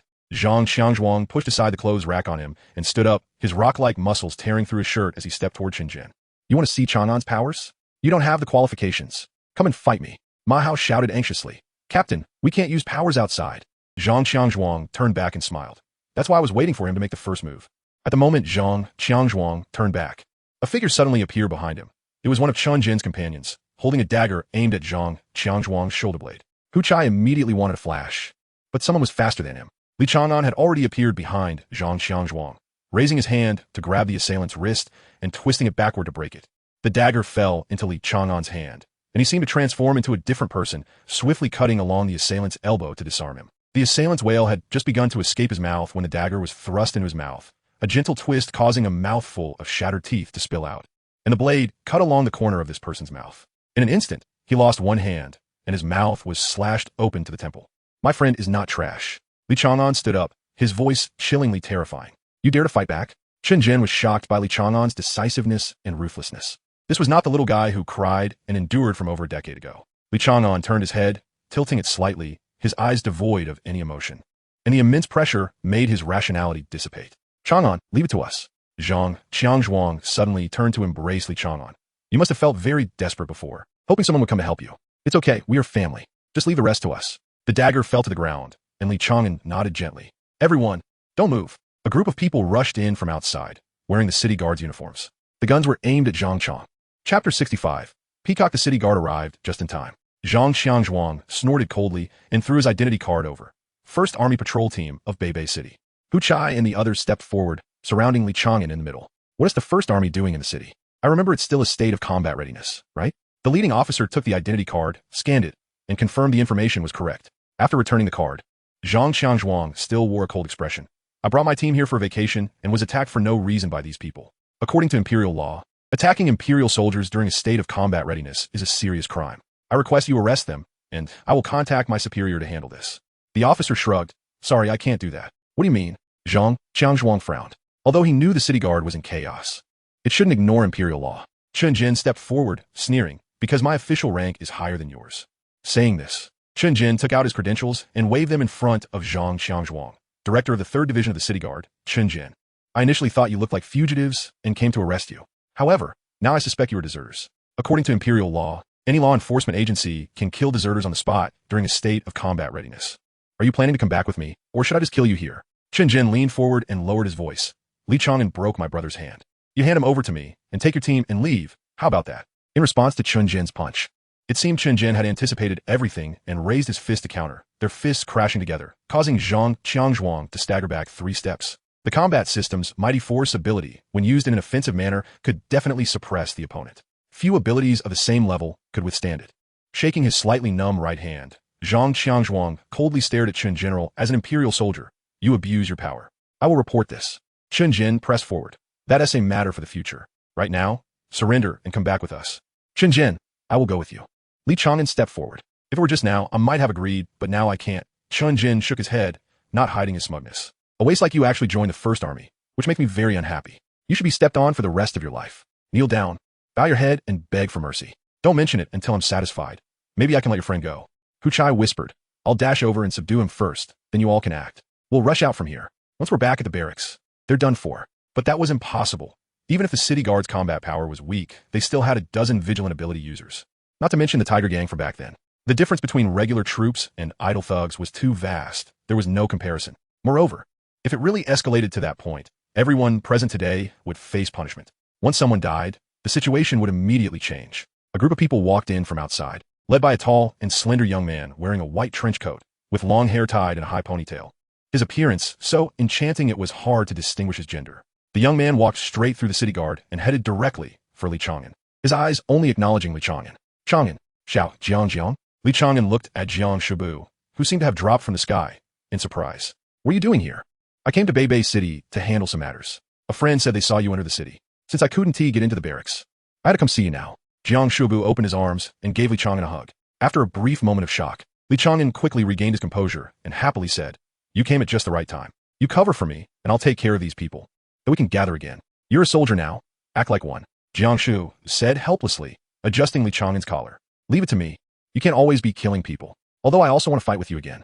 Li Chang'an's voice showed no restraint, and everyone present could hear him clearly. As his teammate, they could only smile bitterly. Chen Jin seemed to have caught hold of Li Chang'an's words and sneered. Did you just say you want to kill us? Do you know that you've already constituted a threat to imperial officials? And what if I do? Jiang Shubu turned his head, his smile disappearing, his face cold and filled with murderous intent. Following him, an old man in white emerged from the crowd, his wrinkles so many that his eyes were nearly invisible. His breath so weak it seemed he could die at any moment. But as soon as this old man appeared, Chen Jin's smile froze on his face. Great High Priest. Chen Jin pounded his right fist against his left chest, bowing respectfully. The Great High Priest's expression was emotionless as he spoke in a hoarse voice. This is the Peacock Bishop of the Holy Church. Do you understand what I mean? I understand. Chen Jin didn't hesitate at all, turning to leave, and the city guard dared not lag behind. The group hurriedly departed. Jiang Shubu opened his mouth to the Great High Priest. Though he didn't make a sound, the Great High Priest immediately understood, greeting the others and turning to leave. You see, many things don't necessarily have to be resolved through violence. There are many other solutions. Jiang Shubu warmly wrapped his arm around Li Chang'an's shoulders. Although Li Chang'an already knew Xiao Jiangjiang had a mysterious background, he didn't expect it to instill fear in the city guard. He couldn't be mistaken. There was definitely fear in Chen Jin's eyes. Jiang Shubu smiled slightly at Zhang Qiangzhuang and the others, saying softly, If you don't mind, I'd like to talk to Chang'an privately. Of course. Zhang Qiangzhuang nodded, his expression serious but not questioning, leading his teammate aside. Li Chang'an looked at Jiang Shubu, amused. You're not going to explain why you hid your identity, are you? Our relationship doesn't require that step. I'm too lazy to explain to you. I want to ask if you're willing to join us. Jiang Shubu's smile contained a hint of nervousness, but more anticipation. You've seen how corrupt the city guard under the Empire has become. Can the safety of civilians really be entrusted to these people? I admit not all the high-ranking officials in the Empire are useless, but the current Empire is beyond saving. Chaos will come sooner or later. Human nature is such. Whether it's the end of the world or not, they are eager to seize power. The Empire needs a strong remedy. When that day comes, no one can remain unscathed. So join us to change this world together. After a moment of silence, Li Chang'an scratched his head helplessly. You know, I don't understand these things. If you're asking me to join as a friend, I would definitely agree. But if it's in the capacity of that bishop of whatever church, I must refuse. I don't have such high aspirations. I just want to take it one step at a time. Jiang Shubu sighed. I guess you would respond this way, but I thought today was the right time. Enjoy your vacation today. There might not be any time to rest after this. Waving goodbye to Li Chang'an, Jiang Shubu planned to leave. Wait. Li Chang'an called out to him. Forget everything else. Just tell me your true strength. Don't tell me it's just A level. Jiang Shubu, who had taken 2 steps away, turned his head and raised the corner of his mouth. S level. Independently killed 4 black level monsters. S level. Li Chang'an couldn't help but smile wryly. You guy, were you just playing house with me before? Not far from the store. The great high priest and the others respectfully awaited Jiang Shubu. Your Excellency, we have already dispatched a small team to eliminate the 3rd division of the city guard. Not a single living person will be left. Do we need to clean up the traces? The river water pulled down the windbreaker, revealing the twin swords at the waist. No need. The leader should already be on the way to assassinate Lin Jun. It's time for the Empire's useless fools to tremble. Chapter 66. Unattainable revenge. After buying the clothes and getting into the car, the group remained silent, each person wanting to say something but unsure how to start. I'll call the restaurant now. Some dishes take longer, so I'll ask them to start preparing. Ma Hao broke the silence, being both a brother and a father figure. It did feel like there were a few awkward children. Li Chang'an softly asked, can we order more meat? The silence was completely dispelled. Add half a yak for him. I'll pay. Hu Chai playfully put his arm around Li Chang'an's neck, grinning. You little guy are hiding quite a lot, having such a powerful friend. To be honest, I only found out today. Li Chang'an wouldn't lie. Knowing that Li Chang'an was telling the truth, Zhang Qiangzhuang hurriedly asked, are you serious? You just found out today that he is from that church? Li Chang'an nodded, of course it's true. Only then did Zhang Qiangzhuang breathe a sigh of relief. Finally regaining his smile, that's good. Just don't get too involved with them. Why? Li Chang'an retorted. He could ignore any church, but he couldn't disregard Jiang Shubu. If the church was in danger, he would choose to take Jiang Shubu away immediately. Even if I have to tie him up, I will. I don't know how to explain this to you. Zhang Qiangzhuang shook his head. Just listen to me and have less contact with them. Most of those people are crazy. Haka, who knew a bit of the inside story, added. The church that appeared when the apocalypse just began absorbed quite a few followers because of it. They preach equality, mostly operating in Beizhou and only started entering Dongzhou a few years ago. Their influence is significant, and I've heard there are many S-class ability users inside. I don't understand why the Empire is ignoring them. This isn't before the apocalypse, so how can they allow a religion to grow? The apocalypse shattered people's original beliefs, making it indeed the best time for religions to rise. Li Chang'an, apart from what he saw on TV, had only bought information on the black market, knowing very little about the world's developments. Thus he had never learned about any holy church. But seeing the expressions on others' faces, it seemed they had some understanding. As a friend, do I know too little about Xiao Zhangjiang? Li Chang'an self-doubted for the first time. He temporarily concealed his worries and chatted with everyone along the way. The incident with Chun Jin did not dampen their spirits. After all, for the other team members, the matter had already concluded, but Li Chang'an did not think so. The nightmare that had haunted him for over a decade should have an end. When Zhang Qiangzhuang stood beside him and when Jiang Shubu appeared before him, Li Chang'an understood. I have no worries. Maybe he would be executed after being exposed, or maybe he would die in his revenge, but his family would definitely be safe. Although it was selfish to rely on others to take care of his family, Li Chang'an could not wait any longer. He was eager to conclude everything. As long as I kill him, I can end the nightmare. His face remained calm as water, but his heart was already frenzied. What are you thinking? Hu Chai waved his hand in front of Li Chang'an. I just think it's nice for everyone to come out together. Li Chang'an smiled slightly. I'm thinking about how to kill him. Whether to torture him for 10 days before letting him die, or to let him live in eternal pain. Hu Chai silently looked at Li Chang'an and suddenly patted his head. Don't keep anything to yourself. You have family and friends, and we are all willing to listen to you. Okay. Li Chang'an still smiled, but no one knew if he truly took it to heart. With time being tight, roasting half a yak was obviously impossible, but they still prepared a leg of beef just for Li Chang'an. This was because the chef was an ability user who controlled fire. Roasting this leg of beef almost cost him half his life. Too tiring. If it weren't for you coming, I definitely wouldn't take this dish. The tall chef came out to have a drink with the group before returning to the kitchen. A hearty man from the northern region. Ma Hao proudly presented the leg of beef. You can only have a taste. The rest belongs to Chang'an. No kidding. This restaurant has the most authentic flavor in Beibei City. I worked here back in the day, and the leftover beef the boss gave me to take home was what my sister grew up eating. The group laughed and pretended to snatch it, but in reality, each took a piece, leaving the rest for Li Chang'an. After all, there was plenty of meat today. Dinner lasted from evening until nightfall, with the table filled with bottles of alcohol, and everyone drank heartily. Li Chang'an had a decent tolerance, still trying to drink less, but couldn't withstand his teammates' enthusiasm. And in the end, his cheeks were flushed. All right, let's head back to the hotel first, change clothes, take a shower. And then I'll take you to another place to continue drinking, Ma Hao said with a mysterious smile. You know about underground fights, right? I'll take you to watch the matches, unrestricted combat, abilities allowed. Haka, don't you like watching beautiful women? There are plenty over there. But let me say this first. If you use your skills to flirt, we have no objections, but don't embarrass yourself with money transactions. Haka, already blushing, turned even redder. Almost feeling like he could bleed, it was hard to tell if he was shy or excited. After taking a taxi back to the hotel, Ma Hao gave a few more instructions. Wake up, we'll drink again later. Let me check the time. We'll gather in an hour. If we catch 2 matches, we might even have time to go sing. Back in the room, Li Chang'an, who was slightly tipsy, suddenly straightened his expression. All traces of drunkenness vanished. He took off his jacket, wearing only his long t-shirt underneath, and jumped out of the window. The floor wasn't high, and he used the wall to leap to the roof of the adjacent low building. After confirming the direction, he rushed towards the city guard's garrison. During dinner, he had used the restroom as an opportunity to check the location of the city guard's garrison twice. It wasn't far from there. As a lieutenant, Shenzhen had to spend half of each month living in the city guard's camp, and finding the lieutenant's dormitory wasn't difficult.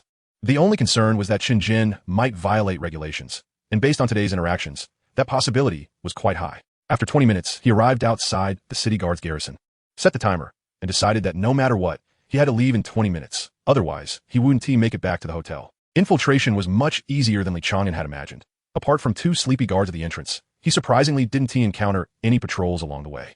He gained a new understanding of the city guard's decline. However, the further he walked, the more something fell off. The entire garrison was excessively quiet, and there was a faint smell of blood in the air. Li Chang'an couldn't help but quicken his pace, and when he reached the lieutenant's dormitory, he knew he had arrived too late. The smell of blood in the air was as pungent as a slaughterhouse, and in the building with fewer than 7 floors.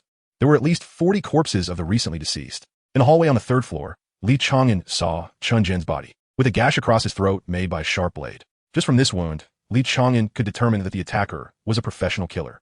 This cut had severed Chen Zhen's life completely. Wait, there should have been someone else here. Li Chang'an crouched in front of Chen Zhen. There were multiple attackers.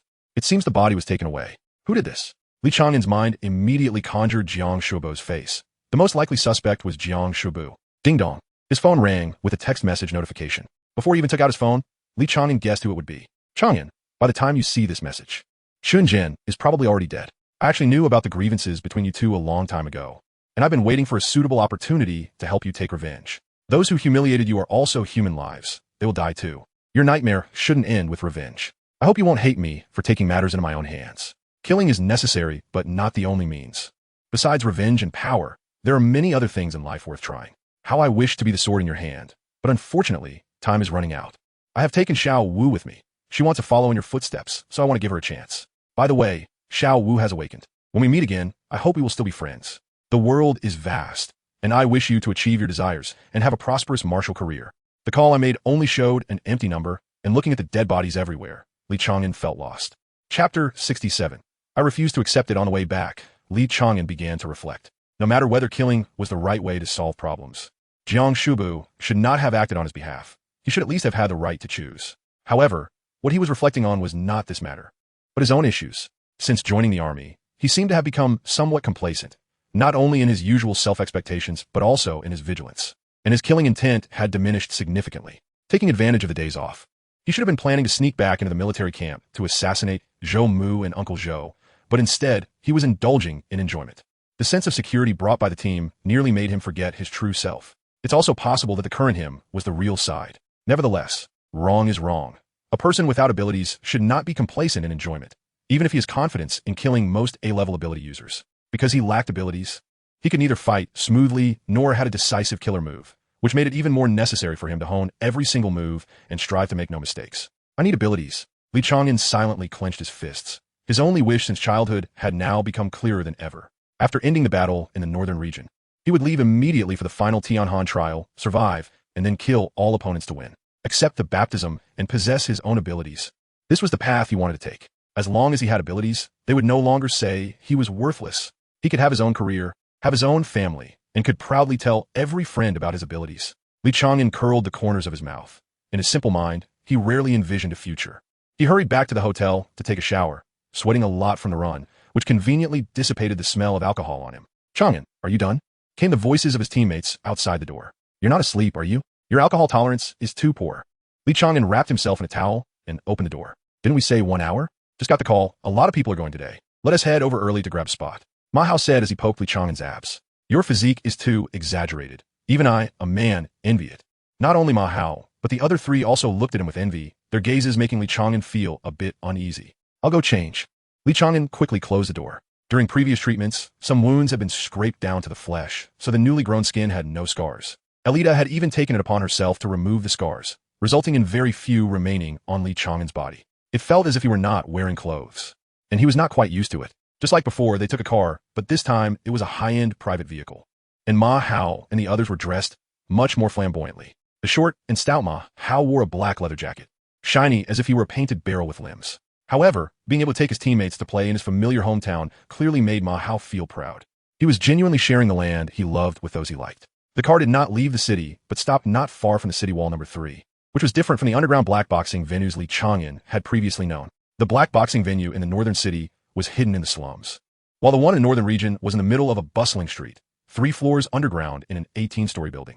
At the entrance, after handing over the admission ticket, a Cheongsam waitress with a flag tucked under her armpit led the 3 of them downstairs. As soon as the big door was pushed open, Li Chang'an smelled the familiar scent. Blood, alcohol, tobacco, and even the smell of burning illegal drugs filled the air, accompanied by the thumping beats and the crowd's roars. Inside, it was divided into 2 levels. The upper level had soundproof private rooms facing the arena with large floor-to-ceiling windows made of one-way glass. It was suitable for some elegant individuals who did not want to expose their identities. However, it was not suitable for Li Chang'an and his group. Despite their dislike for the noise of the scene, this environment was undoubtedly very suitable for them. Where shall we sit? Huchai looked around, but did not find any empty seats. Didn't you say you reserve a spot? Ma Hao smiled awkwardly. You can reserve spots upstairs, but there's a minimum consumption. Well, I found out while reserving, I realized I didn't have enough money, so why didn't you say so earlier? You're not expecting us to stand, are you? Huchai looked around. The spacious boxing arena was packed with people, and in the center was a large octagonal cage, 4 to 5 times larger than the standard octagonal cage. The best position, of course, was next to the cage, but at this moment, it was already filled with people, not a single empty seat in sight. Li Chang'an took the lead and walked over. You can take seats in the black boxing arena. Ma Hao nodded. Chang'an is right. But how does he know this so well? Just follow. Zhang Chong quickly caught up, guessing from Li Chang'an's fierce demeanor what he was about to do. But this was a black boxing arena, and the people here were not law-abiding citizens. Bro, I don't like you. Shall we go on stage and have a match? Li Chang'an stopped at the spot he chose. Whoa, so direct. Even though they guessed what Li Chang'an was about to do, they never expected it to unfold like this. The burly man with bare arms covered in tattoos stood up with a cold sneer, clearly not a good person. Is there anyone else who dares? Before he could finish his sentence, Li Chang'an grabbed a bottle and smashed it against the man's head. You talk too much. Let us fight here. While speaking, Li Chang'an tossed the bottle aside and kicked the man's shin. The burly man winced in pain, instinctively dropping to one knee, and Li Chang'an seized his head, delivering a heavy punch to the man's temple. Not bothering to check if the man was unconscious, Li Chang'an grabbed an ashtray from the table and threw it. Just as the burly man's companion stood up, conjuring a water knife with both hands, he saw the ashtray coming towards him and hurriedly sliced it in half. Taking advantage of the moment his opponent was distracted, Li Chang'an closed in, elbowing his shin, raising his leg to kick low, and when the man doubled over, Li Chang'an did not forget to deliver a punch to the back of his head. In an instant, both men were down, and the audience, just beginning to realize there was a show to watch, turned their heads, and the battle was already over. Chang'an, you. Ma Hao was so shocked he could not speak. You can fight in the ring, but you can't fight off the stage. Sure enough, soon enough, some tall and strong security personnel rushed over, with the leader stopping a few steps in front of Li Chang'an. I understand your rules. Li Chang'an's face was as cold as frost, and anyone could see his killing intent. He picked up a napkin from the table to wipe his hands, took off his jacket and threw it on the chair, smiled slightly at his teammates, turned, and opened the cage door to step onto the stage. My brother knows the rules, so I won't waste words. The leading security guard frowned. Win 3 rounds on stage, and your disturbance here will be considered even. After a moment of silence, the audience erupted in a wave of cheers. Didn't everyone come here to see this scene? Captain, what should we do? Haka looked around vigilantly. The cynical Huchai also looked serious. Zhang Chong shook his head. Can't you see that Chang'an has been holding back a belly full of anger? Let him vent it first. If the situation goes wrong, we'll act immediately to take him away. Ma Hao opened a bottle of beer and, after downing half of it, clicked his tongue. To be honest, I think it's a tragedy for anyone to be his opponent right now. Unlimited black boxing. Do you really think he'll lose? Li Chang'an leaned against the cage, the cold iron wire pressing against his body. The captain was right. He was currently filled with anger. It could be said that the death of Chen Jin had ignited his anger that he had suppressed for more than a decade. Even though Jiang Shuabu had given a reason. I understand the reasoning, but I just refuse to accept it. Chapter 68. Fear of death in the underground fighting arena. The rules are to resolve conflicts in the ring. If you fight outside, You'll either be invited to leave or have to step into the ring for 3 matches. The outcomes of these 3 matches are your own responsibility. If you win, the owner of the arena will not hold it against you and will treat you as a valued guest. If you lose, sorry, not only will you die here, but that is not the end of it. The organs of ability users are still very valuable. They won't stop until they've drained your last bit of worth. The city guards have no say in this. To operate an underground fighting arena in a big city, one must at least have connections with the city guards and inspection office. Moreover, the real money in these fights comes from betting. Opening the betting makes a profit. Compared to those well-known fighters, those who were thrown into the ring after causing a ruckus are much more entertaining. Not to mention, Li Chang'an stepped into the ring on his own accord. If it weren't for the long history of this arena, someone might suspect that Li Chang'an was a plant hired by the owner. Watching the security drag away the 2 corpses on the ground, Huchai couldn't help but say, Chang'an is really ruthless. He killed 2 people with no grievances or enmity. No, he has standards for who he picks. Ma Hao shook his head, explaining to everyone. Those 2 had tattoos with special meanings. The tattoo on the left arm is of the 6-armed angry Buddha. According to local rules, it can only be tattooed after killing a soldier and being wanted. The tattoo on the right arm is a Rakshasa dance. If you kill an entire family, you tattoo a blue Rakshasa, and if you commit murder and rape, you tattoo a red Rakshasa. Haka blurted out, 3 blue for red, and 1 with 5 blue. Huchai suddenly realized, I knew it. Chang'an doesn't seem like that kind of villain. But given his ruthless methods and knowledge of such tattoos, it's hard to say what Chang'an used to do. Xiang sighed. He was worried that Li Chang'an had lost all sense of morality. Killing all evildoers isn't exactly a noble deed. In the ring, Li Chang'an was stretching his body as his opponent walked out from the passage behind. Given that Li Chang'an had killed 2 people with thunderous force as soon as he entered, his opponent would not be a weakling. For the sake of entertainment, the boss behind the scenes would send out their trump card right away. Sure enough, when the betting opened, the odds for Li Chang'an were as high as 3-1, but only a few people were betting on him. Ma Hao quickly ran to place a bet, then returned with a mysterious look at his teammates. Guess how much I bet on Chang'an? 100,000. If Chang'an wins, my sister's dowry will come. Leaning against the iron cage, Li Chang'an was both amused and helpless, pulling out his identity card and tossing it over. I still have 100,000. I'm betting on myself. I can't let you lose all alone. Ma Hao's face immediately fell. Li go. Please don't joke around. That's all my savings. You can't betray my trust. Li Chang'an smiled without saying a word. Huchai and Haka exchanged glances, then simultaneously took out their identity cards and dragged Xiangzhuang towards the betting area. I bet 2,000. Huchai swayed back. I bet 500,000. If we're going to die, let us die together. If we win, we'll all go to the club. Haka's eyes were filled with determination. The others were shocked. You have that much money? Haka scratched his head. My mom said boys should carry more money. Captain, how much did you bet? 3,000. Xiangzhuang lowered his head, embarrassed. It's not that I don't want to support Chang'an. I just don't have that much money. Ma Hao and Huchai immediately huddled together, whispering. The captain is still a bachelor. He hasn't been out of the military camp for years. Where does money go? Could it be he has spent it all on games? But I don't see him playing games. But he does watch live streams. My God, is the captain the top supporter in some live streaming room? Only Haka seemed to ponder this deeply. As the betting time passed, a burly man in black opened the octagonal cage, and a bald man wearing only shorts walked in from outside. The burly man locked the door. It wouldn't open until one of the fighters died. Of course, begging for mercy was allowed. But Li Chang'an was not permitted to beg for mercy. Torturing opponents is also part of underground fighting. Without further ado, those who made it here understand the rules. There is no win or loss, only life and death. If you win, you leave, and you will forever be our esteemed guest. If you lose, including your friends, you all stay here today. The burly man coldly looked at Li Chang'an, his voice loud enough for the entire arena to hear. Li Chang'an no longer hid his murderous intent. After 3 matches, I want to add 1 more. I'm going to kill you. The burly man felt a chill down his spine, chuckled, and walked down. The bald man said nothing. His scars were proof of his strength. There are no rules in underground fighting, nor do they require both sides to disclose their abilities or ranks. Thus, trash talk is also a tactic. When the opponent's abilities and rank are unknown, it's worth using trash talk to provoke them and gain intelligence. But the bald man didn't even have time to speak. With a clang from outside the arena, Li Chang'an charged straight at him like a sword. So he is just a hot-headed guy who thinks he has some strength. The bald man secretly laughed, pretending to panic on the surface. In reality, he was gathering his strength in his right hand. His ability, Charge, allows him to concentrate his strength in a certain part of his body for up to 2 hours. Even before stepping into the ring, he had already been charging his strength. As long as his right hand hits, even a tank could be blown away. If it's a human, they would likely be crushed on the spot. As Li Chang'an closed in within 2 steps, the bald man stopped pretending. He was an experienced fighter, with his trump card hidden behind a feint. He first threw a left punch, using it as a cover, and then secretly shot out a palm strike, a move that had never failed him. However, Li Chang'an was the truly experienced fighter. When the bald man's left punch came down, Li Chang'an didn't T-dodge or avoid it, but took it head-on. The punch was neither painful nor itchy, and Li Chang'an seized the bald man's wrist, pulling him toward himself. Seeing the bald man's footing become unsteady while still hiding his right hand, Li Chang'an could already guess the bald man's intentions. I don't know your abilities, but I know your right hand is dangerous. That intelligence was already sufficient.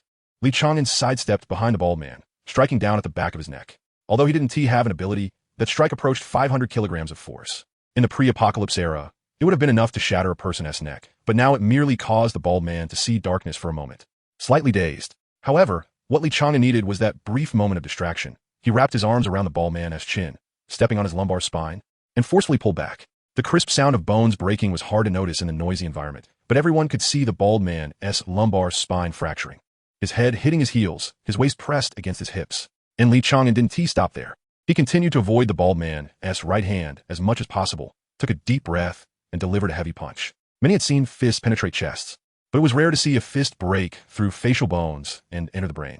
Shaking off the red and white matter from his hand, Li Chang'an looked around, his gaze sharp as a blade. Although the temperature was normal, the surrounding audience felt a chill all over. No one knew who was the first to step back. But the crowd around the iron cage involuntarily made way. Next, Li Chang'an wiped the blood off the bald man's corpse and walked to the other side of the cage. Hu Chai swallowed his saliva. Don't blame me. I really think Chang'an looks like a villain. Then we are accomplices. Haka elegantly sipped his cocktail. I'm glad we're friends with him. Ma Hao rolled his eyes. Just don't shake when you say that. Zhang Xiangzhuang lowered his head, drinking. He just made 9,000, but felt no joy at all. In Li Chang'an's eyes, he saw no reverence for death. Strong, are you afraid of death? Report. Captain, I am afraid. That's good. One should have reverence for death, so you can live longer. But Captain, are you afraid? I'm not afraid of anything. On September 14th, 20 years into the Empire's history, during a mission, the 7th Squad of the 1st Battalion of the 1st Army encountered a red alert, resulting in 4 deaths and 1 injury. Chapter 69. A painful fight. The first battle ended in less than half a minute. Perhaps the boss behind the scenes realized he had underestimated Li Chang'an's strength, so the second opponent did not come out immediately. Li Chang'an didn't mind, resting his strength against the iron cage. Long-distance runners need to learn how to conserve energy and find the right moments to relax their muscles while running. Muscles cannot remain tense all the time.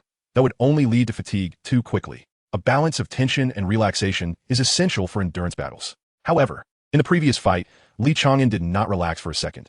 This is his fighting style. This seemingly unimposing body can deliver a regular punch of about 500 kilograms and can approach 1,000 kilograms without regard for physical injury. In a sense, refining the human body to this extent can be considered a type of superpower. Unfortunately, in the current world, there are many who surpass him in terms of physical abilities. The audience no longer shouted randomly, but whispered among themselves. Some had already realized that the young man in the ring was different from those who usually cause trouble. Even without exhibiting any superpowers, he had managed to kill a fighter in seconds. The regulars of the boxing ring recognized that bald man. Among the fighters who had appeared in the boxing ring, that bald man could rank in the top 20. The heavy metal rock music continued as Zhang Xiangzhuang stood up and walked over to Li Chang'an, leaning against the edge of the iron cage and lowering his voice. Let's just go back after we're done playing. Li Chang'an shook his head. We can't leave. If they say 3 matches, it has to be 3 matches, and I've added 1 more. If the boxing ring allowed them to leave, it wouldn't have to open again in the future. Don't worry, Captain. I've been fighting underground since I was 18. I'm quite famous in Beijing. This statement was a form of modesty, a rare display of humility from Li Chang'an, the uncrowned king of underground boxing in Beijing. Whenever he fought, he won decisively, with the highest fatality rate. Fortunately, no S-level experts were involved in underground fights, and even A-level fighters were rare. Every time the bookies opened betting at the Beijing underground boxing ring, Li Chang'an's odds were so low that they were almost decimal. Yet people still flocked to place bets on him. All right, just be careful. If things don't look right, we run. Don't try to hold on. Zhang Xiangzhuang sighed and returned to his seat. He couldn't help but worry. In Zhang Xiangzhuang's eyes, Li Chang'an often seemed like a naive child, but once he started fighting, he was like a beast. Such a person would eventually get himself killed or become a madman. Whether it was his sense of justice or his relationship with Li Chang'an, Zhang Xiangzhuang did not want to see that scene. The second contestant walked out of the tunnel, wearing a battle skirt made of animal skin and a hood made of some unknown animal's fur. Oh no, that's the wolf servant. Ma Hao stood up in shock. The 7th-ranked expert in the underground boxing ring. That guy is a humanoid monster. Hu Chai quickly grabbed a bottle of alcohol. What does that mean? Are you saying Chang'an is in danger? Oh no. Ma Hao shook his head and sat back down. On the contrary, I look forward to this showdown. Truth be told, Chang'an seems more like a monster than him. The wolf servant entered the iron cage, and the previous strong man stepped forward to unlock the shackles on the wolf servant's hands. Kid, if you don't die in this match, I'll fight you in the 3rd round instead of the 4th. The strong man sneered coldly and turned to leave the iron cage. At this moment, Li Chang'an's odds did not decrease, but instead increased from 3 to 3. 5. As betting concluded, the bell rang, and the boxing ring did not intend to give Li Chang'an any chance to prepare. The wolf servant charged at Li Chang'an almost simultaneously with the ringing of the bell, his claws swiping at Li Chang'an's face like a beast's talons. How dangerous! Li Chang'an leaned back to avoid it, using his hands to support himself and roll to the side. Before Li Chang'an could get up, the wolf servant charged again. Just as Li Chang'an was getting up, he narrowly dodged the wolf servant's claws, but still, he couldn't avoid getting his skin scratched. Unlike the previous bald man, the wolf servant was faster, better at controlling the rhythm. He aimed to cut off Li Chang'an's counterattack routes. When the wolf servant's claws tore through the air again, Li Chang'an regained his balance and, while dodging, landed a hook punch right under the wolf servant's ribs. Feeling a sharp sensation on his back, Li Chang'an stopped dodging, wrapping his arms around the wolf servant's waist and executing a clean bridge throw. He heard the sound of the neck breaking, yet he still turned to stomp on the wolf servant's head. The wolf servant, who should have died, tilted his head to avoid it, rolling to the side and standing up, straightening his neck as if he hadn't just had his neck broken. Self-recovery ability. Li Chang'an confirmed his guess.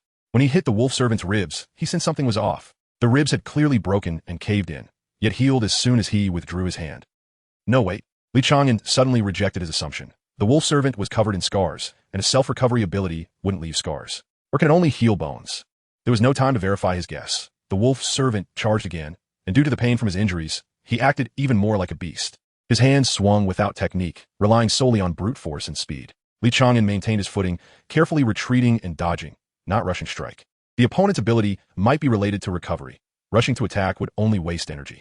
Once again avoiding the wolf servant's claws, Li Chang'an finally struck, aiming a thunderous blow at the wolf servant's eye socket. His fingers pierced directly into the wolf servant's eye, and when he withdrew his hand, he pulled out a round eyeball, still sticky with blood. After a slight tug to break the connection, Li Chang'an stepped back. The wolf servant clutched his face, howling in pain, blood oozing between his fingers. The agony of losing an eye was something ordinary people couldn't endure, and the pain drove him to madness. The eyeball didn't grow back. Did I really guess wrong? Li Chang'an muttered to himself, but did not cease his attack. To be safe, he darted to the wolf servant's side and aimed a punch at his temple, just as Li Chang'an's fist was about to hit. The supposedly howling wolf servant suddenly raised a hand to block the punch, while his other hand moved like a gust of wind, swiftly reaching Li Chang'an's face. Li Chang'an barely had time to raise his hand, feeling a terrifying force surging towards him. Cracks immediately formed at his arm bone, and he was slapped against the iron cage wall. The world before him turned dizzying, and relying on instinct, Li Chang'an rolled to the side, where a loud crash resounded.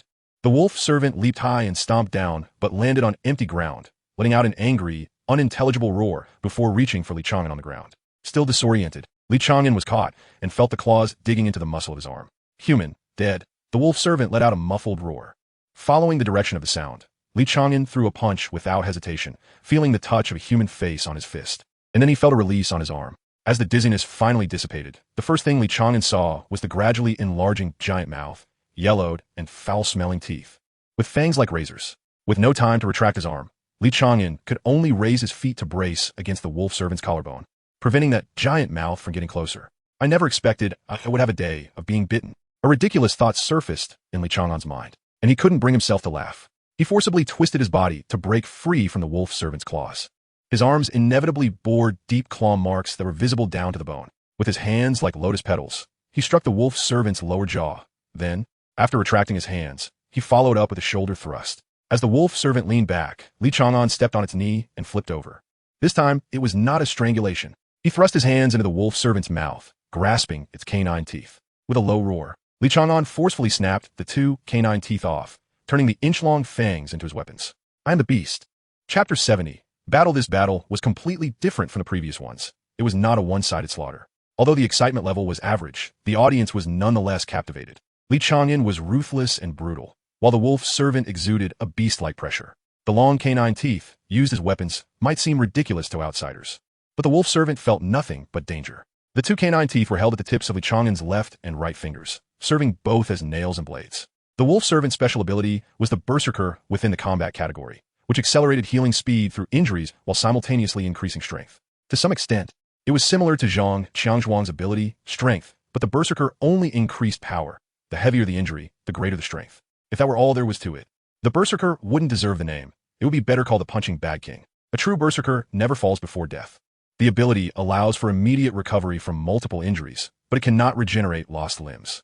It was as if the berserker had a health bar, and as long as it wasn't depleted, it would not die, even if its heart was pierced or its head severed. The wolf servant was like this, blood pouring from its body, yet healing completely in the next moment, remaining fierce and frenzied. Li Chang'an moved like a parasite, showcasing his agility to the fullest, both hands dancing around the wolf servant. The canine teeth repeatedly left wounds on the wolf servant's body. His stamina was rapidly depleting, and his muscles began to feel fatigued. But Li Chang'an was not engaging in futile efforts. Based on experience, he could calculate the wolf servant's health bar. Li Chang'an remained calm, but his teammates in the audience could not sit still. Is that guy infinitely self-healing? Hu Chai anxiously gripped Ma Hao's shoulder. Ma Hao shook his head. It shouldn't be. There's no such ability. Even self-healing abilities consume mental energy. It's just a matter of who can't hold on any longer. Not necessarily. Zhang Xiangzhuang barely managed to remain calm. Chang'an's movements are not chaotic. He doesn't seem to be forcing himself to wear down his opponent. It seems more like he's building up strength. Just then, the situation in the arena changed again. The canine teeth once again slashed across the wolf servant's back, creating a large gash along its spine. The wolf servant roared and elbowed backward. As it turned, the wolf servant clearly saw Li Chang'an darting out from under its armpit. As if he had anticipated its movements from the start, Li Chang'an ducked to evade the elbow strike, and his left hand's canine tooth stabbed into the wolf servant's chest, fiercely tearing downward and ripping open a deep wound. In that moment, killing intent surged. Raising his right arm, the forearm became a weapon, and Li Chang'an flicked his arm forward to stab. To onlookers, it seemed as if Li Chang'an thrust not with an arm, but with an iron spear. The canine tooth became the spear tip, piercing through the wolf servant's still healing flesh. Li Chang'an transformed his fingers into a fist. His right foot, which was initially in a semi-crouch, took a step forward, lightly lifting and then dropping, pushing off with his leg, twisting his hips, turning his waist, lowering his elbows, and channeling all his strength into a single point. Boom! The wolf servant spewed a mouthful of blood. A noticeable bulge appeared on its shoulder blade. When Li Chang'an withdrew his hand, bits of shattered heart and blood still clung to his fist. The officer in the military had noticed that Li Chang'an's skills were eclectic, with traces of pre-apocalyptic martial arts, but he didn't know that what he saw was just the tip of the iceberg. Since encountering Jiang Shubu, Li Chang'an had been like a sponge, frantically absorbing all the combat techniques taught to him. Eventually, when Jiang Shubu had nothing left to teach, he had even found paper books to throw at him, and after Li Chang'an learned from one, he would move on to the next. By the time Li Chang'an passed the 6th trial, Jiang Shubu had nothing more to impart. Li Chang'an was a master of combat techniques, without considering abilities. Anyone who engaged him in close quarters was courting death. This statement came from Jiang Shubu, and with his current status as one of the 12 main bishops, it carried immense weight. With his left hand tearing through flesh, his right hand stabbing in a thrusting motion, and, as his body followed through, he ultimately crushed the wolf servant's heart with a powerful punch. Everything flowed like a beautiful dance, and before the audience could react, the wolf servant had already fallen on its back. It was still alive, but the pain from the ruptured heart and the brief lack of oxygen made it hard to stand. Moreover, it was nearing its limit. A normal person would have died several times over, and it was only through its ability that the wolf servant had held on this long. Indeed, it was merely holding on. From the moment it faced Li Chang'an until now, all its actions had seemed like a joke. To outsiders, it appeared that the two were evenly matched, but only the wolf servant knew the pain it felt. This little guy showed no fear. No matter how ferocious the killing intent or how terrifying the brute strength he exuded, it could not move the little guy. In terms of killing intent, this little guy surpassed even the wolf servant. It was hard to imagine whether this coldness was innate or honed through killing. How many people must one kill to reach such a state? You must be in great pain, Li Chang'an suddenly spoke, and he did not choose to end the wolf servant's life immediately. The wolf servant silently stared at him, a faint cold smile appearing at the corner of its mouth. Only now did it seem more human. Clearly, you should be a strong one, yet someone weaker than you is treating you like a beast for their entertainment. The wolf servant turned to look at the burly man outside the cage, whose face was dark with anger. Those people have never respected you, have they? They didn't even consider you human. I know your limits. Your heart is healing, but if I shatter it again, you will die immediately. I respect the strong. So let me end your suffering. You do not deserve such treatment. Li Chang'an raised his fist, giving the wolf servant one last glance before bringing it down heavily. As he raised his fist, the wolf servant's eyes widened as it stared at the ceiling, life slowly slipping away. The door of the iron cage opened, and two people came up to carry the wolf servant's body away. The burly man jumped up directly, tearing off his tie and removing his suit. Kid, you did well, but my boss is not pleased. The burly man took off his watch and placed it alongside his clothes outside the cage. I will be your opponent in the 3rd match. I will torment you severely and 1T let you die easily. The audience below cheered and rushed to the betting area. Some had won, and some had lost in the first 2 matches. But even those who lost were looking forward to the 3rd match. At that moment, the burly man lunged at Li Chang'an. With no bell ringing, no time to prepare, and no chance for Li Chang'an to recover. Li Chang'an sidestepped to evade a punch. He understood the rules of the black market all too well. The one who sets the rules is the rule itself, so no one ever intended to treat him fairly. Although he had dodged the punch, a dangerous premonition suddenly arose within him. The burly man's elbow had sprouted sharp spikes, suddenly extending to half a foot long in an instant. The spikes pierced Li Chang'an's cheek. He barely turned his head, leaving a bloody mark on his face, but fortunately, it did not penetrate his skull. A-class, enhancement type, species enhancement, someone in the audience gasped. This ability was too recognizable. Any part of the body could change at will, transforming into an indestructible shell or claws like a monster. It was one of the top 3 terrifying abilities in close combat. Unlike the wolf servant, the burly man was a true humanoid beast. He could possess everything a monster had. Prepare to strike. Zhang Qiangzhuang ready to activate his ability. The others also reached for their weapons. But Li Chang'an on the stage suddenly revealed a smile, the blood on his cheek flowing to the corner of his lips, which he licked away with his tongue. If cells had their own consciousness and could emit their own sounds, then every cell in Li Chang'an's body was now shouting the same word. Battle, battle, battle. Chapter 71. I Am the Villain, a life-and-death duel with no way to place bets had reached the peak atmosphere of the night. As the fight began, Li Chang'an's face, marked with injuries, revealed a hint of his cheekbone, yet he wore a smile. No one knew what he was laughing about. They thought he was mocking his opponent. Wasn't that asking for death? Although this fight was destined to separate life from death, who would complain about living too long? Li Chang'an was genuinely happy. The burly man had once again wrapped his arms around him, with barbs growing on his forearms. Once he tightened his grip, a simple pull could rip away large chunks of flesh. At less than a foot's distance, this embrace was nearly guaranteed. The burly man even anticipated a few possible countermeasures from Li Chang'an. As long as Li Chang'an chose to dodge, he would fall into the traps the burly man had set. However, Li Chang'an did not comply with his wishes. He leaned forward, launching a powerful headbutt, slipping away like an eel, evading the barbs, and escaping from the burly man's grasp. In close combat, hands could stop but feet could not. In the blink of an eye, Li Chang'an was at the burly man's left side. Due to the height difference, he aimed for the rib area. With a thud, his fist hit what felt like an iron plate. The next moment, the burly man swung his arm down, and Li Chang'an raised his hands to shield his face, propelled backward by the immense force. Although his body crashed against the iron cage, it was merely a minor inconvenience, rather than being struck away by the burly man. It was more accurate to say that Li Chang'an created distance using that force. All of my vital points are covered in armor. What can you use to hit me? The burly man grinned as he approached Li Chang'an once more. The species enhancement allowed the ability user to resemble a monster. With just a drop of blood from the beast, one could acquire its physiological traits. What he didn't tell Li Chang'an was that he had transformed his internal organs into those of an echinoderm, allowing him to survive even if they were ripped out.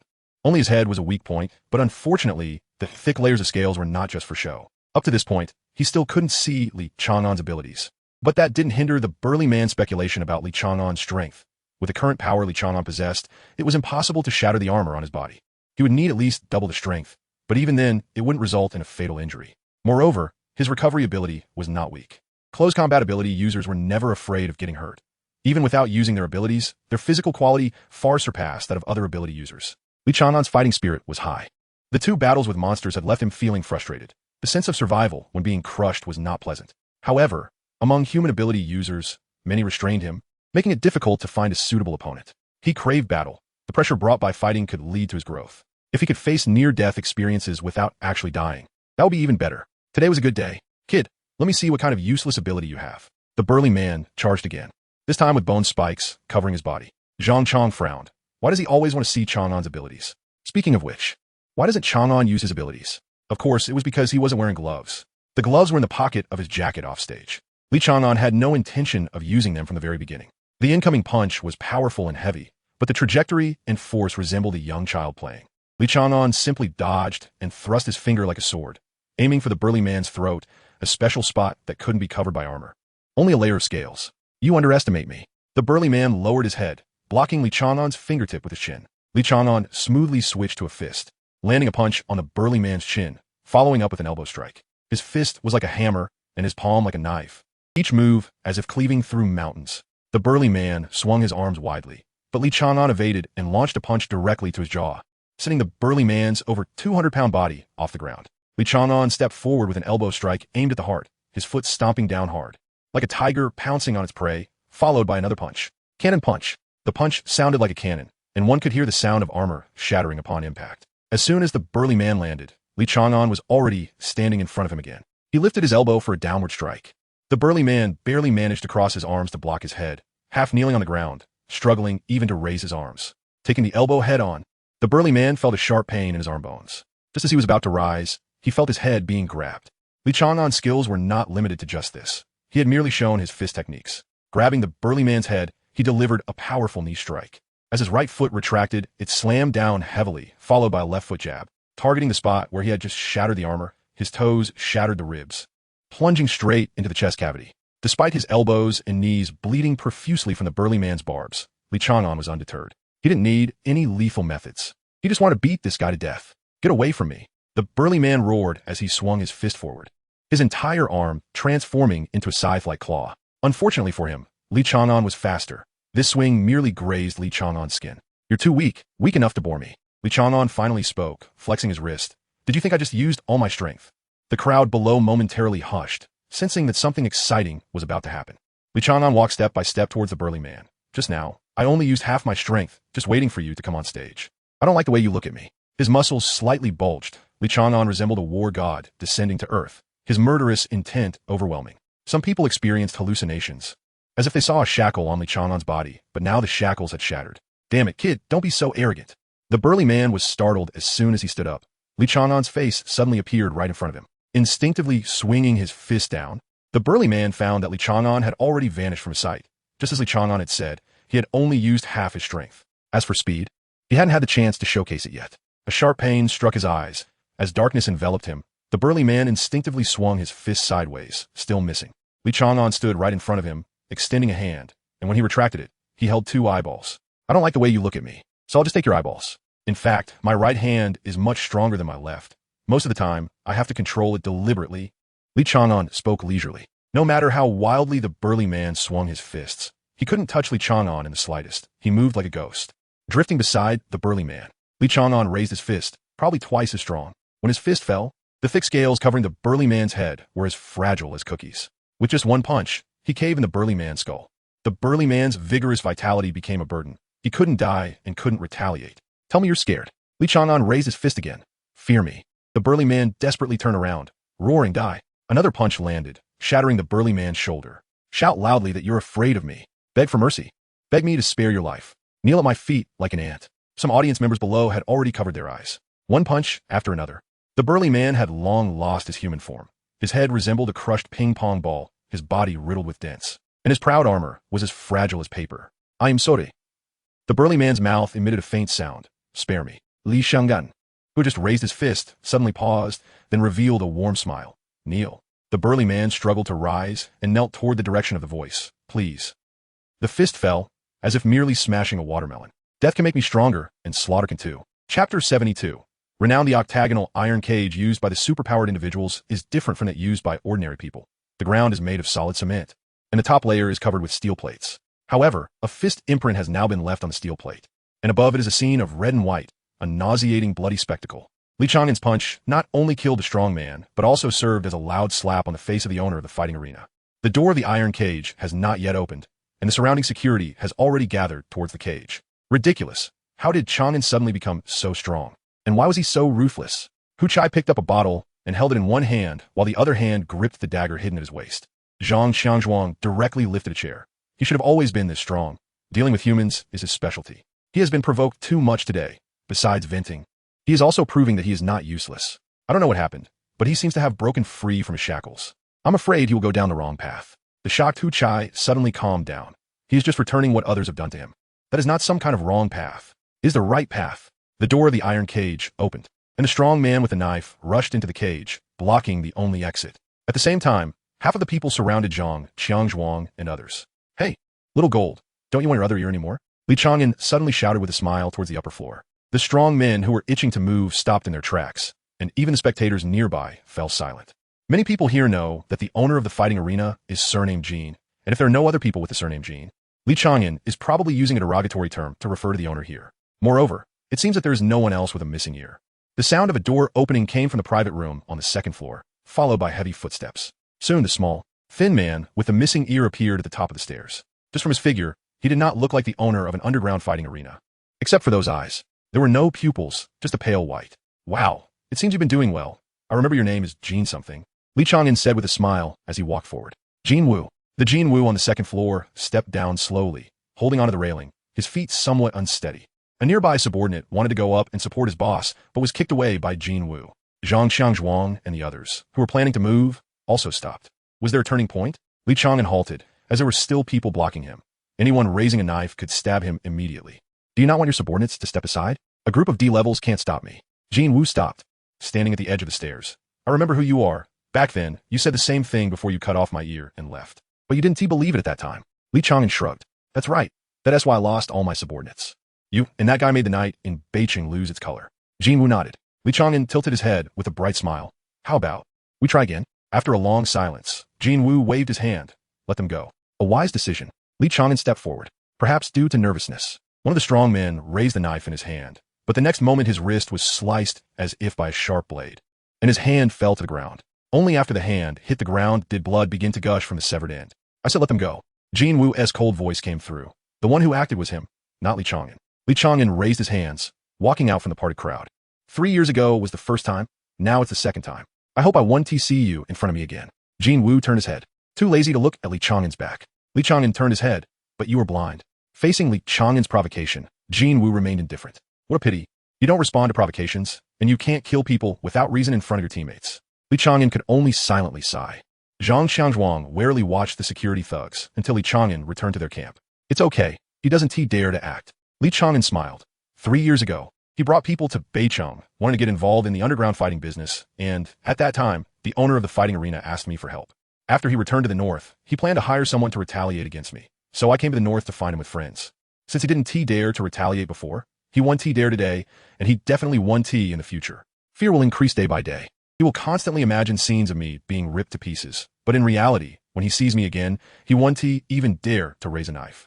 No one spoke. They knew that Li Chang'an was not only talking about Jin Woo, but also about himself. He had once been drowned in fear, until today.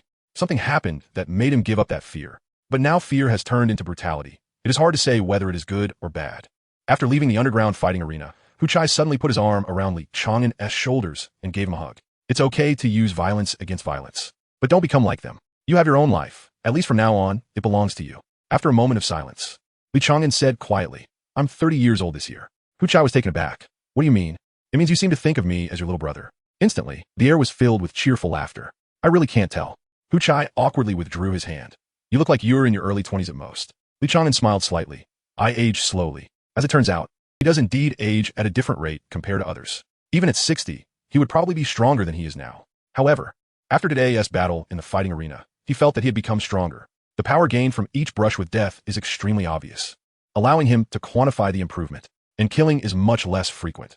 Li Chang'an once thought it was the experience gained from fighting. Until one day, a quantitative change caused a qualitative change. That day just happened to be when Li Chang'an killed 100 people. A brush with death is roughly equivalent to 100 lives, which is easier is self-evident. All right, enough of that. Let's go sing. Ma Hao pushed everyone forward, rushing out without calling for a car, needing to wait by the roadside for one. By the way, Haka has been looking at his phone since just now. With so many young girls, why don't you chat them up? Haka raised his phone, looking puzzled. Just now I messaged Miss Alita. She asked me what I was doing, and I said I was watching Chang'an fight in underground boxing. Then she asked for my name and blacklisted me. I can't figure out what I did wrong. With a new topic to divert attention, Hu Chai immediately teased. Maybe it's because your name doesn't sound good. Nonsense, that is a name my parents thought of after flipping through books for 2 days. Haka retorted unhappily, then continued to look at his phone. But the next moment, everyone raised their heads to look outside the city. A piercing alarm sounded from outside the city, passing through the third city wall and reaching everyone's ears. Enemy attack. The alarm signaled that it was a beast tide coming. We need to get back. Chapter 73. The outbreak of war. The people may not know the significance of the length and frequency of the alarm sounds, but they understand that something significant has likely occurred outside the city, most likely another monster attack. Therefore, as soon as the alarm rings, the roadside merchants hurriedly close their doors, and the pedestrians quicken their pace to rush home. No one thinks about whether they will make it in time. They only hope that the army outside the city can hold the line. The problem is that the roads are paralyzed. Even if high-level ability users come out to maintain order, the streets remain overcrowded. The 5 of them can only rely on their feet to head outside the city. And given the high city walls near the city gate, they are too lazy to take a detour and directly use their identity cards to climb the walls. I'll go check the situation. Let's gather at our camp, Hu Chai said as he leapt down from the city wall, flickering to the ground mid-air and running off. Zhang Chang jumped down using his abilities around 40 to 50 meters, with Li Chang'an closely following. grabbing Zhang Chang's shoulder and rolling as they landed to dissipate the kinetic energy. The three of them dashed away, while Ma Hao and Haka could only climb down using a rope ladder. Li Chang'an kept pace with Zhang Chang, adjusting his breathing and controlling his muscles, managing to keep up with Zhang Chang, who had activated his abilities. It was not a combat state, and Zhang Chang's ability enhancement was limited. Otherwise, his speed could have increased further. At this moment, they did not care about possibly damaging public facilities. If they could climb over walls, they would do so, and ultimately, they even ran across the rooftops. Hu Chai's abilities were being used repeatedly, and he had already disappeared ahead. After more than 10 minutes, Li Chang'an and Zhang Chang arrived at the entrance of the military camp. At this moment, the camp was somewhat chaotic, but overall still orderly. Zhang Chang, who had been in the military for over 10 years, immediately sensed that something was off. While there were indeed many individuals of poor character in the Northern Army, the overall quality of the Northern Army was not low. For the camp to be thrown into such chaos, it was probably not just an enemy attack. Observing the other soldiers, they seemed to be just as unclear about what was happening. I'll check the Special Operations Department. They might know something, Li Chang'an said before leaving. Zhang Chang did not stop him and ran toward the direction of the tents. As he moved through the military camp, Li Chang'an noticed that everyone had picked up weapons. It was no longer just a simple state of alert, and he couldn't help but quicken his pace. The Special Operations Department was not chaotic at all. Many tents had collapsed, and the rest of the personnel were nowhere to be seen. With only a few people tidying up the aftermath, Li Chang'an avoided the soldiers cleaning up the battlefield and entered the logistics department, where he only knew Alita and naturally sought her out for information. It was still the same large tent, but Alita was nowhere to be seen. Only a little girl in a red cloak sat in the corner of the ground, staring blankly. What were you looking for? The little girl lifted her head to look at Li Chang'an. Li Chang'an's breath caught. Instinctively, he felt danger. Even though the little girl did not exude any murderous intent, a sense of warning arose within him. Calming his mind, Li Chang'an asked, "Is Alita not here?" "She's not here." The little girl shook her head. General Lin was injured, and all the healing ability users went to help. General Lin was injured? Injured in the Northern Army's camp? Li Chang'an found it hard to believe. Could it be an ability user who struck and then immediately fled? Seeing Li Chang'an in a daze, the little girl continued, "You're not a member of the Special Operations Department. Why are you looking for Sister Alita?" I wanted to ask her. "Wait, are you Fenrir?" A scene flashed in Li Chang'an's mind before he lost consciousness. The figure in a red robe stepping through the moonlight. "You should call me Little Red Riding Hood." Fenrir sounds too ugly. The girl wrinkled her nose, looking somewhat displeased. Fenrir was actually just a little girl. She had also fought her way out from the trial grounds? Li Chang'an's expression turned a bit grim. Even such a small child had emerged from the trial grounds. He indeed felt too weak. Li Chang'an hesitated for a moment. "Thank you for saving me before. I'm the person you rescued." Tilting her head and thinking for a moment, Little Red Riding Hood smiled brightly. "So, it's you. You're amazing. Even though your strength is weak, you were able to block a black-level monster." "Yes, I'm indeed very weak." Li Chang'an felt no embarrassment. Facing his own weakness was a necessary lesson for the weak. "I heard the alarm when I was on leave, so I came back to see what happened." Since the other party was Fenrir from the Special Operations Department, Li Chang'an was too lazy to look for Alita anymore. Asking anyone was the same. Moreover, Fenrir seemed quite approachable, and Li Chang'an held a certain fondness for powerful children. "Wow, you actually have leave." Little Red Riding Hood looked at Li Chang'an with envy before continuing. "About 2 hours ago, the Pope of the New Age sect and 3 archbishops launched an attack, entering the command center without any concealment. After half a minute, a fierce battle broke out. The Pope cleaved General Lin in half, while the 3 archbishops were responsible for restraining the other strong users. 2 people from the Special Operations Department fell, and 1 was seriously injured. General Lin unleashed his powers at the last moment to seal the escape route, but in the end, he still couldn't keep the 4 of them. Attacking General Lin in the military camp? Li Chang'an still found it hard to believe. With so many people in the Special Operations Department, along with other strong users in the camp, how could they not keep these 4? Was it not just a performance of monsters? Little Red Riding Hood frowned. "You underestimate the enemy too much. Just look at the city wall outside." Following her words, Li Chang'an lifted the curtain to look outside. He had rushed earlier and only thought the city wall looked a bit strange, but now, the section of the second city wall that had just been repaired was completely gone for 400 meters to the east. The Pope of the New Age sect ranks 3rd among the strong users within the Empire, surpassing one of the 3 marshals of the Empire. With the innate ability of the mythological system, Candle 9-ing, everything she sees is obliterated when she opens her eyes. The 2 from the Special Operations Department died from her gaze, along with about 2,000 soldiers. If it weren't for the enormous consumption of this ability, the military camp would have long since vanished. Little Red Riding Hood sighed dramatically. No one expected her to betray us. The military had deployed many ability users to monitor her. What was unexpected was that even those monitoring her had defected to her side. One of the 3 ability users was from the mythological system, Azura. Another was from the mythological system, Horus, and the last one was probably also from the mythological system. You little soldier wouldn't understand what the 4 major mythological systems represent. There are only 9 mythological users in the entire Special Operations Department, including my dual mythological abilities, making just 10. Li Chang'an swallowed hard. He understood all too well. The mythological systems were different from other systems, with very distinct differences in strength. You could tell just by their names. For example, Dark Fairy Tale belongs to the lowest tier, merely a dark story recorded in text. The God of Law from Charles belongs to the 2nd tier, as the legendary God of Law is still a human body. Finally, there are abilities endowed with divine names, such as Fenrir, Horus, and even the deified Sword Draw. However, Sword Draw is also on the lower end of the strongest tier. Otherwise, there wouldn't be so many restrictions. They are all strategic weapons. Li Chang'an smiled bitterly. This was not something he could interfere with, and even just understanding was a hassle. Thank you for telling me goodbye. Li Chang'an felt he had learned enough, even too much. He didn't want to stay here for even a moment longer, not only because the situation was troublesome, but also because of Jiang Shuai-bu. That damned little Jiang is actually the Archbishop of the New Age sect. Was he here in the northern region to assassinate General Lin? This world has gone mad. Just as he was about to leave, a piercing alarm rang out again outside the tent, this time 2 times. What does 2 alarm sounds mean? Just as Li Chang'an was pondering this, a small hand pushed him aside. The beast tide is coming. Little Red Riding Hood dashed toward the city wall. 50 kilometers outside the city, the roar of beasts echoed through the sky. Chapter 74.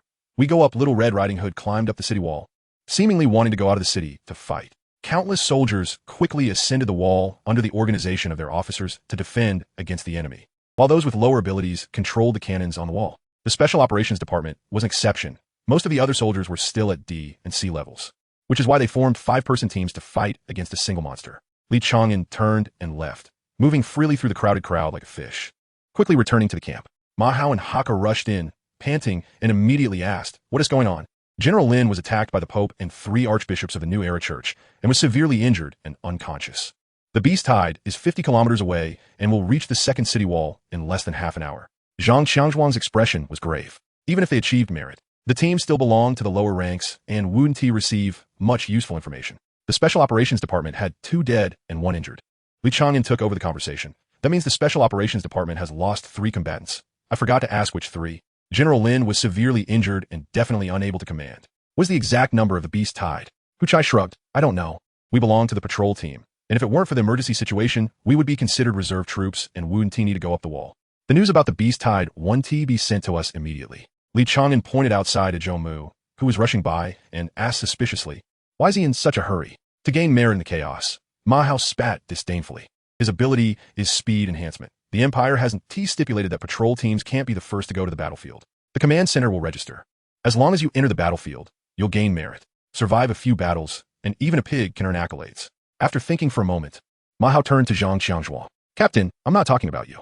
Zhang Qiangzhuang smiled awkwardly. "It's fine. C-level ability, users like Zhou Mu can act independently if their abilities are special. The battlefield is so chaotic that the command center will only record kills. In other words, he can freely deliver the final blow, and as long as the monster dies by his hand, it counts as his achievement." Li Chang'an understood. If a monster was beaten half to death by him, and Zhou Mu delivered the final blow, that would also count as Zhou Mu's merit. It's likely that the command center responsible for recording achievements has a special perception ability, but with such a large battlefield, can one person really keep track? "Captain, I want to go as well." Li Chang'an was not concerned about merit. He wanted Zhou Mu's life. Zhang Qiangzhuang firmly opposed. "That is a beast tide. It's not the same as humans. Your ability isn't suited for the battlefield. The beast tide is mostly composed of monsters with extremely high reproductive abilities, mostly at D level, but in terrifying numbers, which is disadvantageous for you." Li Chang'an shook his head. "Monsters don't matter. My goal isn't merit." Having said that, Li Chang'an straightforwardly declared, "As long as I kill him, I'll retreat immediately. I won't forget that he harmed us just because I gained merit and let him continue. Our lives won't be easy afterward." Zhang Qiangzhuang furrowed his brow. "Murdering a fellow comrade is a grave sin. I can't let you go." After thinking for a moment, Li Chang'an added, "Then I'll go to gain merit in the chaos." The 4 of them were left speechless. Did Chang'an think the captain was a fool, changing his words too quickly? But has Chang'an actually learned to lie? He finally has a bit of a villainous flair. Zhang Qiangzhuang silently looked at his teammates, seemingly wanting to remember every face, and he seemed to recall something, his gaze darkening slightly. "Let us go. I'll go down the wall with you, and the 3 of them will cover us on the wall. Without my orders, none of you are allowed to come down, and Chang'an, you can't stray too far from me." Li Chang'an frowned. "But Captain, you'll hold me back." "Shut up." Zhang Qiangzhuang's face darkened, and his earlier sentimentality vanished completely. "Chang'an is great, at everything except for talking. The team no longer delayed, grabbing their weapons and rushing toward the city wall. At this moment, quite a few people were already stationed on the wall, ready for the arrival of the monsters. The intelligence department sent word that the number of monsters attacking the city was less than 30,000, which could only be considered a small-scale beast tide. This was a barely good piece of news, but the following was undoubtedly bad news. There were over 200 monsters above red level. Suspected black-level monsters appeared in the beast tide. Many soldiers trying to gain merit on the city wall began to have second thoughts.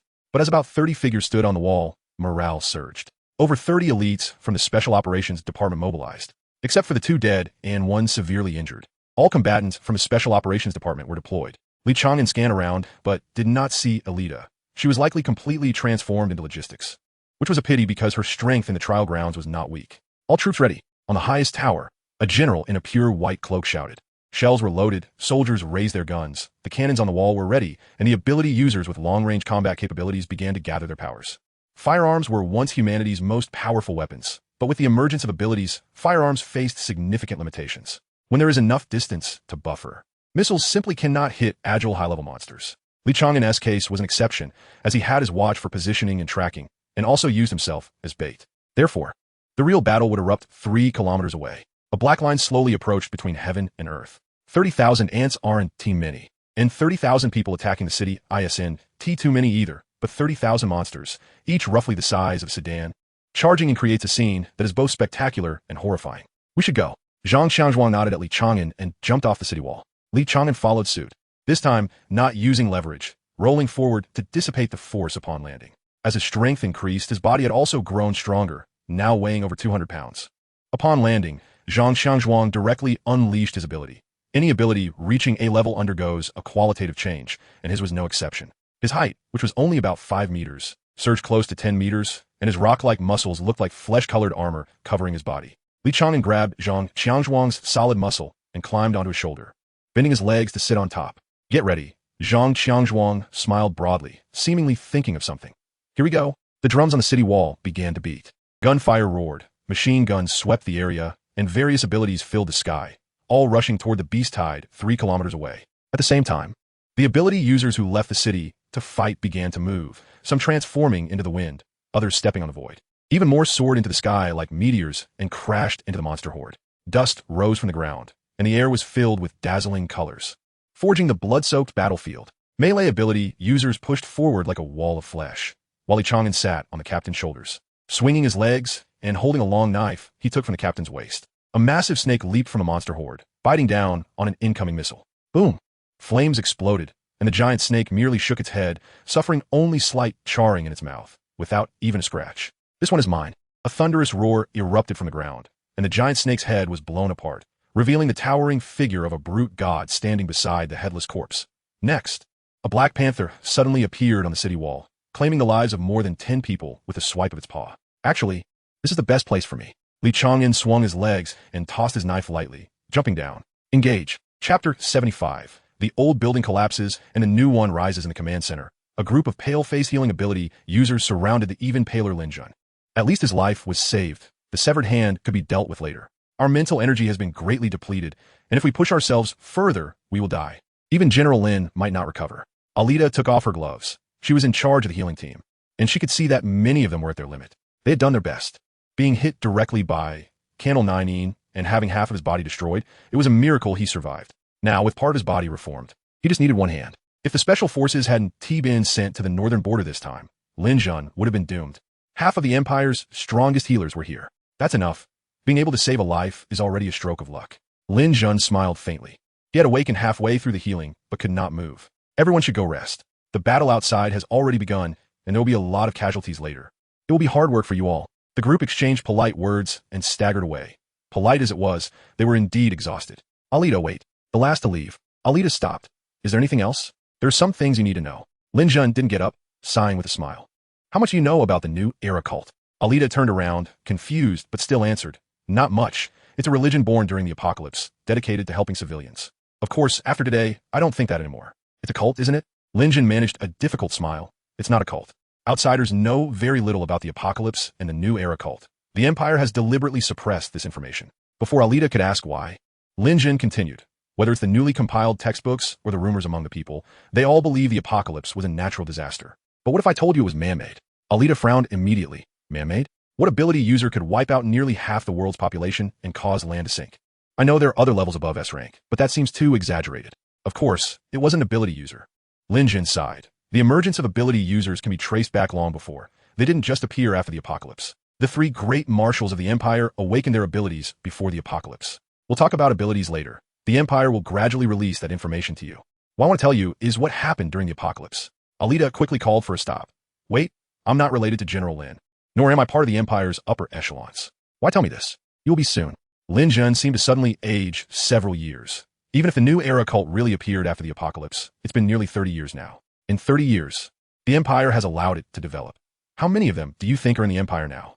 You are the one I brought from the trial grounds to the military department. At the very least, you count as one of my faction. Whether you acknowledge it or not, the military department is indeed divided this way. A gut feeling told Alita that it was better not to listen to what was coming next.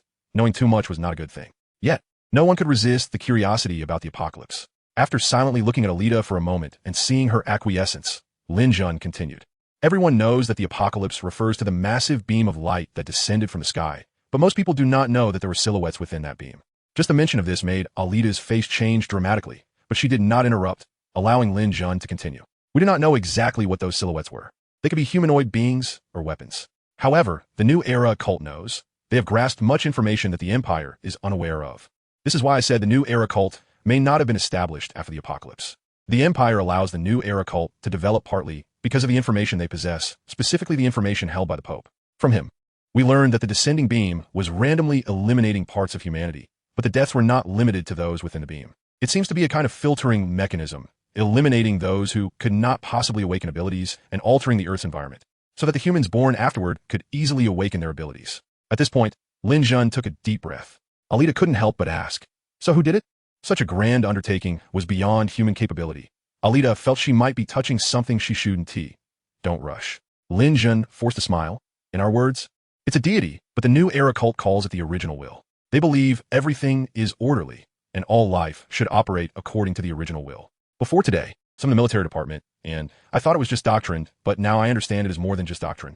They seem to plan to create a world with clear class distinctions, ruling humanity by class, with the highest ruling class being mythic ability users. Thinking carefully, Alita found herself even more confused. In fact, the current world already has a form of class rule, just not overtly. Does it need to escalate to treason? I know what you're thinking, but it's not just what you think. Li Chang'an propped himself up on the bed. What they want to create is a divine kingdom on Earth, adhering to the rules set by that original will. Do you know about castes? It's about 10 or 100 times worse than that. Alita still had many questions. Ordinary people offer up their flesh, blood, and souls, while the highest class controls everything. You haven't experienced the rule of theocracy. It's scarier than you can imagine. Li Chang'an got out of bed and unsteadily walked toward the door. The current situation is more troublesome than you think. The only good news is that the new era cult cannot use that world-destroying power for the time being. Whether or not the original will exists, there are indeed silhouettes within the beam of destruction. That is a power we cannot currently resist. As he opened the door, the sounds of shouting and killing from the city walls could be clearly heard. What are you going to do? Alita blocked Li Chang'an's path. Of course, I'm going to the city walls. As a man of the Empire, should I hide in the back and pretend to be dead while my comrades are fighting? Shaking off Alita's hand, Li Chang'an walked step by step toward the city walls. Stay by my side. If I can't hold on, I will need you to heal me. Fallen Angel can convert a person's desires into any form of energy, and you 1T exhaust your mental energy on the battlefield. Knowing his own body best, Li Chang'an knew how serious his injuries were, that he shouldn't show off, but he couldn't sit still. If even a military commander doesn't show up, how can the morale of the troops below be stabilized? Does he really think the beast hide is just a small matter? Then how can the monsters be the only great enemy of humanity? Of course, now we must add the new era cult to the mix. The chaos has already begun. No one in the world can escape disaster. With foreign enemies at the gates, humanity cannot even suppress internal strife. Many in the Empire's upper echelons believe Li Chang'an is stubborn and boring, but now Li Chang'an is beginning to prepare his own faction. What would it be like if the vast northern border city were to become independent from the Empire's territory? You old fool sent me here to take over the northern border completely. You really guessed today would come. Li Chang'an muttered to himself, suddenly sneering. Just right. Using me as bait to get rid of those unstable elements. The Special Operations Department is now under my command. On the top floor of Tontian City, 12 chairs surrounded a round table. Wang Jianjun stood by the table, holding a headless corpse. I've aged. I can't control my strength anymore, and my memory is poor. I almost forgot to ask you all. What do you useless fools get the courage to interrupt me? Chapter 76. Do what you say. A monster charging straight at them stood 7 meters tall and weighed about a ton. Before the apocalypse, it was known as a capybara and was a herbivore. Just seconds ago, this monster had bitten through a soldier's skull and swallowed it whole. After the apocalypse, herbivorous creatures had become exceedingly rare, and not far away, a giant rabbit was seen carrying a soldier's severed limb. Li Chang'an tightened his grip on the battle knife, took 2 steps forward, and executed a sliding tackle that went under the monster's belly. The slide would eviscerate. The one who died first would be the one sliding. However, Li Chang'an did not intend to kill the enemy with the slide. He firmly grasped one of the monster's front legs, plunged the battle knife into its soft belly, and leaped out before being crushed. The capybara had thick fat under its skin, and Li Chang'an's strike couldn't deal a fatal wound. But the pain was enough to enrage it. With a roar, the capybara chased after Li Chang'an's retreating figure. The 7th one. There were now 7 monsters following Li Chang'an. Zhang Xiangzhuang ripped apart the ugly head of a giant rat, looking worryingly at Li Chang'an racing across the battlefield. Did he not feel any sense of crisis? The direction Li Chang'an was heading was clear. Zhou Mu was displaying great prowess over there, weaving through the monsters like a breeze. To Li Chang'an, it was laughable and a bit envious, clearly possessing such excellent abilities, yet only misusing them. His use of supernatural powers was merely superficial, without a trained body or coordinated footwork, not to mention utilizing the kinetic energy generated by speed to harm the enemy. With such speed, shouldn't he be honing his body to become a weapon of impact? On the other side of the battlefield, the barbarian god leaped high, climbed up the nose of a nearby monster, and struck his palm against the monster's massive forehead before landing. The monster let out a mournful cry and collapsed with a thud. With both battle system, unmatched, and mysterious system sound domain, the barbarian god had infused the power of sound into the monster's head, turning its brain into mush. Meanwhile, the tall bower emitted a wholly pure white light, sprouting wings from her back and wielding a spear over a meter long. Like a streak of light, wherever she passed, monsters' heads exploded. Mythological system, Valkyrie. This man and woman were both lethal instruments on the battlefield. So far, Li Chang'an had not killed a single monster, and the number of creatures following him was increasing, drawing the attention of many regarding his odd behavior. Almost there, Li Chang'an chuckled coldly, abruptly stopping. He turned back and slashed with his knife, instantly severing the ears of the fastest giant rabbit behind him. Avoiding the giant rabbit's sharp teeth, Li Chang'an slightly bent down, thrusting the knife into the rabbit's throat, tearing the artery, and then turned to escape. Continuously avoiding combat would raise suspicions, so he pretended to engage in guerrilla tactics to avoid being doubted. Now he was getting closer to Zhou Mu. Zhou Mu was cautious, wanting to rack up military achievements while also fearing being caught in the heart of the beast tide. Thus he remained active within a small area. As Zhou Mu's figure came into view, Li Chang'an lowered his stance, hiding behind a rhinoceros monster before the angry beast could draw attention to him. He was covered in monster blood, waiting for this moment. With Li Chang'an's figure gone, the monsters could no longer smell him, and the dozen or so that had been chasing him redirected their anger toward the nearest human. Zhou Mu, unfortunately, became their target. What the hell? Where did all these monsters come from? Zhou Mu, who was still planning to steal others' military achievements, panicked and turned to flee. He tripped over something underfoot and stumbled forward. Hidden in the shadows, Li Chang'an frowned. It hurt a bit, as Zhou Mu was moving at high speed, and trying to trip him was somewhat risky. Fortunately, Zhou Mu was far too weak. Having a powerful supernatural ability, he neglected the importance of his own physique. Not only was his body weak, but he also experienced a delay in activating his ability when turning, and his speed was not impressive. More importantly, he lacked agility in changing speeds. As Zhou Mu fell to the ground, his first reaction was not to get up but to crawl on all fours. True to his speed enhancement, he was not slow in that position. However, the monsters were faster. In an instant, several beasts pounced on him, and he was unable to evade as a giant rat bit into his calf. If it weren't for the fear of being discovered by the intelligence department's perception-type abilities for attacking a colleague, Li Chang'an would have already taken the chance to slice Zhou Mu in half. However, it was still not enough. If this continued, Zhou Mu might still escape, as there were other supernatural users nearby who wouldn't just stand by. Not everyone was like Zhou Mu.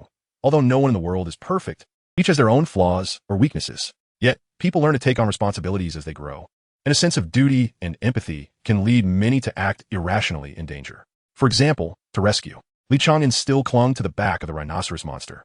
Such large creatures generally had low intelligence, and their thick shell meant they didn't notice Li Chang'an on their back. The battle knife struggled against the thick armor, and Li Chang'an's target was not the surface, but the monster's left eye. Confirming that he had blinded the left eye, Li Chang'an jumped down and fled. His speed was certainly not faster than Zhou Mu's, but he had an unmatched control over rhythm. The enraged rhinoceros charged at Li Chang'an, but it now had a blind spot, which was Li Chang'an's objective. Zhou Mu barely had time to get up when he saw a figure dart past him, circling around him, followed by the roar of a monster behind him. A nearly 1 meter long horn pierced through Zhou Mu's back and exited from his chest. The enraged rhinoceros swung its horn, trying to shake off the human that obstructed its view, resulting in Zhou Mu's chest wound widening. Li Chang'an did not look back. Zhou Mu was doomed. Now he needed to return to Zhang Qianzhuang's side and lead the captain out of the battlefield. The cannon fire was relentless, and the supernatural users on the city wall did not slacken, maintaining coverage still 3 kilometers out, countless monsters blown to bits. Yet even more monsters continued to surge forward. Beyond 3 kilometers was the close combat area for supernatural users where artillery would not fall. When all the monsters crossed the defense line, it would be true hand-to-hand combat. As the number of monsters crossing the defense line increased, it became increasingly difficult for Li Chang'an to return to his previous position, even as he made every effort to dodge and avoid entanglement with the monsters. Glancing at the city wall, Li Chang'an was momentarily stunned. Lin Zhen, who should have been gravely injured, appeared on the city wall. Holding on? Just a moment of distraction, and Li Chang'an sensed danger. A chilling sharpness approached from behind. At that moment, there was no time to dodge, and he could only barely evade the vital points. The anticipated injury did not come. When Li Chang'an turned around, he saw a young man behind him sending a monster flying with a single palm. "Kid, which team are you from?" "Still daydreaming on the battlefield." The young man turned back and smiled. "Be careful. Next time it won't be so easy." A pale pink tongue shot through the air, slicing the young man in half, and then it wrapped around Li Chang'an's waist with relentless force. Before being pulled away by the tongue, Li Chang'an glanced down. The young man's smile was fading, just like his life. There was no time to react, not even a chance to see the trajectory of the tongue. It wasn't that I was too weak, but that my opponent was too strong. The black-level monster that had hidden until now had targeted me. Li Chang'an had no time for further contemplation as darkness enveloped him. Chapter 77. Li Chang'an's abilities in front of him. Besides darkness, there was a viscous liquid, like glue. But it wasn't stomach acid. Li Chang'an could feel that he hadn't been swallowed, but was instead held in the mouth of a giant frog. This was not the instinct of a beast. It was illogical and unreasonable for a monster to take food from the battlefield and hide it away. At this point, Li Chang'an could be certain that he had been captured, a ridiculous situation that he couldn't convince himself of. A flood of questions rushed in, but Li Chang'an immediately thought of the winged tiger. The toughness of the interior of the giant frog's mouth made it impossible for Li Chang'an to break free.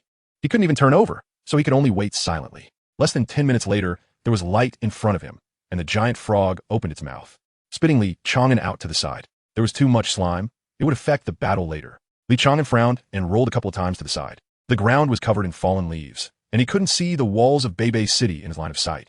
But there was a tiger the size of a small mountain nearby. Oh no, this is bad.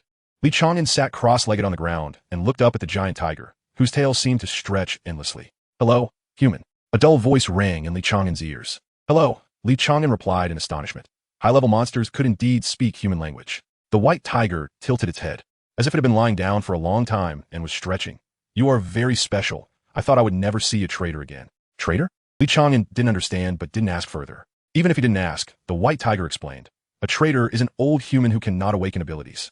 However, in the last world, the unawakened old humans attempted to harm the deities. Although that world has been destroyed, since then, the old humans have been called traitors. When the original will gaze upon this world, they must have destroyed all old humans. You are very special. I speculate that when the ancient gods sent by the original destroyed the world, your mother probably happened to be pregnant with you, and you existed in a state between being and non-being, escaping the world's cleansing. Surviving as a traitor amidst multiple coincidences, perhaps this is fate. Li Chang'an frowned in silence. He couldn't understand a large part of what was said, except for the last few sentences. However, being pointed out that he had no abilities made him somewhat anxious, even though the other party was a large tiger. What he could gather was that the apocalypse was not a natural disaster, but rather the work of someone called the original will, and that the current humans having abilities was also related to the original will. There was one thing that concerned Li Chang'an greatly. "Are you referring to the world inside the trial ground?" Li Chang'an asked, driven by curiosity. This also related to the fact that the white tiger had not yet attacked.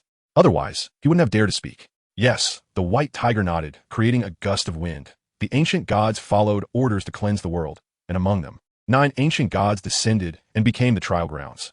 The trial grounds connect to worlds that have been destroyed by the original will, and some remnants of the previous world still remain inside. You should have been there. Li Chang'an blurted out. "How do you know? Because you have no abilities?" The white tiger's face broke into a human-like smile. "In the realm of humans, you are an anomaly, so you would definitely go to the trial grounds. Moreover, your question is your answer. If you had not been to the trial grounds, why would you think it was the previous world?" Li Chang'an realized he had misspoken and buried his other doubts in his heart, no longer asking questions. The white tiger continued. "You don't need to worry. I mean you no harm. There aren't many who mean you no harm right now. The new era sect is the hound of the original. If they discover that there are still traitors, they will definitely hunt you down with all their might. Humans will not let you have it easy. Traitors without abilities are not influenced by the original. so you can stop the original. You will be stripped of consciousness and become a vessel for weapons. It would be better to die at the hands of the New Era sect. I really have a lot of questions I want to ask. Li Chang'an gritted his teeth, not wanting the white tiger to see through him. So he could only endure and not ask. You're struggling to hold it in. Humans think too much. The white tiger said with dissatisfaction. In human terms, the original is a deity. It has no physical form. It could be any object, life. It is will and imagination. And it wanders in the gaps of time and space. Every world it gazes upon becomes a part of it, also known as the embrace of returning to the original. Because of its aura, its gaze, life will have the abilities imagined, which are abilities, but once one possesses abilities, they can no longer harm the original. As long as you're sliced, using your flesh and blood and bones to create weapons and armor, erasing the aura of the original from your body. Humans can refuse to return to the original. A brand new world unfolded before Li Chang'an. He felt no sense of honor or mission, only disgust. Besides the disgust, he also felt a bit sad. Clearly, the people of the previous world had tried to resist, but they must have ultimately failed. However, they might have succeeded partially, which led to the current situation where Li Chang'an was the only traitor in the world. Yet now there were still two questions. The corners of the white tiger's mouth curled up. You want to ask how I know, right? You also want to know which side I and my kind belong to. I can tell you that the life of the previous world is not extinct. Some have come to this world. You also saw some life in the trial grounds. They were not consumed because they were too weak enough to be despised by the original. Is it a benefit to be weak? Li Chang'an laughed self-deprecatingly. The digression was over. The white tiger slowly stood up. We belong to a third party. As long as there are enough beings to sacrifice, we have a way to avoid the original, but must be human lives. Long ago, the strong among you humans knew this method, but unfortunately, they disagreed. So we changed our approach. How about joining us? I can see that you do not have much affection for humans. It doesn't matter to you if those unrelated to you perish. So we will help you become a high-ranking human, and you will be responsible for selecting the beings to be sacrificed. Li Chang'an forced a bitter smile. I don't even have abilities. How can I become a high-ranking human? I can give you abilities that will not be tainted by the aura of the original. The white tiger's words struck Li Chang'an's heart like thunder. Was there still a need to hesitate? Chapter 78. Hope. A fruit the size of a fist floated before Li Chang'an, looking just like a small fist. The fruit, forged from the lives of 100,000 superhumans, condensed the blood of 10,000 people. After 3 years, this was all we had obtained. The white tiger lay back down. Eating this would surely awaken the mythological ability Xing, as long as the time of death did not exceed 5 minutes. It could save your life. If it were used to save a life, it would not awaken a superpower. I believe you wouldn't waste a superpower. Yes, Li Chang'an would never waste it, especially a mythological superpower. He didn't even know how he managed to suppress the urge to eat this fruit immediately. Perhaps it was because the other party was a monster, or perhaps it was because he wasn't sure if the fruit could be consumed. In fact, he also didn't understand why he thought he would never miss any opportunity to awaken a superpower.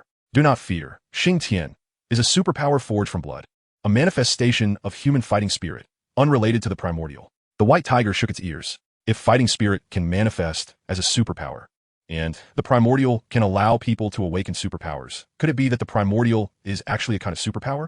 Li Chang'an inexplicably zoned out, using this distraction to suppress the desire to eat the fruit. The white tiger blinked, and the fruit fell into Li Chang'an's hand. Take it. Whether you want to eat it yourself or give it to someone else, consider it as goodwill from my clan. Humans are not your allies. We are. Ultimately, you will only have us to choose from to become a high-ranking member of the Empire and then repay our goodwill. Before that, we will help you become strong. My son can become your mount, and my subordinates can become your achievements. Li Chang'an came back to his senses and frowned, asking, you mentioned the need for human sacrifices. How many people exactly? The white tiger thought for a moment. Not many. There are currently about 400 million humans.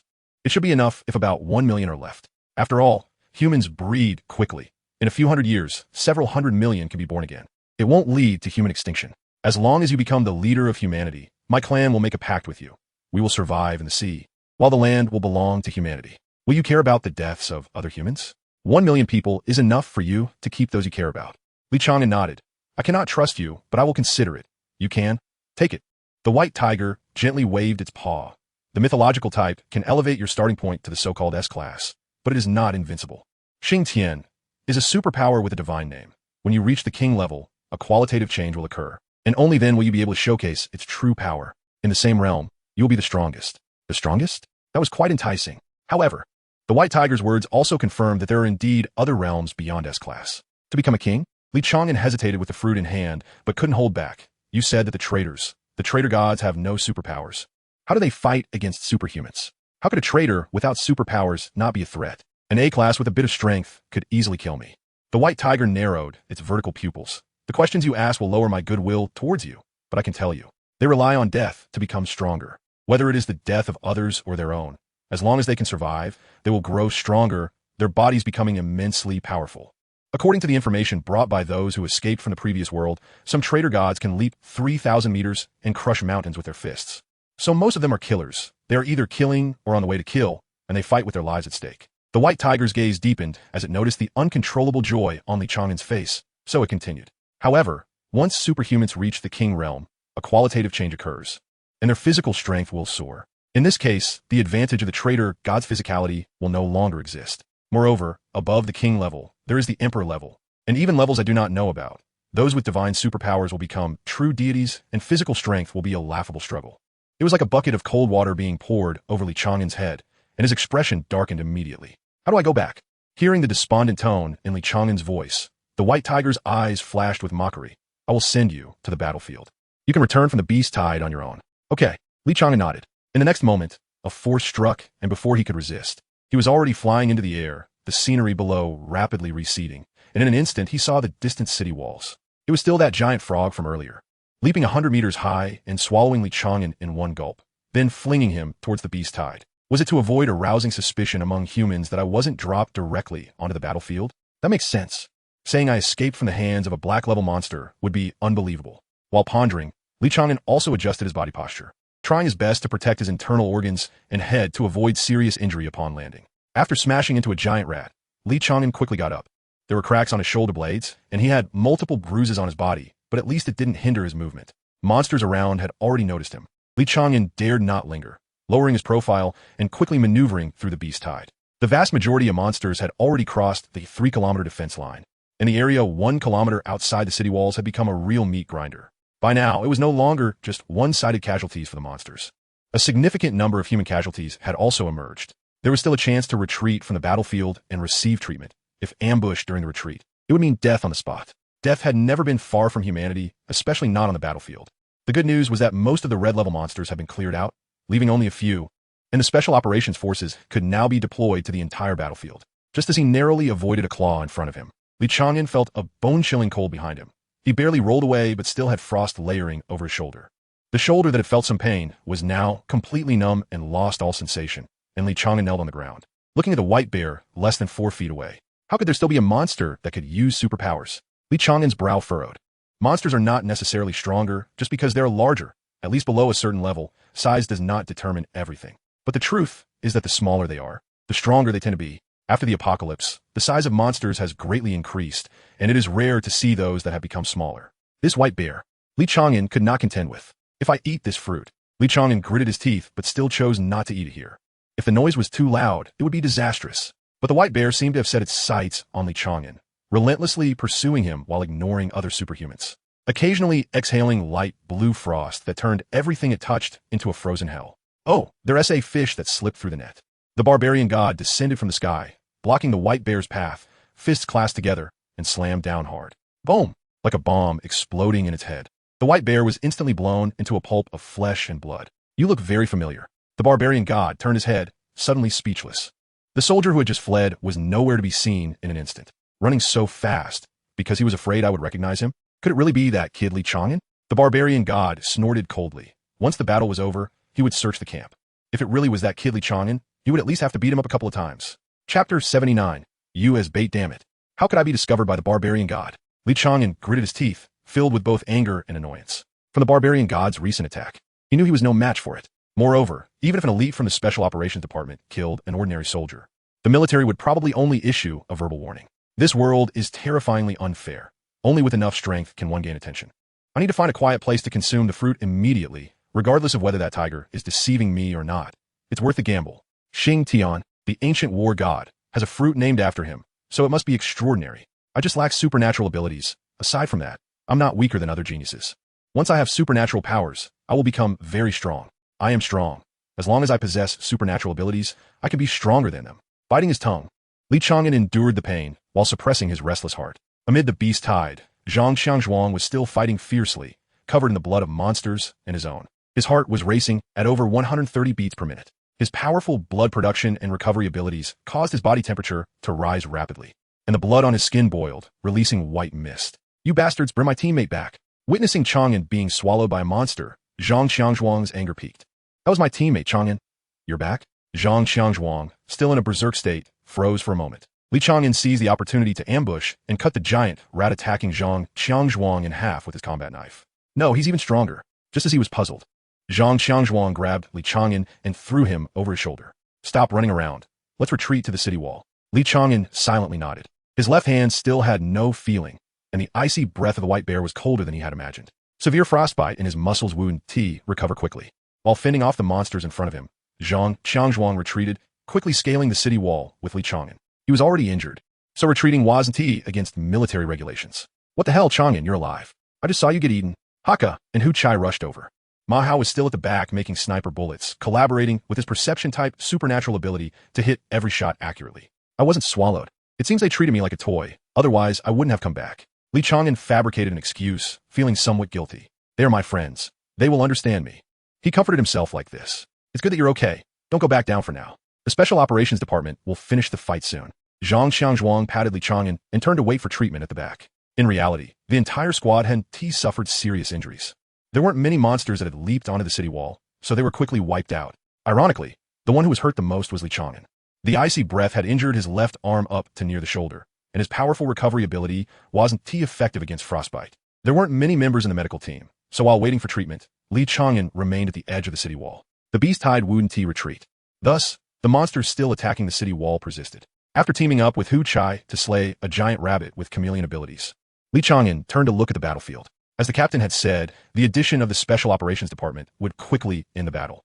Fights with such a vast gap in levels were just a slaughter. The strength of the Special Operations Department varied, but even the weakest were top tier among A levels and could face a red level monster without fear. The strongest teams could easily handle black level monsters. The giant frog that had captured Li Chang'an was currently being hunted down. Boar held a silver-white spear, its tip shimmering like lightning and fire.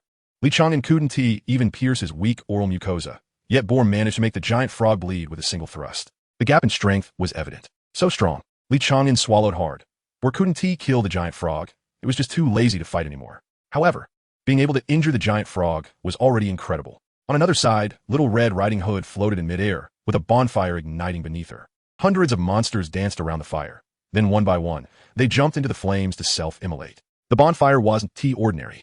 It was also part of the Black Fairy Tale. Coupled with Little Red Riding Hood's melodious flute music, it drove the monsters into madness. She was likely the supernatural user with the most kills so far. Li Chang'an envied her. He pressed the fruit hidden in his chest, knowing he would soon possess supernatural powers too. Over there, he would also be respected. There were injuries among the Special Operations Department, but no one had died. The casualty rate for ordinary soldiers wasn't high. At least for Li Chang'an, currently, fewer than 1,000 dead or injured was already minimal. Chang'an, come help out. Hu Chai shouted from a distance. Li Chang'an hurried over. Just now, a few more monsters had leaped onto the wall, and a cannon operator had been wounded in the shoulder. After carrying the cannon operator to the back, Li Chang'an turned to look at the vacant cannon. Can I use this? Ma Hao glanced around. Go ahead. We're short on people anyway. Just shoot at the back of the beast tide. Just don't hit our own. Don't worry. I played with this a few times. Li Chang'an smiled, placing his hands on the cannon. Play with it a few times? What else have you not touched? Ma Hao rolled his eyes and continued making special ammunition. In a few seconds, Ma Hao looked up, staring at Li Chang'an as if he were a madman. What the hell? You really played with it. Ma Hao looked down at the wall, where the monsters at the edge of the beast tide were falling like cut wheat. Every shell was aimed at the monsters' heads, deviating less than 50 centimeters. To achieve this accuracy on a target a kilometer away, do you think it's a sniper rifle? I played with it. I don't know why, but I picked these things up particularly quickly, even though I don't like using them much. Li Chang'an shrugged and pulled the trigger again. The speed of the harvest was exhilarating. He became addicted to it. In his eyes, every target's trajectory was clear, and his brain made path predictions in the shortest time. Then he fired. However, it was merely tormenting. The effect of the firearms was limited, mostly slaughtering some weaker monsters. The thrill of bullying the weak could be addictive. Stripping away humanity, morality, and guilt, no one could resist such pleasure. What stopped Li Chang'an from becoming addicted was the ammunition supply. A few minutes later, he was forced to stop. The cannon overheated, and ammunition was depleted, leaving him to pick up his combat knife again. On the distant city wall, Lin Jun turned to look at Li Chang'an for the third time. He was quite a promising talent, very suitable for the battlefield, but a bit selfish. I need to think of a way to keep him around. He'll be a sharp blade, to be taken by a black-level monster and still come back. He has many secrets hidden. Perhaps he was tempted by that tiger, becoming an internal traitor among humans. Regardless, let us move him to the elite team. He can be used as bait to scheme against that tiger. Behind him, Alita frowned. Li Chang'an remained unaware of what he would face. He was still waiting for the battle to end to obtain his supernatural powers. Chapter 80. The World Stabilizer, the last red-level beast, fell under the fist of the barbarian god, and the battle was declared over. The remaining few monsters couldn't last half a minute. It was a victory for the North, and also for humanity. The North is undefeated. With a loud shout from an officer on the city wall, all the soldiers began to cheer. After the commander was attacked, humanity needed a major victory to boost morale. And for the higher-ups, the beast tide came at just the right time. A not-so-large beast tide was just right. The leader of the beast tide might be that white tiger or a stronger monster, driving the lower-level beasts to wear down humanity's living forces.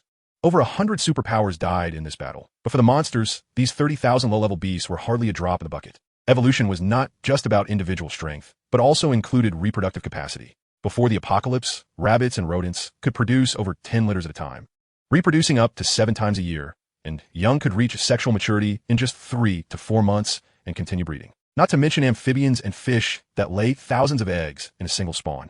The beast tide contained not only amphibious frogs, but also many aquatic fish that should have been in water. The 30,000 beasts that died would not take long to replenish, probably within 2 days, while in 3 to 4 days, individuals could grow to the level of D-class superpowers. Humans were individually strong and much more intelligent than ordinary monsters, but at least 16 years of development and learning limited humanity's combat power. There were superpowers born with strong abilities, but high-level powers were not necessarily linked to combat strength. True combat effectiveness required long-term practice and honing. Superpowers are innate, but soldiers are not. The patrol team had already participated in the battle, and it was not their job to clean up the battlefield. The squad returned to their tents while everyone was cheering. Besides the achievements of defending the city, I also killed 4, which should earn me a good amount of points. Huchai counted on his fingers for a while and chuckled. Li Chang'an was still lost in thought, looking for the right opportunity to eat that fruit. There were too many people in the camp, so he could wait until night. He had memorized the patrol route clearly and planned to bypass the patrolling soldiers to eat the fruit outside the city, hoping the awakening of his superpower wouldn't create too much of a disturbance. There were still many people in the Special Operations Department, especially many perception-type superpowers, so he needed to avoid their range. It would be hard to explain if he was discovered. If he was found out, he could just test the power of Xingtian on those people. Li Chang'an unconsciously lifted the corners of his mouth. What are you grinning about? Zhang Qiangzhuang patted Li Chang'an. Nothing, just thought of something happy. Li Chang'an smiled naturally.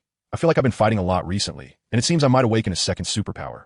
After a moment of silence, everyone exclaimed, "Wow, is that for real? A dual superpower user? That's amazing. I have a friend with dual superpowers now. Don't forget to introduce me to a girlfriend when you become popular." The surprised crowd looked at Haka. "Aren't you infatuated with Miss Alita?" Haka pouted. "A goddess and a girlfriend can't be the same. If Miss Alita could see me, how could she be my goddess? A goddess is someone you can only admire, but can never possess." You make a good point. Among the 5 present, 3 have been single since birth and couldn't think of a rebuttal. After the battle ended and everyone cheered, Lin Jun had already returned to the command center under the protection of his subordinates. The more humans died, the stronger those guys became, and their numbers would not diminish. He was helped to sit on the edge of the bed and coughed a few times. "We need a big battle, at least to kill 10 black-level beasts. Prepare for it. The storm is coming." Several officers nodded heavily, saluted, and turned to leave. A female soldier walked in, unbothered by others, sat down at the nearby table, and poured herself a cup of tea. "It's time for you to step into the spotlight." Lin Jun smiled and laid back down on the bed. "First, go to the Special Operations Department and deal with those troublemakers. You are my secret weapon, hidden for over 20 years for this day." The female soldier set down her teacup and smiled slightly. "For me, it has been a long wait until now. The revenge for my parents and the honor of my family will all be reclaimed by me. I will stabilize the world." The female soldier picked up her cup and turned to leave. Alita watched the female soldier depart, a cold smile appearing on her face. "Do you think challenging the Special Operations Department is a victory that is impossible?" Lin Jun covered himself with a quilt. "Give me treatment. My internal organs have ruptured again." Alita could only use her superpower on Lin Jun and continued. "Even the 3 marshals wouldn't dare to say they can stabilize the Special Operations Department. Though I am just in the logistics department, ordinary S-class can't defeat me, and Boa and the others are stronger than me. Do you think that little girl can be stronger than Boa?" Lin Jun smiled and closed his eyes to take a short rest. "Let's wait and see. She is worthy of that name." Before dark, the patrol team, following orders, left the city to check for any remaining monsters within 30 kilometers. During the patrol, Li Chang'an also observed the environment, looking for a suitable place to awaken his superpower. When it got dark, and he confirmed there were no other monsters, the group returned to the military camp. A few kilometers away from the camp, they heard a roaring sound from the camp, with bloodlight shooting into the sky. Zhang Qiangzhuang narrowed his eyes. Could it be that the New World sect people have come again? No. Li Chang'an shook his head. It seems like the Special Operations Department. That bright light is from the Valkyrie. His silver spear. Special Operations Department? Those prodigies are fighting among themselves? Hu Chai suddenly got excited. Let us hurry back and take a look. Watching geniuses fight is always interesting. Not commenting on Hu Chai's bad taste, the squad quickened their pace. Another deafening roar, like a missile explosion, followed by a figure flying high out of the city, landing not far from Li Chang'an and the others. Li Chang'an frowned. It's the barbarian god, beaten out by someone.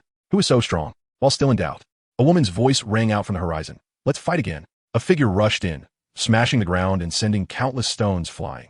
Her willow leaf eyebrows slightly raised as she lifted her leg to strike down. The barbarian god hurriedly dodged, but the ground where he had landed suddenly collapsed, creating a large pit with a diameter of several dozen meters. The barbarian god got up and roared, his arms swinging like bronze cannons, shaking the air and striking towards the woman's face. The figure snorted coldly, and the roar from the barbarian god, imbued with the power of sound domain, couldn't harm her in the slightest. The swinging arms were easily blocked by the figure, who then stepped forward and punched the barbarian god in the chest, an invisible shockwave exploding from the impact. The barbarian god's chest visibly caved in, and his bones must have shattered significantly. You dare to call yourself a barbarian god? From today on, I strip you of that title. Come back to reclaim it when you can defeat me. The figure casually tossed the barbarian god aside and turned to face the city. Boer, come out for a fight. The Valkyrie held her silver spear, the spear tip shimmering with electric light, like a meteor bursting onto the scene. The figure turned her head, the spear tip grazing past her ear and slicing off a few strands of hair, then gripped the silver spear with one hand and struck down the spear shaft with the other. The silver spear trembled violently in her hand. Boer felt her grip break, nearly losing the spear. Is the Valkyrie really this weak? The figure released the silver spear and punched Boer in the face. This punch carried the force of thunder. Boer only had time to think of raising a defense, but didn't have time to act, and half of her facial bones shattered under the blow, flying nearly 100 meters before landing. Is this all the Special Operations Department has? The figure disdainfully shook her hand and shouted, You all come at me together. Jinshi. Hearing the voice behind him, the figure turned around to see 5 people staring in shock, along with Ma Hao, who was about to gouge out his own eyes. This can't be my sister. I must be blind. Gouging out my eyes would be better. Chapter 81. Poor memory. The not-so-tall figure, shedding its previous domineering demeanor, revealed the shy appearance of the little girl. Brother, Ma Hao stood there in a daze, unable to convince himself that there was something wrong with his eyes. It couldn't be that his ears were also malfunctioning, right? The other four also couldn't doubt what they were seeing. The one who had defeated the barbarian god and punched Boer was actually Ma Hao's younger sister, Ma Jinshi. Brother, you go back first. I'll come find you after I take care of the other few people. From now on, you can enjoy life in the city without going to the battlefield, Ma Jinshi said with a sweet smile, leaping hundreds of meters and disappearing in an instant before the group. Old Ma, you didn't know your sister was this powerful, did you? Hakka swallowed hard. He had once thought about taking down Ma Jinshi, and now it seemed like he was really courting death. Ma Hao's eyes were vacant as he muttered, Do you think my sister has become a subject of military human experiments? Or has she been possessed? Is my sister, whom I raised, really like this? As Ma Hao began to question his life, Zhang Chong quickly said, Don't overthink it. She's still your sister. We'll find out when we get back. Jinshi. Li Chang'an slowly uttered 2 words. Hey, don't call her so intimately. Mao suddenly realized. Li Chang'an shook his head. No, I'm referring to her ability, the Jinshi ability. It's the only ability that is listed separately in the trial site. Over 20 years ago, it made a brief appearance in the trial site, and then there were no traces of it. Some believed it was an error from the trial site, but I believe the trial site wouldn't make a mistake. That ability user was likely hidden away for some reason. Now I know, it's your sister with the power of Jinshi. Ma Hao grabbed Li Chang'an by the collar and shook him violently. Don't say such strange things. That can't be my sister. My sister is a well-behaved, cute girl who loves pink. Her strength doesn't prevent her from liking pink. Li Chang'an sighed. It's normal for strong people to have quirks. Liking pink is just a typical quirk. I've never hated your mouth this much, Ma Hao said darkly as he let go, reluctantly accepting this fact. His sister, Ma Jinshi, was probably a rare powerhouse, far stronger than him, her brother. So what have I been protecting all these years? Protecting air? Ma Hao couldn't help but recall his youth when some punks bullied them for being parentless, often picking on his sister. Once he fought them off, bleeding from his head, thinking he had protected his sister. Looking back, it now seemed incredibly funny. Hu Chai wanted to say something like, with a sister like that, don't forget to take care of us, but seeing Ma Hao's expression, he quickly covered his mouth. The battle that broke out in the city had shifted to the other side, likely because Ma Jinshi had intentionally avoided the team. After returning to the military camp, at Li Chang'an's suggestion, the team took a detour to the Special Operations Department's camp. Why do these people always like to demolish buildings during fights? Li Chang'an frowned, noticing that most of the camp had been destroyed, with 2 injured soldiers lying nearby. Alita had just finished treating the 2 and stood up, spotting Li Chang'an and the others peeking in from outside the camp. Hey, Li Chang'an waved, pointing at the ground, indicating if he could come in. Come in. Those who can manage things have been knocked down. Alita shrugged but suddenly looked displeased. What are you calling me? Li Chang'an answered nonchalantly. Hey, it sounds more casual. How annoying. This must be a ploy. Alita took a deep breath and smiled again. You guys aren't here to laugh at the Special Operations Department, are you?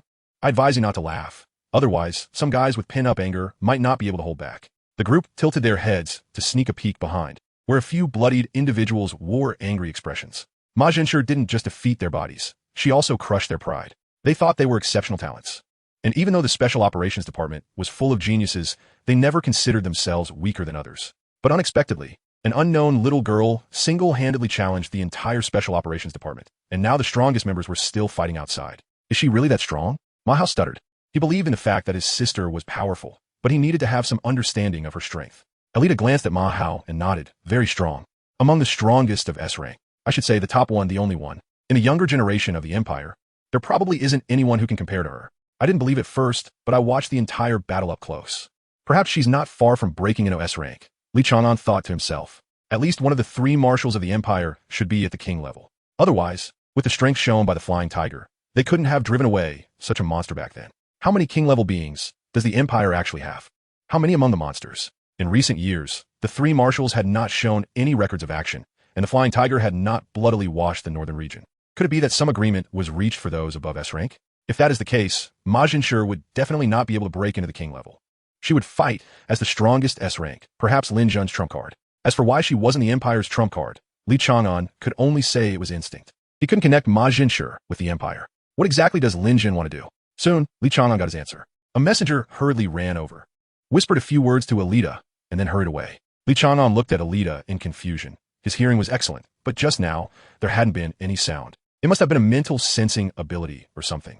Could it be important news? Seeing Li Chang'an's puzzled expression, Alita secretly delighted, thinking, come ask me.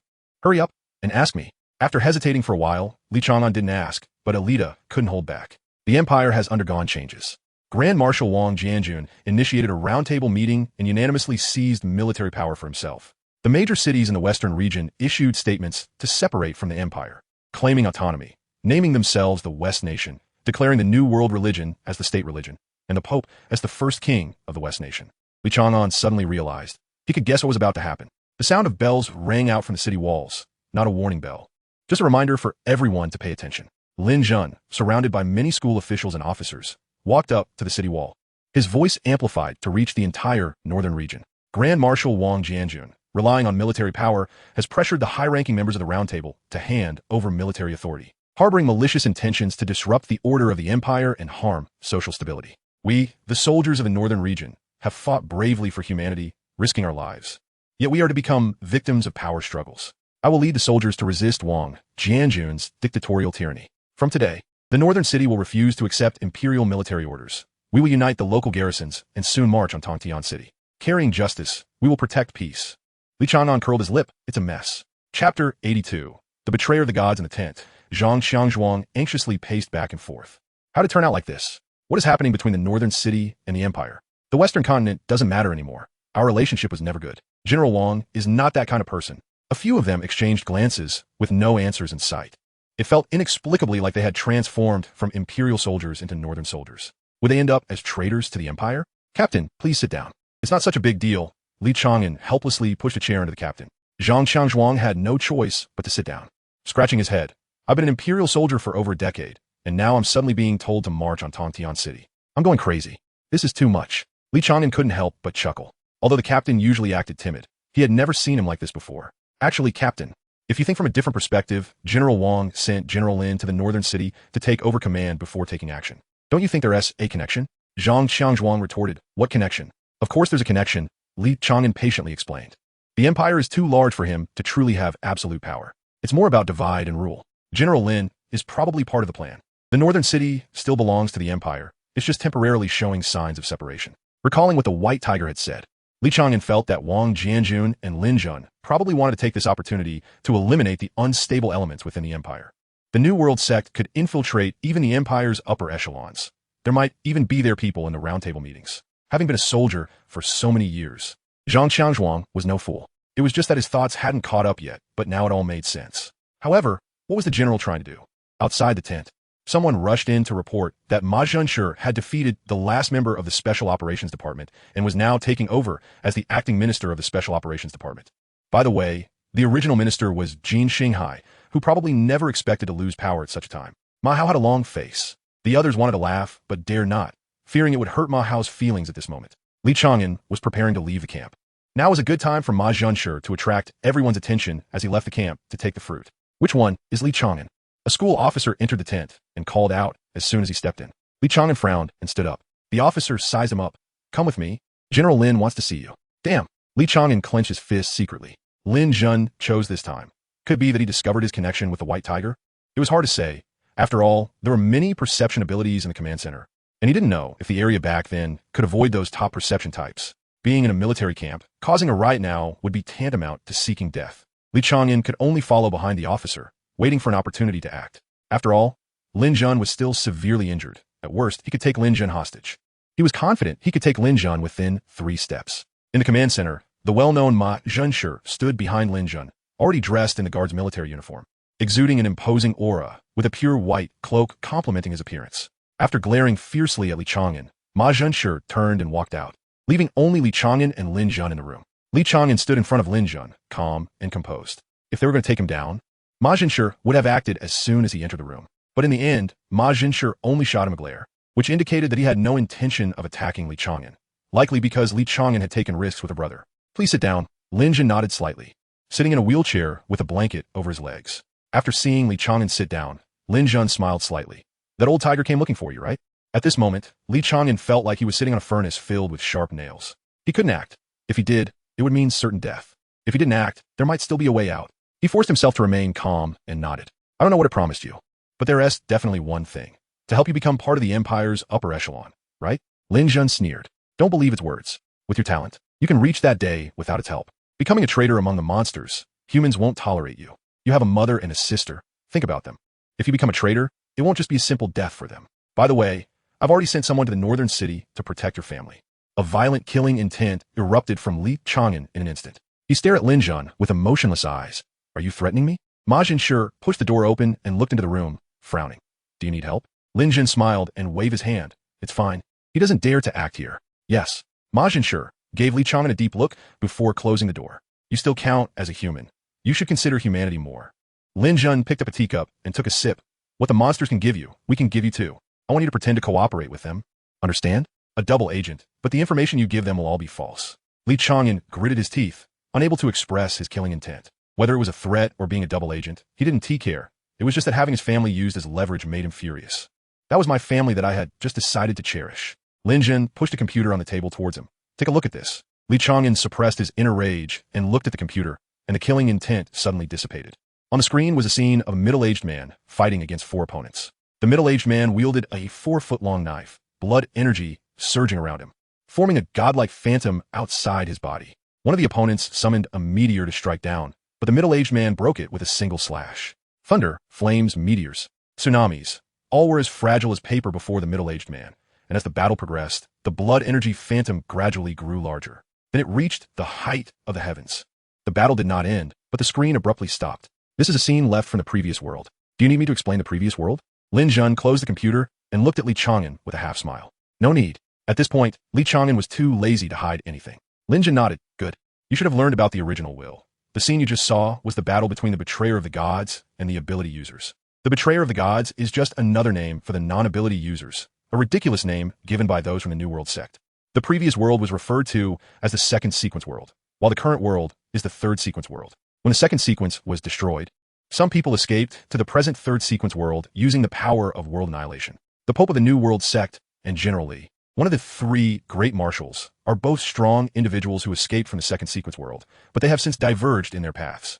There should also be strong individuals from the second sequence behind those monsters. You don't need to know the specifics. Just know that we need the betrayer of the gods. The flesh and blood of a living betrayer of the gods can obscure the original S sight. Does he not know that I am the betrayer of the gods? Li Chang'an started making judgments. But how did that white tiger know? Humans are indeed dangerous. I need to awaken my abilities as soon as possible. Lin Jun had not finished speaking. Now, including us, 3 factions are looking for the betrayer of the gods. The New World sect wants to sacrifice the betrayer of the gods to the original. We need the flesh and blood of the betrayer of the gods. The monsters want to continue the plans of the second sequence world, using a certain fruit to dissolve the spirit of the betrayer of the gods, and then take over their body. This fruit is harmful to the betrayer of the gods, but is a great supplement for other ability users. And it seems it can even allow ability users to awaken a second or even third ability. However, we do not know how to produce it. So I can't have abilities? Li Chang'an felt a chill in his heart. Li Chang'an sighed. We conducted many experiments and confirmed that the betrayer's body cannot accommodate supernatural powers and is even immune to some of the negative effects of these powers. However, through slaughter and evolution, the powerful betrayers can break mountains with just their physical bodies. My recently cooled heart has ignited with passion again. Chapter 83. The unpowered strongman, the restlessness in Li Chang'an's heart made his blood surge, and he couldn't control his increasingly rapid heartbeat.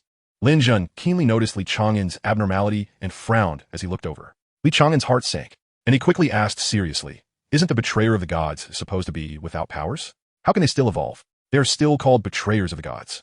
Li Chang'an curled his lips. They can gain evolution by killing powered individuals. For example, if they kill a powered individual who controls fire elements, the betrayer will gain resistance to fire. If they kill one with water elements, they'll gain resistance to water. It's akin to theft. The stronger the person they kill, the greater the benefits they obtain, including physical and mental enhancements. Marshall Lee said there was a betrayer who killed a myth-level powered individual and then gained part of that myth level's divine authority. You don't even know what divine authority is. I don't know, but you can keep talking.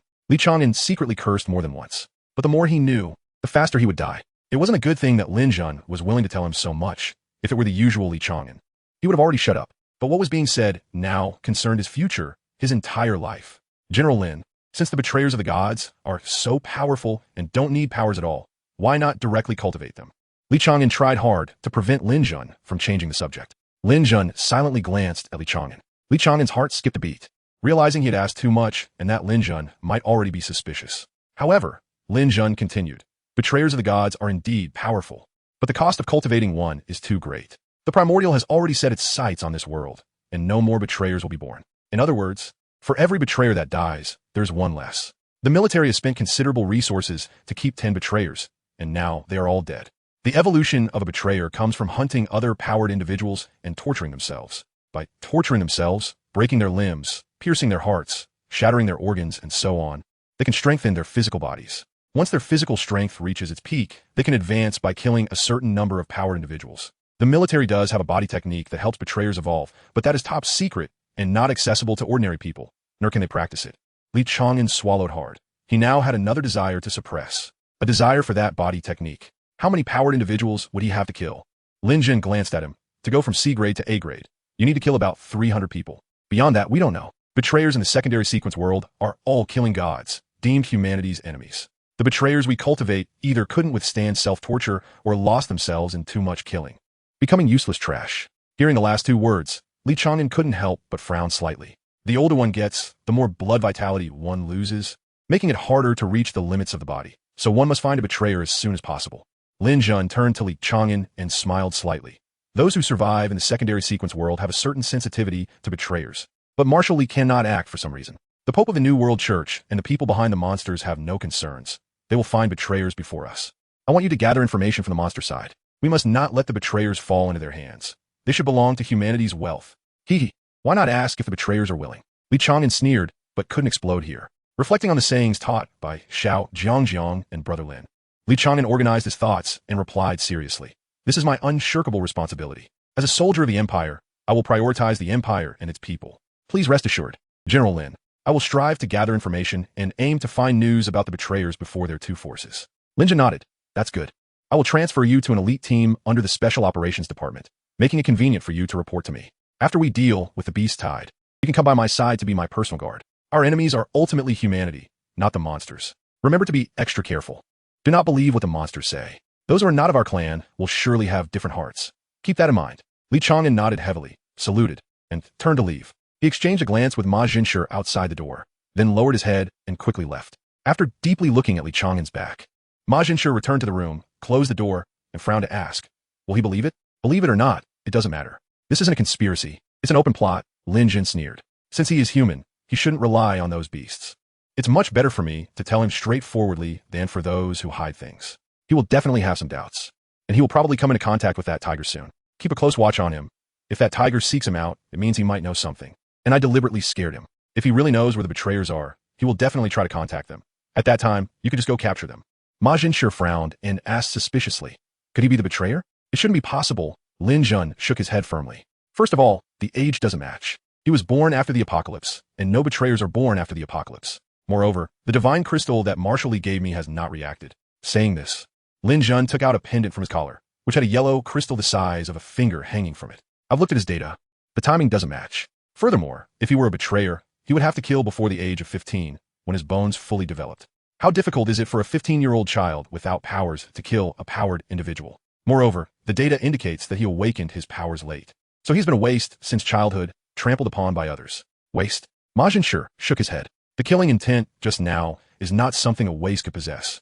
The Grand Marshal's killing intent isn't much stronger than his. Lin Jun shook his head again. A psychologically twisted pervert who has endured bullying since childhood loses part of their humanity after awakening their powers. This is very common. If he were a betrayer, he wouldn't be like this. A betrayer raised in the civilian world without powers would only be at the bottom of society, hiding and being humiliated. The more twisted he is, the less humanity he has, which proves that he is a small person who has become arrogant after gaining power. He's just a good blade. After honing it for a while, we can throw him back to Tontian City to deal with the disobedient ones. Keep a close watch on his family, when necessary. We can kill his family to force him into madness. If he treats his family as shackles to prevent himself from losing humanity, then we must have the key to those shackles. Ma Jinshi silently nodded. The divine crystal provided by Marshal Li would never be problematic. That was something left behind by a top-level perceptive powered individual after their death. There have been top-level powers in the secondary sequence world, but such crystals are fewer than 5. As Li Chang'an walked out of the command center downstairs, his shoulders trembled slightly, and the soldiers guarding the door whispered, discussing what scare Li Chang'an had encountered. However, he was just excited. I should have already reached the limits of my body. I seem to be only 2 lives short of the 300 powered individuals. Both sides were not telling the truth. Half-truths and half-lies are the best for deceiving people. Do you really think I'm a fool and will believe what I hear? All this talk of spies and double agents is fake. They're just using me as bait. That old scoundrel Lin Jun wants to use me to lure the betrayers, not realizing that I am an unpowered individual, threatening me with my family. I will definitely kill you. Clenching his fists, Li Chang'an still didn't know that the glove saved his life. If it weren't for the immense temptation of powers, he wouldn't even have accepted that fruit. What kind of logic is it to give benefits first and then ask someone to do something? It's too fake. But even now, he still wanted to eat the fruit. Whether it was Lin Jun or by who, their words were half true and half false. And he needed to verify whose words were more genuine. The best way is to kill 2 ability users first. If evolution can really be triggered, this fruit can be set aside for now. I have that bastard Xiao Jiangjiang. Do you really think I have no way to verify what you said? However, how should I contact Xiao Jiangjiang? Li Chang'an felt a headache coming on. Suddenly, his phone chimed. He rubbed his head and took out his phone. It was a text message. See you in the north in an hour. The sender was 1 Anren. Chapter 84. Understanding of strength during the waiting time. Li Chang'an took his teammates to the martial arts arena, as he was about to be transferred to an elite team under the Special Warfare Department. Before leaving, he wanted to teach his friends some survival skills. Your physical bodies are too weak. Even if you have sufficient combat awareness, your bodies will hold you back. Li Chang'an's first sentence left everyone confused. Hu Chai raised his hand like a student. Excuse me, Teacher Li, are our bodies still weak? Li Chang'an nodded. There was a machine to test strength nearby, and he walked over, took a deep breath, and punched fiercely. The machine shook violently, and the red numbers on the screen jumped crazily until it stabilized at 2,570. A punch of 2,570 pounds. The others stared in shock, but Li Chang'an silently looked at his fist. He still had some strength left and could probably explode to 3,000 pounds at most, which might be the limit for a sea level. He had grown a bit stronger over this period. Otherwise, he might still be 100 or 200 pounds short of the limit, while his weight was skyrocketing. Seriously, aren't you supposed to be a power-enhanced ability user? Hu Chai swallowed and looked at the captain. Captain, how much can you punch? Zhang Qiangzhuang frowned and stepped forward, also delivering a heavy punch. The numbers jumped a little and stopped at 2,800. Don't be too surprised. Your bodies have never been trained to the limit, Li Chang'an said honestly. Being able to fly, using swords from a distance to slash enemies who would want to spend time training their bodies. Even power-enhanced ability users don't spend extra time training their bodies. Not many notice that times have changed. The human limit is no longer running 100 meters in just over 9 seconds or deadlifting over 500 kilograms. Even producers can carry 100 pounds of rice and run swiftly, and the evolution of abilities slightly enhances physical fitness, which is why people forget to consciously train. The body is the capital of revolution, and it should still be the same now. After activating their abilities, even without entering combat mode, Zhang Qiangzhuang could run while dragging nearly 3 tons of a sports car. A punch of 2,500 pounds delivered directly is no less harmful than a bullet. The evolution of ranks raises the limits, but if one does not focus on training, they still remain mere mortals. The limit strength for C level is 3,000 pounds, while A level might be over 5,000 pounds. If it were a power-enhancing ability, this limit would be even higher.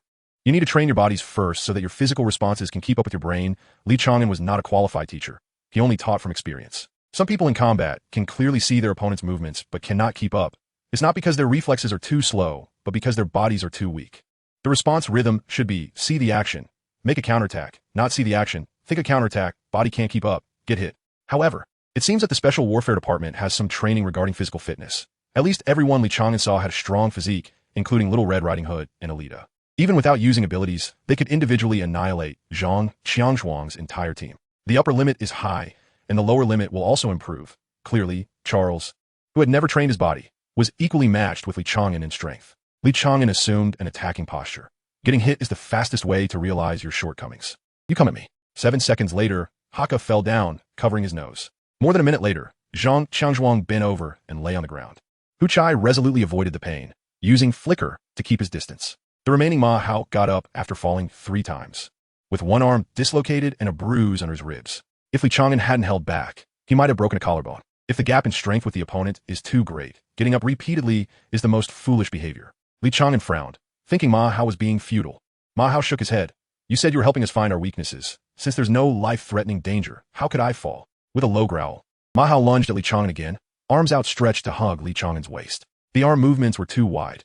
If he wanted to embrace his opponent, he should lock his arms in front of his chest and then open them when getting close. Li Chang'an spoke while easily dodging Ma Hao's lunge, gently striking the back of Ma Hao's neck with his hand. You're dead. Although Li Chang'an didn't use much strength, Ma Hao fell to the ground as if he had lost all his power, self-deprecatingly smiling. Am I very weak? Indeed, very weak. Your ability relies on firearms. Without a firearm in hand, you could probably only last 2 seconds relying on your body. Li Chang'an answered Ma Hao's question seriously. Even with a firearm, if someone gets within 7 steps of you, you will still die. Hu Chai came over, chuckling. I think old Ma's question wasn't a question. Have you never been in a relationship? The two lying on the ground also curiously looked at Li Chang'an.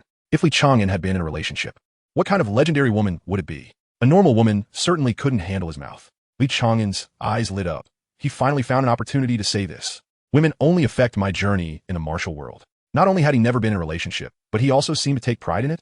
Bah! Women would even affect my speed in drawing my sword. Hu Chai rolled his eyes. Li Chang'an frowned. Really? You can't take this guy seriously. Hu Chai sighed, not answering Li Chang'an's boring question, and bent down to help Ma Hao up. You're already very strong, and you protected her for so many years. Now, what's wrong with letting your sister protect you a bit? You see, we all got beaten to the ground by Chang'an. But the captain activated his ability and can beat him like a dog. When I activated my ability, he couldn't catch up with me. Everyone has their strong side. You've raised your sister this big, never let her suffer, or let her go hungry. That's already incredibly strong. I get it, it's not that I'm weak, but I'm weaker than my sister. Li Chang'an understood and noted it in his heart. He initially thought Ma Hao was seriously asking for an evaluation of his combat power. Li Chang'an also stopped pretending to be dead and sat up on the ground. Old Ma, are you feeling this way because Zhenshe is stronger than you? Or because Zhenshe has been hiding things from you? Ma Hao hesitated for a moment before saying, probably because she's hiding things from me. It's a good thing that she's stronger than me, but I'm her brother. She shouldn't hide things from me, which makes me look like a fool these years. Li Chang'an interjected. If she told you, it might have harmed you. Would you still blame her? Of course not. She has her reasons, and I definitely would understand. After releasing a large portion of his pent-up frustration, Ma Hao slapped his forehead. Chang'an is right. Why didn't I think of that? No. I just think General Lin isn't a good person. Your sister working for him might be under coercion. Li Chang'an spat, recalling Lin Jun and feeling angry. I will definitely kill you, old man. Just as Haka was about to get up, he lay back down, burying his head in the sandpit. I didn't hear anything. I don't know anything. It has nothing to do with me. You really dare to say anything? Zhang Xiangzhuang shook his head helplessly. Don't say such things in the military camp. It would be bad if someone with ill intentions hears it. However, he didn't refute Li Chang'an's assertion that Lin Jun's sudden appointment in the north had raised suspicions among veterans. Li Chang'an, a voice called out from a distance. Li Chang'an turned his head with a smile. Chapter 85. A promising future. One Anren pounced over, and Li Chang'an caught her steadily. Laughing, you seem to have gained a bit of weight and grown a little taller. In less than a month apart, when Anren had noticeably changed, making Li Chang'an somewhat envious. Growing taller is great, but being too tall can affect agility and isn't suitable for combat. Yeah, I put on a bit of weight. The food in the military is good. All we do all day is exercise and eat, when Anren said, patting Li Chang'an on the shoulder, frowning. Have you gotten stronger again? Li Chang'an nodded. I've reached the limit of my physical body. I'm probably close to 300 pounds now. You're becoming more and more abnormal. Wen Anren muttered, then noticed Zhang Xiangzhuang and the others nearby, grinning. Hello. I'm Li Chang'an's friend. Thank you for taking care of my good friend. Zhang Xiangzhuang and the others quickly waved their hands. No, it's him taking care of us. Wen Anren nodded. That's true. He is quite good at taking care of people. The group, still being polite, frowned. Li Chang'an's friends couldn't chat either. The last time, that guy didn't even look at them. Ma Jinshi walked over slowly, glancing at Li Chang'an, nodding to Zhang Xiangzhuang and the others, and finally approached Ma Hao. Brother, I have something to discuss with you. Just in time, I also have something to ask you. Ma Hao said, his face serious. The two siblings walked aside. Captain, you all practice first. I'll go talk with him, Li Chang'an said, ready to leave as the upcoming conversation wasn't suitable for a third person. Zhang Xiangzhuang wanted to say something, but Hu Chai patted him first, pointing to the watch on Wen Anren's wrist. Unlike the ordinary soldiers' watches, Wen Anren's deep black watch had patterns resembling ink-dyed rice paper. It was exclusive for special operations and officers above the school level. After leaving the training ground with Wen Anren, Li Chang'an looked around but couldn't find a suitable place. Lin Jun was restructuring the military, dividing specialized combat teams based on different abilities, so the entire military camp was bustling with people, and there were few quiet spots. Let us go to the command center. The walls of each office are mixed with a special monster bone powder that can resist a certain degree of perception. Wen Anren suggested, revealing his military rank. Colonel rank? Li Chang'an smiled and nodded. In the Special Operations Unit, the minimum rank was at least captain, but it seemed only Ma Jinshi held the colonel rank there. Seeing his friends rise, Li Chang'an felt genuinely happy. He couldn't bring himself to be jealous of his friend. Once inside the command center, Wen Anren closed the door and locked it. The earlier calm shattered as he nearly burst with excitement. Do you know what I found in the military? Wen Anren instinctively lowered his voice. There's information about non-ability users in the military, called the Betrayer of the Gods. There's also a special technique for the Betrayer of the Gods. According to the description, even without abilities, one can gradually become stronger, even surpassing S rank. Li Chang'an grinned. I know about this too. That's what I want to tell you. What? Wen Anren puffed out his cheeks in displeasure. You should have pretended not to know. Let me feel proud for a moment instead of you being smug. Though puzzled about why he couldn't feel proud himself, Li Chang'an obediently apologized and recounted everything about the White Tiger and Lin Jun. After listening, Wen Anren frowned and took the fruit from Li Chang'an's hand. What Lin Jun said has some truth to it, but at least this fruit is real. You can't eat it. If you do, your humanity will slowly disappear, and your body will evolve towards that of a monster, ultimately becoming a beast with a powerful physique. Li Chang'an sighed. Even with psychological preparation, it was still hard to bear, incredibly sad. The evolution of the physical body was a good thing, perhaps even stronger than most abilities, but Li Chang'an still envied ability users. Even having a fire-starting ability would be nice. Soon, Li Chang'an's expression brightened again. Then you should eat it quickly. Isn't it useful for you? I can't eat it. Wen Anren shook his head, not out of politeness. He wouldn't be polite with Li Chang'an. I can't have more abilities. My brain region can't handle it. Sorry, I didn't tell you the truth. I'm actually a 3-ability user. Wen Anren's voice grew lower. He felt he had let down Li Chang'an's trust, especially the joy on Li Chang'an's face when he saw him, which made him feel guilty. Why didn't he tell him earlier? If he had said from the beginning that he was a 3-ability user, it would have been better. Wow. Li Chang'an's eyes lit up. A 3-ability user? I've never seen one before, and it's my friend. Just as Wen Anren was about to scold Li Chang'an for his naivety, he suddenly froze, realizing that it wasn't Li Chang'an who was naive, but himself. He wasn't indifferent. Pretending to be very surprised and happy was to comfort him. He didn't want him to worry, even in the trial grounds. It was because Wen Anren had hidden his strength that Li Chang'an had to fight desperately. You've used all your emotional intelligence on this. Stop it. Wen Anren turned his head away, not wanting Li Chang'an to see his reddened eyes. Okay, it's fine. You can keep the fruit. It seems like it can save a life. With a silly smile, Li Chang'an hid his insignificant melancholy. Wiping his eyes, Wen Anren still put the fruit back in Li Chang'an's hand. It's not that simple. The Empire doesn't have the method to produce this. They've only captured 2 from monsters. Both tests resulted in the death of 2 non-ability users, so it hasn't been extravagant enough to confirm this. Moreover, I'm too close to Lin Jun. If he discovers the fruit on me, it would be bad. Lin Jun is a cunning old fox. Due to being a 3-ability user, the Empire granted him high authority. He found out that Lin Jun had led troops to suppress some riotous places when the apocalypse first arrived. But the places he had suppressed could no longer be found on the map, with no population records. He suspected he had committed city slaughter. Taking a deep breath, Wen Anren used his abilities to sense again, confirming that it was safe before continuing. The authority for that technique is quite high. I can't view it yet. I came to the northern region this time to achieve merit. As long as I accumulate some military achievements, I can view that technique. When the time comes, I'll copy it down and give it to you, so you won't have to worry about abilities anymore. I probably know as much about the New World teaching as you do. The Empire requires officials above a certain rank to query it. which is even higher than the requirements for the technique. You'll have a good opportunity to kill 2 ability users. Li Chang'an was overjoyed. What opportunity? I was planning to kill 2 soldiers who were on night duty. No, at least have some principles. You can't do this in the future. You can only kill those who need to be killed, when Anren reprimanded discontentedly. Li Chang'an frowned secretly, but didn't retort, thinking he might have been too harsh. One Anren quickly changed the topic. In a few days, Sioux City will send people over for communication, ostensibly to discuss Marshal Wang's sole command of the military. In reality, it's to clear out the spies hidden among humans. After all, Marshal Wang's power grab is just a pretense, and the higher-ups are tacitly aware of it. The intelligence system in the northern region hasn't been cut off from the military yet. When the time comes, they'll select a few soldiers from non-special operations units for exchange competitions under the pretext of measuring military strength. You can take action then. You want to push me to the forefront. Just as Li Chang'an had this thought, he immediately dismissed it. When Anren was a friend who had saved his life. So how could he harm him? He nodded in agreement. After killing 2 ability users, he would be able to unlock evolution and obtain the military technique, making his future path no longer bumpy. So what if I am the public enemy of the superpowered?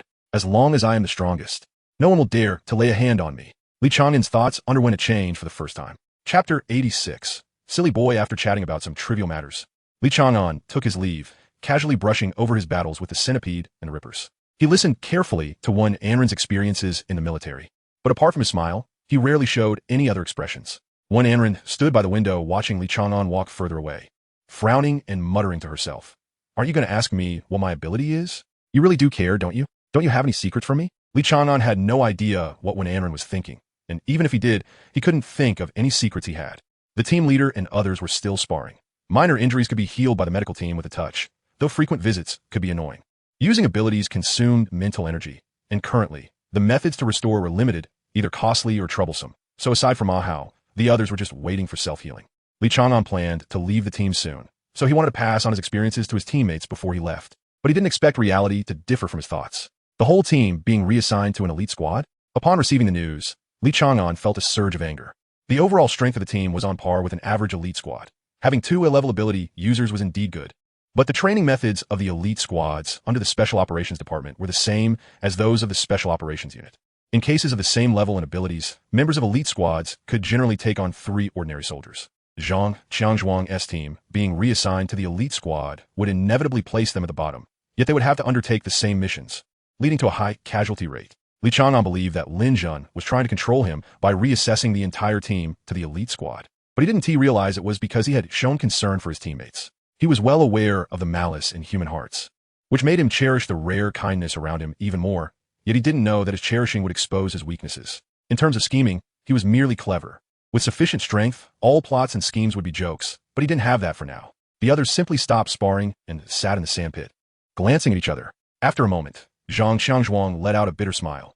It was supposed to be a glorious matter, but now we can't be happy about it. Being reassigned at this time is practically sending us to our deaths, Huko bluntly stated. Sorry, Li Chang'an said, lowering his head to suppress his anger. Lin Jun's actions were blatant.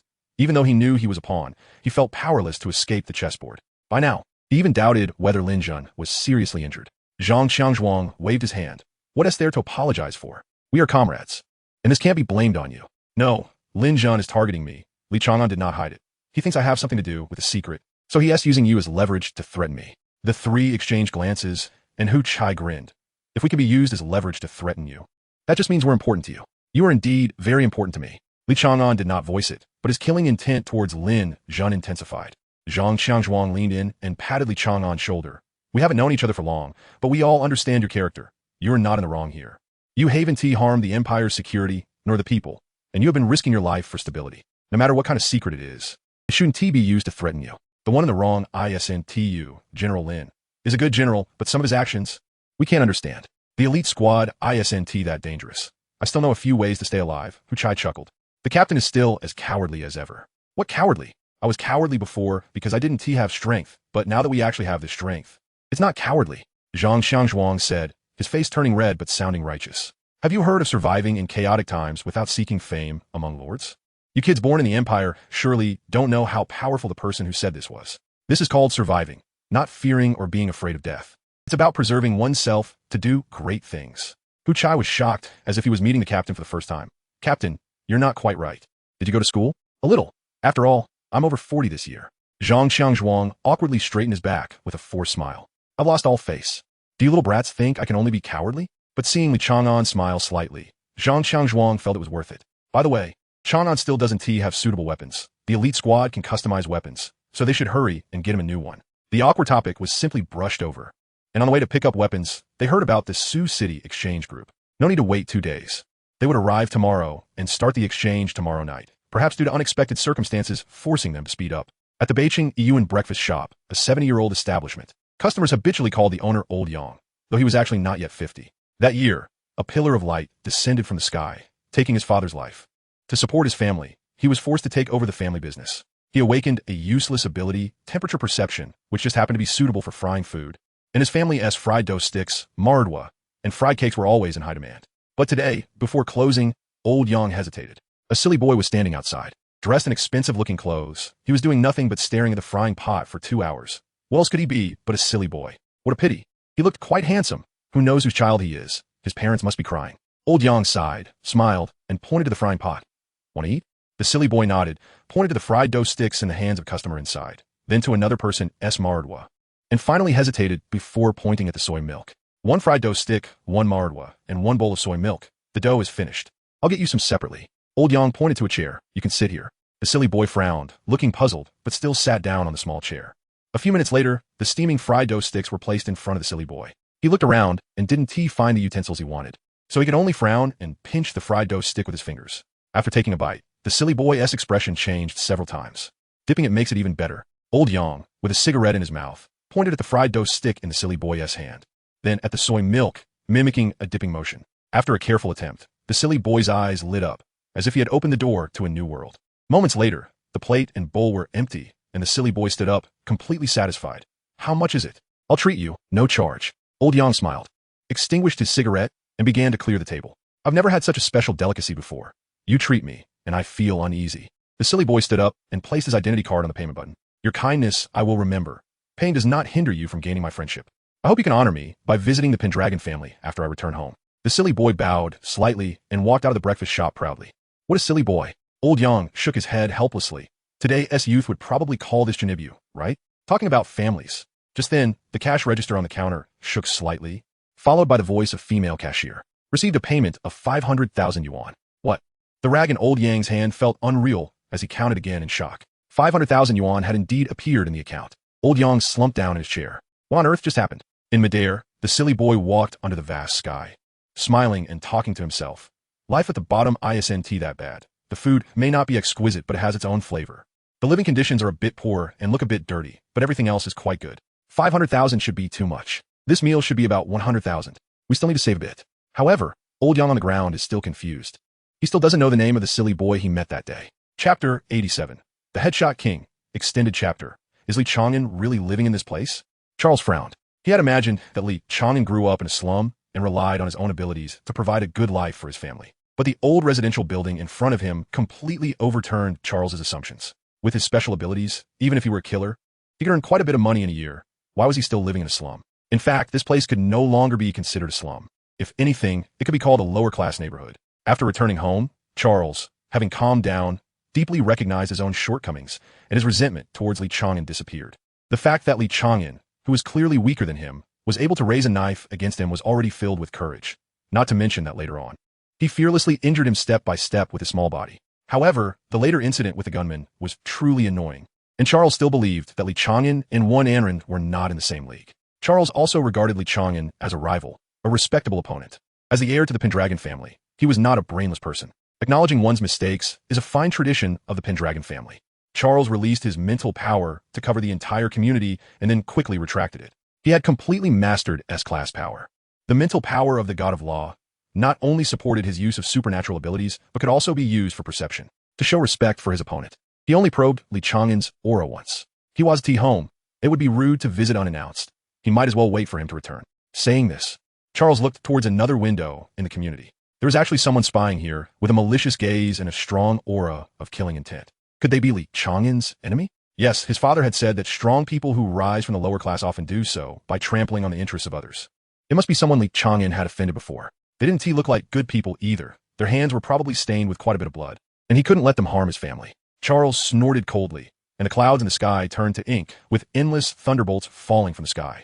all drilling into the house filled with malice. Amidst the dazzling lightning, not a single scream was heard from inside. After a short while, Charles waved his hand to disperse all the thunder, confirming that there were no survivors inside, before slowly walking out of the community.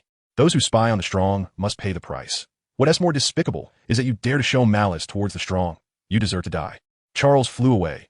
He wanted to see where Li Chang'an had grown up, but he had not yet been able to do so. As he was preparing to welcome the exchange group, Li Chang'an received some unpleasant news. All dead. Not a single person sent to monitor Li Chang'an's family survived. Ma Zhanshe nodded, his expression serious. It should have been a strong person among the S-class, most likely thunder control, and less likely a mythological type, god of thunder. One strike to wipe them all out, with no one escaping the scene and no signs of resistance. The corpses were charred from high temperatures. But it didn't affect the neighboring residents. Li Chang'an furrowed his brows. There are only a few people Li Chang'an knows, and none of them fit the criteria. Could be targeting someone from the Empire? Are there any suitable candidates in the New World sect? None. Ma Zhanshe shook his head. I will continue the investigation. Should we send someone to keep an eye on it? Li Chang'an stood up. Not for now. Anyway, Li Chang'an can't escape for the time being. He probably has many secrets, and perhaps when Anren can cooperate a bit. Let us start preparing for the exchange meeting. Have Li Chang'an arrange for the second position. Li Chang'an was unaware of what others were plotting.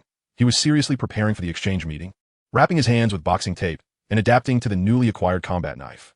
The blade was 3 feet long, less than 2 inches wide, yet weighed 17 kilograms, with both hardness and toughness extremely close to Li Chang'an's requirements. This was the weapon Li Chang'an was most satisfied with in over a decade.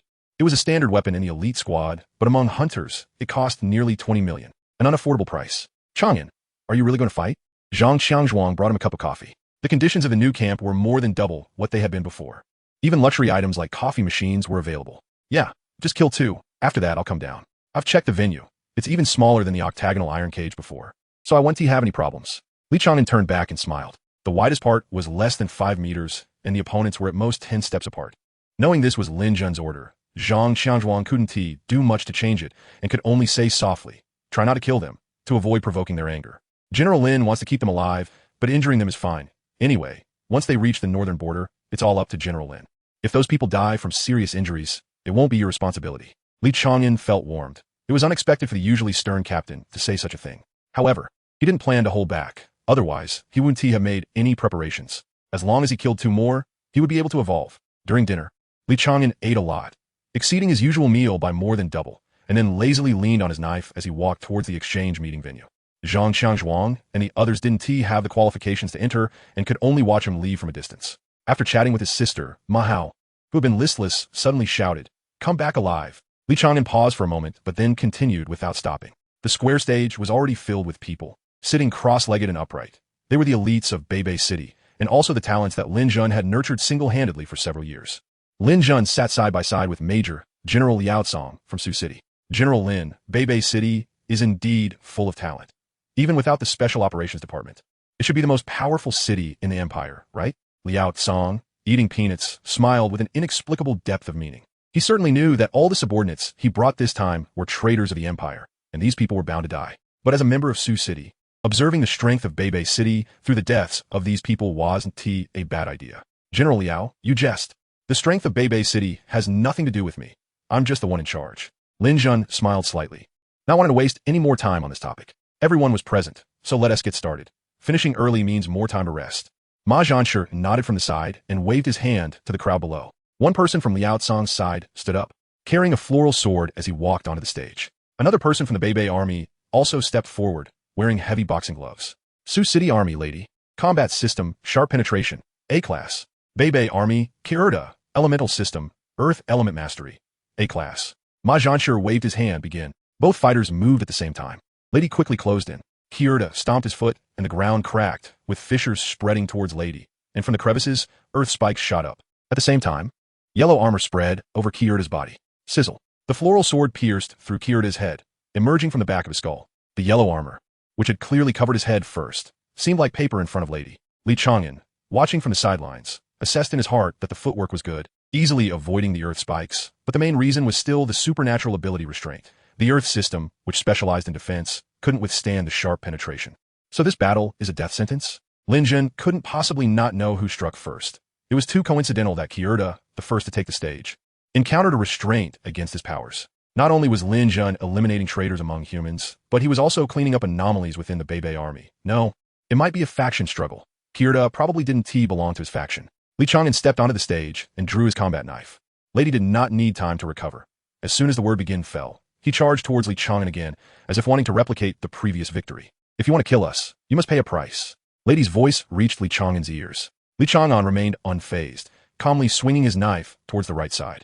Lady, who was attacking from the right, slightly bent down to dodge, then stomped her foot, explosively increasing her speed. Was she hiding her strength? Li Chang'an retracted his knife and quickly let go, throwing the battle knife towards the approaching lady. Caught off guard by Li Chang'an's move, Lady could only hurriedly evade. But as her foot stumbled, she watched Li Chang'an pounce towards her, raising his fist to smash into her face. With a cold laugh, Lady thrust her flower sword towards Li Chang'an's brow, thinking it was merely a trade of a punch for a sword. Could he really kill her with a single punch? Mutual destruction was not Li Chang'an's plan. He barely tilted his head, and the flower sword grazed his cheek, piercing through his ear bone, causing half of his left ear to fall off. This sword strike weakened his punch slightly, but a fist was different from a sword, transforming his punch into fingers. Li Chang'an's 2 fingers pierced in a lady's eye socket and did not withdraw, while the remaining fingers extended to grip her cheekbone, slamming it down towards the ground. Your sword has no edge. Li Chang'an's voice, along with the intense pain, entered Lady's mind. So, Lady watched as Li Chang'an seized the flower sword, bending it, then heedlessly swung a punch toward her head. Shaking off the blood and brain matter from his hands, Li Chang'an bent down to pick up his battle knife. Next, Chapter 88. The soul returns. In a dark corner stood one Anren, frowning as he watched Li Chang'an smash Lady's head with a punch. The hard skull crumbling under his fist. Does this guy not know how to write the word elegance? What obsession does he have with heads? Sighing, one Anren remembered Li Chang'an saying that certain abilities allow one to survive even if their heart is crushed. So the best method is to break the enemy's skull. But don't you know his ability is sharp penetration?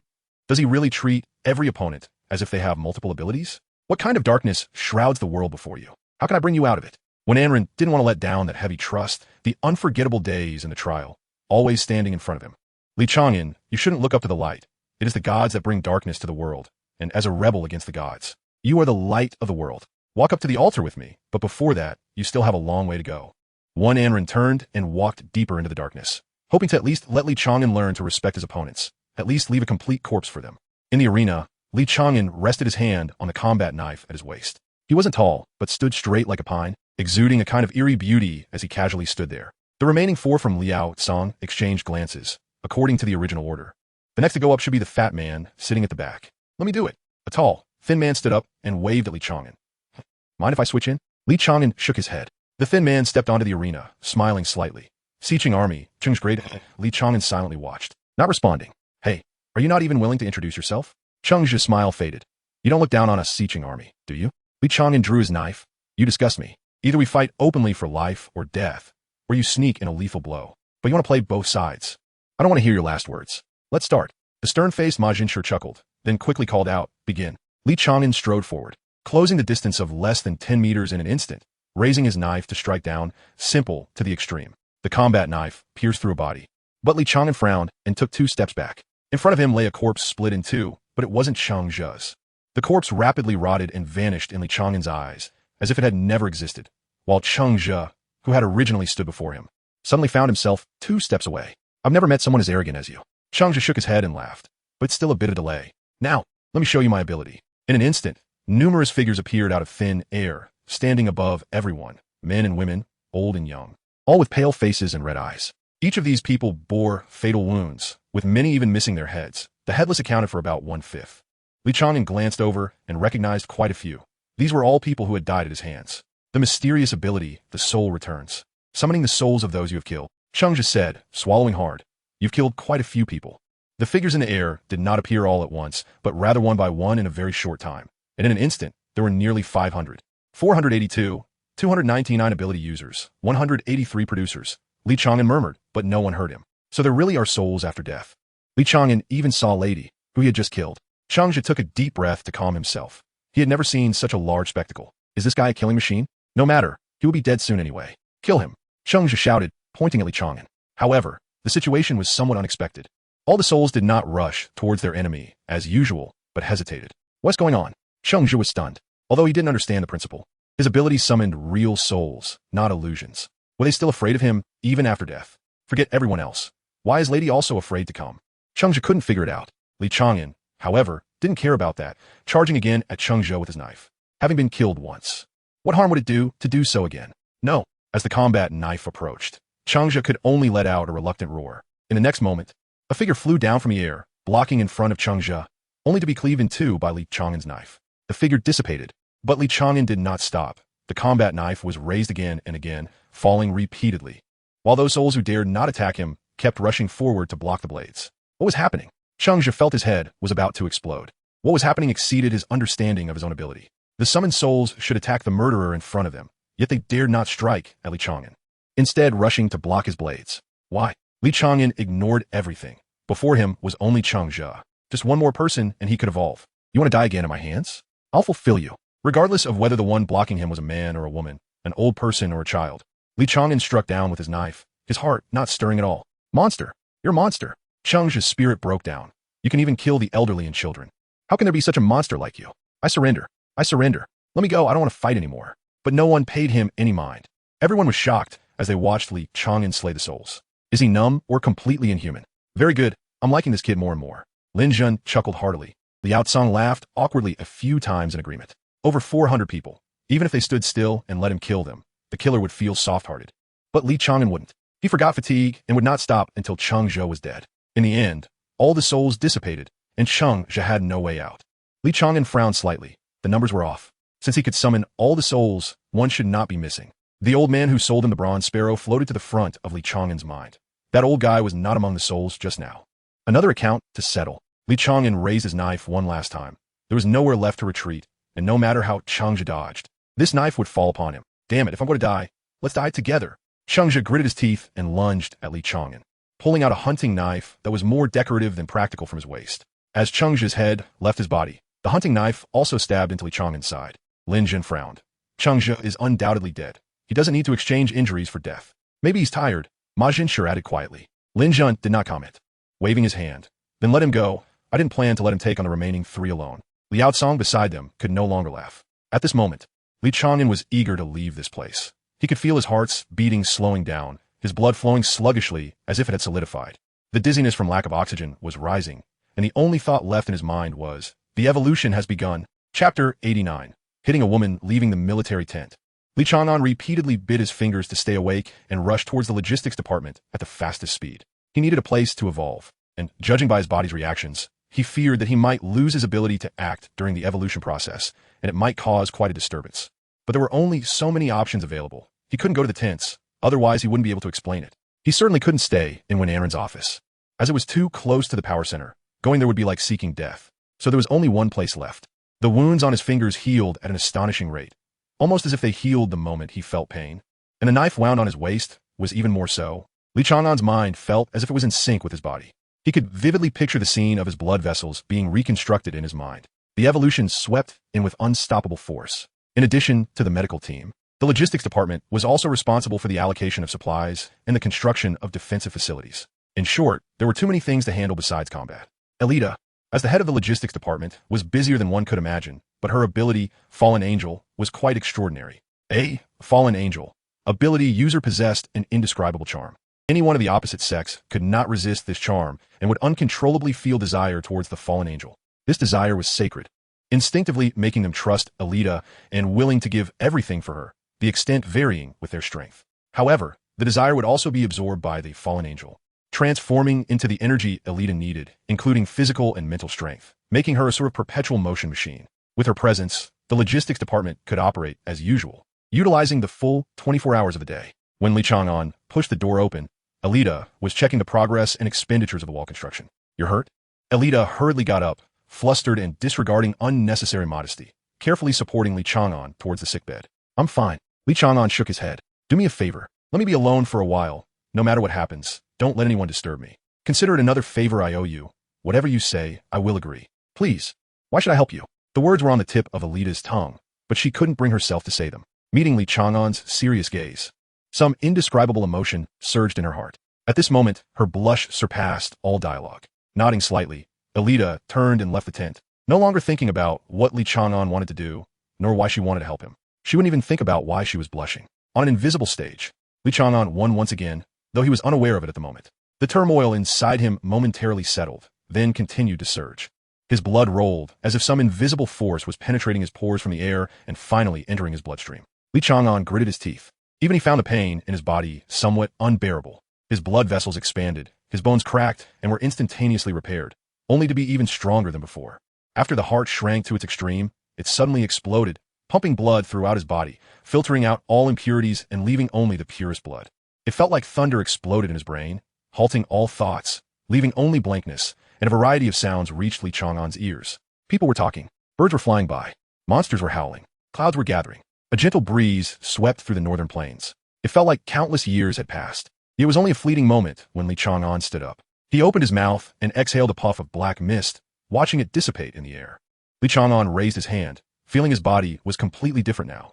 The dust floating in the air was clearly visible, and even the dark corners of the tent were illuminated. He heard the sound of a button being fastened, though he didn't know how far away it was. His heart was beating strongly. With each beat, he felt an overwhelming power surging, and his lungs expanded to their utmost. Li Chang'an felt that even if he ran at full speed for an hour, he wouldn't feel fatigued. He pressed his hand against the skin of his arm. It was soft yet resilient. When he punched down, there was no pain in his arm. Rather, his fist felt slightly numb. Li Chang'an drew out a knife, exerting some effort to cut through the flesh of his arm to reveal the bone underneath. While others had white bones, his were a light in color. The blade glided over without leaving a trace, not just steel but stronger than steel. His skin was like a layer of rubber. But the flesh and bones were harder than iron. When a blunt object struck his skin, it first met the skin, and most of the force was dissipated in the tremors. What could possibly remain of the force that landed on his steel-like bones? It was hard to test strength and speed, as he was still in the tent. But Li Chang'an was certain that his strength had broken through the limit of 3,000 jin. The new limit was likely above 10,000, at least a threefold increase, far surpassing the ordinary ability users who broke through to A rank. Though he wanted to fight, he feared Lin Jun would notice his changes, so it was better not to take that risk. Li Chang'an sighed and stepped towards the door. With each step he swayed. The body after evolution was unexpectedly unable to adapt in such a short time. Just how much stronger have I become? Since he got up, he felt an impulse, a desire to shed blood. Li Chang'an gripped the knife, focusing on his own blood. An astonishing scene occurred. Blood seeped out from his pores, covering the blade with his consciousness. The blade instantly turned crimson, radiating intense heat. He tore off a piece of tissue and tossed it onto the blade, which immediately ignited.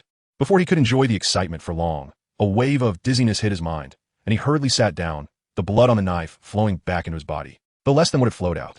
It wasn't an unlimited ability, what a pity. Despite that, Li Chang'an was still very satisfied. Finally, he had something that set him apart from ordinary people, and his combat power had significantly increased. The difference between him before and after evolution was entirely a different concept. After sitting on the ground for a while, he finally recovered. Li Chang'an smiled bitterly. I'm becoming less and less like a human, with blood as thick as mercury and bones harder than iron. But ability users are not humans to begin with, so it's normal for me to be less human. Just a bit hungry now. As the tent door opened, Alita peeked in and immediately relaxed. You finally woke up. If you didn't wake up soon, I would have almost lost control. Li Chang'an said apologetically. Sorry. How long have I been in there? Less than 2 hours, but something happened. I estimate someone will come looking for me soon. Alita shrugged and squatted in front of Li Chang'an, curiously examining him. What were you doing in there? 2 hours without a sound. I called you, but you didn't respond. If it weren't for your life sign still being there, I would have thought you were dead. Li Chang'an scratched his head, unsure how to explain, but suddenly his eyes lit up. By the way, are you S rank or A rank? S rank, just broke through not long ago. Alita was confused. Then she watched as Li Chang'an jumped up, his face full of excitement. Then let me hit you once. What? Say that again, if you have the guts. Chapter 90 has 2 more chapters. The punch ultimately didn't land because Alita seemed quite unhappy. I just wanted to spar a bit since I happened to break through. I didn't mean to fight you, I'm sorry. Li Chang'an's apology barely seemed sincere. Alita wasn't that petty. More importantly, she had heard about Li Chang'an's breakthrough. You broke through to S rank? The joy of just evolving vanished. And Li Chang'an managed a forced smile. No, I broke through to a rank. Clearly unable to accept this unexpected news. Alita paused for a moment before calming down. So you weren't pretending to be C rank before, but really were C rank? Li Chang'an nodded. He had no superpower, so he classified his level based on physical strength. Strictly speaking, those without superpowers don't have ranks. The limit of C rank was the only limit he had ever felt. Before meeting Lin Jun, he thought his upper limit was C rank strength. But he didn't expect to be able to evolve further. Alita had nothing to say, and the sense of defeat in her heart deepened. Was Li Chang'an always fighting above his rank? In fact, that was indeed the case. What kind of qualitative change happened to your superpower after breaking through to a rank? Just as Alita asked, she suddenly became puzzled. Speaking of which, I don't think I've ever seen you use your delay superpower before, right? Not only Alita, but a few others in the Special Operations Department who had possibly sparred with Li Chang'an were also unaware of this delay ability. Oh no, Li Chang'an's brain crashed. How to explain this? Not good at lying, Li Chang'an had survived by adhering to the principle that concealment does not equal lying. But how could he conceal it now? Li Chang'an started to stutter. No, the delay ability could also be considered a lie, right? A lie needs to be covered by a bigger lie, right? Then, Li Chang'an smiled. I'm a dual superpower user, not very powerful, and delay is just newly awakened. So that is how it is. Alita didn't doubt it. A dual superpower user made sense. Although Li Chang'an's powers weren't very strong, they seemed to perfectly complement his powerful close combat abilities. Power enhancement, combined with delay, was simply a killing weapon against superpower users. Did he get away with it? Li Chang'an chuckled inwardly. She must be thinking I'm lying, and even using a smile to cover it up. Seeing through Li Chang'an's lie made Alita secretly delighted. It was already unusual for the usually cold and serious Li Chang'an to smile, not to mention being so frank. Please don't tell anyone about my breakthrough. Thank you. After Li Chang'an said this seriously, he intended to leave. Alita suddenly stood up. She had more to say but couldn't get the words out. In the end, it turned into, don't forget the favor you owe me. I won't forget. I remember every favor. Li Chang'an nodded heavily and walked out of the tent. During the 2 hours of his breakthrough, some unusual things indeed happened. Everyone in the military camp heard the noise coming from the arena. Liao Tsang, you actually ambushed General Lin. After Ma Jinshi's shout, the arena fell silent, and soon the news spread. Su Cheng's military Liao Tsang betrayed humanity, attacking the already injured General Lin during the competition. Fortunately, Minister Ma from the Special Operations Department acted in time and killed Liao Tsang on the spot. Those who understand know, and those who don't, it's useless to say. This is Saibei City. Attacking the highest commander of a military here is the best outcome for death. So, was Liao Tsang a death warrior? Did he attack Lin Jun while he was severely injured? Li Chang'an preferred to believe that Liao Tsang was an enemy to Lin Jun. Besides eliminating the New World religion or the spies planted among humans by monsters, Lin Jun was also eliminating enemies. Whether Su Cheng's military deliberately sent Liao Tsang or it just happened to be Liao Tsang, it had nothing to do with Li Chang'an. As night fell, with not many people left in the martial arts arena, he could test how much stronger he had become. The limit of his punch surged from 3,000 pounds to 5,000 pounds, and he could easily deliver a ton of force with a casual punch. If not considering wrist and finger injuries, a punch could explode to 2.5 tons, easily breaking through a concrete wall. His speed was about 150 kilometers per hour or 40 meters per second. In fact, it took about 8 seconds to accelerate from standstill to 100 kilometers per hour, with an average acceleration of 12 meters per second. However, the human body could not be calculated mechanically. In short-distance combat, he could only reach near his opponent at a speed of 6 meters per second. Of course, if the opponent could give a little time, he could unleash full power without regard to bodily harm, making within 10 meters of range for instant kills. With reflexes and innate factors included, the data could not be precise. A person can be extremely angry for a whole day. During battle, they can unleash strength beyond themselves. However, aside from strength and speed, other conditions couldn't be measured. The wounds he inflicted on his arm healed very quickly. The self-healing ability improved significantly, but there was no special measurement standard, and since cuts were minor injuries, they weren't fatal.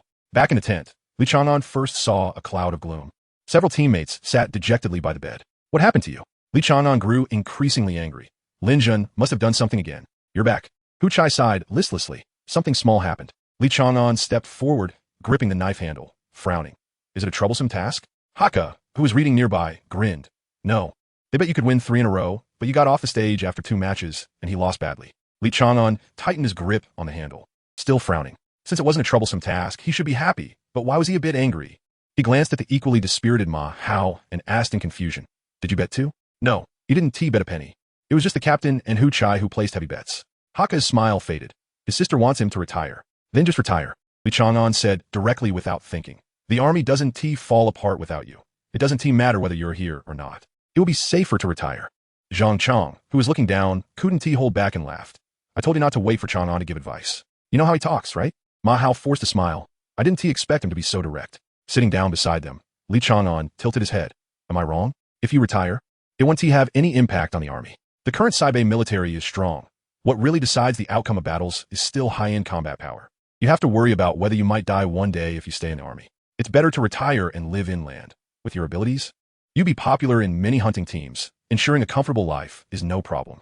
Zhang Chang smiled helplessly. What you said makes sense, but Ma Hao didn't join the army just for a living. He used to worry about his sister's well-being, but now she doesn't need him to worry anymore, and it's time for him to plan for himself. But his plan was originally to join the army. That's his dream. Li Chang'an lowered his head in silence. Suddenly, Ma Hao's heart skipped a beat, and he suspiciously asked, You're not thinking about taking the opportunity to injure me during the next battle, forcing me to retire, are you? Li Chang'an rubbed his face. A bit confused. Can you tell? Please don't have such dangerous thoughts. Ma Hao exhaled, looking seriously at the captain. Instead of me retiring, shouldn't we educate Chang'an on some common sense? Chapter 91. There is no war in the northern border. The patrol team has many tasks even during peacetime. But Li Chang'an's squad has been transferred to the elite team, leaving only the daily training routine. After reaching a certain training target each day, they can rest, whether reading or playing on their phones. However, the reason elites are considered elite is their constant self-discipline. Most train from waking up until resting. Li Chang'an finds this meaningless. The body has its limits, and too much of a good thing is counterproductive. Training should stop after reaching a certain point to allow the body and mind to relax. Training that cannot break through limits is a meaningless waste of time. No one becomes strong in a day. Better physical fitness is for better exertion of abilities. A strong elemental ability has terrifying destructive power but fears close combat, as the enhancement to the body when breaking through levels is minimal. Yet, their physical limits are not lower than those of other ability users. The enhancement from breaking through levels mainly affects mental strength. After reaching the limit through training, even if someone gets close, they still have enough counterattack power not to be instantly killed. Li Chang'an hopes they don't train. If everyone is strong, it only highlights his weakness. Therefore, Li Chang'an planned to train from morning until night.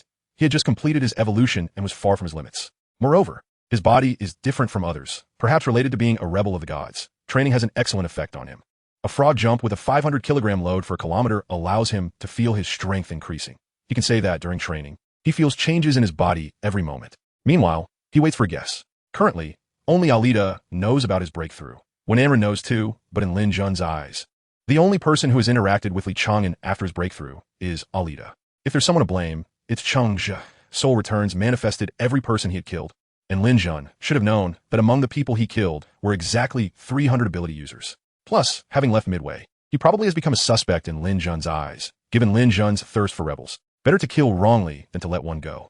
As long as he knows that Li Chang'an spent 2 hours in the logistics department to break through, Ma Zhanshi might directly appear before him. Against Ma Zhanshi, Li Chang'an has no chance of winning. But when Era does, if Alida is indeed untrustworthy and has informed Lin Jun, he will give up resistance and be taken away by Ma Zhanshi. A living rebel is certainly more useful than a dead one. He will be brought before Lin Jun, and then together with one Anren, they will kill Lin Jun. Afterward, he will join forces with one Anren to kill Ma Zhanshi, and then use Lin Jun's head to trade with the White Tiger outside the city to let him leave for the West Continent. In the New Era Church, there's Jiang Shubu, whom he can trust unconditionally, even if he will beat him up sooner or later. After evolution, Li Chang'an's confidence has soared. As long as he can get within 2 meters of Lin Jun, he is absolutely confident. He has already contacted one Anren and is waiting for Alida to leak the information. If Alida really keeps it hidden, perhaps they can attempt cooperation next time. Lin Jun will definitely seek out Alida to inquire, but if even Lin Jun can be deceived, Alida must not be as simple as she appears. In today's society, there are many who are discriminated against due to their female status and cannot hold high positions. Perhaps Alida is one of those who want to resist. But before that, he must repay the favors owed. Ideals are beautiful, but reality is harsh. After finishing breakfast and just planning to go to the training ground, Li Chang'an was brought back to the tent, where his teammates surrounded him in a circle. Before you go out, we think it's necessary to educate you on some common sense, Zhang Qiangzhuang said. Common sense? Li Chang'an asked, puzzled. Is it about combat? Li Chang'an obediently sat down. He wouldn't mind more knowledge about combat. No, it's common sense in life. As Li Chang'an was about to get up, Zhang Qiangzhuang pressed him back down. Huh? Why does it feel like I almost got pressed down? Hu Chai cleared his throat and asked first, Chang'an, how do you think a person should be comforted when they're feeling down? No need for comfort. Li Chang'an answered directly without thinking. Feeling down is due to their own reasons. Outside comfort will create a false sense of reliance. So the best method is to let them be alone. Comforting them would waste both parties' time. As expected, he really needs common sense. Hu Chai distressed. Change his approach. What if it's someone very important to you who is feeling down? This time, Li Chang'an showed a thoughtful expression and replied after some thought. Take them out to eat, and after eating, let them be alone. The four exchanged glances, and it turned to Zhang Qiangzhuang to ask. For example, if you raise chickens at home and the neighbor next door steals one out of hunger, and you have solid evidence, what would you do? I don't raise chickens. Hypothetically. I'm saying hypothetically. Fine. Li Chang'an replied helplessly. Then go to his house, beat him up, and take the chicken back. If he killed the chicken, take the equivalent value of goods. Is theft a crime compared to murder? Zhang Qiangzhuang chuckled. You should report the evidence to the security team. They will handle the punishment and compensation. Li Chang'an shook his head. No. Stealing a chicken is a minor crime. He would be fined and detained, but wouldn't be held for long. And what if he seeks revenge afterward? The four's faces darkened 3 shades. Haka took over the captain's task and continued to ask. If, hypothetically, you are walking on the street, and a girl you don't know suddenly stops you and asks for your phone number. Just to emphasize, she is a lively, cute, beautiful, and dignified woman. with curves in all the right places. What do you think she means? Looking suspiciously at Haka, Li Chang'an seemed to not understand why Haka asked such a strange question. But out of camaraderie, he replied helplessly. Of course, she wants to harm me. Could it be flirting? Haka waved his hand. No hope, completely hopeless. The four turned their backs to Li Chang'an and whispered among themselves. He lacks common sense in interpersonal relationships, law, and love. How to teach him? With such good innate conditions, if I were Chang'an, I would have already started a harem by now. I haven't asked yet. Let me ask first. Ma Hao's protests were ignored. Meanwhile, Li Chang'an was pondering what was wrong with his answers. Was he wrong? Feeling down is the most useless emotion. If one can't get over it, how can they expect others to help? Once you take action, you should leave no chance for retaliation. Isn't there a saying? When will grievances be repaid? Revenge is endless. How could a completely unknown, yet exceptionally excellent woman flirt with me? She must want to harm me. It feels like everyone lacks common sense. Chapter 92. Temporary rest. The commander-in-chief, the battlefield commander, had an office of less than 40 square meters. Compared to the understated luxury hidden within the military headquarters, Lin Zhen's office could only be considered minimalist. He particularly loved the industrial style. The office was primarily black, interspersed with white. The raw concrete walls, the exposed pipes, and the rough metal and wooden desks and chairs all contributed to the aesthetic. The other major cities, including the military headquarters, had offices decorated in a consistent style, with the exception of the Beijing city, which was not newly renovated after Lin Zhen took office. With a strong tea brewing on the desk, Lin Zhen put down his pen and smiled, saying, I never thought I would sit here one day when I was fixing cars at a repair shop. Back then, I earned $8 a month, but my master provided meals. Being young and strong, I could eat 3 bowls of rice in one sitting, which added up to quite a bit. He had hoped that one day he could also become a master and take on apprentices, but then a man named Wang stood before him and said, We are not ordinary people. What's so special about him? Eating, drinking, and taking care of his business. He doesn't seem different from anyone else. Lin Zhen was speaking while Ma Jinshi was listening. She knew she didn't need to express her opinions. Externally, apart from a faint medicinal scent, there was no sign that Lin Zhen had suffered a deadly injury, but Ma Jinshi knew he could have avoided it. The Doxuan Xingyi could transfer not only physical matter, but also some intangible things. At the very least, he could have transferred himself. Yet Lin Zhen still chose to be injured. Ma Jinshi didn't know why Lin Zhen made that choice, nor was it her concern. Most of the time, she remained silent. As long as it meant her brother could leave the Beijing military safely, it was enough for her. A gentle knock on the door broke the silence, and Elita walked in. She exchanged a calm glance with Ma Jinshi before looking at Lin Zhen and saluting. Sit down, there's no need to stand. Lin Zhen waved his hand, biting on a cigarette without lighting it, and directly asked, What is Li Chang'an doing in the logistics department? Elita's heart skipped a beat, but she replied calmly, healing. Although I treated him, his recovery speed is a bit fast. I suspect he is a dual ability user. Concealing one secret while presenting another possibility. The smarter the person, the easier they are to confuse. Is Lin Zhen a smart person? Of course. So he wouldn't doubt Elita's honesty. If Elita said nothing, he would find it suspicious. He already had some secrets. Hiding an ability was normal. If there was a chance to test him, it shouldn't be made to seem strange. Lin Zhen picked up a lighter, hesitated for a moment, and then put it down with a sigh. The informants in the northern city have reported that Li Chang'an had contact with the peacock of the New Era Church. The New Era Church is no small matter. Now, with the monster side involved, Li Chang'an stands in the middle of our 3 factions. Keep a close eye on him. If necessary, you can sacrifice something. As long as you can extract useful information, it will be considered a great achievement. As a charming female ability user, Elita knew what she could sacrifice and couldn't help but chuckle. If what I sacrifice brings useful information, it would be better to sacrifice a bit more to get him on our side. Lin Zhen shook his head seriously. That's not enough. He is selfish and cold-blooded, and his methods are extremely brutal. I even suspect that his care for family and friends is just an act. Yesterday, Cheng Zhe from the Sioux City Army summoned the souls of those he had killed. And guess what? He killed them all over again. Emotionless, as if chopping a watermelon. Those people are like ghosts to us, yet he isn't afraid of even ghosts. Of course, if you can make him fall in love with you, that would be best. Since it's a gamble, having some hope is fine.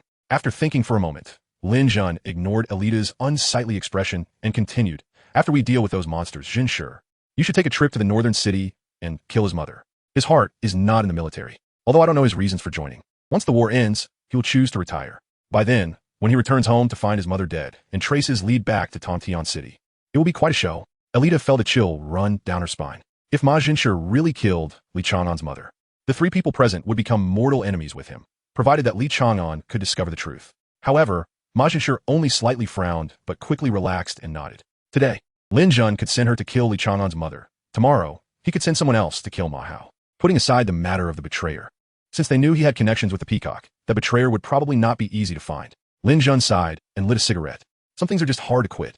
After more than half an hour of training, Li Chang'an finally showed some changes. It turned out that friends needed comfort when feeling down.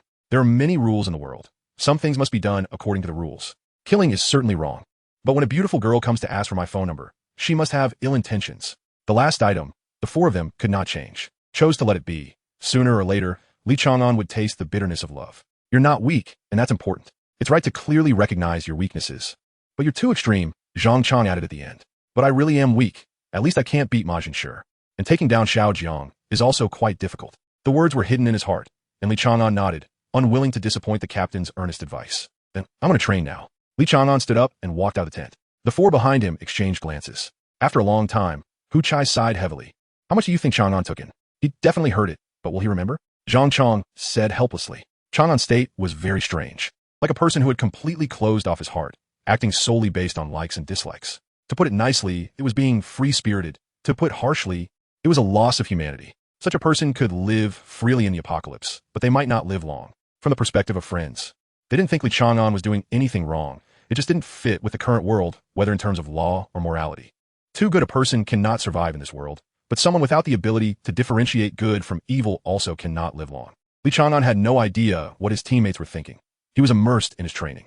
As long as he trained at the limit of his physical endurance for 12 hours a day, he could increase his strength by about 100 pounds. The speed of such improvement was astonishing, with changes every day, yet he still felt a bit dissatisfied. Even if he persisted for a month, he wouldn't reach the limits of his physical body. He initially estimated his limit to be above 12,000 pounds. To improve his strength faster, he hoped for that body technique, but he couldn't rely solely on himself for it. He needed one Anren. Relying on others didn't feel comfortable. Shaking his head helplessly, Li Chang'an continued with weighted squats. Hey, you over there, go buy me a bottle of water. Are they talking about me? Li Chang'an stopped and began to hesitate. The captain said that everything has rules, and as long as you follow the rules, it will be fine. Then it will be better for him to ignore it. Chapter 93. Gaining merits. After waiting for a few seconds, Li Chang'an sensed someone approaching from behind. The team leader's words were useless, but there was some truth to it.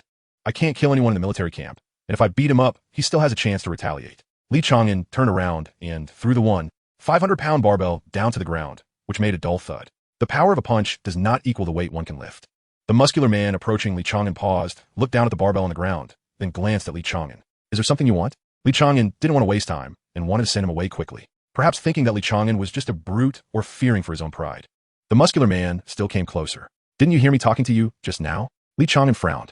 I heard you, but I don't want to talk to you. So direct? The muscular man was taken aback, then somewhat displeased. Which team are you from that dares to speak to me like this? It has nothing to do with you. Do you want to fight? Li Chang'an took off his shirt and tossed it aside. Then stopped talking nonsense. I still have to continue training after this. Looking at Li Chang'an's broad back muscles, the muscular man swallowed hard, his gaze sweeping over the scars, feeling a bit intimidated. Young man, don't always resort to fighting. If you want to train, just train. No one is stopping you. I have things to do, so I'm not talking anymore. The muscular man turned to leave, thinking he had stumbled upon a rookie, only to step on a landmine, and he wanted to fight right away, completely disregarding the rules. Ridiculous. Li Chang'an shook his head, bent down to pick up the barbell, and suddenly froze, feeling that the barbell was a bit lighter. He was extremely sensitive to weight and could confirm that the barbell was indeed lighter, probably by dozens of pounds. A reduction of a few dozen pounds from 500 pounds wasn't a lot, but it indicated that his strength had just seen a breakthrough, and the reason for this increase was the fighting spirit. Because I intended to fight, my body's stress response stimulated the improvement of my strength. It must be like this. Li Chang'an was overjoyed. Indeed, training was the slowest way to improve. Hey, don't go. Fight me. Li Chang'an rolled up his sleeves and stepped forward. The muscular man shuddered and quickened his pace without looking back. What a lunatic. I already backed down, and you still want to fight. Seeing the muscular man about to escape, Li Chang'an was unhappy. It was you who wanted to stir trouble just now, and now you're the one trying to run. Are you sick? Just as he was about to chase after him, Li Chang'an stopped again, sensing Wen Anren's presence behind him. Compared to fighting, accompanying a friend was more important. What are you doing? Why scare him away like that? Wen Anren said with a mix of amusement and frustration. Noticing how fast the big guy ran, Li Chang'an shook his head. He came looking for trouble. I said I wanted to fight him, and now he wants to run. I don't know what he's thinking. Glancing at the bare-chested Li Chang'an, Wen Anren seemed to understand something and helplessly smiled. Don't bully people anymore. You'll have your chance to fight later. Li Chang'an's eyes lit up. Is someone from Sioux City coming again? Wen Anren almost choked, feeling both amused and helpless. Not a human. I don't want you to take action against humans. It's monsters that we need to fight. There had already been several mutual probing encounters, but in reality, the beast tide with over 100,000 creatures had only appeared twice. I mean within 3 years. However, it seemed that the final battle was approaching. Humanity had already exhausted its strength, and what remained were elites and strong individuals.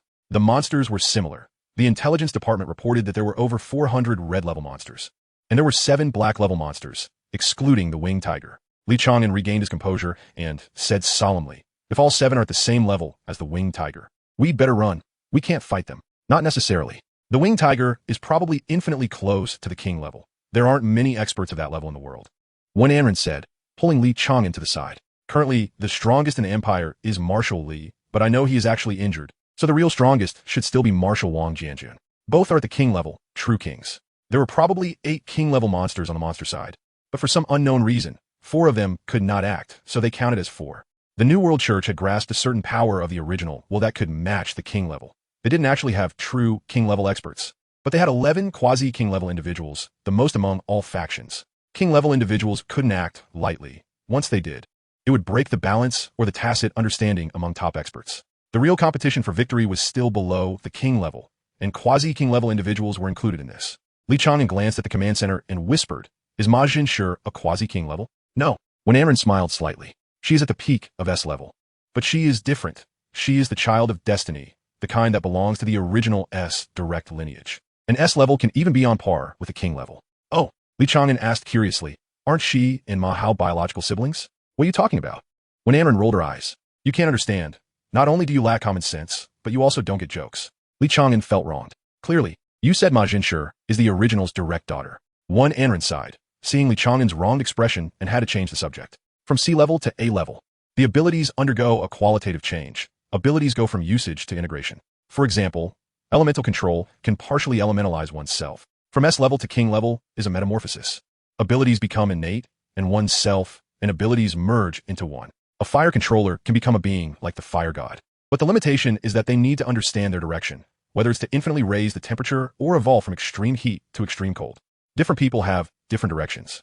Ma Jinshi hadn't reached that step yet. Li Chang'an suddenly understood the difference in mythological systems. For example, the mythological system, fire god.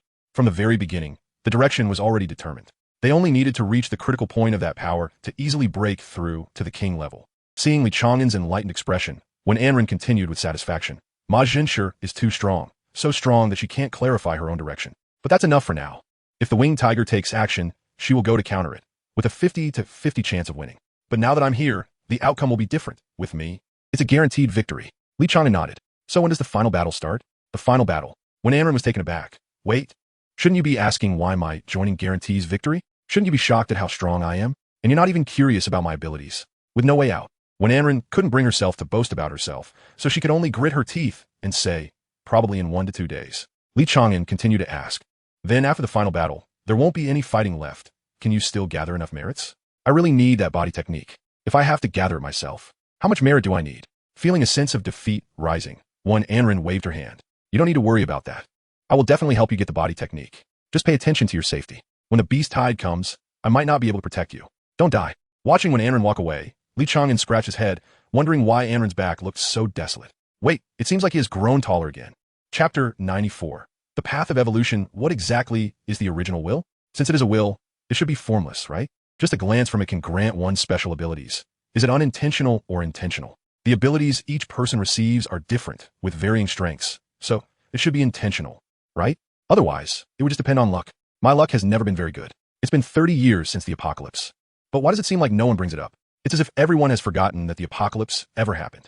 They treat their current lives as normal. And when anyone mentions the apocalypse, it feels like they're talking about something from a distant past, as if the time before the apocalypse belongs to another world.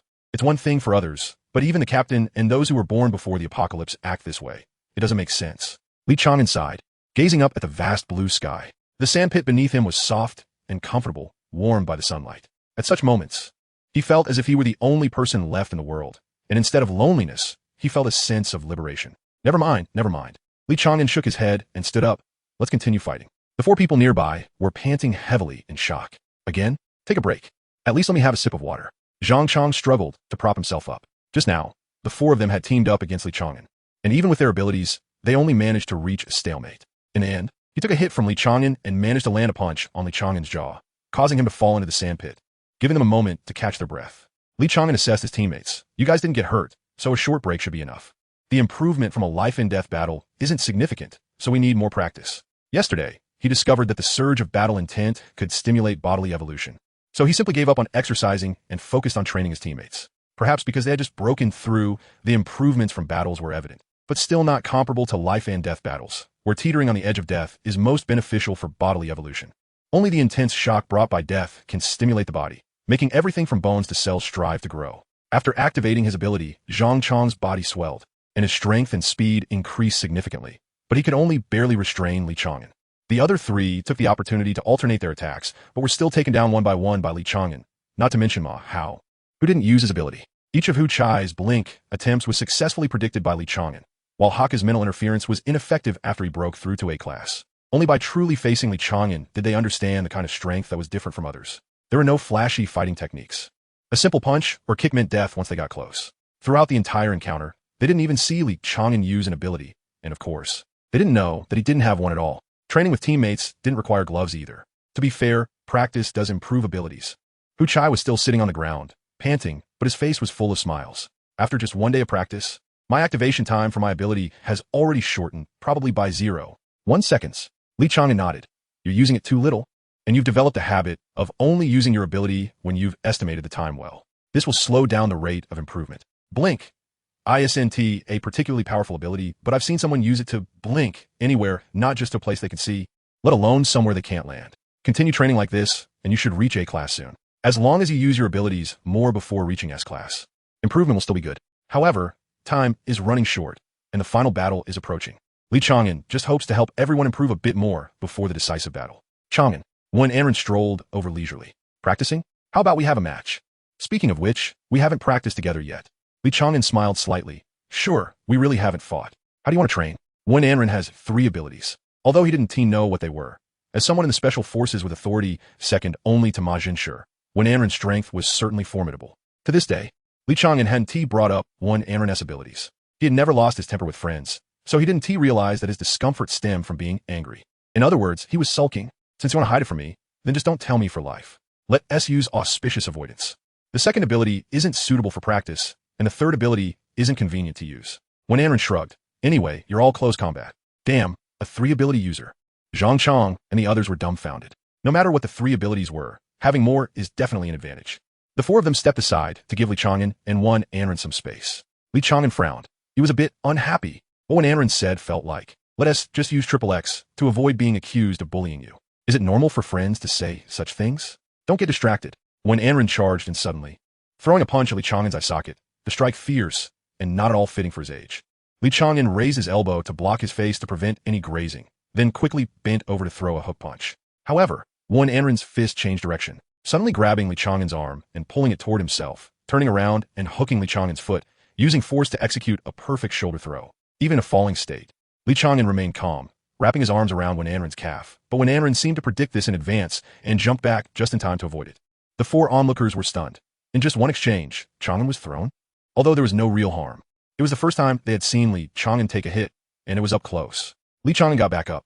He certainly didn't think Wen Anren cheated or that it was unfair. Abilities are like some people having longer arms or legs. It's an individual advantage.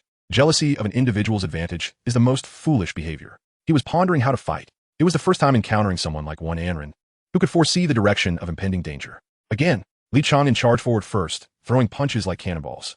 As expected, Wen Anren bent down to evade, and before Li Chang'an could raise his knee, Wen Anren lowered his body, wrapping his arms around Li Chang'an's knees. Li Chang'an halted his punch and leaned back, his body straight like a seesaw, and as he fell backward, both feet came together, and his toes struck Wen Anren's jaw. This moved too. Wen Anren was taken aback. He sensed danger, but didn't expect Li Chang'an to have so many tricks. At least he hadn't seen this move in his combat training in the military. Experiencing this surprise, Wen Anren evaded a bit clumsily. Li Chang'an relentlessly pursued, not giving Wen Anren time to react. He pushed off the ground with his left hand while still in midair, delivering a downward kick. Wen Anren rolled continuously, and as the kick landed, the sand pit exploded, sending dust flying. Wen Anren frowned, quickly shifting to avoid getting hit.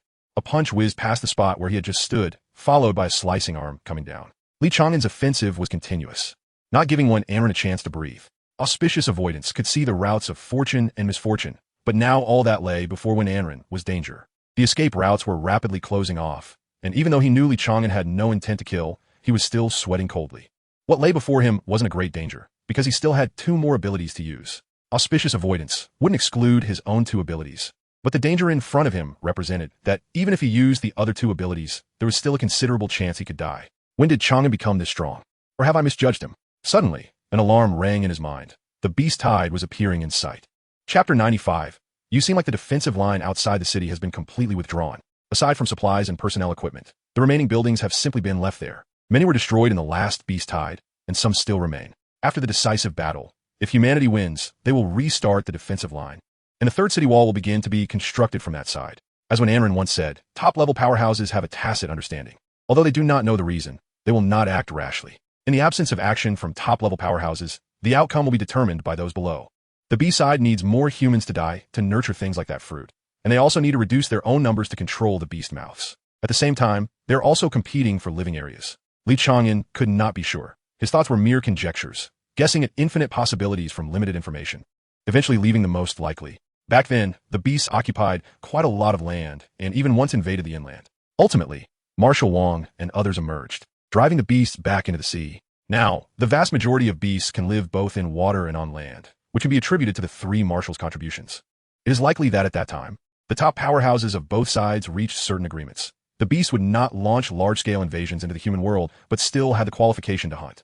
The invading beast tide reached 170,000, and with previous smaller beast tides, the total number should be around 400,000. The total number of troops stationed in the northern city is 40,000, including 40,000 superhumans and several other producers. This is exactly a tenfold difference, which is not so coincidental. The intelligence department reported that the beast tide has landed from the coast and is gathering, with small-scale troops spreading out from various directions to encircle the northern city. The main force of the beast tide that the northern city will face is likely around 120,000, while the remaining 50,000 will conduct small-scale breakthroughs and harassment from the flanks. Among them, there are probably many red-level beasts, as there are already 6 black-level beasts observed, not including the winged tiger. The squad received orders and was led by the geniuses of the Special Operations Department to intercept outside the city. Each member of the Special Operations Department led 2 elite teams, needing to battle a small group of beasts numbering around 100. 2 teams plus 1 member from the Special Operations Department. 11 people against 10 times the number of beasts should not pose a problem for the command center. Several people took their newly equipped weapons and left the city, waiting for the Special Operations Department's prodigy in charge of leading the team. Zhang Xiangzhuang switched to a nearly 2-meter-long saber, his strong physique perfectly suited for it after activating his powers. Li Chang'an had a habit of fighting hand-to-hand, so he specifically brought 2 combat knives, wearing a cut-resistant glove on his left hand while his right hand still had a half glove. The other 3, Ma Hao was about the same as usual. Hu Chai's powers were special, making weapons less important and based on his previous battle experience. He specifically wore a belt full of grenades this time. When the time came to rush in front of the beast, he would drop one and then flash escape, confirming his strategy. Only Haka had truly upgraded his weapon, carrying a 20mm anti-material sniper rifle on his shoulder, along with specially made armor-piercing bullets, plus Ma Hao's enchantment. If they encounter a Ripper again, it wouldn't be like before when the bullets merely grazed. Another squad also arrived, sitting silently on the ground with no desire to speak. Zhang Xiangzhuang wanted to strike up a conversation, but was ignored.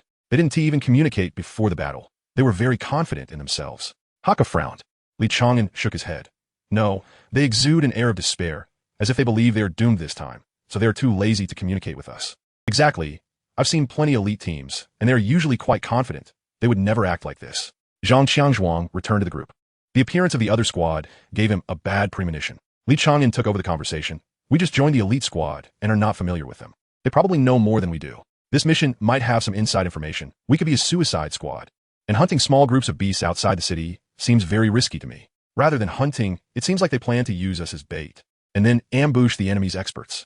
Upon hearing Li Chang'an's words, the expressions of the few changed. Li Chang'an's thoughts leaned towards the pessimistic side.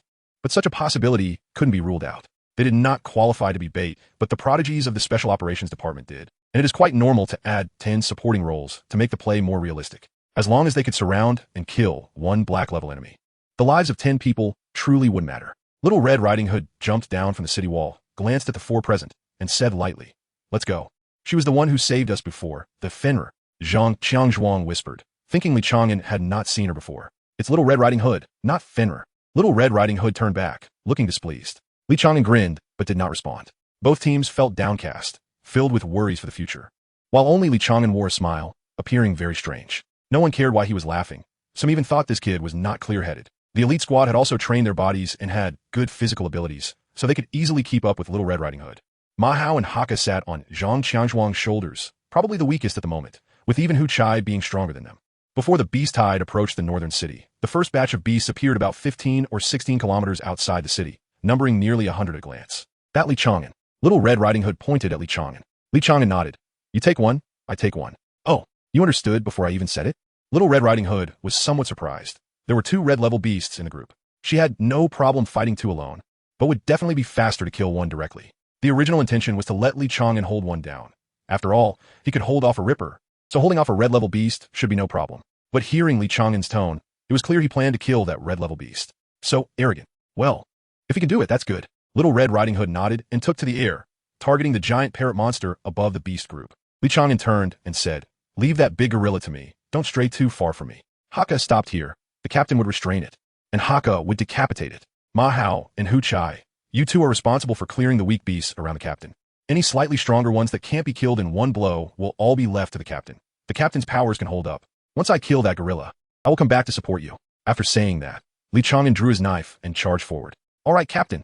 Hakka grinned and began searching for a suitable place to set up his gun. Zhang Qianzhuang helplessly pouted.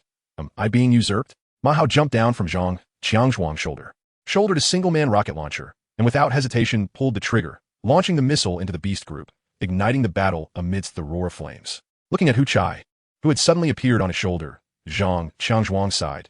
It wasn't long ago that their team was very serious, but now everyone was jumping onto his shoulders. Kill! With a stomp, Zhang Qianzhuang's body swelled, and he grabbed a charging pig-faced monster, tearing it in half with his hands. Li Chang'an charged freely, a smile blooming on his face, but his killing intent surged endlessly. The weak beast trembled under his killing intent, having no power to resist. As for those that could barely resist, they couldn't withstand a single blow from him. In no time, he stood before the gorilla. Roar! The gorilla let out a low growl and charged at him on all fours. Li Chang'an easily dodged but suddenly noticed something and couldn't help but laugh and shout. Captain, this gorilla looks like you. Zhang Qianzhuang, who was in the midst of battle, stumbled and nearly got caught by the beast's claws, yelling without looking up, Get lost!